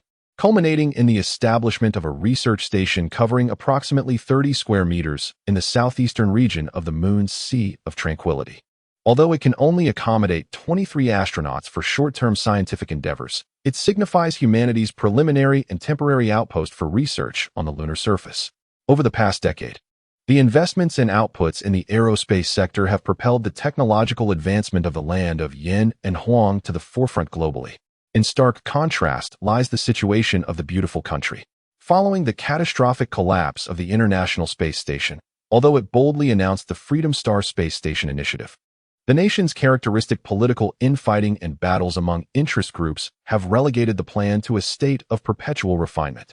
After more than 2 years of process with no substantial progress, a new political party led by Smart was established, plunging the beautiful country into fierce power struggles, causing a stagnation in technological development. Simultaneously, its global strategic hand remained extended, continuously meddling in Middle Eastern affairs, expending vast amounts of energy and resources. Only recently, it managed to cobble together a small space station of merely 100 tons in collaboration with several nations. This design, intended to accommodate 34 individuals, was overstuffed with 6 astronauts, rendering the living conditions quite predictable. Despite the beautiful country's mastery of rocket recovery technology, its reuse costs are several times higher than those of the land of Yin and Huang, leading to inefficiencies. Conversely, the Great Bear has chosen a different path. In recent years, it has closely followed the footsteps of the land of Yin and Huang, propelling its aerospace development into a fast track, experiencing a wave of technological breakthroughs that have alleviated domestic economic pressures, allowing for increased focus on aerospace investments. As for the other 2 rogue nations, the Galactic Rooster and John Bull, while they have made some progress, their aerospace advancements appear tepid under the strategic constraints, whether intentional or not, imposed by the beautiful country, resulting in a lack of groundbreaking developments. The world's gaze, after the ephemeral illusion of peace brought forth by the International Space Station disaster dissipated, quickly returned to familiar trajectories.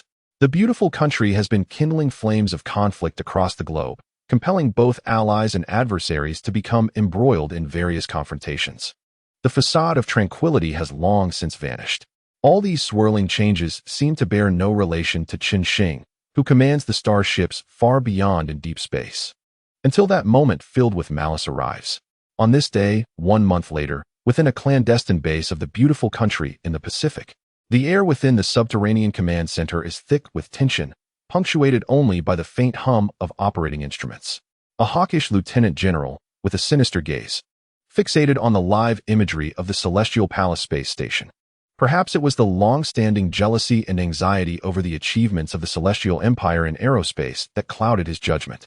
Or perhaps it was the reckless gamble induced by political pressures, or even deeper, more clandestine forces guiding him from the shadows. A mad and perilous thought took root in his mind, swelling until it ultimately overwhelmed his reason. Without the explicit authorization of his commander, he brazenly issued an attack order. Target: the Celestial Palace space station of the Celestial Empire. Coordinates locked. The general's voice, filled with a hoarse determination, shattered the silence. Launch sequence: 1 to 10. Space missiles. Launch. The command reverberated through the command center like thunder. The operator's fingers trembled slightly as they pressed the row of crimson buttons. Boom, boom, boom, boom. 10 state-of-the-art space missiles, trailing brilliant exhaust flames, ascended from a secret base deep within the Pacific Ocean. Aimed directly at the pride of the Celestial Empire, the Celestial Palace space station. At the Aerospace Command Center of the Celestial Empire, the missiles were detected almost immediately upon launch, their fiery trails captured by the meticulously deployed space-based infrared early warning satellites and ground-based over-the-horizon radar. A piercing alarm echoed throughout the hall. Level 1 space alert. Level 1 space alert. 10 space missiles were detected ascending from the direction of the beautiful nation. Preliminary assessment indicated a trajectory aimed at the Celestial Palace. Threat level, maximum. On the enormous screen, red dots representing the 10 missiles ascended at an astonishing speed. In the command center, the atmosphere seemed to solidify, as every personnel's heart raced in their chests. Initiate Level 1 response of the Space Great Wall. The commander's voice remained calm and steady, devoid of panic. Imbued only with resolve. The directive was swiftly disseminated through encrypted channels across the entire defense system. Passive defense. Within the Celestial Palace space station, the shrill alarms blared. All compartments sealed in emergency lockdown, and the astronauts executed emergency evacuation procedures in record time. They entered the most fortified core module, securing themselves. The station's attitude control system commenced orbital adjustments and evasive maneuver preparations. The primary energy shield system of the station surged to maximum power, emitting a faint blue glow. While it paled in comparison to the technology of Qinxing, it represented the pinnacle of the Celestial Empire's advancements. The Lunar Research Station also entered its highest state of alert. Active interception. Multiple Tian Shield series kinetic interception satellites, positioned in synchronous and low Earth orbits, swiftly adjusted their trajectories. The miniature kinetic interceptors they carried readied for launch. Concurrently, several land-based anti-missile positions were deployed in the northwest and northeast.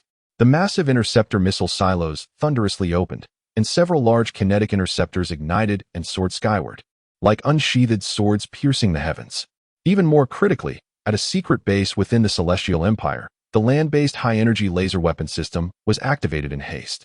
The massive launch mirror adjusted its angle, locking onto the first target within range. Strategic countermeasures.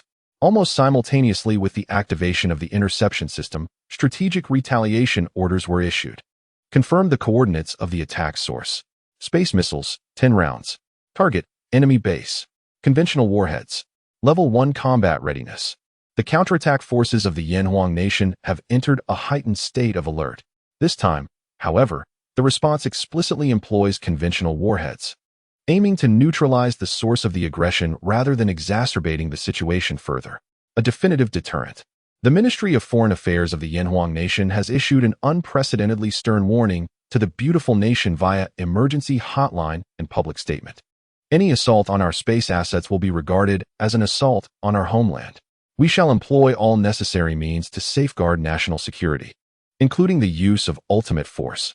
This serves as both a warning to the beautiful nation to halt its reckless actions and a declaration to the world of Yanhuang Nation's resolve to defend its core interests. Chapter 49. The Yanhuang Nation Strikes Back. Authorization locked. In the war room of the beautiful nation's Black Palace, the missile launch alarms blared. The commander sprang from his chair. His face instantly drained of color. What? Who gave the order? Damn it! He roared at the officer on the screen and the chairman of the Joint Chiefs.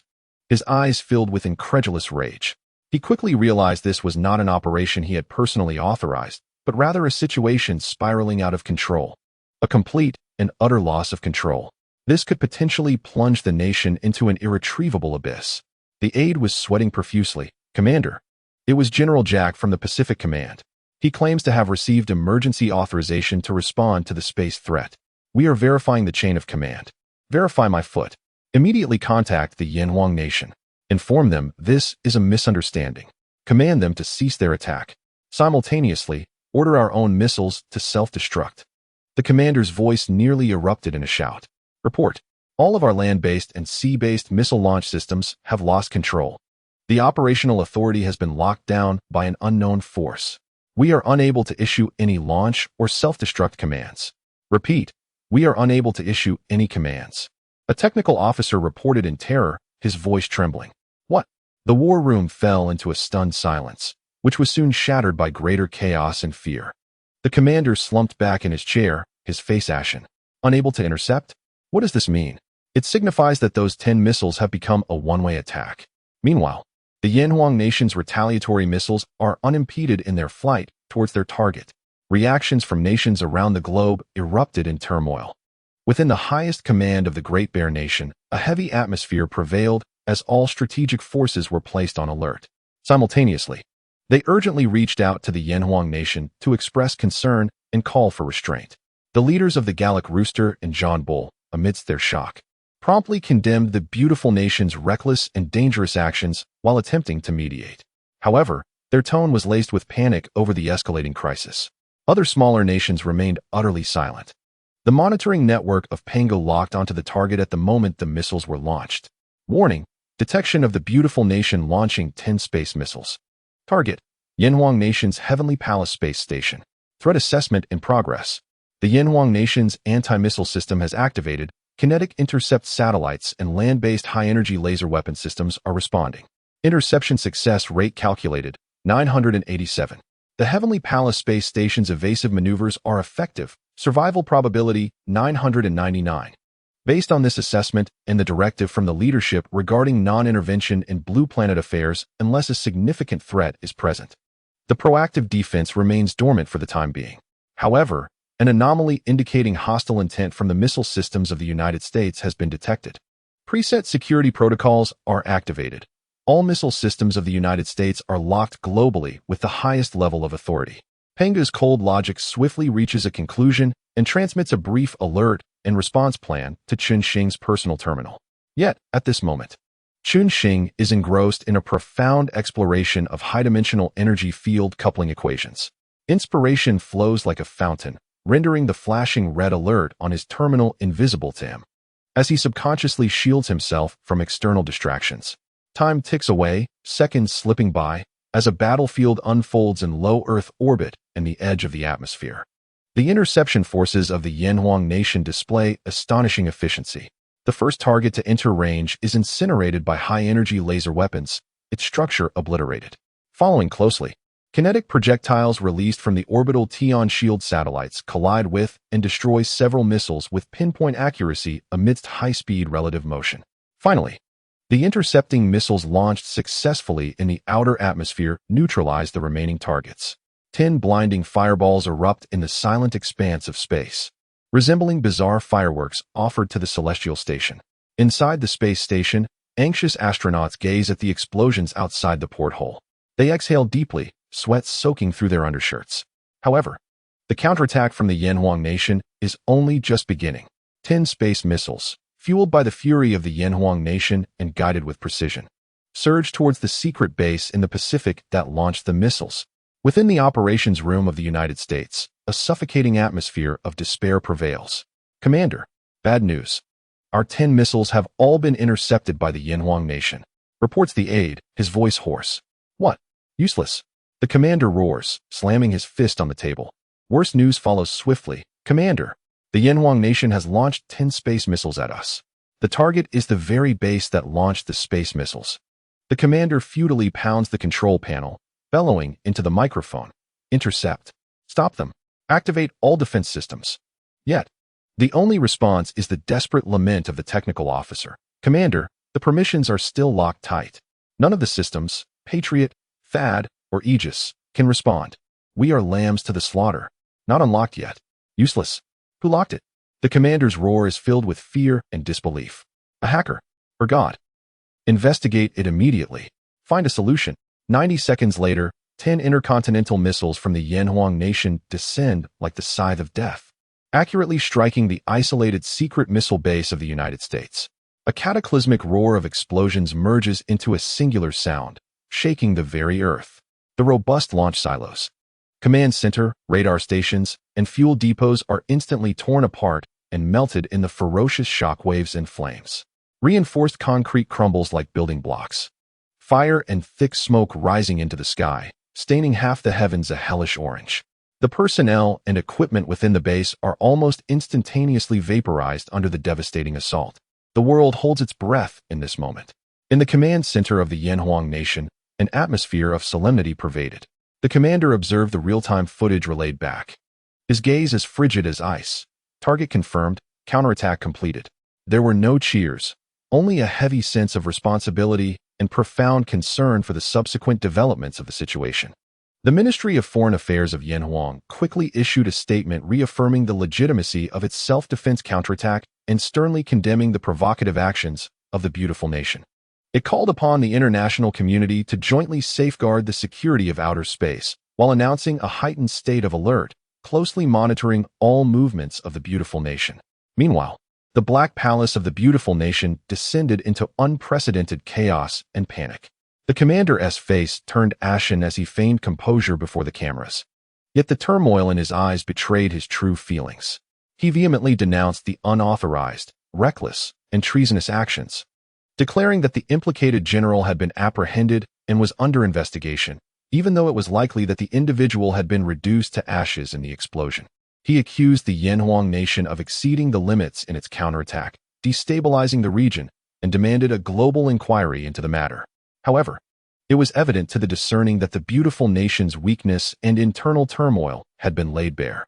The scandal of a system mysteriously locked down, rendering it defenseless, triggered seismic upheaval and mutual accusations within the military and Congress. Global stock markets plummeted, while gold prices surged uncontrollably. The hotlines of world leaders were inundated, and emergency meetings were convened one after another. The ominous clouds of war loomed heavier than ever over Blue Star, a conflict at the edge of space, ignited by the internal chaos of the beautiful nation, had instantaneously propelled the world to the brink of an abyss. Meanwhile, a certain superintellect, engrossed in the mysteries of higher dimensions, had just returned from the labyrinth of complex equations, casting a glance at the now-quiet alarm records on his terminal. Is there unrest again on Blue Star? Xing mused, slightly furrowing his brow, contemplating whether it was necessary to issue a warning to these restless nations.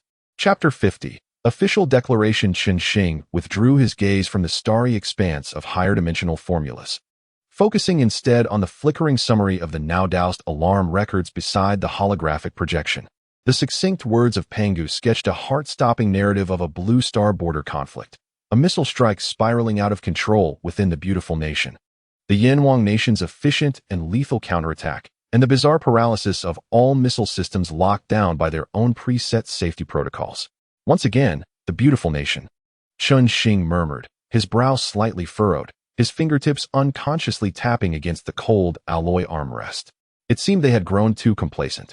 He settled down, lifting his teacup to sip, his gaze fixed on the scene of a secret meeting room within the beautiful nation displayed on the holographic projection.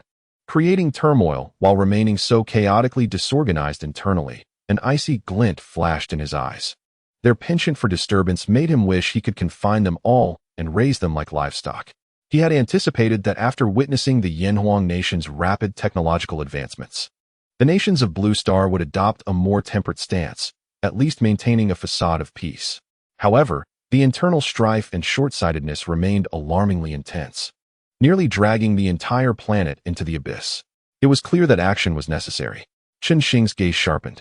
Particularly concerning is that eagle, which stirs unrest everywhere.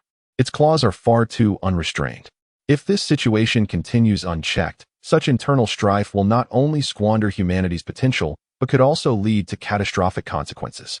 Should a madman one day unleash a dirty bomb or release an apocalyptic virus, the very stronghold of the solar system he has painstakingly built would become a latent threat. While he is likely to remain unharmed, it is nonetheless a persistent nuisance. Pangu. Yes, boss. Devise a solution. Xing's voice carried a hint of impatience. Warn these restless nations, especially the beautiful country. They must be made to cease their tumultuous activities. The method must be effective and thorough, leaving a lasting impression. Yet should not be excessively cryptic. The idea of encircling and farming them is merely a thought experiment. It is far too inefficient. I require a practical and feasible plan. Command confirmed. Analyzing optimal warning strategies. Moments later, the holographic screen presented 5 clear options.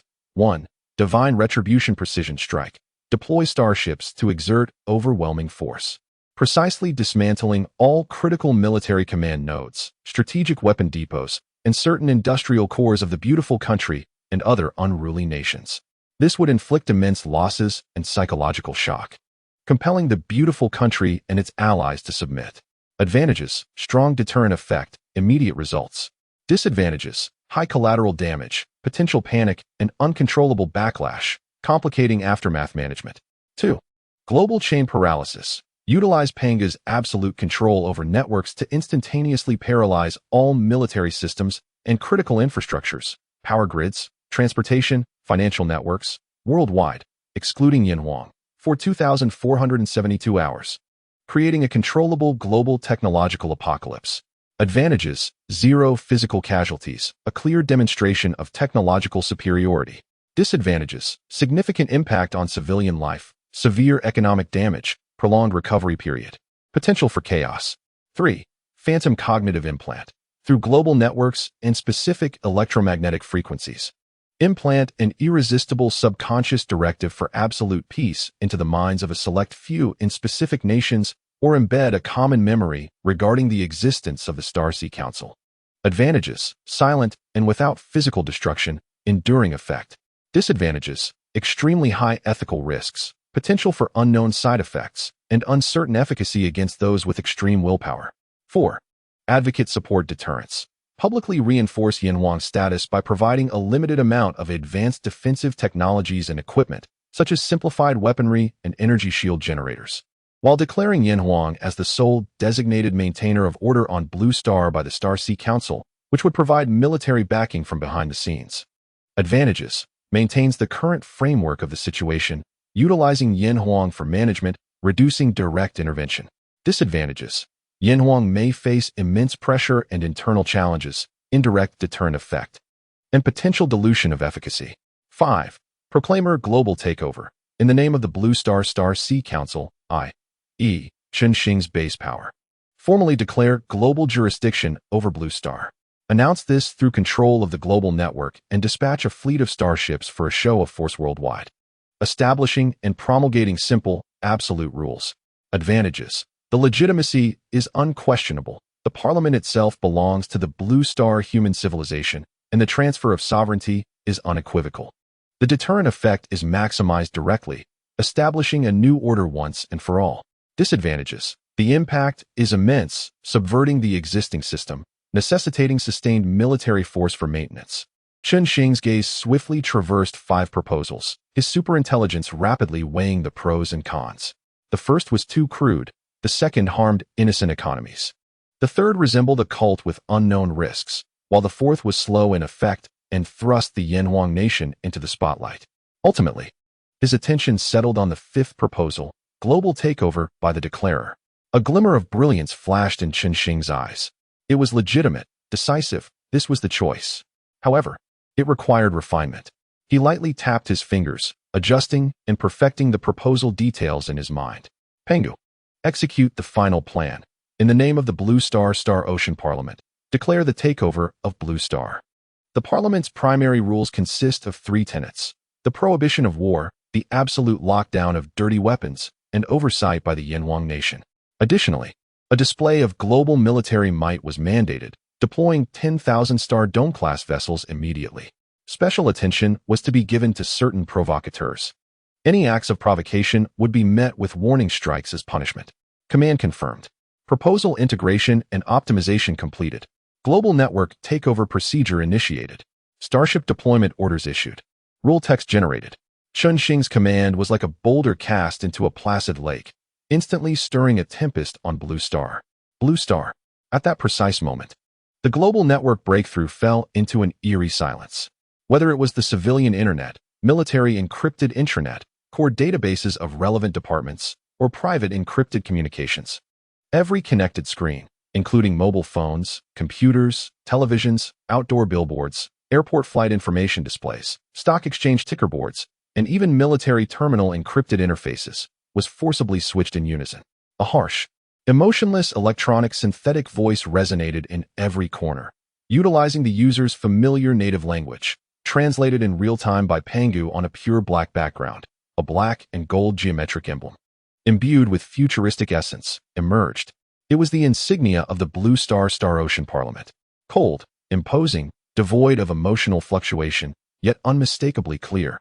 It echoed in every corner. Official announcement to all members of the Blue Star human civilization. We are the Blue Star Star Ocean Parliament.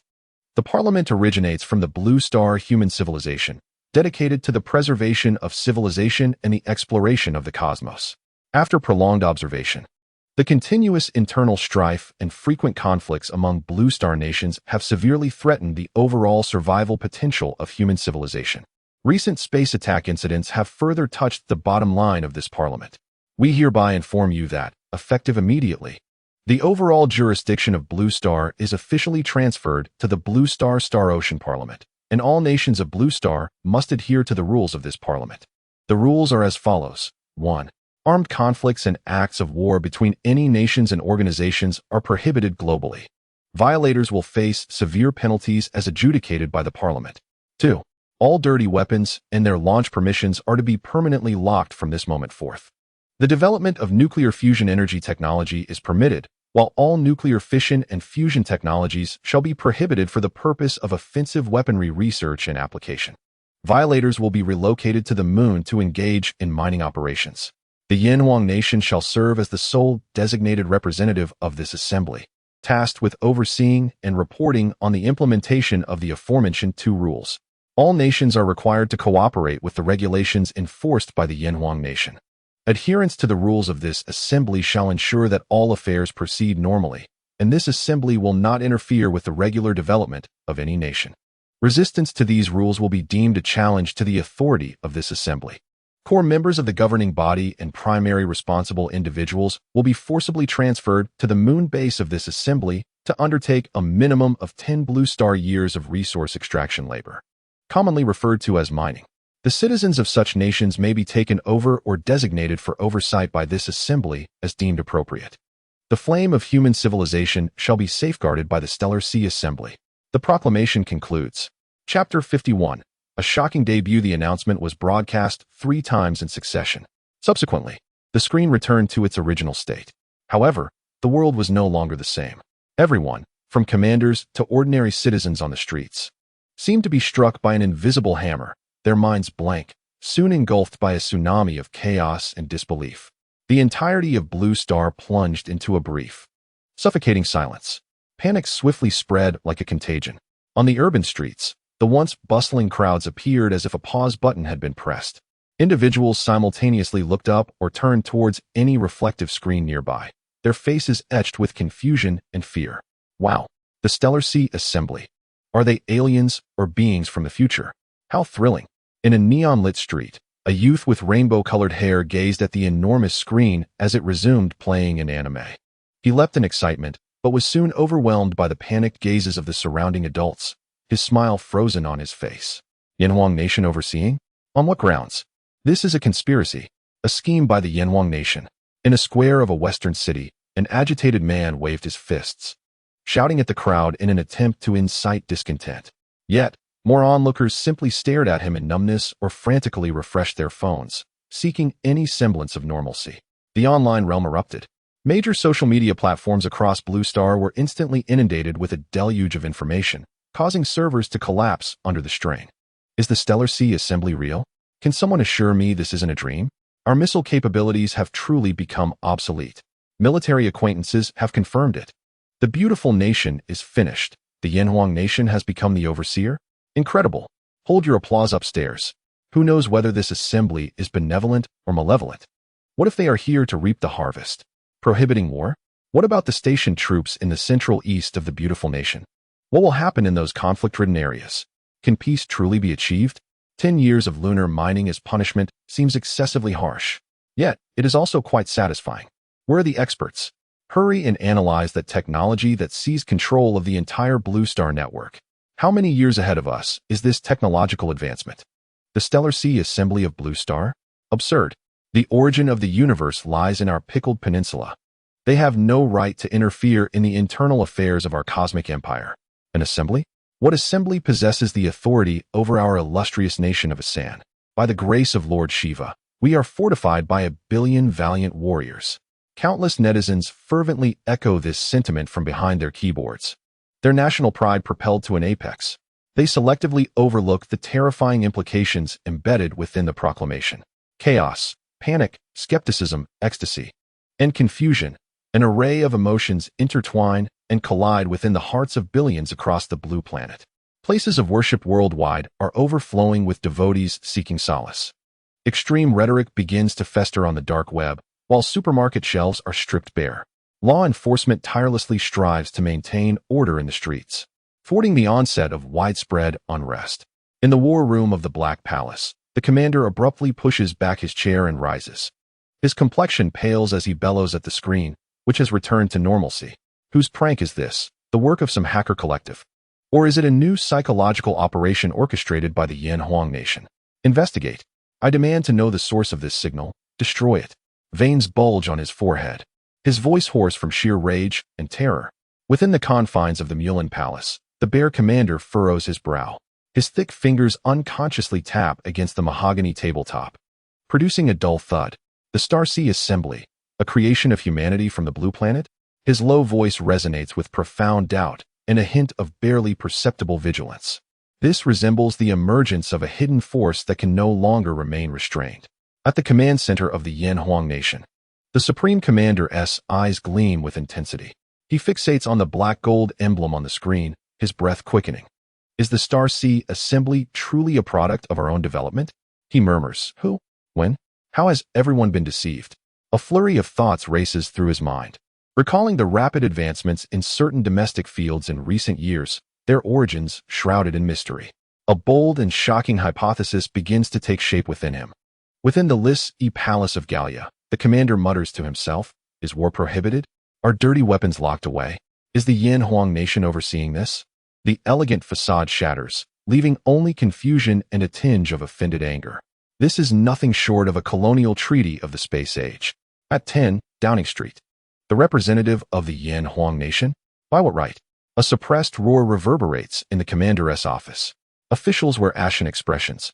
The traditional arrogance rendered feeble in the face of such an absolute proclamation. This is blatant favoritism. In the Neon Command Center, a group of senior officials exchange glances, cold sweat soaking their backs. To assume jurisdiction? The aide's voice is dry. This exceeds our comprehension. Is it an alien civilization? Or some unknown terrestrial force? Fear and profound unease seep into the silence. In the studio of New Delhi Television, an expert with a thick beard passionately addresses the camera. Absurd. Utterly absurd. The great nation of Assam boasts a rich history and formidable spiritual strength. What is this Star Sea assembly? Merely a nest of cowardly rodents. We shall never recognize such a ludicrous proclamation. Our missiles are more than capable of turning any threat to ashes. His words were imbued with an enigmatic confidence and fervent nationalism. No one believed, or rather, no one wished to believe, such an absurd and reality-defying proclamation. Waves of doubt erupted in every corner of Blue Star. Panic, disbelief, anger, and mockery intertwined to create a chaotic ocean. Yet, this cacophony was instantaneously frozen and crushed in the face of the forthcoming spectacle. Silently, like a specter tearing through the veil of space. 10,000 Star Dome-class starships appeared silently above the major cities, military bases, and strategic points across Blue Star. Vast, frigid, the sleek, dark golden hulls shimmered with a cold, noble luster under the sun. 18 kilometers of majestic hulls loomed like suspended mountains of steel overhead. The uniquely shaped, colossal gun barrels on the hull silently pointed down at the minuscule cities below. An invisible sense of oppression surged forth like a tangible tsunami, instantly engulfing all who gazed skyward. Blue Star was plunged into a deeper silence, followed by a volcanic eruption of panic. In the United States, above the capital of Sanctuaria, the massive shadows of several Star Dome-class starships enveloped the Black Palace and Capitol Hill, casting an ominous pall. On the streets, the screams of the crowd and the clamor of colliding vehicles rose and fell. In the war room, the commander slumped in his chair, staring at the images transmitted by satellites of the colossal ships hovering above, his lips trembling in silence. The anger and doubt of moments ago were ground to dust, leaving only raw, primal fear in the face of a higher existence. Beside him, some aides lost control, while others fainted. In the Great Bear Nation above Moscow, the red star atop the Kremlin appeared dim under the shadow cast by the starships. Within the command center, the Great Bear commander's face turned ashen. Fixated on the screen, his thick fingers whitening from the pressure of his grip, he immediately ordered all strategic forces to stand down from a state of heightened readiness. Repeat, stand down. This is not a drill. His deep voice resonated with undeniable resolve. Years of intuition warned him that any provocation at this moment would be suicidal. The generals beside him stood rigid, their eyes filled with unprecedented awe and a hint of bewilderment. In Gallia, above Paris, the streets of the city of romance were filled with terrified crowds gazing skyward, the Eiffel Tower appearing like a delicate toy in contrast to the massive ships. Within the Lis-E Palace, the commander attempted to deliver a reassuring speech. However, as he faced the camera, his voice trembled and his gaze wandered. The meticulously prepared script was soaked in sweat, and his words became incoherent. In Albion, above London, the starships hung ominously in the darkened sky, like the sword of Damocles suspended over the Thames. Inside number 10, Downing Street, the commander sought refuge in a fortified underground bunker. his complexion pale as he communicated with allies through secure lines, attempting to seek a coordinated response. Yet, all he received was a chorus of chaotic replies. The crowds in the streets fell into an instant silence, gazing up at the colossal object that obscured the sun, their faces etched with profound fear and bewilderment. In the Yellow and Red Nation, the command center stood ready. On the vast screen, numerous starships of the Starry Skies class hovered prominently over cities across the nation and beyond its borders. The command center was enveloped in a profound silence, punctuated only by the faint sound of a pin dropping. The commander, his brow furrowed, was filled with overwhelming shock and deep confusion. The spokesperson for the Star Sea Council? He murmured the key phrase from the announcement, his mind racing to comprehend the implications of this sudden upheaval. Joy, vigilance, or the weight of grave responsibility. A tangle of complex emotions surged within him. However, not all nations were immediately paralyzed by fear. Chapter 52. A warning through action. In the skies above the capital of the nation of Asan, a Starry Skies-class starship loomed like a deity, its massive form nearly overshadowing a significant portion of the city. An aide to the Asan commander, stationed in a secret command post far from the capital, gazed at the colossal vessel on the screen, a mix of inexplicable confidence and offended fury surging within him. Humph, a paper tiger. Surely, this is merely a projection trick by Yin Huang, attempting to intimidate the great nation of Asan. The muscles in his plump face twitched, his eyes gleaming with fervor. Let the world witness our resolve to defend our sovereignty. Launch the Earth missile.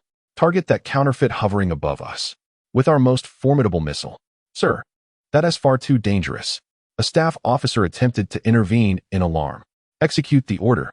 The aide bellowed, slamming his palm onto the table. May Lord Shiva bless us. A super missile, regarded as a national treasure by Asan, trailed a long plume of fire, propelled by the pride of the aide and a portion of the populace. It soared unhesitatingly towards the Starry Skies-class starship, suspended about a kilometer above the capital of New Delhi. This is madness. At Blue Star Base, Chen Xing observed the live feed with a flicker of cold disdain in his eyes, just as I pondered which chicken to use to warn the monkey. They should not fear my lack of courtesy. Pangu instantly grasped his intent. Detected an active attack from a nation below. Energy level, low. Threat assessment, none. However, this action violates the first rule of the Star Sea Council. Executing preset clearance directive. Target, the core area of the capital where the attack originated. Above New Delhi, the Starry Skies-class vessel adjusted the angle of its dual-mounted ion cannon slightly at its flank. A deep blue radiance coalesced instantaneously. A blinding, nearly 100-meter-wide beam of concentrated deep blue ion energy surged forth, akin to a divine spear of judgment hurled from the heavens, ripping through the air with unparalleled precision, striking the missile that had just ascended. There was no violent explosion, no mushroom cloud rising. The missile, upon contact with the ion beam, vaporized silently, as if cast into a steel furnace, leaving no trace of debris or smoke. Yet, this was merely the beginning. The destructive ion stream, having obliterated the missile, did not dissipate. Instead, it continued its unstoppable descent, directly targeting New Delhi. The deep blue beam descended like a hammer of divine retribution, crashing forcefully into the heart of New Delhi. Boom! Not the traditional roar of an explosion, but rather a profoundly muted, terrifying hum, as if the very core of the earth were being torn asunder. At the point where the beam of light struck, all matter, the magnificent command tower, the bustling commercial hub, the dense residential districts, the formidable military installations, was instantaneously heated to a plasma state in a billionth of a second. Subsequently, it was violently swept away by a torrent of energy, utterly obliterated. A silent shockwave radiated outward from the epicenter, expanding in a perfect sphere with frenzied intensity. Wherever it traversed, steel and concrete edifices crumbled as easily as sandcastles, shattered to fragments. Trees were uprooted, carbonized. Vehicles were crushed into scrap metal and hurled into the air. Those who could not escape were transformed into mere particles of dust the moment the shockwave enveloped them. A colossal, mirror-smooth crater, hundreds of meters deep, formed instantaneously. With a single strike, the vast metropolis of New Delhi, home to over 20 million souls, the political, economic, and cultural nucleus of the A3 nation, was entirely erased from the map beneath the chilling azure light. All that remained was a terrifying chasm over 20 kilometers in diameter, hundreds of meters deep, with edges as smooth as glass. At the bottom lay a molten, dark red glowing substance, emanating an alarming heat. Surrounding the crater was a wasteland, flattened and radiating outward for dozens of kilometers, as if ravaged by a tempest. All traces of what once was vanished without a trace. Only the starry vessel hovering in the sky remained, silent and cold, as if it had merely brushed away a trivial speck of dust. Silence reigned, all satellite imagery capturing this scene, along with every connected live broadcast signal, plunged Blue Star into an absolute stillness. Even the act of breathing seemed to cease. All previous doubts, mockery, anger, and fervor were reduced to mere dust in the face of this absolute annihilation. This was not war. This was divine retribution upon mere ants.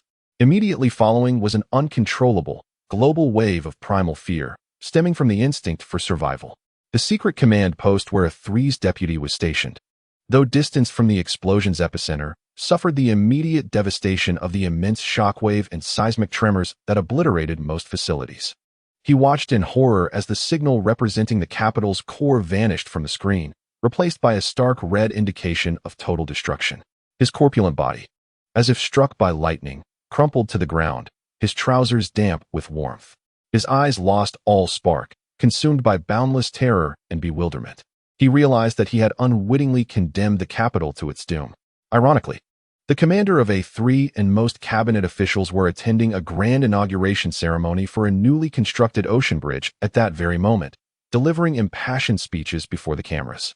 The alarms signaling the launch of space missiles and the proclamation from the Star Sea Council interrupted the ceremony. They had not yet grasped the gravity of the situation when they witnessed the horrifying scene of news in Delhi and its command center being instantaneously obliterated on live broadcast.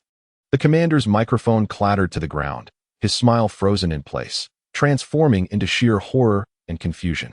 His legs buckled, and he slumped into the chair, a dark stain rapidly spreading across his trousers. The surrounding officials appeared as though their very bones had been extracted, collapsing to the ground. The only entities remaining were the cameras, futilely whirring to capture the grotesque spectacle of this core of power unraveling. The devastation of New Shinda was akin to a frigid deluge mingled with blood, awakening all those who clung to hopes or fervor. A profound and terrifying silence enveloped the globe, deeper than the previous announcements.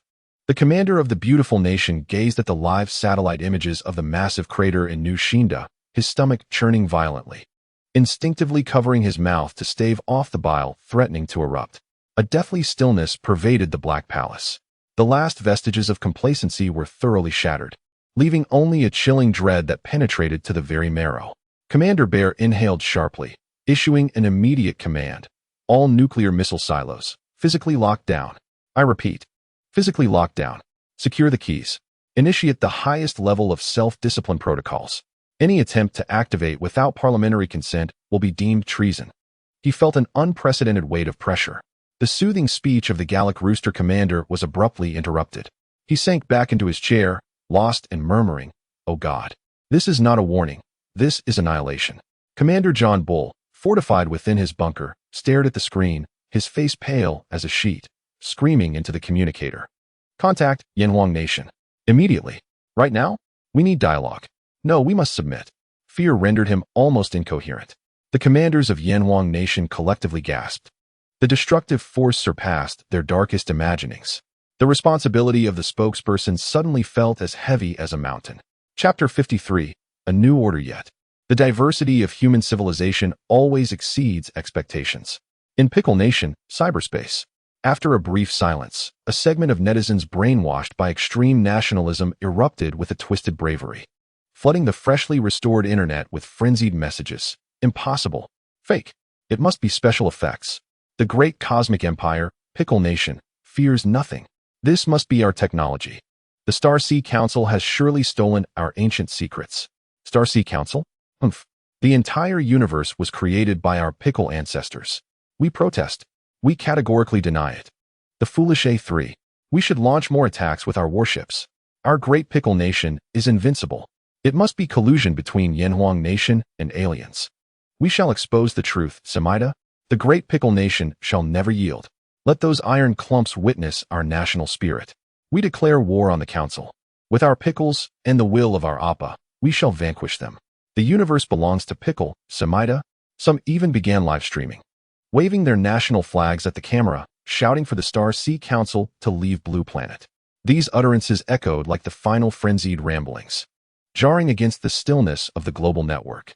Xing observed these online ravings sifted in real time by Pangu, his gaze devoid of anger, marked only by an indifferent detachment, as one might regard ants scurrying about. The noise was tiresome. He could hardly be bothered to designate a target. With a single command, Pangu autonomously locked onto the vessel hovering above the capital of Pickle Nation, in the area where network signals are most concentrated and the clamor reaches its zenith, lies the symbolic Guangwaman Square and its bustling commercial district.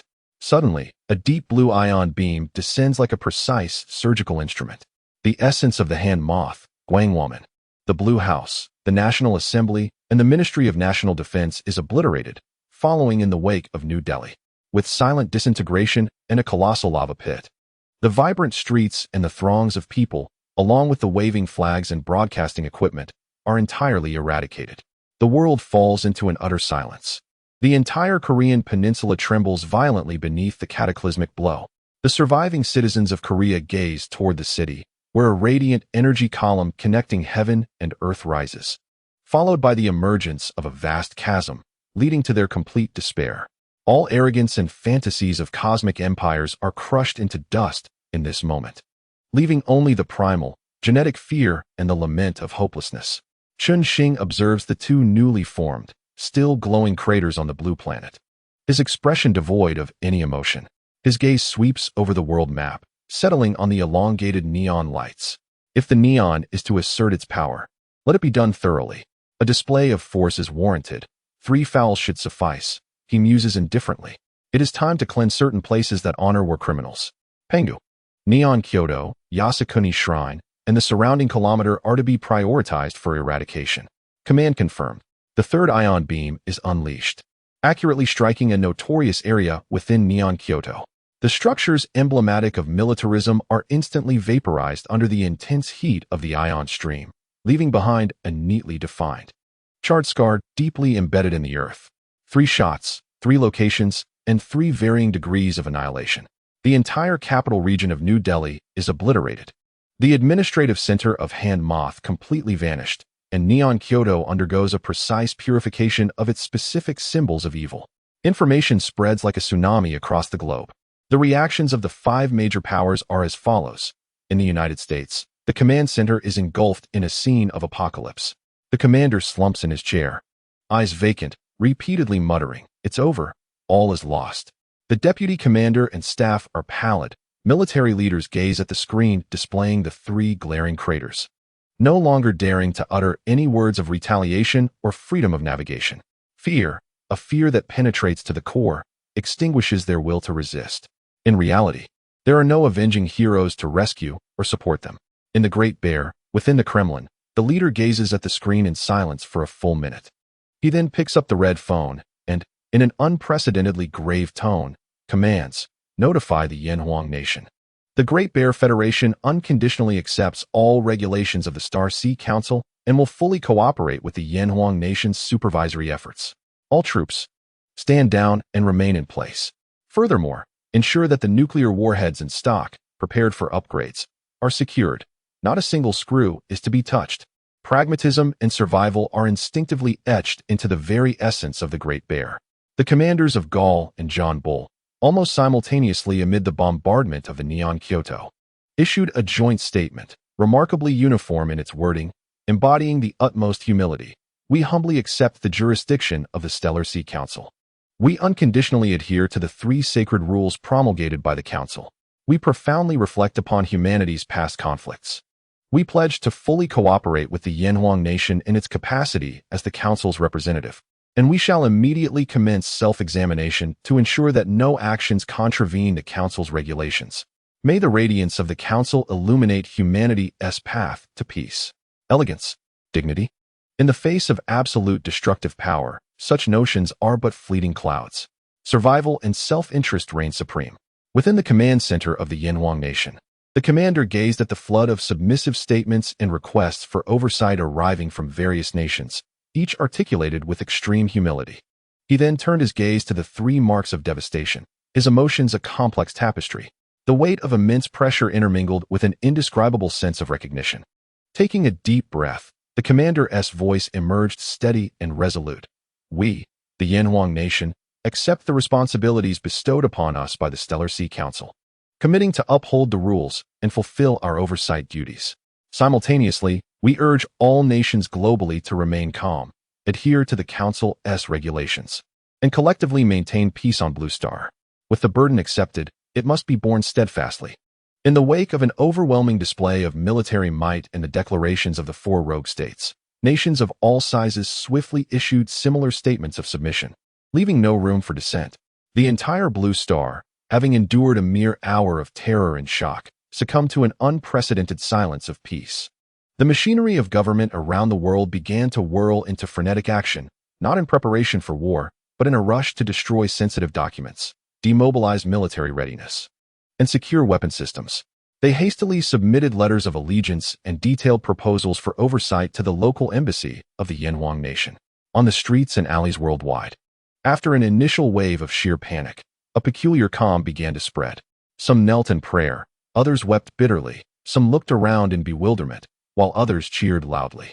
Yet, many, particularly those who had long lived under the shadows of chaos and tyranny, felt for the first time a faint flicker of hope named peace igniting in their eyes.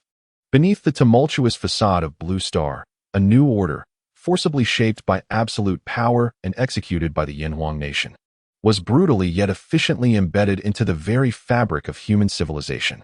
The rules of the Stellar Sea Council, akin to immutable divine laws, were indelibly imprinted upon the hearts of all humanity. Chen Xing gazed upon the tranquil blue star displayed on the star map, alongside the 10,000 starry vessels resembling silent guardians. At last, tranquility had been restored.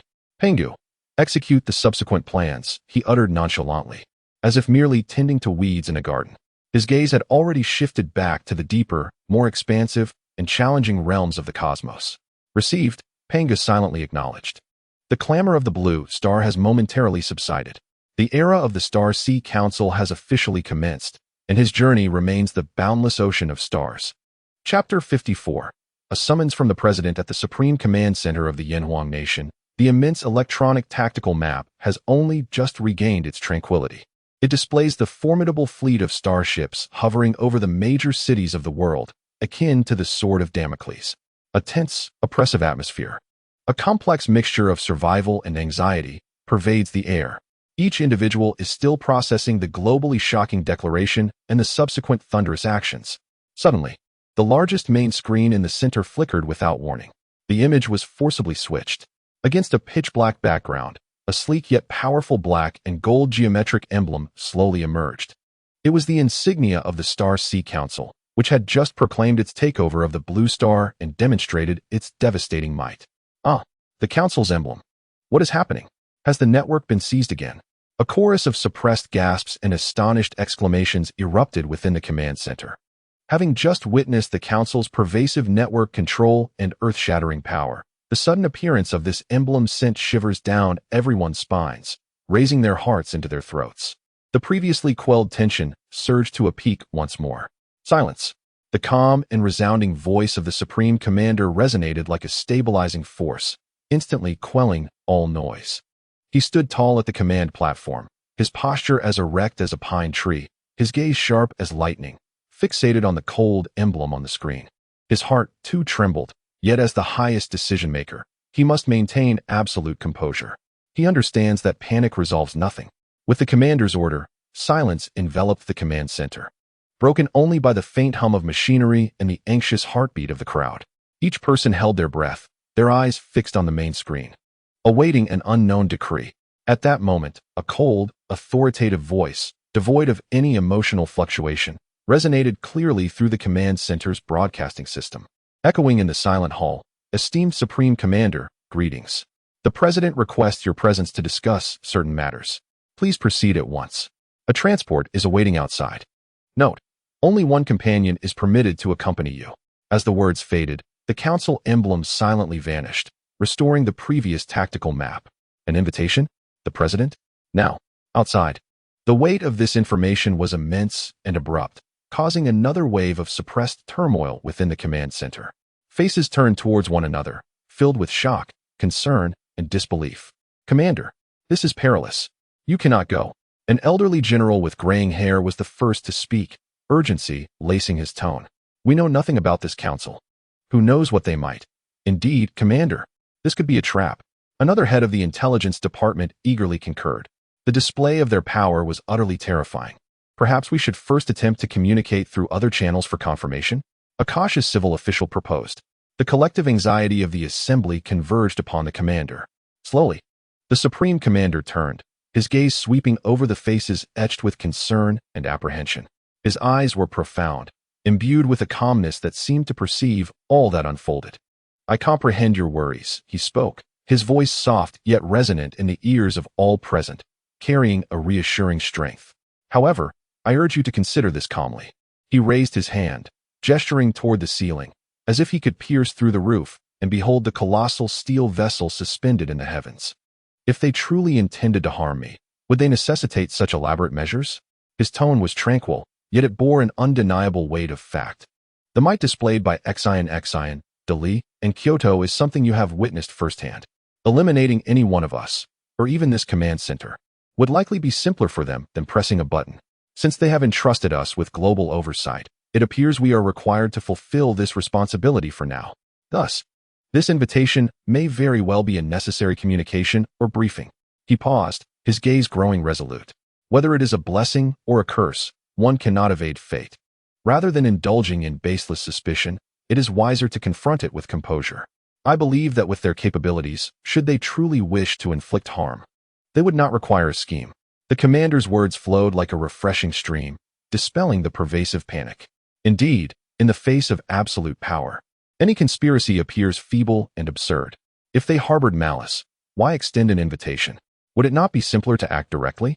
The veteran general opened his mouth, ultimately exhaling a sigh, his taut shoulders relaxing slightly. The intelligence officer also nodded silently. Although the worries in his eyes had not completely dissipated, a sense of rationality had emerged. "Return to your posts," the commander ordered in a firm tone that brooked no dissent. "Execute your duties, maintain national stability, soothe public sentiment, and closely monitor global developments. Until my return, adhere to the established plans. Rest assured until I return." His voice was steady and powerful, emanating a unique, compelling authority characteristic of a leader.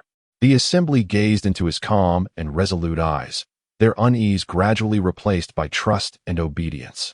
"Yes, Commander," they responded in unison. Their eyes rekindled with determination and a sense of duty. The Supreme Commander nodded slightly, his gaze shifting to a young aide-de-camp beside him, who had remained silent. His eyes sharp as an eagle's. "Xiao Zhang, accompany me." "Yes." The aide Zhang Ming stood at attention, his voice steady, devoid of fear, exuding absolute obedience and a hint of subtle curiosity. The two exchanged no further words, striding confidently out of the command center under the watchful eyes of those present. Outside the command center, the sunlight was somewhat blinding. Here, the atmosphere was tense, with guards stationed every few steps, vigilant in their patrols. Armed and alert, the sentinels surveyed their surroundings with acute vigilance. A recent global upheaval and the shadow of a colossal vessel hovering above have imbued the atmosphere with an extraordinary tension. The Supreme Commander and his aide, Zhang Ming, stand in an open space, gazing skyward. Aside from a few wispy clouds and the faint outlines of starships in the distance, the sky appears utterly vacant. Is there truly nothing? Just as the commander furrows his brow in contemplation, and Zhang Ming scans the surroundings with vigilance, a faint, almost imperceptible hum reverberates, as if the very fabric of space is trembling. In the air several dozen meters ahead, the atmosphere ripples like water. Light bends and folds, and the silhouette of a massive object swiftly materializes from the void. A sleek, elegantly designed spacecraft hovers silently before them. Its surface boasts a profound matte silver-gray hue, stretching nearly 100 meters in length. The craft is an elongated, flattened ellipsoid, its edges remarkably smooth. There are no visible windows, engine nozzles, or seams, exuding an aura of avant-garde technology and enigma. It is none other than Chun Xing's vessel, the Star Shien. Gasp! The surrounding guards are instantly taken aback by the sudden appearance of this unknown craft, their scalps prickling with shock. Instinctively, they raised their weapons, their faces betraying sheer astonishment and primal reflex. Alert! The captain of the guards barks sharply, his voice tinged with a barely perceptible tremor. He swiftly positions himself in front of the commander, as if facing a formidable foe. All weapons are aimed squarely at the craft, which emanates an intangible sense of oppression. Zhang Ming's pupils constrict, his body taut with tension. His right hand instinctively rests on his sidearm, eyes darting over every inch of the vessel's surface in search of potential threats. Yet the Supreme Commander, after the initial shock, quickly regains his composure. He gazes at the craft that embodies absolute technological prowess. His eyes reflect awe, but more so, a sense of inquiry and understanding. So, it has indeed arrived. Stand down. The commander's voice is steady and commanding, imbued with an authority that brooks no dissent. Cease the alert. This is a vessel of the Council. His gaze sweeps over the guards, who remain on high alert. Do not make any movements that could be misconstrued. Execute the order. The captain, observing the commander's calm yet resolute demeanor, glances at the hovering craft, which resembles a divine creation. Gritting his teeth, he ultimately brings his hand down forcefully. Lower your weapons. Stand down. The guards, though their faces still reflect disbelief and fear, comply with the command, gradually lowering their weapons. Yet their bodies remain tense, fixated on the spacecraft. At that moment, the smooth belly of the Star Shien silently reveals a hatch. A gentle, non-blinding white light spills forth, forming a polished gangway that reaches the ground. There is no sound, yet the open hatch serves as the clearest invitation. The Supreme Commander takes a deep breath, adjusts his collar, and nods to his aide, Zhang Ming. Their exchanged glances convey a message of heightened vigilance and adaptability. Zhang Ming comprehends the signal, his gaze sharpening further. The commander hesitates no longer. With measured strides, he was the first to ascend the polished gangway. Zhang Ming followed closely behind. As their figures vanished into the cabin, the door closed silently. A low hum reverberated through the air, accompanied by a subtle tremor of the space around them. The colossal Star Shien, akin to an ink droplet dissolving in water, instantaneously became translucent, blurred, and ultimately vanished as if it had never existed, leaving behind only the bewildered and apprehensive guards on the ground. The captain of the guard wiped the cold sweat from his brow and promptly turned, hastening back to the command center to report. Chapter 55. The first meeting inside the Star Shien, gentle and bright light filled a spacious, minimalist chamber, imbued with a sense of futurism. The walls were composed of a soft, silvery material that emitted a faint glow, devoid of any instrument panels or control devices. The Supreme Commander and Deputy Zhang Ming stood within, as if enveloped in an alternate dimension. The anticipated fluctuations of gravity and the sensations of acceleration were conspicuously absent, the experience as stable as standing on the most solid ground. Zhang Ming could not suppress a murmured exclamation. Instinctively, he stamped his foot, feeling the solid ground beneath him. Yet his body perceived no trace of inertia.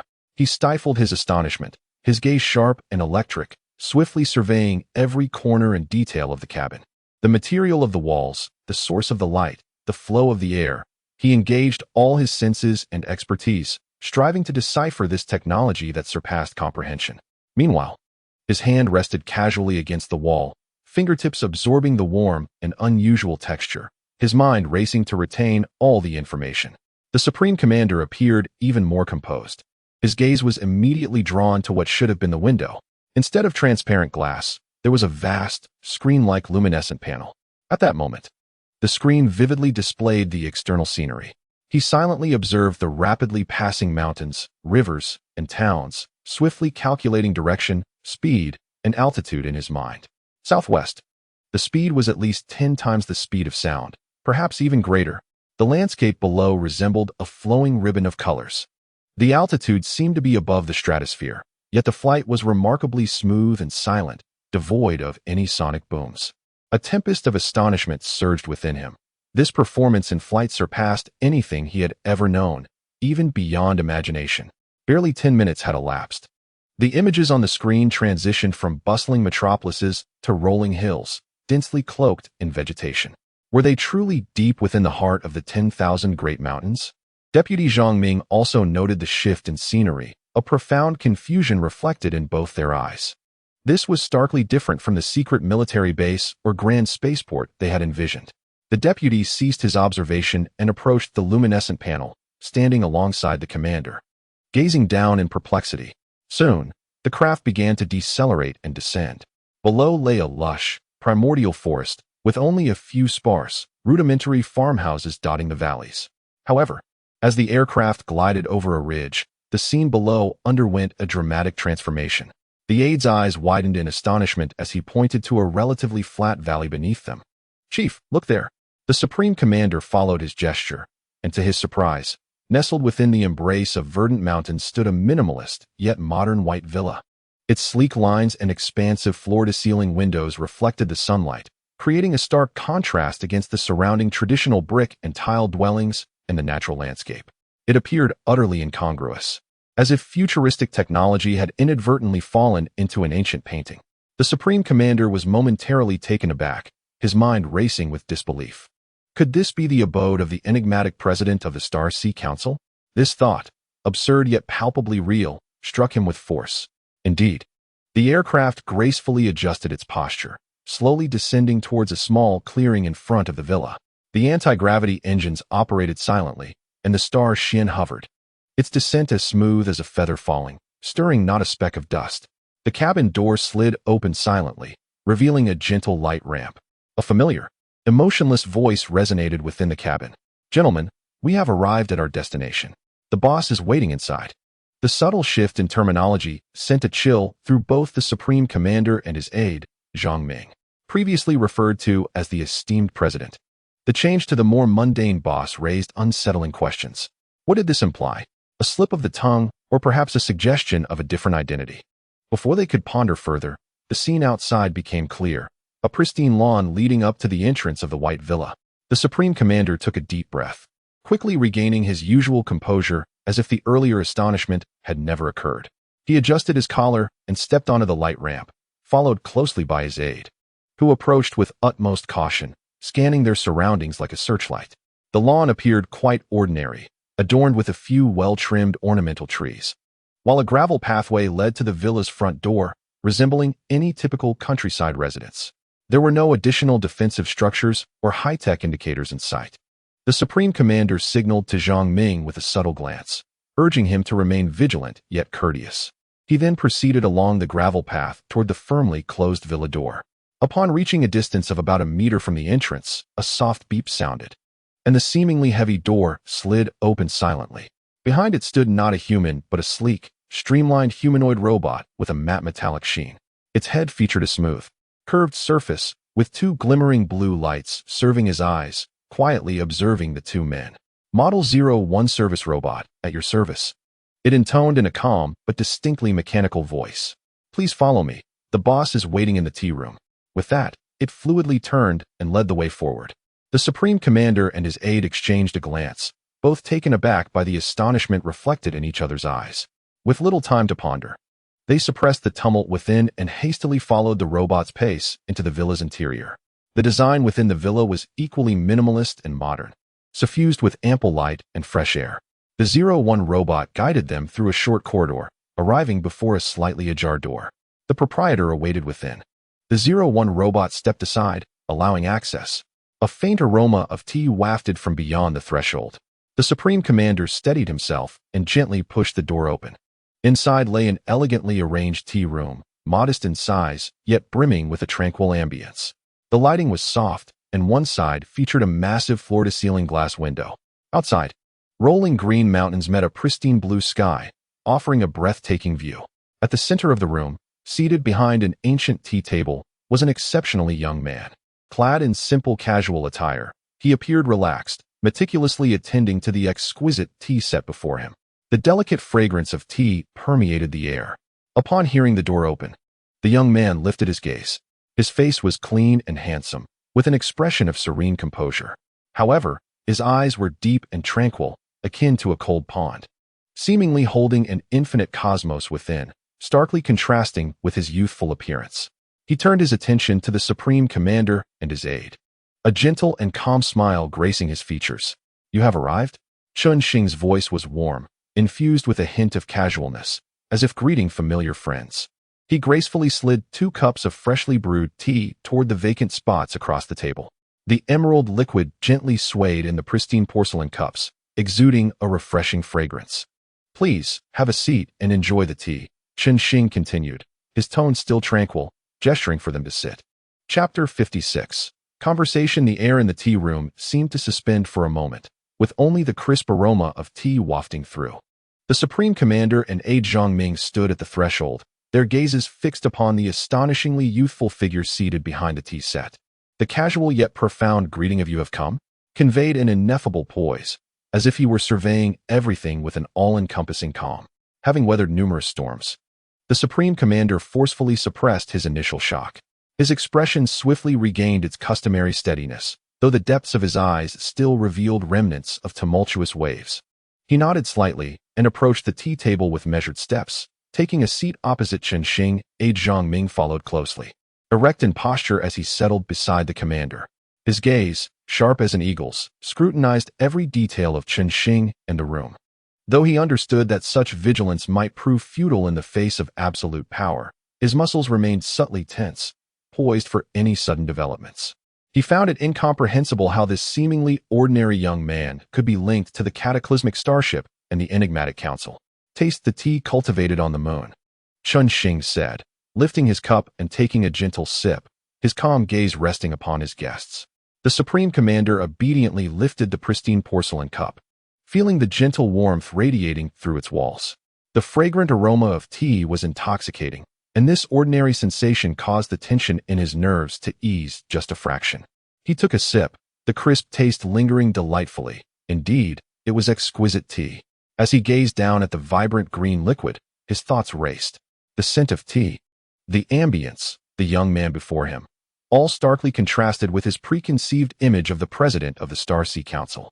He inhaled deeply, suppressing the turmoil within, and spoke with composure. "I am deeply grateful for your invitation, esteemed president. Might I inquire what directives the council, or you personally, have for us?" He carefully chose his address, his gaze unwaveringly fixed on Chen Xing. Chen Xing set down his cup, a faint smile gracing his lips. This smile seemed to carry a hint of self-deprecation, yet also a touch of relief. "President?" He gently shook his head. "That is merely a title for external affairs. The council itself is but an abstract notion. You need not refer to me in such a manner." He paused, his gaze sweeping over the two men, his eyes turning earnest and sincere. "Before we delve into serious matters, I wish to clarify one point, the most crucial one. I, Chen Xing, am a citizen of Yanhuang. Born and raised, without a doubt. Over a decade ago, I was merely an unnoticed programmer in Shenzhen." Boom. This revelation struck like thunder, echoing in the minds of the Supreme Commander and Vice Officer Zhongming. A citizen of Yanhuang, just a programmer a decade ago. Vice Officer Zhang's pupils contracted sharply. His fingers, which rested on his knee, tightened suddenly, turning pale from the pressure. He stared intently at Chen Xing, searching for any trace of jest upon his face. Yet, all he found was an unwavering calmness in those profound eyes.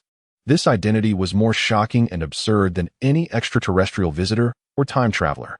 The very being who commanded the fleet and overlooked Blue Star was his fellow countryman? How could this be? In just a decade, he had transformed from an ordinary programmer into the leader of a massive fleet capable of effortlessly obliterating the capital. It was nothing short of a fantastical tale. The Supreme Commander's hand, holding the teacup, trembled imperceptibly. A few drops of clear tea splashed onto the ancient tea tray. His astonishment surged like a tsunami within him. However, years of cultivated composure allowed him to swiftly quell these tumultuous waves. His gaze sharpened, becoming even more penetrating, as if he sought to see through the young man before him entirely. The Supreme Commander set down the teacup, his voice tinged with a barely perceptible dryness. "Comrade Chen Xing, forgive my candor, but this is indeed hard to believe. How did you?"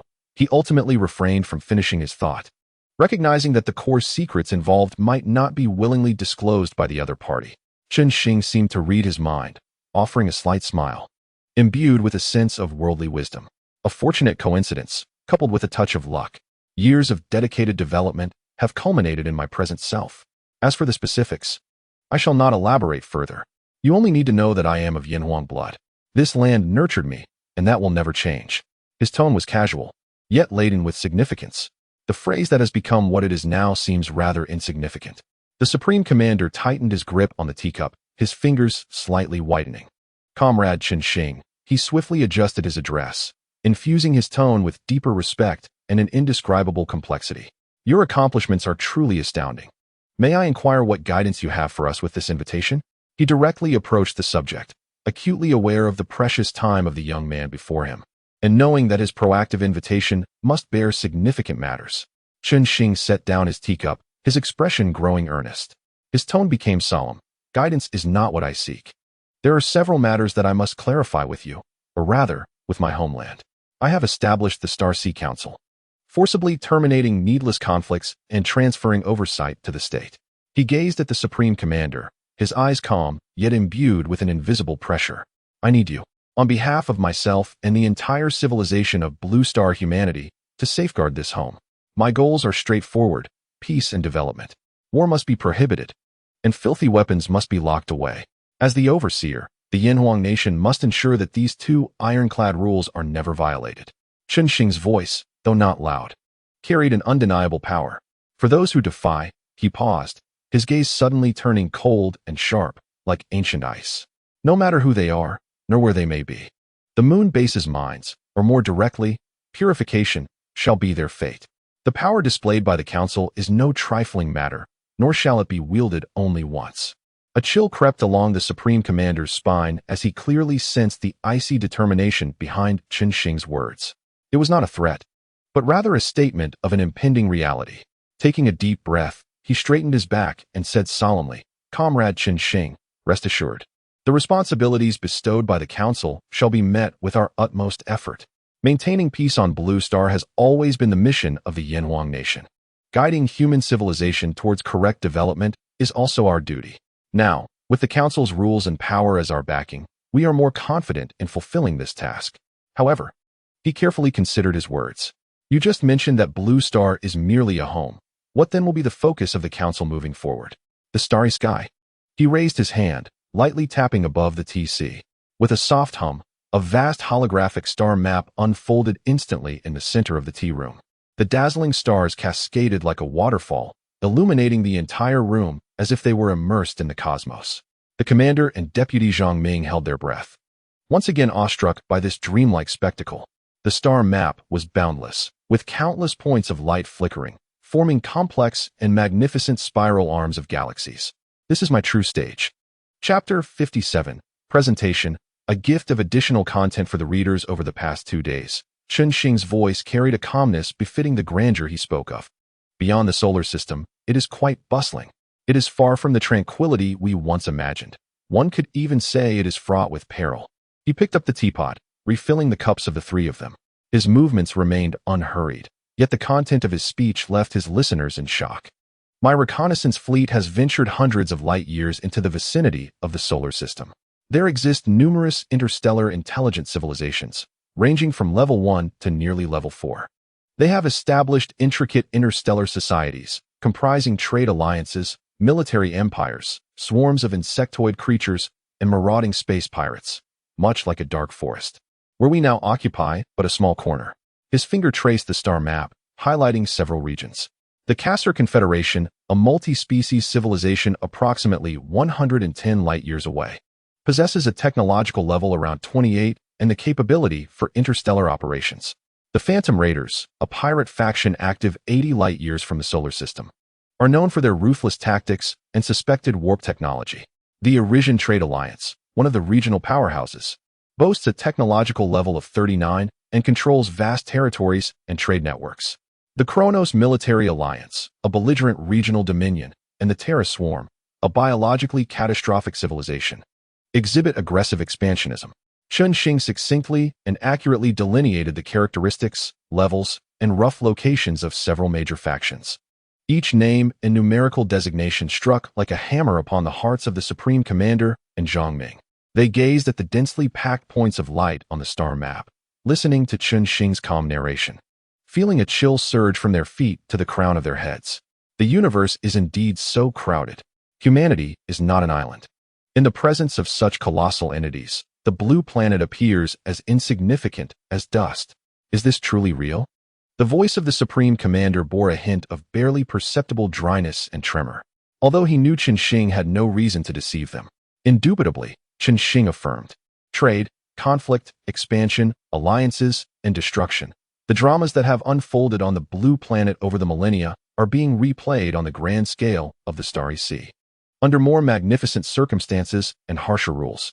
Currently, my reconnaissance fleet continues to explore deeper into the cosmos. The information is continually being updated and supplemented.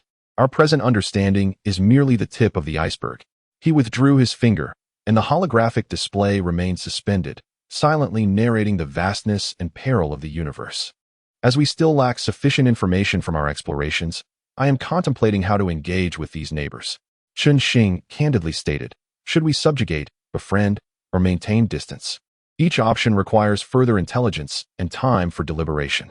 As for my capabilities, he glanced at the commander, his gaze calm and unwavering. A comprehensive assessment places them roughly between levels 32 and 36, not at the pinnacle, yet adequate for self-preservation. In terms of offense against true overlords, there remains some shortfall. 32 to 36. The Supreme Commander murmured, his mind in turmoil. Although Chen Xing claimed it was not at the apex, this strength vastly exceeds the blue planet's imagination. The ability to ensure one's safety in such a complex stellar environment signifies an unfathomable power. Chen Xing affirmed. Comrade Chen Xing, the commander took a deep breath, suppressing the shock within. His gaze intensified as he looked at Chen Xing, imbued with a profound sense of responsibility. Given the complexities and dangers of the starry sky, and considering that you are descendants of the Yin and Huang, do we require the support of humanity from the blue planet, or more specifically, assistance from the Yin and Huang nation? Be it resources, manpower, or any other form of collaboration, we are prepared to exert our utmost effort. He hopes to alleviate some burdens for his kin amidst the stars, and to secure a measure of protection for the Yin and Huang nation. Participation in Chen Xing's interstellar endeavors would constitute an immeasurable opportunity for both the Yin and Huang nation and the entirety of human civilization. Upon hearing this, a gentle smile finally graced Chen Xing's lips. Unlike his previous indifference, this smile was imbued with a hint of reassurance. He gently shook his head, stating, let us assess the situation. At present, my base system and operational methods do not require additional support. Your responsibility is to manage the blue planet and ensure the stable development of human civilization. Accumulating strength is the greatest support you can provide. He paused for a moment before adding, should the need arise, I will reach out to you. With that, Chen Xing rose to his feet. Merely speaking may not suffice to convey the message. Let me show you my workshop. This will also facilitate your understanding of our current position and the challenges we may face in the future. With a subtle thought, he made the wall, which had been a bookshelf, slide open silently to reveal a futuristic elevator behind it. This was a recently renovated underground passage, designed for his convenience. Please. Chen Xing gestured for them to proceed. The highest commander and Zhang Ming exchanged a glance, suppressing their astonishment, and followed suit. The three entered the elevator, which closed its doors silently. It started smoothly, without a hint of vibration or noise, descending rapidly along the illuminated corridor. 30 seconds later, the elevator came to a halt, and the doors slowly opened. The expansive sight before the two seasoned leaders rendered them utterly speechless. It was an underground space so vast it defied imagination. The height exceeded several hundred meters, and its extent was beyond their immediate perception. Countless automated factories lined up like a forest of steel, emitting a deep, rhythmic roar. Enormous mechanical arms deftly maneuvered, assembling various unprecedented device components. Numerous engineering robots and transport vehicles traversed the expanse in an orderly fashion. The dome simulated natural light. The air was fresh, and the temperature was pleasant. Here, there were no workers, only the efficient operation of steel and intelligence. The entire base exuded a chilling, precise, and timeless industrial beauty. This is my underground base on the blue planet. I generally conduct my research work here. Currently, I am chiefly responsible for producing some medium and small-sized experimental items that arise during research processes, as well as basic equipment and maintenance components for the base. The raw materials are transported from the asteroid belt. Chen Xing's voice resonated softly in the vast space, yet it reached the ears of the two clearly. Subsequently, Chen Xing led them aboard a hovering sightseeing vehicle to begin their tour. Zhang Ming, the deputy officer, eagerly recorded everything he observed. The technological marvels that transcend time, with their colossal scale and highly automated operational modes, challenged the very limits of his understanding with each frame. The Supreme Commander gazes thoughtfully, striving to comprehend the terrifying industrial strength and technological prowess represented by what he witnesses. This is not a power attainable by any single nation. It is an independent civilizational entity grounded on this planet, yet gazing across the cosmic sea. The hover sightseeing vehicle moves swiftly, and within minutes, they arrive at the docking area for spacecraft. Chapter 58. A gift. After the awe-inspiring tour of the Blue Star base, Shing did not pause in his journey. He led them aboard the waiting Star Shien. As the Star Shien ascended slowly, it soared upward after passing through the gateway, rapidly breaking through the atmosphere and entering the profound depths of space. Outside the porthole, the azure blue star spun below, while the starry sky unfurled above. The flight was brief. The Star Shien circled to the far side of the moon, hovering over a canyon. It gradually descended to a cliffside within the gorge. A vast camouflage gateway opened slowly, and the Star Shien glided smoothly inside. Once again, the Supreme Commander and Zhang Ming found their breath taken away by the sight before them. They beheld an even grander, colder world, constructed entirely of metal and energy. A colossal dome covered a simulated starry sky. Below lay a dense array of docks, refineries, and assembly lines.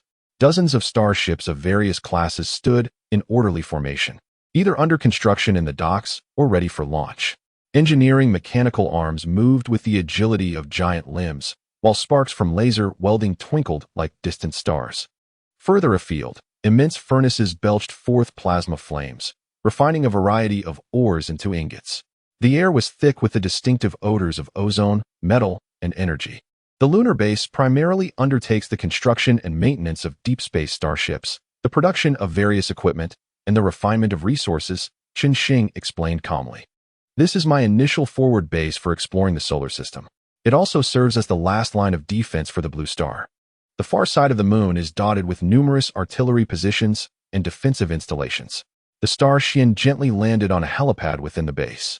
Shing did not take them deeper inside, but led them to an observation platform overlooking the entire grandeur of the base. The Supreme Commander and Zhang Ming were utterly speechless, gazing down at the spectacular industrial vista and fleet array that resembled a galactic river. They felt as insignificant as mere specks of dust. This was no longer a scene from a science fiction film, but a stark, harsh reality, the interstellar enterprise forged by the young man before them. A complex mix of pride, awe, and profound responsibility surged within their hearts. As you can see, Shing's voice carried a subtle sense of control. This is merely one of my many bases. There are several such bases throughout the solar system, each located on various planets and large celestial bodies. Particularly on Mars, it has now become the epicenter of my starship construction, producing over 20,000 vessels monthly. In the Kuiper Belt, several defensive lines and space minefields have also been deployed. The entirety of the solar system has been fully developed under my stewardship. Shing's voice remained calm, yet within this grand context, it resonated with profound weight. Beyond the solar system, a strategic layout is underway, establishing a buffer zone centered around the solar system with a radius of 50 light-years. A fleet of 280 pioneering engineering ships has already embarked, tasked with establishing permanent subbases and resource outposts in the uncharted stellar systems. Subsequently, the Star Shien ascended once more, hovering in a near-moon orbit. Shing gestured toward the vast expanse of the cosmos. There, beyond the lunar orbit, a colossal fleet composed of tens of thousands of Star Dome-class starships floated silently, resembling a cold river of stars. Their hulls shimmered with a chilling metallic luster under the glow of distant suns, silently proclaiming their formidable might. He pointed towards the fleet outside the porthole, resembling a forest of steel.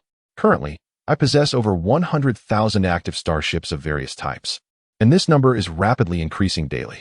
The production capacity under the Infinite Military Expansion Program is astonishing. 100,000 vessels within a 50 light-year buffer zone. After a prolonged silence, the Supreme Commander finally regained his voice from the shock. He turned to Shing and solemnly remarked, "Comrade Shing, this is truly awe-inspiring. With you and Yin Huang, we are immensely fortunate. Could the nation possibly extend some support in interstellar exploration, diplomacy, or any area you require?" Perhaps personnel, assistance in fundamental research, or logistical support. We genuinely wish to contribute to your stellar endeavors. Chen Xing observed the sincere anticipation and fervor in the Supreme Commander's eyes. While he did not offer a direct commitment, he also did not decline. The matters of the cosmos are intricate and fraught with uncertainty, yet I am currently able to manage them. If future needs arise that involve the entirety of Blue Star humanity or require local assistance, I will reach out to you. After all, he emphasized, we are bound by blood. This response instilled a sense of reassurance in the Supreme Commander. Although he did not receive a definitive mission, Chen Xing's demeanor conveyed a degree of acknowledgement and possibility. He nodded vigorously, excellent. We stand ready at all times. Chen Xing inclined his head slightly, choosing not to elaborate further.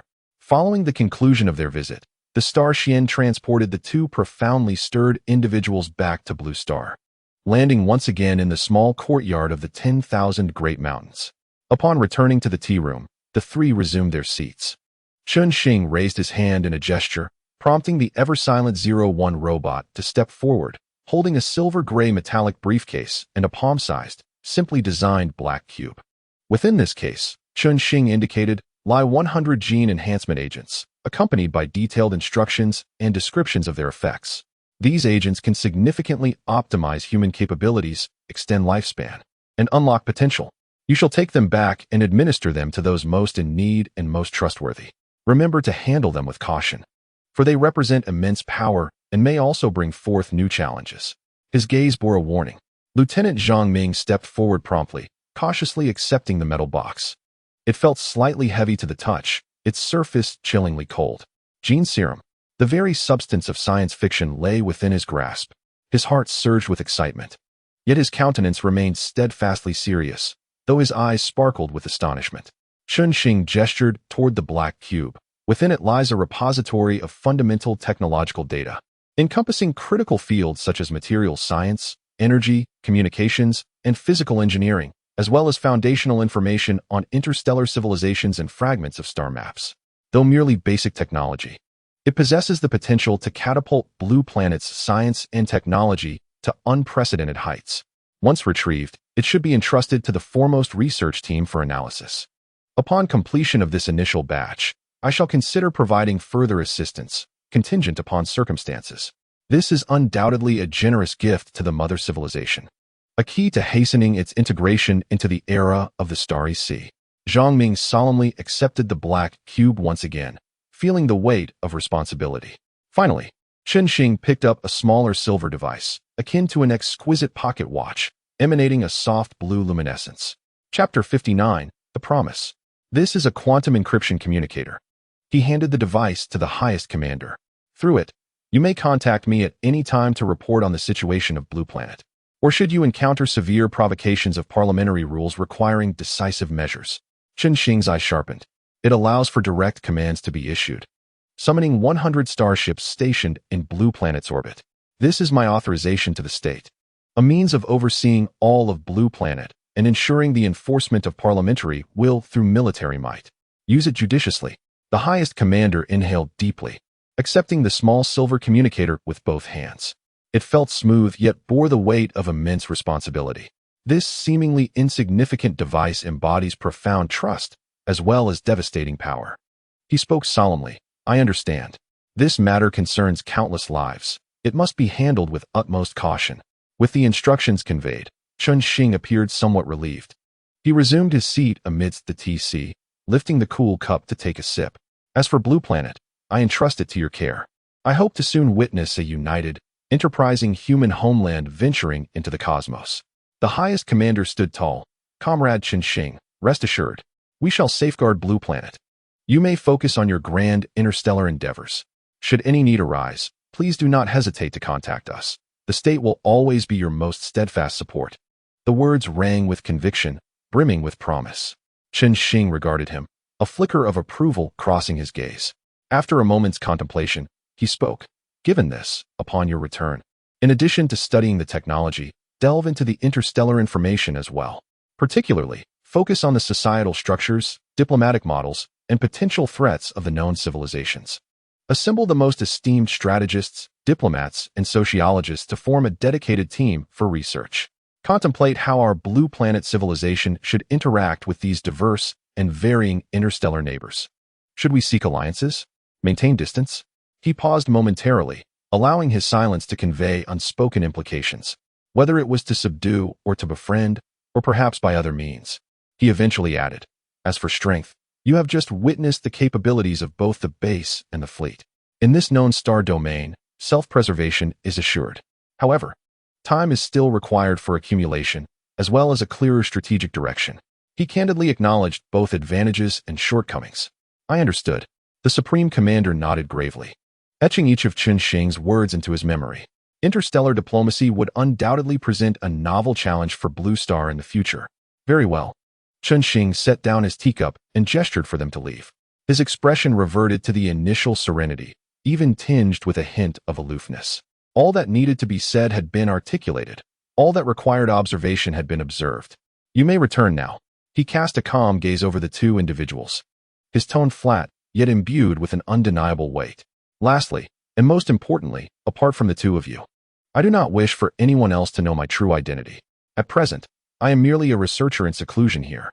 The president of the Star Sea Council is a symbol of the Council's will, devoid of a specific visage.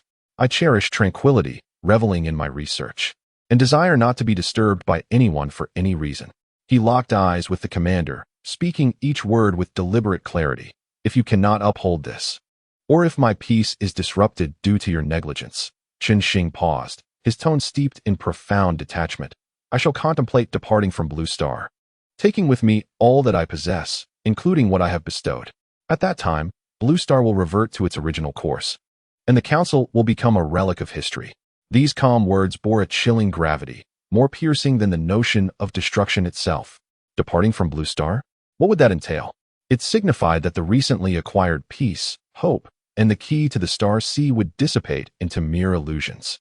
It could even lead to a more terrifying future due to the loss of sanctuary. The Supreme Commander felt a jolt of trepidation, fully comprehending the resolution in Chen Xing's words. He immediately rose, his demeanor gravely solemn, even carrying a touch of reverence, as he firmly patted his chest. In a low voice, he declared, Comrade Chen Xing, rest assured, I vow upon my life and honor, your identity shall remain the nation's utmost secret, confidential beyond measure. Apart from myself and Deputy Zhang Ming, no third party shall ever be privy to it. We guarantee this with our military spirit. Should we violate this oath, may we face divine retribution. Deputy Zhang Ming promptly stood, standing at attention with unwavering resolve. I pledge my life. Not a whisper shall escape my lips. Chen Xing regarded their earnest expressions and nodded slightly. Good. Remember your promises. You may return now. The robot silently glided into the tea room, gesturing for them to follow. Gentlemen, please accompany me. The Star Shien has been prepared. The Supreme Commander and Zhang Ming cast one final glance at Chen Xing, filled with respect and complex emotions. They deeply observed this young man, who had altered the fate of humanity, yet sought only to enjoy a quiet cup of tea. Then they turned and followed the robot out of the tea room. The Star Shien silently activated once more, merging into the void. The return journey remained smooth and swift. However, the highest commander aboard the Starry Ark and his aide, Zhang Ming, found their state of mind profoundly altered from the onset of their voyage. The commander gazed out at the rapidly passing landscapes through the porthole, his grip tightening around the cold quantum communicator and the black cube in his hand. A tempest of thoughts roiled within him. The identity of Chen Xing, the truth of the Star Sea, the gene serums, the permissions of 100 starships, and the weighty promise of confidentiality. All these weighed heavily upon him. Zhang Ming, cradling the metallic box as if it contained the future of humanity, bore a sharp yet somewhat bewildered gaze, his mind racing to process the explosive information he had just received. The vast imagery of the Starry Sea and Chen Xing's calm, yet weighty words echoed in their minds, filling them with a profound sense of duty, reverence, and boundless contemplation of the future. The Starry Ark silently delivered them back to the open space outside the highest command center, then vanished into the ether as seamlessly as it had appeared. Inside the command center, those anxiously awaiting their return sighed in relief upon seeing the commander and Zhang Ming emerge unscathed, cradling a remarkable object. A wave of curiosity surged among them. But the commander merely surveyed the room, his voice steady and authoritative as he issued a command. Immediately convene the highest-level emergency meeting. All unrelated personnel, please exit. Activate the highest confidentiality protocol. His gaze, sharp as a blade, swept across everyone, imbued with an unprecedented gravity. He understood that a new era, one belonging to the Star Sea, had quietly dawned. The Yanhuang nation, or rather, the civilization of Blue Star humanity, stood at an unprecedented crossroads. Safeguarding their homeland while gazing up at the stars was their most sacred duty at this moment. And that young man, secluded in the depths of the mountains, was the cornerstone and guiding light of it all. His identity would remain an eternal secret, safeguarding the civilization. Chapter 60. The Interstellar Civilizational War Accord in the Tea Room. The lingering aroma of tea had yet to dissipate completely. Shing sat alone, his fingertips unconsciously tracing the smooth edges of the teacup. His gaze fell upon the rolling green mountains outside the window, yet his profound eyes reflected the images of the starry ocean. After bidding farewell to the highest commander and Zhang Ming, tranquility returned to the tea room, disturbed only by the soft rustling of the mountain breeze through the treetops. However, his thoughts surged like the undulating mountains beyond the glass, restless and tumultuous, deciding to unveil the enigmatic veil of the Star Sea Council before them. He contemplated revealing his identity as a descendant of the Yanhuang lineage, a decision born from deep reflection. On one hand, it stemmed from a sense of belonging that resonated in his very blood. He hoped that the leaders of his motherland would understand that those who wielded life and death from the orbit of Blue Star were neither cold extraterrestrial visitors nor unfathomable mysterious forces, but rather kin who shared the same roots, having toiled silently upon this land. This revelation could, to some extent, allay the concerns of the core leaders of Yanhuang, sowing seeds of trust for potential future collaborations. It aimed to diminish barriers and suspicions, fostering a more solid foundation for the transfer of oversight authority. On the other hand, this is a test in itself, an ultimate examination of trust, wisdom, and execution. The genetic agents, technical data, Starship permissions, and interstellar intelligence serve as both gifts and bait, as well as a touchstone. If one cannot adhere to the most fundamental confidentiality commitments, resulting in information leaks due to internal strife, leading to unnecessary prying and troubles that disturb the tranquility he holds dear, then his connection with Blue Star and the Yanhuang nation shall cease. He would not hesitate to reclaim everything given, sever ties, and vanish into the profound depths of the cosmos with his vast fleet and base. At that moment, Blue Star would revert to its original chaotic trajectory, and the Council would become a relic of history. Should fate allow them to meet again in the Sea of Stars, they would be strangers. Xing would consider himself free of any debts to this land, able to explore the broader and harsher vistas of the universe with a clear conscience. Conversely, if they could uphold their promises, burying secrets deep within their hearts, while utilizing the resources he provided to genuinely shoulder the responsibilities of oversight, guiding the Yanhuang nation and even Blue Star towards peace and development. Then, at an opportune moment in the future, he would not mind uniting with these like-minded compatriots to embark on the true journey of interstellar civilization, allowing the banner of Yanhuang to blanket the stars. I hope you will not disappoint me, Xing murmured quietly, his gaze calm and unwavering. Pangu, initiate the highest level of surveillance across Blue Star. Lock onto all communications, contacts, and behavioral patterns of the Supreme Commander and Deputy Zhang Ming. Mark and alert any signs of attempts to disclose my identity information at the first instance. Command confirmed, boss. The highest level monitoring protocol has been loaded onto the target individuals. Quantum encryption communication device status stable, deep location functionality not activated, Pangu's voice responded coolly. The seeds of the test have been sown, now. One must simply wait for them to take root and flourish, or wither and perish. Xing drank the lukewarm tea in his cup, the last remnants of warmth associated with Blue Star's Xing quickly fading, replaced by the absolute calmness and focus of a superintellect. Matters concerning Blue Star were temporarily set aside. He rose and approached the sliding wall of the tea room, stepping into the elevator leading to the underground base. The familiar chill of metallic air and the low industrial hum enveloped him instantly. Without pausing, Xing proceeded directly to the Research and Development Center. A massive holographic star map slowly rotated at its center, with green points of light representing the Pioneer fleet advancing resolutely towards their designated coordinates within 50 light-years of the solar system, like a wildfire spreading across a field. In contrast, the blue clusters of light representing the Gale Reconnaissance team extended like sensitive tendrils into deep space, exploring within a 500 light-year radius. Chunxing's gaze swept across the star map, ultimately settling on the marked points of extraterrestrial forces, the Kasser Consortium, the Arisen Trade Alliance, the Kronos Military Alliance, the Terra Hive, and the ethereal markers of the Phantom Raiders. Pangu. The voice of Chunxing resonated throughout the expansive research and development center. Yes, boss, came the immediate electronic response from Pangu. Is there any new progress regarding the intelligence analysis of the Phantom Raiders and their operational star regions? Loading intelligence summary. Concerning the Phantom Raiders, there are currently no new direct sighting reports. However, based on the ongoing passive monitoring by Team Gale 1123 at the periphery of the Kassar 7th Resource Zone, several encrypted communication fragments have been intercepted, indicating that the recent operational range of the Phantoms appears to be extending towards the edge of the Cygnus Arm, with a trend of dispersal in the direction of the solar system. The frequency of such communications has increased. Threat assessment, potential escalation. Other reconnaissance teams, in the exploration extending 200, 500 light-years around the solar system, dozens of level 12 to 25 primary civilizations have been discovered, all in the developmental phase within their stellar systems, with no signs of interstellar activity observed. Several advanced civilizations below level 35 have also been identified. The refinement of the star chart has increased by 57. No direct activity signals from level 36 or above Dominion civilizations have been detected in this sector.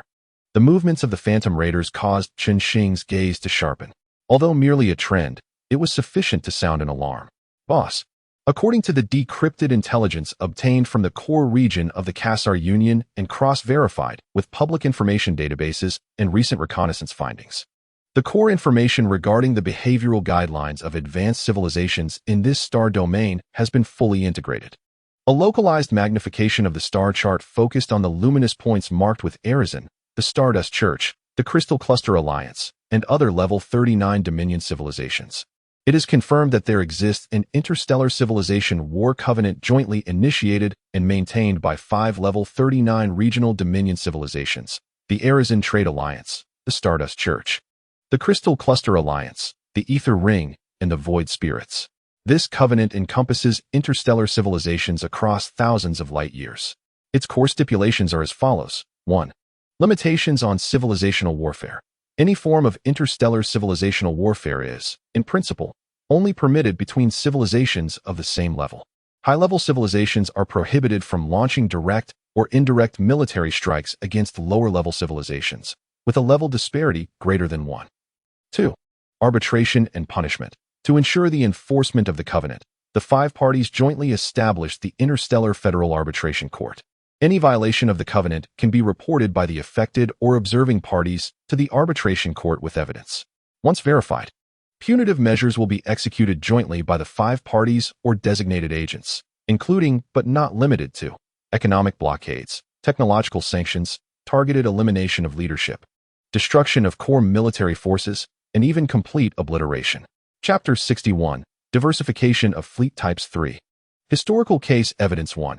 Approximately 300 standard years ago, around 3,000 blue star years, a civilization named Caliban, rated at level 33, coveted the unique biological resources of a neighboring level 21 verdant civilization. They secretly devised and executed an extermination operation disguised as a piracy raid, leading to the ecological collapse of the verdant civilization's home planet. This incident was anomalously captured by the high-dimensional spiritual observation network of the Stardust Church. After evidence was submitted to the arbitration court, the Caliban civilization faced a devastating counterstrike from the joint fleet of the 5 Dominion powers within 15 standard days.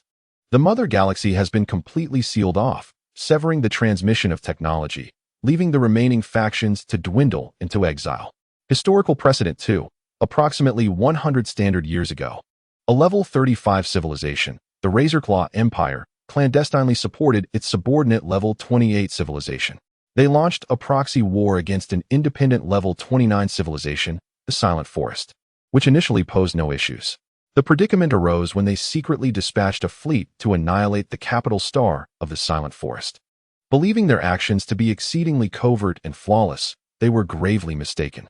Merely 15 standard years later, the coalition of the Star Federation Arbitration Court descended upon the Razorclaw Empire's mother galaxy, crossing thousands of light years. Their main fleet, faced with overwhelming power, was as fragile as paper. The mother planet was blockaded, and the Imperial leadership was arrested and tried. The civilization's level was forcibly downgraded and placed under stringent supervision. Following this case, the deterrent effect of the treaty reached its zenith. Historically, several Level 3 civilizations, harboring a sense of luck, attempted to breach and attack Level 2 targets, only to be eradicated by the coalition in a remarkably short span, resulting in the obliteration of their civilizations. The purpose of the treaty, to maintain relative stability within the star domain, preventing higher civilizations from abusing their power and leading to the mass extinction of lower civilizations, thereby disrupting the ecological balance of the star domain, including resource points, potential allies, or technological incubators. Simultaneously, it also reserves a certain buffer period for development and survival for lower civilizations. A special note, space pirates do not constitute a civilization and are not bound by this treaty. Moreover, should a lower civilization actively provoke or attack a higher civilization, the latter is entitled to limited retaliation and sanctions. Chun Xing's fingers traced across the 5 dominant markers radiating a dangerous crimson glow on the star map, his expression grave. Thus, it bears resemblance to the United Federation of Blue Star. However, the Star Federation Arbitration Court possesses actual arbitration and enforcement authority that transcends ordinary civilizations. This grants lower civilizations a respite to breathe and develop, rather than being indiscriminately harvested resources by higher civilizations, he murmured. The Dark Forest Law remains in effect, yet it is now encased within a tiered framework. The games between higher civilizations and the conflicts among lower civilizations must unfold within this structure. This elucidates why those Level 3 civilizations remain indifferent to lower-level skirmishes, even deliberately maintaining their distance, not out of desire, but due to inability to intervene directly, at least not within the hunting grounds delineated by the dominants. This intelligence is invaluable, providing him with a clearer understanding of the entire interstellar political ecology. Discrete development and quiet accumulation of wealth remain the prevailing themes at this stage. Rules serve as both constraints and shields to be exploited. A glimmer of insight flashed in Chun Xing's eyes. For us, this constitutes favorable news, he contemplated. His base strength currently stands at level 32-36. According to the treaty, those level 39 dominants have inadvertently become potential order maintainers, somewhat restraining the overreach of the dominants, at least on the surface. Therefore, as long as one does not provoke those 5 level 39 dominants within this known star domain, the primary potential threats concentrate on the mid to late stage level 3 civilizations. Pangu delved deeply into the contents of this treaty and integrate it into the star domain strategic model. Focus on the following: how to exploit these regulations. What are the potential loopholes? For instance, in matters of proxy warfare and the boundaries of technological assistance, how does one delineate direct strikes? Additionally, what optimal response strategies should we adopt when faced with provocations of varying intensities? Command confirmed. Strategic model is being updated. Simulation task added to the course sequence. Once the intelligence has been thoroughly analyzed and the external environment clarified, Chun Xing's thoughts shifted towards the enhancement of his own capabilities. His gaze swept across the densely populated star chart, filled with myriad stellar-class luminaries. The stellar-class warships, a testament to his craftsmanship, embodied a formidable force, showcasing exceptional performance and versatility. They excelled in the development of the solar system and in deterring the Karsar.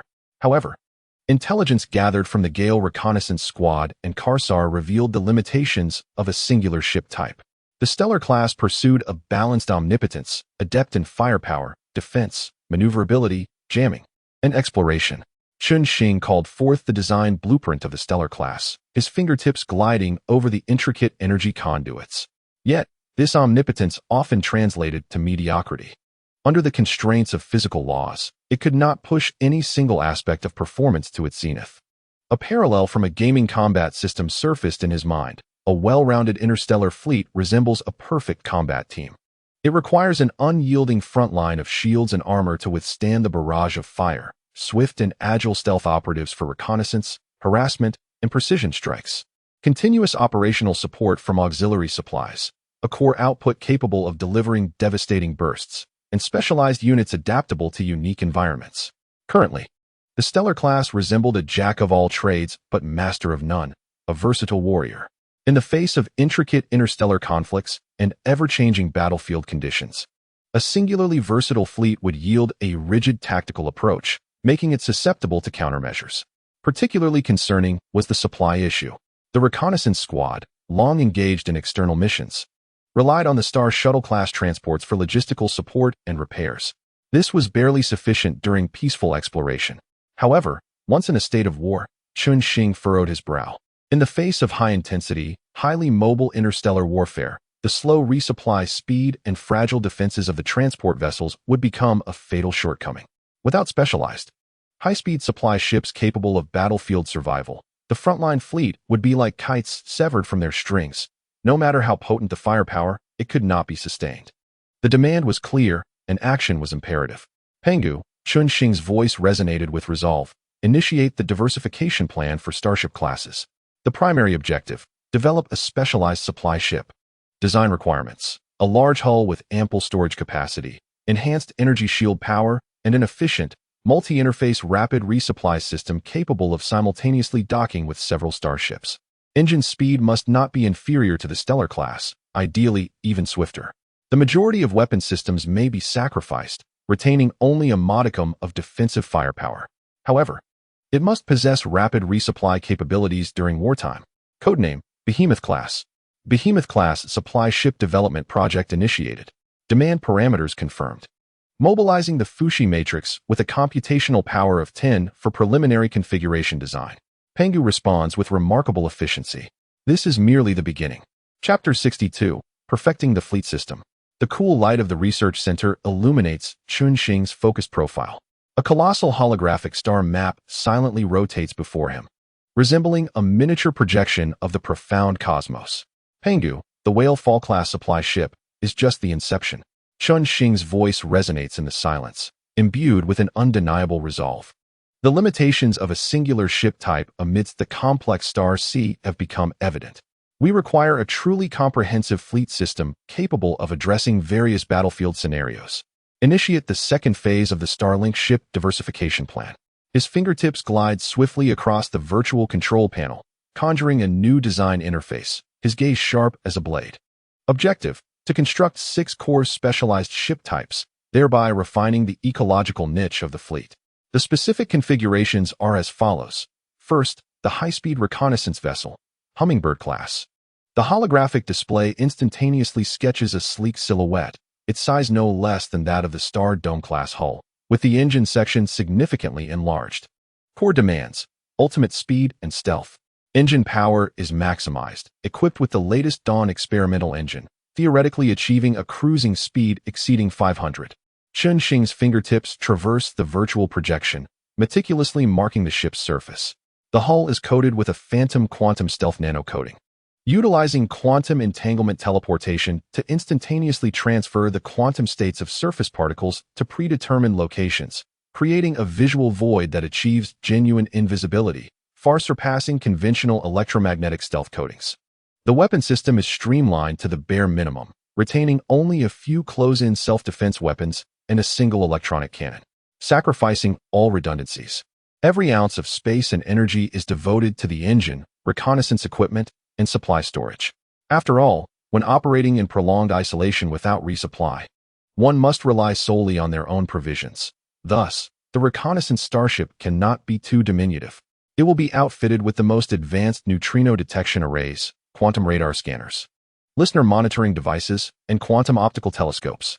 They will serve as the fleet's sharpest eyes and ears, responsible for forward reconnaissance, infiltration behind enemy lines, and navigational alerts. Hummingbird class parameters confirmed. Design priority, high. Code entry completed. Pangu swiftly responds, illuminating the new ship type icon beside the star map. Second, the heavily armored shield ship, Mountain class. The projection instantaneously transitions, revealing a massive hull, robust and angular, akin to a mobile fortress. Its energy shield generator and armor layers are prominently highlighted. Core demands: absolute defense and area control. The hull structure is reinforced to its utmost limits, with the proportion of vibranium composite armor elevated to 90. It is equipped with a rock-class supersized energy shield generator, boasting a power output over 5 times that of the Star Dome class. It can deploy a regional joint shield, providing protection for allied vessels. Xing's gaze is cold and unwavering. The weapon system emphasizes sustained suppression at medium to close range, featuring a dense array of Storm-class close-in ion beam cannons, complemented by a barrage of Iron Curtain-class electromagnetic kinetic cannons, forming a formidable curtain of fire. This configuration intercepts incoming firepower and eliminates nearby enemy small vessels, sacrificing some maneuverability and primary weaponry in the process. They serve as the most formidable shield of the fleet, positioned at the forefront to absorb damage and create space for the firepower of the rear. Mountain-class defense model construction in progress. Energy core and shield system optimization plan generated. The data stream of Pangu refreshes at an astonishing rate. Thirdly, we have the fire support ship, the Thunder Prison class. The projection shifts again, revealing a relatively elongated vessel, adorned with colossal cannons and missile launch silos, exuding an overwhelming sense of devastation. Core demand: ultra-long range, saturation, and destructive firepower delivery. Equipped with the Judgment-class super heavy ion main cannon, a single shot possesses the power to severely damage vessels of equal class. Additionally, the secondary armament boasts 10 Thor's Hammer heavy ion cannons. The back is integrated with a multi-launch vertical missile system designed for meteor showers, capable of simultaneously locking onto hundreds of targets for a saturation strike. Xing's fingers tapped upon the virtual giant cannon, sacrificing close combat capability and maneuverability. Its armor and shield are on par with the Star Dome class. They are the fleet's most powerful artillery, tasked with unleashing devastating firepower from a safe distance under the cover of the Mountain class, pinpointing and eliminating high-value enemy targets or conducting area denial. Thunder Prison class weapon systems integration complete. Ammunition storage and energy supply optimization. The voice of Pangu resonated with computational weight. Fourthly, the high-speed assault ship, the Break Army class. The projection reveals a sharply designed, aggressive medium-sized hull, with engine nozzles flickering with a dangerous glow. Core demand: ultra-high maneuverability, rapid engagement, and lethal strikes. The engines employ a Gale vector thrust array, with acceleration and turning capabilities that far surpass the Star Dome class. Armed with Reaver-class heavy plasma-cutting cannons and high-speed kinetic penetrators, they are specifically designed to tear through enemy ship armor and cores at close range. A glint of sharpness flashed in Xing's eyes. The armor is relatively weak, yet the shields emphasize instantaneous overload resistance. They are the fleet's sharpest daggers, responsible for swiftly infiltrating enemy lines, executing assassination, targeting enemy command ships, disruption, sabotaging enemy logistics and engines, or providing emergency support in high-risk, high-reward missions. Break Army-class mobility and penetration model verification in progress.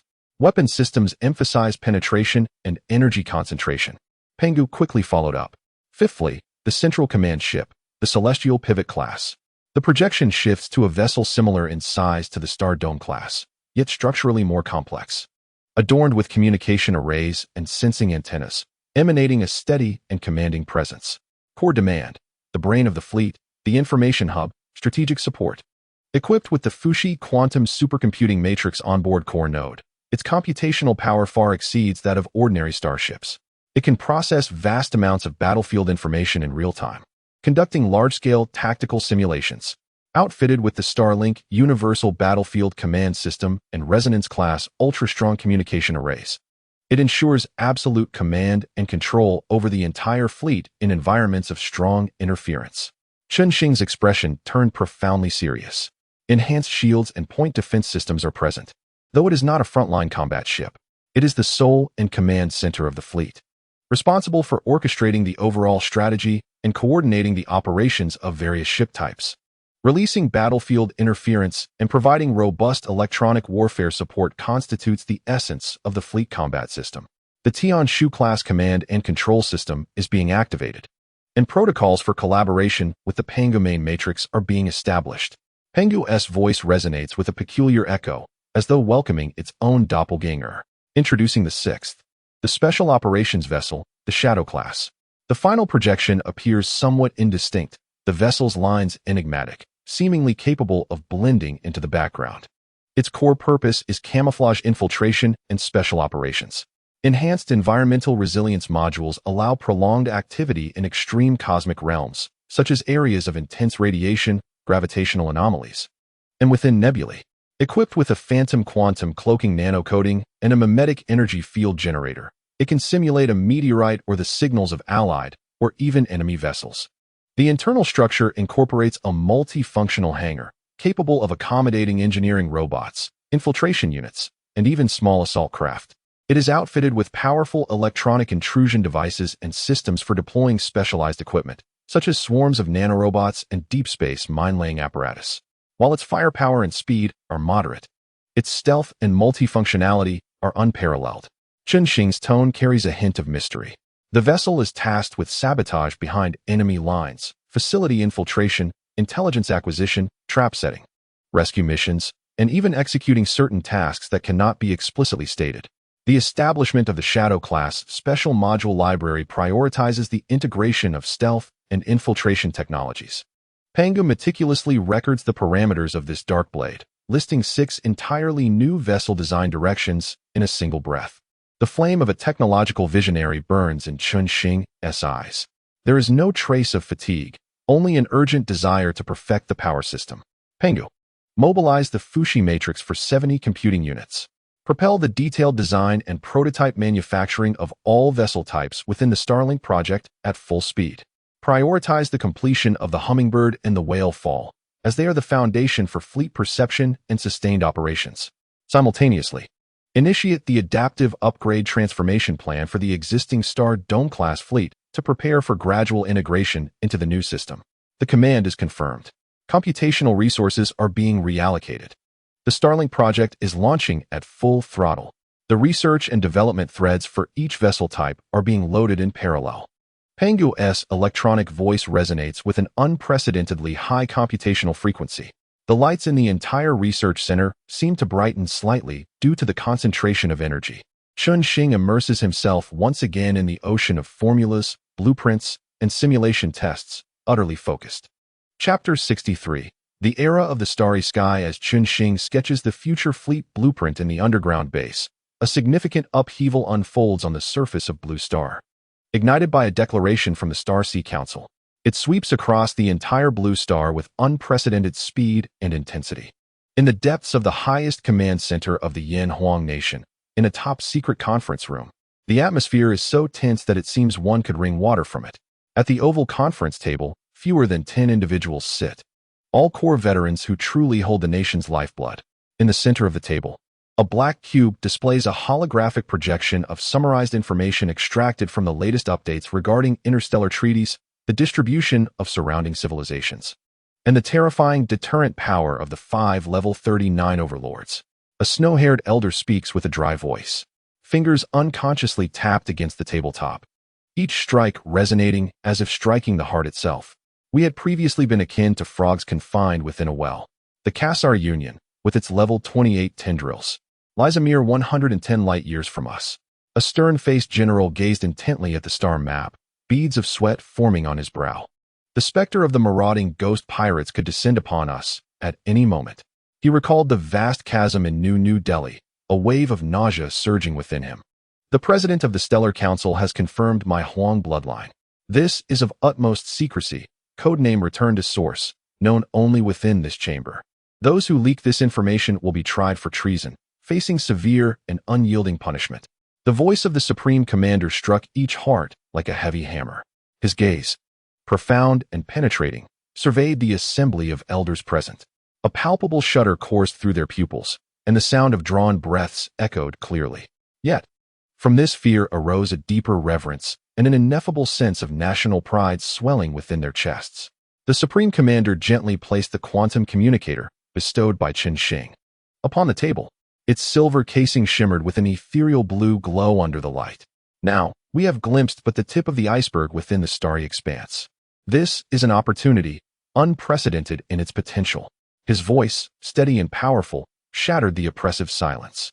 With 100 vials of genetic agents and a technological repository as vast as the ocean, alongside the 100 starships looming above us like swords of authority. This is the Council President's gift to our bloodline's origins, a weighty responsibility. The Supreme Commander sat at the head of the table, his demeanor solemn, his gaze sharp as a hawk's. Vice Officer Zhang Ming stood like a spear behind him, clutching a metal case filled with genetic agents. His vigilant eyes scanned the room, fulfilling his oath to guard this confidential information. Esteemed colleagues, the commander's voice resonated with authority, breaking the stillness. The declaration of the Stellar Council is a mandate, a set of rules. It marks a new beginning for the preservation and advancement of human civilization. The Yanhuang nation has been entrusted with oversight, a testament of trust, yet also a burden of immense weight. He surveyed the core elders, military leaders, and representatives of elite scientists present.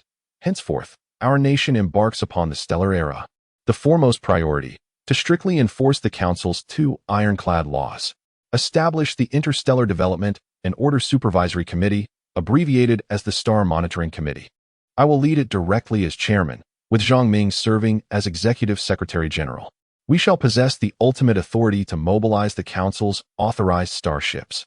Any nation or organization daring to cross the threshold of war or attempt to reignite nuclear arms will face the wrath of the Star Monitoring Committee. Empowered to act with thunderous measures, we shall show no leniency. We will formulate the Star Dome Deterrence Patrol regulations, clearly delineating authority and procedures for mobilization. The entirety of Blue Star must witness the existence of the Council, and they must understand. This power is regulated by us and genuinely serves the cause of peace. He paused, his gaze cutting like a blade. Secondly, we shall establish the Deep Space Technology Research Institute, abbreviated as the Deep Space Research Institute. Led by elderly, we will assemble the nation's most elite, reliable, and impeccably background-checked team of scientists. They will be stationed at the Hong'an base for closed-door research. The progress and results of their work will be classified as the highest level of secrecy, known only to members of this assembly. Those who leak this information shall be tried for treason. Objective: to achieve the practical realization of controllable nuclear fusion, the miniaturization of quantum computers, and the mass production of new materials in the shortest possible time. This is the cornerstone of our journey into the cosmic sea. A venerable elder, his hair a silver hue, yet his spirit remarkably vibrant, rose with palpable excitement, his voice slightly trembling. Rest assured, the organization. I solemnly pledge my life. I shall not betray this trust. Thirdly, we shall establish the Interstellar Strategic Research Department, referred to as the Star Warfare Division, under the leadership of Elder Li. This department will assemble the most exceptional talents in diplomacy, military affairs, intelligence, and social sciences. Our mission: to conduct an in-depth analysis of the interstellar civilization intelligence shared by the Council. We will study the spatial patterns of civilizations and their diplomatic protocols. This will provide strategic support for potential future interstellar encounters. His fingers struck the table with conviction. Remember, these 3 initiatives are the core national policies for the next decade and even the next century. Their priority supersedes all else. Resources and personnel will be allocated without restraint. The room fell into a profound silence, punctuated only by heavy breaths and the rustling of pens across paper.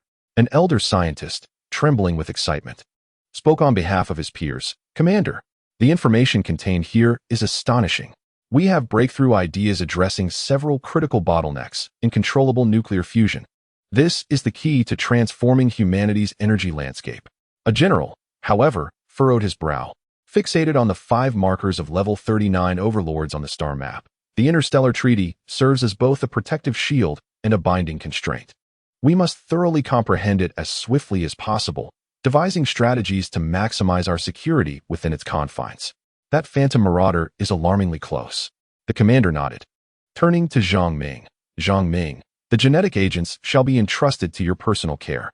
Core members of the Star Monitoring Council, the Deep Space Research Institute, and the most elite of the Star Warfare Division, who have demonstrated outstanding contributions and undergone rigorous loyalty assessments, will be given priority.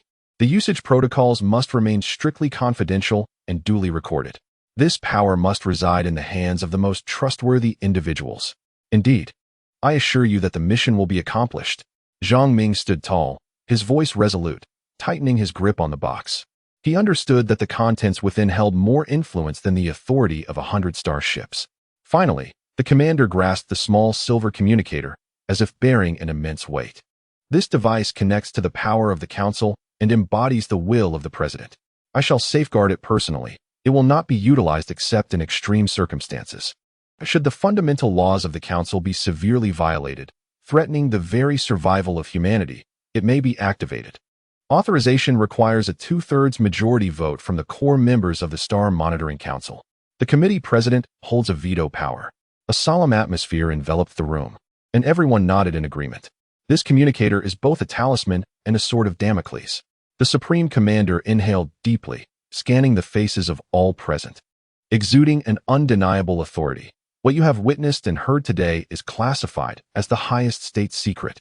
Any breach of confidentiality shall be deemed treason, punishable by the consequences extending to 3 generations. Understood. The assembly responded in unison, their voices imbued with a weighty sense of mission. The fate of a nation, and indeed the future of all human civilization, now rests upon their ability to safeguard this secret and make judicious decisions. The meeting concluded. The core power apparatus of Blue Star has commenced its rapid and clandestine operations surrounding the Star Monitoring Council, the Deep Space Research Institute, and the Star Warfare Department. Chapter 64. International Changes, an additional gift for readers over the past 2 days in the Blue Star International community. Under the formidable deterrence of the Star Sea Council and the sudden transformation of the Yanhuang nation's status, a turbulent undercurrent has surged forth, reshaping the existing order. At the United Nations headquarters, an emergency special meeting unfolds. The atmosphere starkly contrasts with previous gatherings. The representatives of various nations exhibit less of the customary arrogance or calculation, replaced instead by an air of trepidation, compliance, and cautious observation. The representative of the Yanhuang nation occupies the chair, exuding calmness and an imposing presence without uttering a word of anger. The representative of the beautiful nation is the first to speak. His face adorned with an almost obsequious smile, his tone unprecedentedly humble. Esteemed Chairman, honorable delegation. The Federation of the Beautiful Nation has profoundly reflected upon its past errors and fully, entirely, and unconditionally supports the sacred rules of the Star Sea Council. We have completely deactivated the combat readiness of all military bases across Blue Star. All illicit weapon launch systems have been physically locked and are now subject to inspection by your esteemed nation. No, by the Council's Supervisory Committee. Here is a detailed list and a commitment to open all bases. He extends a thick dossier to the representative of the Yanhuang nation, adopting a remarkably low stance. The representative of the Bear Nation follows suit. His voice resonant, yet his demeanor unequivocal. The Bear Nation reaffirms its steadfast adherence to the Council's regulations and supports the Yanhuang nation in fulfilling its supervisory responsibilities. We have voluntarily reduced our border garrison and invite the Yanhuang nation's technical team to assist in verifying the safety of our illicit arsenals. We are willing to contribute to the peace of Blue Star. Representatives from the Gaul Rooster, John Bull, the land of prosperity, and the land of pasta, once formidable powers, hastily echo similar sentiments: repentance, obedience, promises of cooperation and oversight, and requests for the Yanhuang nation to speak favorably before the Council. The previously intense arguments and mutual accusations have vanished, replaced by a fragile harmony born of absolute power. Some representatives from smaller nations display complex expressions. They are both relieved to escape the machinations of great powers and apprehensive about future oversight. Yet, more prevalent is a sense of bewilderment. The devastating blows faced by the nations of the A Nation, the Pickled Vegetable Nation, and the Island Nation hang like the sword of Damocles over all countries. The surviving provisional government, like the newly established New Delhi following the migration of the A Nation, has fallen utterly silent, daring not to defy any directives from the Yanhuang nation. The representative of the Yanhuang nation calmly receives the pledges of allegiance from various nations. His gaze sweeping across the assembly. The will of the Council is the future of Blue Star. Peace and development are the sole paths forward. Each nation must demonstrate sincerity through action. The Supervisory Committee will gradually arrive to verify compliance with the rules. Let no one harbor illusory hopes, for this is a warning. His words are tranquil, yet imbued with immense weight, leaving no room for doubt. At this moment, across the entire network of Blue Star and among the populace, the Star Sea Council's declaration and the subsequent erasure of shocking images from New Delhi have been indelibly imprinted in the minds of billions across Blue Star.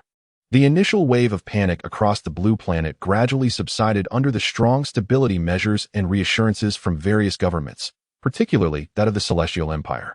Yet a deeper, more enduring transformation is underway. Online, the Star Sea Council remains an absolute focal point. Terms such as the Star Sea Council, extraterrestrial technology, and the interstellar era have surged to prominence. The discourse has shifted towards the future epoch, the role of the Celestial Empire, as well as inquiries into the origins of the Star Sea Council, its structure, and the identities of its president and members. Applications for physics, astronomy, aerospace, and materials science programs at the premier institutions on the Blue Planet have skyrocketed. The sales of popular science literature and science fiction works have surged. Young people's enthusiasm for science and engineering has reached unprecedented heights, dreaming of one day venturing into the stars and the vast oceans of the universe. Within online communities, optimistic discussions about the future have eclipsed the voices of panic.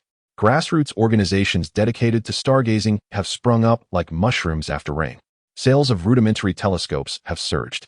The ideology of pacifism is spreading. The rules prohibiting warfare have illuminated hope for those suffering in war-torn regions. Anti-war protests have transformed into celebrations of peace. Stocks in the armament industry have plummeted to rock bottom, leaving the military-industrial complex in despair.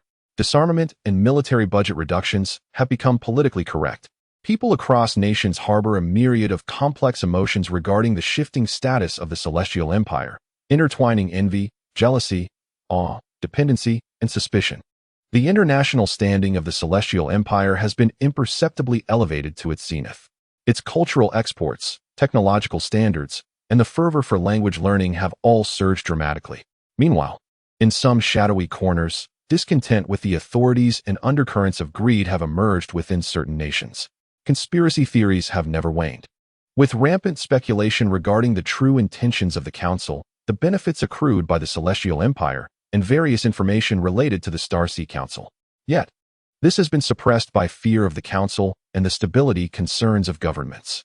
Remarkably, major religions are reinterpreting their doctrines, striving to incorporate the Star Sea Council into their cosmologies or emphasizing humanity's unique mission within the universe. Atheists and proponents of scientism have garnered unprecedented support. Discussions surrounding humanity's place in the cosmos, the significance of civilization, and the interplay between technology and ethics abound in both online and academic spheres. Following a brief plunge, the capital markets of the Blue Planet have stabilized, albeit with a significant shift in investment direction. Industries associated with warfare have rapidly contracted, while sectors such as space exploration, renewable energy, biotechnology, artificial intelligence, and quantum computing have attracted massive inflows of capital. Multinational cooperation has strengthened under the banner of peaceful development, particularly in non-sensitive technological fields. In a bar in a western city, a television broadcast the announcement from the Celestial Empire's space agency regarding the development of a new generation of aerospace vehicles utilizing some of the technologies granted by the Council. A group of young individuals sits at a table, displaying a range of expressions. Look, the Celestial Empire is ahead again. Why did the Council only select them? Remarks a young man with blonde hair, his tone tinged with bitterness. Shut up, John, hisses his companion beside him, glancing warily around. Just think of the new future. To be alive, to have peace. Can we still witness the era of interstellar travel?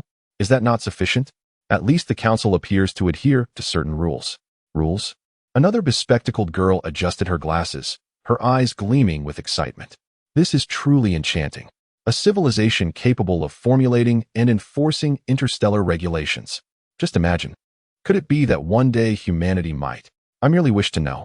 A previously silent Asian youth spoke up, his voice imbued with longing. When will ordinary people be able to board such starships and behold the genuine celestial expanse, instead of merely gazing at the skies from Blue Planet? In that moment, the clamor of the bar seemed to diminish. Many instinctively lifted their gazes, as if trying to pierce through the ceiling to glimpse the cold, immense vessels suspended in orbit in the boundless starry sky. As fear receded, A profound curiosity and yearning for the unknown universe blossomed quietly in the hearts of countless individuals, akin to wild grass taking root. Blue Planet, under the chilling regulations of the Star Sea Council and propelled by the covert initiatives of the Yanhuang Nation, resembled a colossal train forcibly redirected onto a new trajectory, heading towards an era fraught with enigmas and opportunities, yet fraught with the contradictions of the old and the new. Summary of Blue Planet Monitoring. Yanhuang Nation. The Interstellar Development and Order Supervision Committee has been established and is operating efficiently. Deployment in major conflict hotspots across Blue Planet has been completed, and the situation remains stable. The Deep Space Technology Research Institute has been established and has activated the highest security protocols. The Gene Distribution Program has been initiated with targets identified but not yet utilized. The Interstellar Strategic Research Department has commenced the construction of interstellar civilization models. Beautiful Nation. Full cooperation with oversight has been observed, and overseas military contraction is evident. The mandatory implementation of Chinese education has sparked minor internal resistance, which is manageable. Great Bear Nation. Troops along the border have been reduced, assisting in verifying the security status of illicit arsenals. Galactic Rooster and John Bull, among others, seeking collaboration with the Yanhuang Nation. Internal governance has been strengthened to align with oversight. Global society. Panic has subsided, and a new norm under enforced peace has formed. The cultural influence of the Yanhuang Nation has surged. Economic transformation pains persist, but new growth points are emerging. Extreme rhetoric lingers in certain corners, though it poses no substantial threat. Comprehensive assessment. Blue Planet Society has initially adapted to the Council's order, with fluctuations remaining within expected ranges. The overseers are fulfilling their duties effectively. Confidentiality status, stable. Chen Xing merely glanced at the brief, his expression unperturbed. Understood. For him, the tumult of Blue Planet resembled the chirping of insects outside his window, present yet incapable of penetrating the steel cosmos he was currently forging. Chapter 65. The Blue Planet Federation. A month elapsed in what appeared to be a tranquil, yet tumultuous atmosphere on the surface of Blue Planet. The aftermath of the Star Sea Council's declarations still lingered. However, the adaptability of human society is astonishing. A new norm characterized by enforced peace gradually took shape. During this month, the political landscape of Blue Planet underwent a fundamental transformation. The Blue Planet Federation was born, under the robust leadership and coordination of the Yanhuang Nation. The United Nations achieved a historic metamorphosis, a brand new management institution for Blue Planet, designed to adapt to the space age. The Blue Star Federation has been officially established, replacing the outdated framework of the United Nations. A brand new flag of the Blue Star Federation rises before the edifice, signifying a pivotal step in human civilization's internal integration under the regulations of the Star Sea Council. The core structure of the Blue Star Federation is distinctively characterized by the spirit of the era. It is presided over by a leading nation, the Yanhuang Nation, which possesses ultimate decision-making authority and a veto power. Its primary responsibilities encompass the formulation and revision of the Federation Charter, the leadership of the construction and operation of the Federation's military defense system, the coordination of significant international affairs, particularly those concerning space exploration and adherence to interstellar regulations, and the representation of the Blue Star Federation in essential communications with the Star Sea Council. The status of the leading nation quietly proclaims the Yanhuang Nation's absolute leadership over the entire Blue Star, endorsed by the will of the Star Sea Council. The Council of Member States is divided into permanent and rotating members. The permanent members, namely the Beautiful Nation, the Great Bear Nation, the Galactic Rooster, and the John Bull, have been granted permanent seats based on their historical standing, comprehensive strength, and influence within the old order. The rotating member is singular, elected through a specific procedure from the Tier 3 member states, excluding the leading and permanent members, with a term of 1 year. Tier 3 member states are evaluated based on comprehensive indicators such as economy, technology, population, and stability. Tier 4 member states, primarily developing nations, are not eligible for rotation. Both the permanent and rotating member states hold significant rights to speak and propose in the Federation's decision-making processes, also possessing veto power. However, their veto authority is subordinate to the final decision-making power of the leading nation. This implies that, in cases of major disagreement, The leading nation holds the right to make a final ruling based on the Federation Charter and the regulations of the Star Sea Council. The core responsibilities of the Blue Star Federation primarily focus on the management of affairs in the space age, which includes coordinating space exploration activities among nations to avoid conflicts and malignant competition for resources, overseeing the enforcement of the Star Sea Council's regulations, prohibiting war and locking nuclear weapons, coordinating responses to potential interstellar threats, such as information sharing, and managing international public resources, like frameworks for near-Earth orbit and lunar resource development. The management authority over traditional domestic affairs within the Blue Star remains, in principle, with the sovereign nations, yet must comply with the Federation Charter and parliamentary regulations. Within the Federation's Grand Hall, the ceremony marking the establishment of the Blue Star Federation is solemn and dignified. Representatives from various nations display a range of expressions while signing the charter. The representative of the Yanhuang nation sits at the head, calm and composed, surveying the diverse expressions of the representatives below.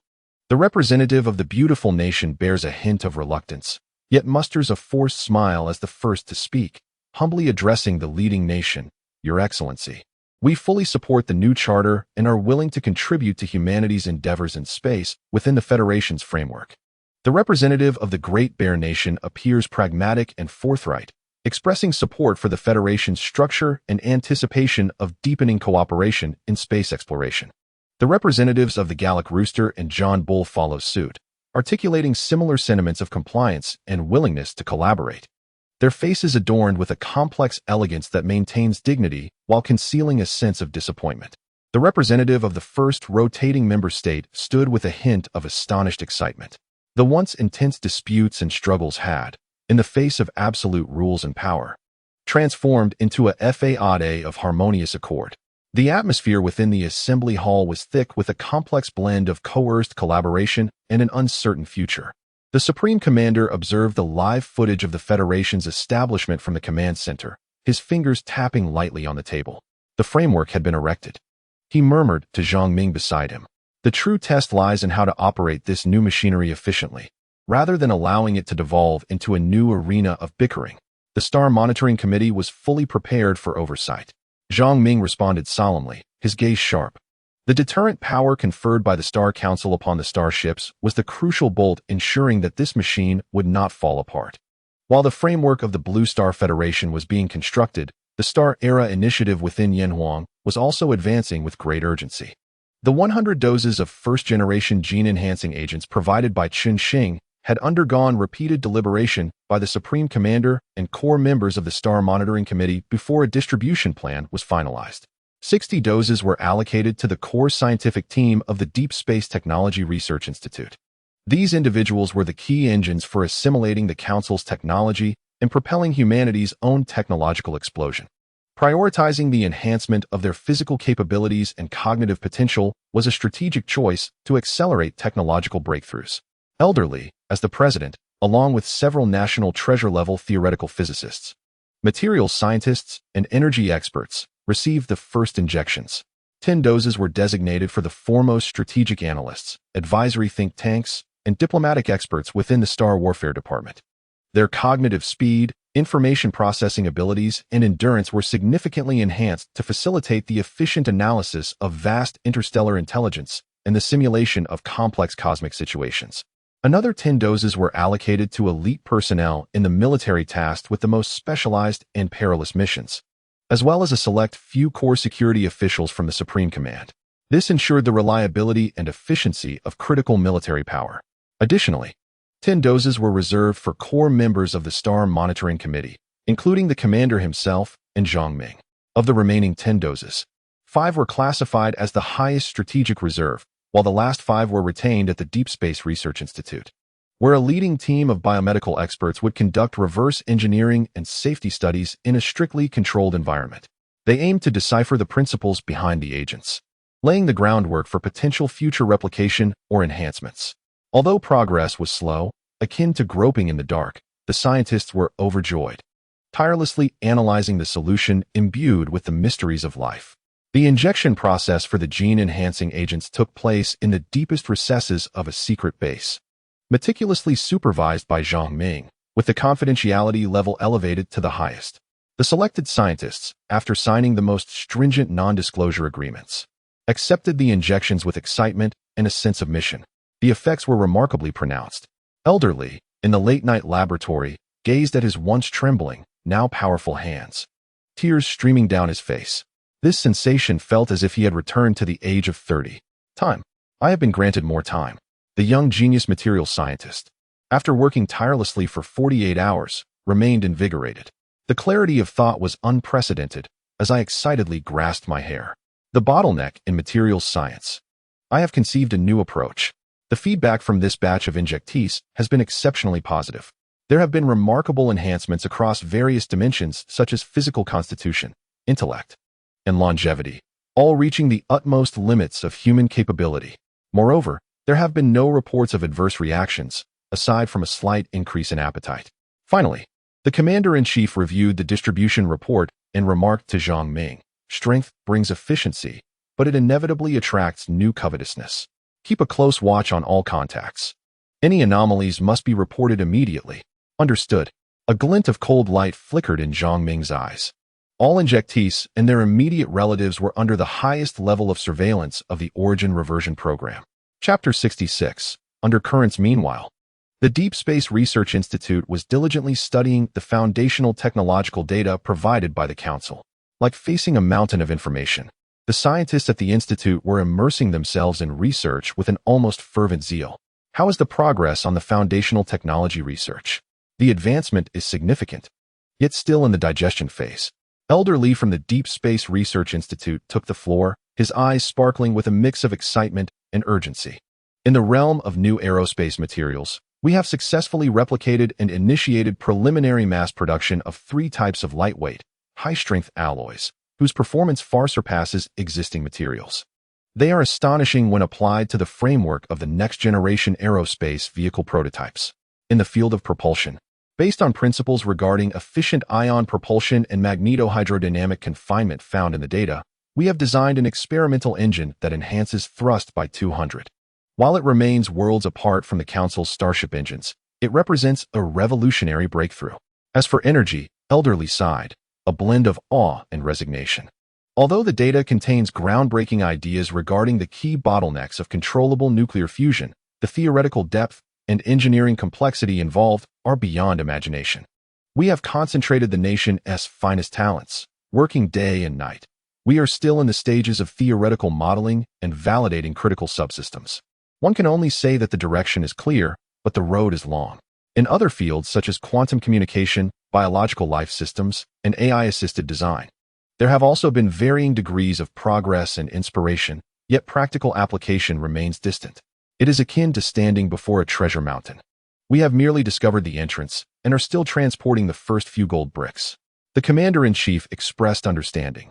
This is already commendable. We must proceed step by step, steadily and methodically. The leap in technology is not achieved in a day.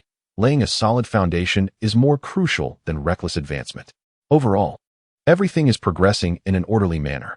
The scientists are both exhilarated to be on the threshold of the future and acutely aware of their foundational weaknesses, fostering an incredibly rich research atmosphere.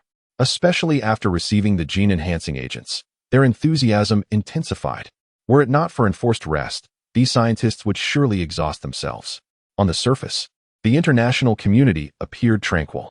Yet, a wave of excitement for space exploration surged across the blue planet, with various national space agencies receiving unprecedented budget allocations. Private space companies sprang up like mushrooms after rain, telescopes sold out, and the popularity of science fiction soared to new heights.